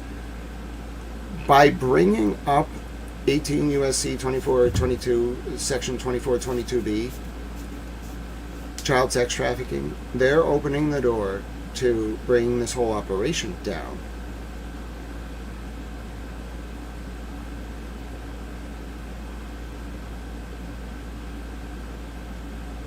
Oh, Miss Holmes said, Grant, you're more than good enough. You're an amazing person. I can relate to your childhood. Not much love shown at all. I can't wait to hear your whole story. Oh, God bless you, Miss Holmes. This had to get approved at the highest levels because this goes right to that restaurant.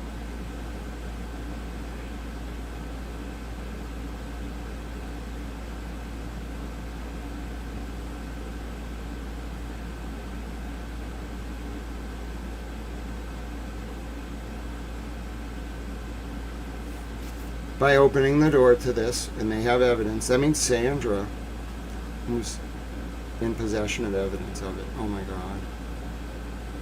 Oh God. Out of respect, and listen, I told you, it's not a mark on Sandra. Out of respect, clearly they waited as long as they could. They have to disclose it under the rules, under the Constitution.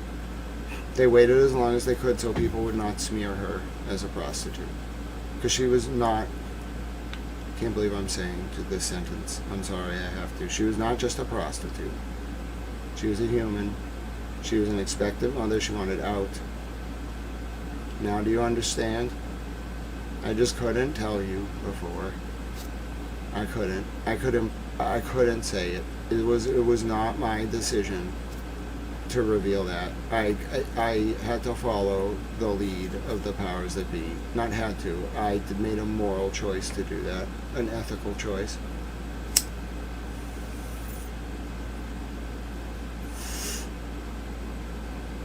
God, may God protect you in your soul. If not looking backwards, but from at this point on, you use that word in a headline about it. Don't do it. Don't do it.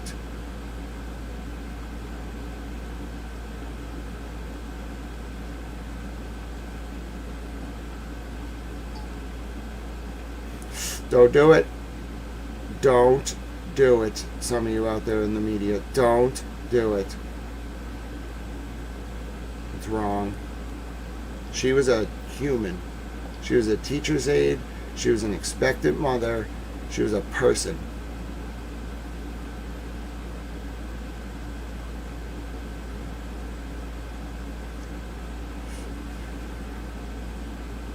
I am the one that will write the letter to your editor. Not for publication. I will write a very angry letter to your boss if you use that word. Don't do it. Show some respect. It's absolutely okay to talk about what she had evidence of and why. Do not lead with that word. Don't do it. Not even once. None of you. I don't want to see a single publication do it. I'll be furious. Don't do it.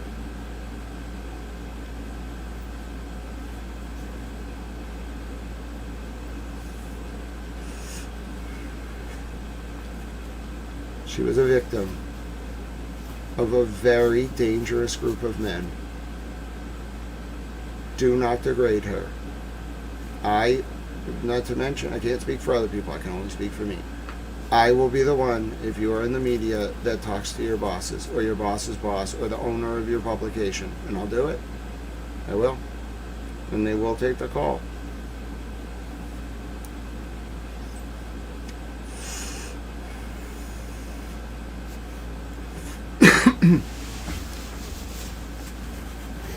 Yeah, a bunch of people are about to get arrested. Now everybody knows. A lot of people are about to get arrested. I don't know when or where, and I don't want to know.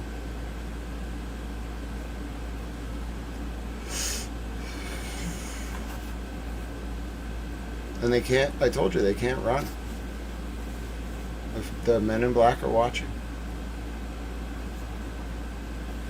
Alright, I don't know what just happened. I don't know how many hours we've been going since I figured that out. I don't know. I think I'm shell-shocked. I think I actually am shell-shocked. I've composed myself enough to tell you a few times what's going on, but I think that broke me. It was so much release of so much at once. I can't even put it into words. I can't believe there's a recording of that, frankly.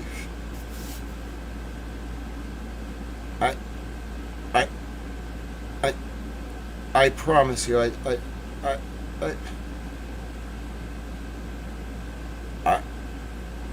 I didn't know that was coming.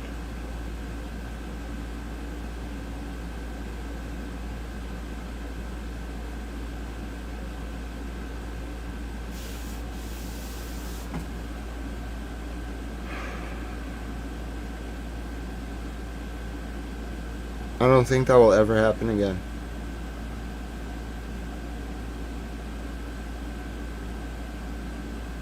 I think you might actually see that moment, like more than once. All I remember is saying the Mann Act. Wait, that's the Mann Act. And then I was like, wait, the Mann Act? And then I went into the statute, and then I looked, and then I was like, wait, didn't it say, like, paragraph B? Wait a minute, paragraph B? And then I remember, like, getting up and just walking out the door, because I was going to start screaming. And I didn't, but I almost screamed. I would have screamed so loud, I'm worried, like, my neighbor would have come over and been like, Grant, like, did you stub your toe? Is your leg broken? Because my neighbor knows I'm disabled. So she's always like, if I, like, fell or something, she would know. Like, if I didn't, like, go outside in the morning. I have a great older neighbor. My point is, I would have screamed so loud, my nice old neighbor would have come over, even with her bad hearing, and been like, Grant, are you okay? Did someone beat you in the head? I was gonna scream that loud. That's all I really remember about what happened. I cried a little bit, I think. I might have cried for a prolonged period of time. I don't really remember. I don't know. Oh, God bless you, Julia. Thank you, says Julia. You're the best for uncovering so much. Can I adopt you? You're family to us. You're a friend from Canada. Oh, we love the Canadians. Now, listen, I don't blame all Canadians for the fact that water under the fridge has to guard the Great Lakes from Iranian invasion. I actually think he likes it. So, God bless you and all of our friends from Canada. All right, let's do it. I think Emily C's on tonight, isn't she? So I want to get done by 9:30 so you can go watch that. And I've been going for 8 hours. I'm so tired. I have to stop. I promise you, this isn't... There are going to be a lot of people that want to talk to me. Okay? I don't know if I'm ready to do that. I hope you will all, like, give me some grace. Not you in the chat, but the people who are, like... I know... I adore all of you. I know a lot of people are, like, very kindly trying to reach out. I know. I'm not ignoring it. I will get to everyone. I will do it all, whatever you want. If you want me to talk about it, I will. I don't really want to do this. I understand why I need to be the vassal to communicate it. I don't really want to. I'm going to do it because I understand the importance of the story, but I just need a little grace. Maybe like, I don't know. Oh, goodness. God bless you to the person who was wondering if they got the right one. You did. I'm going to send a heart. It doesn't always give me the... I clicked the say thanks, so I'm going to write a longer note later, but if you were wondering if it went through on the donation, I clicked the little heart. God bless you for that. You're so kind. I just want to...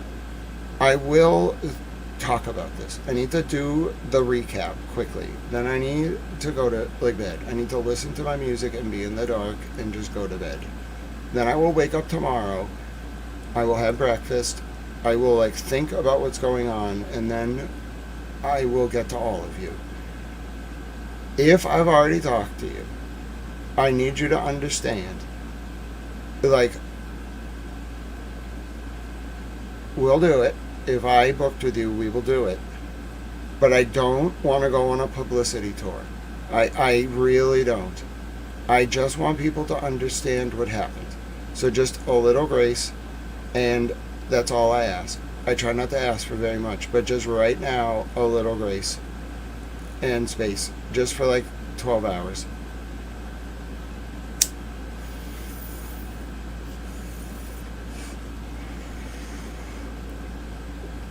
I had to turn the phone down because it was too much.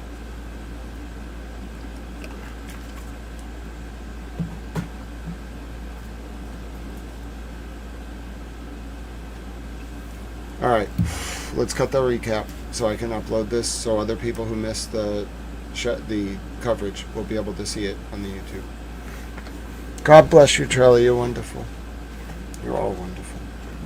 Alright. Here we go. I'm going to start this in 10 seconds.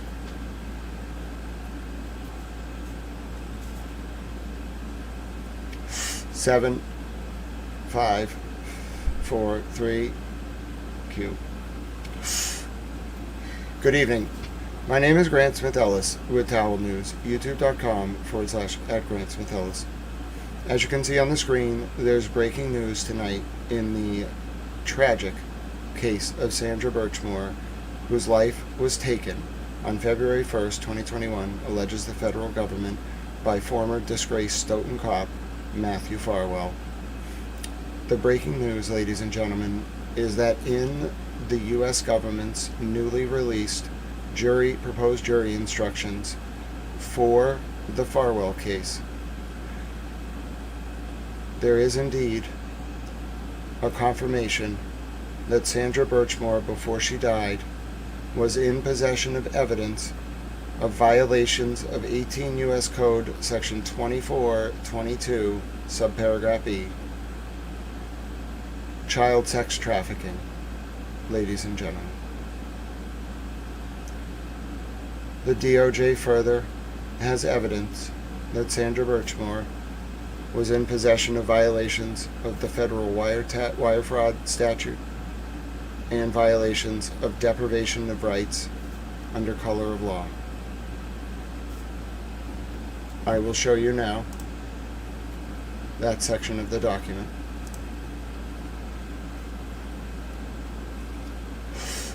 Reads the relevant section from U.S. Attorney Leah Foley in Boston.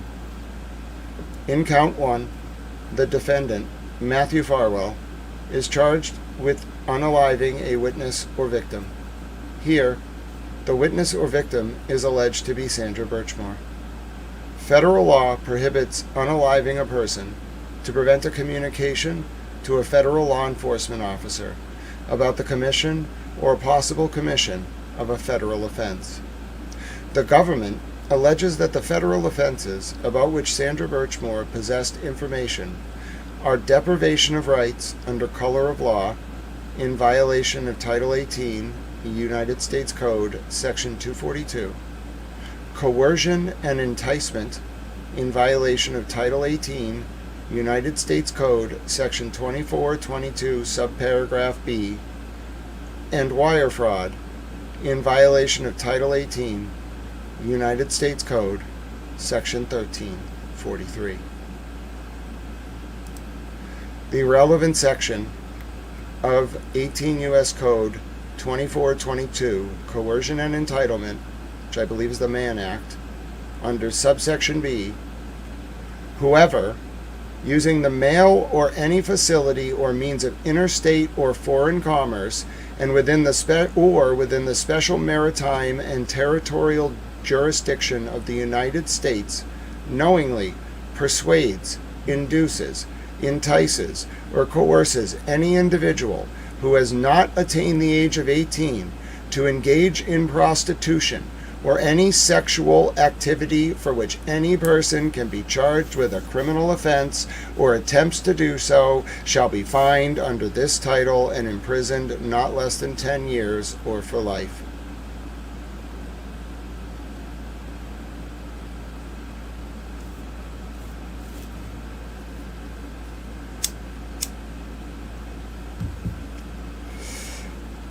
Ladies and gentlemen, whatever evidence the Department of Justice has about the crimes that Sandra Birchmore knew about before her life and the life of her unborn 8 to 10 week old baby boy were so tragically taken on that cold, snowy, blizzard-like February 1st night of 2021, sometime between 9 and 10 p.m. Eastern.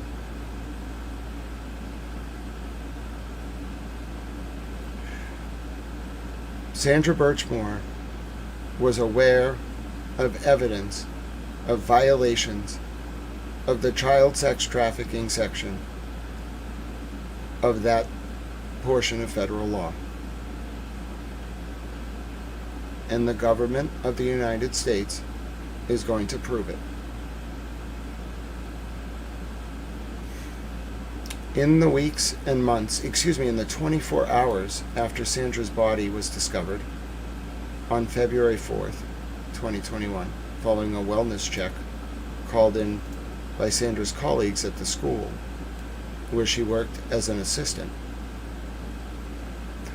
Within 24 hours, both the Massachusetts State Police and the Canton Police, of which Kevin Albert and Michael Lank were both involved in the investigation of Sandra's death and the Karen Reed and John O'Keefe case, went to the office of the chief medical examiner and tried to pressure the chief medical examiner before the autopsy of Sandra and her unborn 8 to 10 week old baby boy was even done to rule Sandra's death the result of self-harm. Sandra Birchmore, alleges the federal government, was groomed in the Stoughton Police Explorers Program from the age of 14 by Matthew Farwell and, according to a 2013 Stoughton Police Department Internal Affairs investigation report, by Robert Devine and by Billy Farwell, Matthew Farwell's brother, all Stoughton police officers, Robert Devine being the deputy chief at one point, and the head of the Police Explorers Program. Ladies and gentlemen, the federal government also revealed in recent filings that the father of Sandra Birchmore's unborn baby, Matthew Farwell, thought he was the father of that child. The father of that child is known to the federal government. His identity as of this time is only witness 1, and his DNA was found inside Sandra's undergarments on the day she was killed. Robert Devine, using the Facebook alias Martin Riggs, last communicated with Sandra on February 1st, 2021. No one, other than allegedly Matthew Farwell and a mystery man who was waiting outside Sandra's apartment complex for him when he left after the murder, knew that Sandra Birchmore was dead on February 1st, 2021. Sandra's death was not known by law enforcement until February 4th, 2021. Who is witness 1? Furthermore, the federal government has brought on a number of cooperating witnesses, including the very Massachusetts medical examiner who initially made a finding of self-harm related to Sandra, including 3 Massachusetts State Police Crime Lab analysts, including Jessica Hyde, the forensic analyst from the Karen Reed and John O'Keefe case, who so vociferously defended Brian Tully's friend, the lead investigator, Brian Tully, the detective lieutenant, head of Michael Morrissey, the Norfolk DA State Police Unit, the same one that investigated Sandra's death. Jessica Hyde, who so vociferously defended Jen McCabe's 227 verse 6:23 a.m. house long to die in cold Google search. The same Jessica Hyde who was referred to Brian Tully by a former colleague of Tully's, who now works at a fusion center for the state police after formerly working cyber crimes under John Fanning at the state police. Why is that relevant? Because John Fanning single-handedly took charge of the report into Sandra Birchmore's death, the initial report by the state police in 2021. John Fanning was Brian Tully's first executive officer. Brian Tully, as I mentioned, was the detective lieutenant in charge of the Norfolk DA's State Police Detectives Unit that investigates all major crimes, including unattended deaths, in Norfolk County. Sandra died in Cannington, Massachusetts, in Norfolk County. John Fanning was the first officer of the unit. He used to be a cop in Stoughton himself. The sergeant was Yuri Buchanan. Working under them was the infamous Michael Proctor. Another man, Nick Guarino, who handled the forensic extraction of messages between Sandra and Farwell and handled forensic data in the Karen Reed case. The same Nick Guarino that's now a cooperating federal witness. The same Nick Guarino who got hit by a drunk driver in 2023 while doing a detail near Watertown on the Mass Pike right before exit 123. Also on that unit were troopers Matt Duane and Connor Keefe and Kathleen Price. John Fanning personally wrote the report exonerating Matthew Farwell for the death of Sandra Birchmore, despite evidence that the federal government has now laid out and was also laid out in a 2023 Stoughton Police Internal Affairs investigation that that put within days of Sandra Birchmore's death, the Canton State Police had evidence that Matthew Farwell was the man on videotape at Sandra's apartment right at the time of her death. That Matthew Farwell had been going around telling people that if Sandra was going to insist on carrying her unborn 8 to 10 week old baby boy to term, that Farwell was going to, quote, take care of the problem himself. Despite all of this evidence, the state police, Brian Tully State Police Unit with John Fanning writing the report, exonerated Matthew Farwell initially and blamed Sandra's death on herself and that of her unborn baby boy, despite a litany of physical evidence, including ligature marks on the chest, skin missing from the nose, signs of suffocation, trying to move one's face when being suffocated. Despite obvious evidence that Sandra was looking forward to having her child, she had just put a load of laundry in the washer and dryer right before she died, right before she was killed.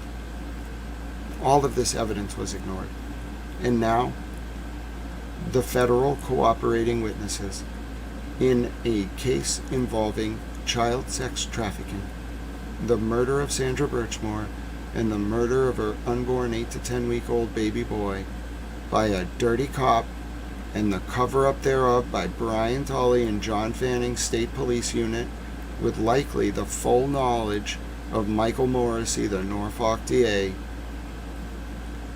is unraveling before the world with the assistance of a number of cooperating federal witnesses, all of whom had a very strong reason to collect as much evidence as they could against a bunch of bad men who hurt some vulnerable women and girls over decades and generations through their obvious sex trafficking network that we now know the federal government will confirm contains evidence,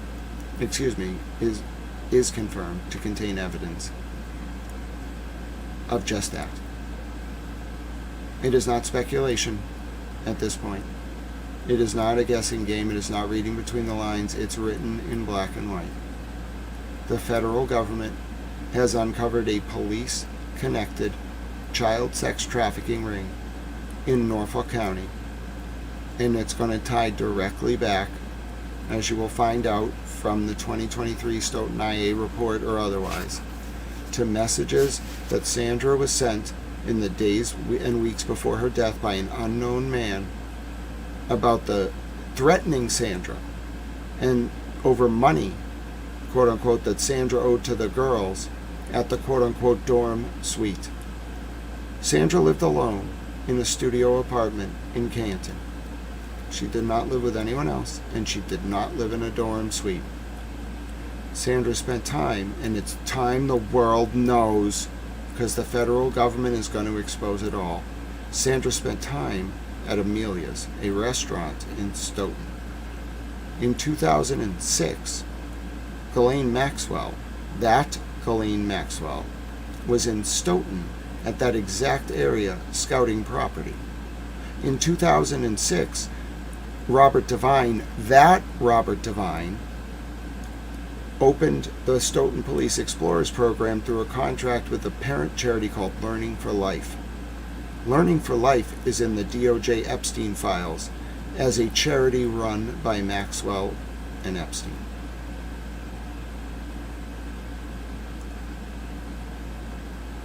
Epstein's bank records confirm he was in Stoughton, Massachusetts on July 9th, 8th into 9th of 2014 at the exact same locations that Maxwell went. Epstein flew into New Hampshire, went to a Dunkies, then a Starbucks, drove down to Massachusetts, got off 95 and 128 at the IKEA in Stoughton, spent about $300, probably on a massage table at that IKEA, spent $33, probably on condoms, at a gas station. It looks like the second purchase is in New Hampshire. It's not. It's actually a gas station in Stoughton, but the parent company is in New Hampshire. And then Epstein goes to a Dunkin' Donuts that's closed. It's now closed in Stoughton. It's not the one at the Mobile that's open now. It's like 33808233 or something, Donkey store number. Didn't Sandra work at a Dunkies? In any event, my point is, right as that was happening, Michael Morrissey's State Police Detectives Unit, run by Brian Tully's predecessor, guess what they were doing? They were banging up on fake charges another woman in the orbit of Robert Devine named Tiffany Overstreet, who in the fall of 2013 into the summer of 2014 threatened to expose Devine for having an affair with her to his wife. Devine got an RO against her, lied to her, told her the RO was not active. She contacted him. The state police did a multiple warrant search, including like Verizon records, third parties, subpoenas, etc., to try to prove a bunch of fake accounts that contacted Devine were actually Tiffany Overstreet. They were not. And then in the fall of 2014, Tiffany Overstreet is arrested. Her whole house is searched, and she's jailed on the RO violation by the state police with Robert Devine as the named victim. By 2015, the charges are dropped, March, and Overstreet goes away forever. She's alive. Anything happens to Tiffany Overstreet, that's also one where juridically, I'm going to be the one that knocks, don't even think about it, it's non-negotiable. Do it, and for the rest of my life, one hair on her head is disturbed. I don't even know her. One hair on her head is disturbed. You will answer to me for the rest of your life. And mine. Do not touch her.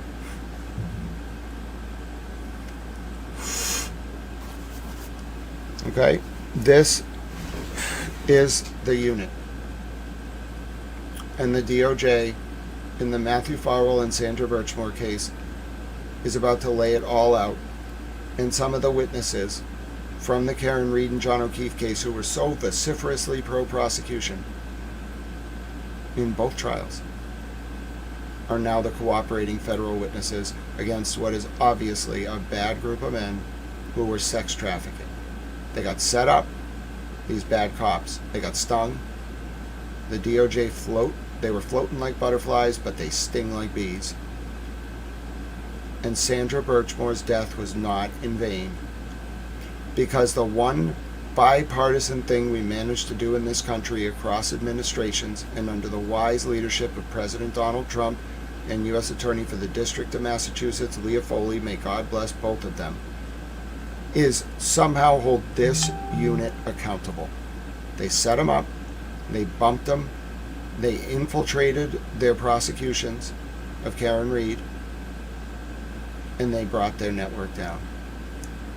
These were bad men abusing our justice system, not just mine, to keep their victims in open-air prisons under constant threat of death, forced addiction, or fake criminal charges. They turned this country into a living nightmare. They made Arthur Kessler's Darkness at Noon a reality for these women and some boys. And they hurt our children. I don't have any children yet. Maybe Towel Girlfriend wants them. I think she does. That'd be great. Little washcloths. I don't even have children yet. They hurt our children. And they did so over generations. Untold numbers of them. God knows how many they drugged. So they don't remember. They stole our happiness from us. They stole it from tens of millions of us. And Sandra Birchmore did not die in vain. She was not just some, what did Sean Good say? She was not just some R word. He called her an R word. Slur for mentally disabled. She was not just some slur for a mentally disabled person. Shame on you, Sean Good. How do you sleep at night? She was a person with dignity, with goals, with a life. She may not have had much family left. Her mother, her father passed away. That's when they started grooming her. Then her mother passed away. Then her grandma passed away. They prey on the poor. They prey on the vulnerable. They prey on the despondent. Those with no one. The people. What does Matthew 25:31 through 46 say? You are going to be judged by how you treat the least among us when no one is looking. These girls were hungry and you did not feed them. You abused them. They were thirsty. You gave them no water. You abused them. They were in need of aid. They were in the hospital. You did not visit them. You did not help them. You abused them. And whatever you do not for the least among thee, you do not for God himself. You had a choice in those moments to help people in their lowest moments or hurt them, and you took advantage of them.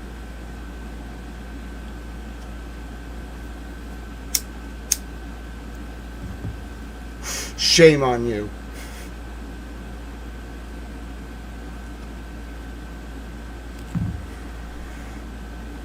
My name is Grant Smith Ellis. These men and the women that enabled them will burn.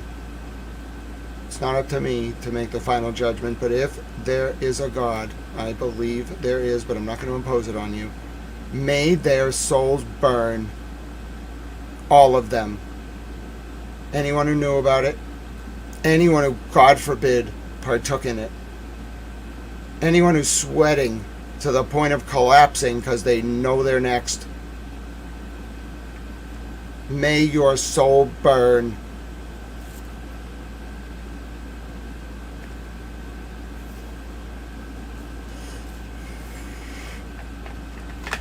And it's poetic justice that Sandra Birchmore did not die in vain. Her unborn baby, her unborn 8 to 10 week old baby boy did not die in vain. They were not just some throwaway life. They mattered. And you all, these men, you all are now going to see Sandra Birchmore roar. She deserves this. You deserve what's happening to you as a result of what you did to her. And with God's will and blessing, you will all be held accountable. Her name will go down as in the history books as having brought you down. You couldn't stop her even from the grave. She brought you down. because you underestimated her. Even in death, she was stronger than you. Because you're cowards. Godless cowards. Evil monsters. And she won. You could take John O'Keefe. You could threaten untold number of people. You could put fake criminal charges on journalists like Aiden Turtleboy Carney. You could bang up Karen Reed on fake charges and threaten her. You can infiltrate people's lives with fake private investigators. But you couldn't stop Sandra Birchmore. And if that doesn't make you believe in an afterlife and the power of soul, I don't know what will. Because, believe me, this wouldn't have happened without her. She made this happen. And now the history books will honor her rightly for bringing these bastards down. And that's the place she deserves. And treat her with less regard and reverence than that at your peril. I didn't know her, but God, I would have helped her. And I wouldn't have tried to sleep with her, you monsters. I don't know her, so I can't say if I would have, loved her as a human. I don't know. She seemed nice. But I promise you I would have helped her unconditionally. Washed her feet if she needed it. I would have brought her ginger ale. And then I wouldn't have used it as an opportunity to scope out her murder. Shame on you, Matthew Farwell. She needed your help. You could have been a hero to her. Probably not to your wife. But apparently most of you, some of these men, didn't care about their wives anyway. You could have been her hero and the hero to untold girls and boys, and you didn't do it. And you gotta live with that. I don't care if the feds let you off the hook for the death penalty. You gotta live with it, which is probably worse. What's wrong with you, some of these guys and girls? Seriously. I'm disgusted in some of you. Just disgusted. And then when people tried to find it out and expose it, you went after them. And you probably went after federal witnesses without realizing it.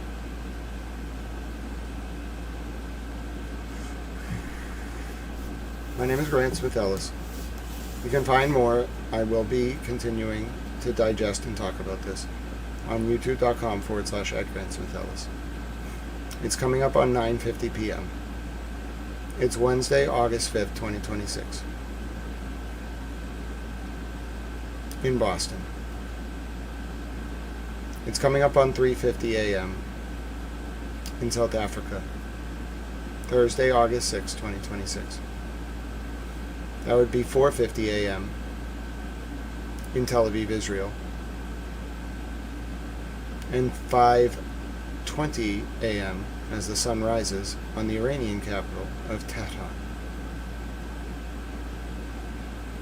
August 6th is a special day in my life, on a personal note, if I may. When I was very sick, I'm talking at my darkest, I didn't think I was going to make it. I couldn't really get out of bed. I was very sick. They didn't know they knew things were bad. My throat and airway were bad. I was in so much pain all the time in my face. It was like I was wearing a mask being cut into my face all the time. I was just in so much agony, and I was bleeding from places you don't want to know about all the time, and I was throwing up when I was sleeping because mucus was slipping down into my stomach. It was the worst time in my entire life. The only reason I made it was because I had a friend named Robin, and I loved him very much. And Robin was from another country, but we talked all the time. And we would watch movies at the same time. So like I would start the movie and he would start the movie at the same time. And then we would talk about it like as we were watching it. And we watched all sorts of movies. Thousands of movies. We had a big list. And on August 6th, some years ago, Robin chose to leave us, and he left on his own terms. He had friends. He was planning to go to a wedding later that month, and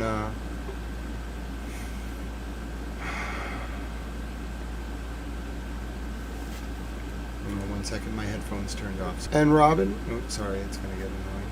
And Robin,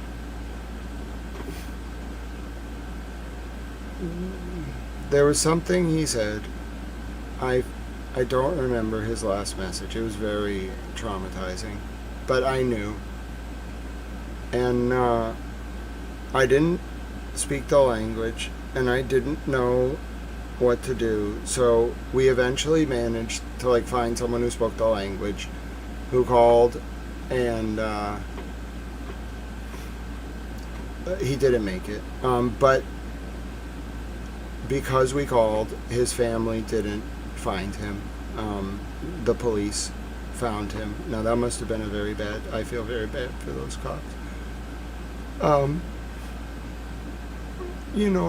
he was in a lot of pain. They tried electroshock therapy. They tried everything they could. He was just in a lot of pain. And I didn't know that once we got to the end of the list of the movies we were watching, that that was his sign to go. That's what he was thinking. And we stopped watching as many movies when I was starting to do a little better. And that's when he left us, when he saw I was starting to be okay. And I do what I do in his honor. I miss him very much. And I know he's not in pain anymore, but I'm just so grateful that he got me. No one had ever helped me like that, but he got me through it. He didn't know, I don't think, why I needed that, but he just talked to me every day when I was alone, and when I was in the hospital. And I want to honor that, and so I try to help. So that's my closing tonight. Tomorrow's going to be a tough day, but I think saying this tonight will make it a little easier.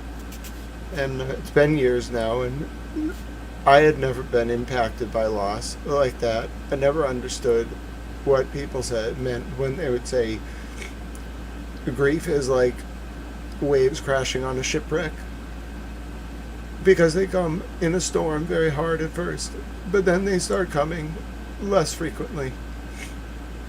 But that one was really hard. The waves did not stop for like a week or two, and he meant a lot to me. So in his honor, I try to help, just in the hopes that I can pay forward that he kept me alive. So thanks for listening. In his honor, I miss him a lot, and I think saying this tonight will actually make it easier for me to process things and go about my day tomorrow. But I live it in his honor. He actually is right over there. His picture, it's the only picture that I have framed. It's him, he sits on a chair. He has a special chair. And I won't forget him.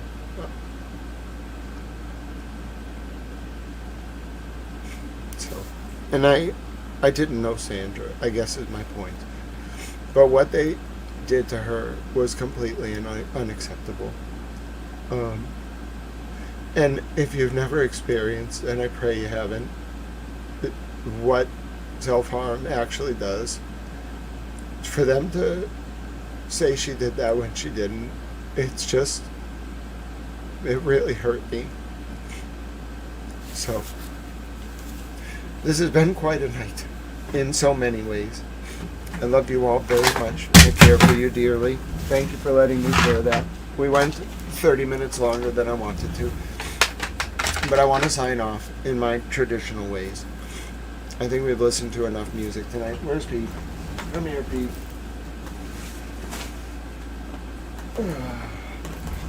So, this is Pete. He's the channel mascot. Francine's his friend. She loves him. My name is Grant Smith Ellis. And this is Pete. And this is Towel News. We like to do the U.S. presidents. This is called Tippecanoe and Tyler 2. At the end of stream to test my mental acuity. So let's do that. Alright. President Washington. President Adams, President Jefferson, President Madison, President Monroe, President Adams Jr., President Jackson, President Van Buren, William Henry Harrison. I don't know 10. 11 and 12 are Tippecanoe and Tyler 2. Shout out Triplet Bob. So that's going to be Polk and Taylor. And then 13 is Millard Fillmore. That's a weird one. And then it goes Pierce, Buchanan, Lincoln, Johnson, Grant, Rutherford B. Hayes, Garfield, Chester A. Arthur, Cleveland, Harrison, Cleveland, McKinley, Teddy Roosevelt, William Howard Taft, Woodrow Wilson, Harding, Coolidge, Hoover, FDR, Truman, Eisenhower, Kennedy, Johnson, Nixon, Ford, Carter, Reagan, Bush 1, Clinton, Bush 2, Obama, Trump, Biden, Trump. Oh, hi, Francine. I got it. There you go. So, yeah, we like to do that at the end of streams. But that was... We've experienced some intense things together. That was the most intense.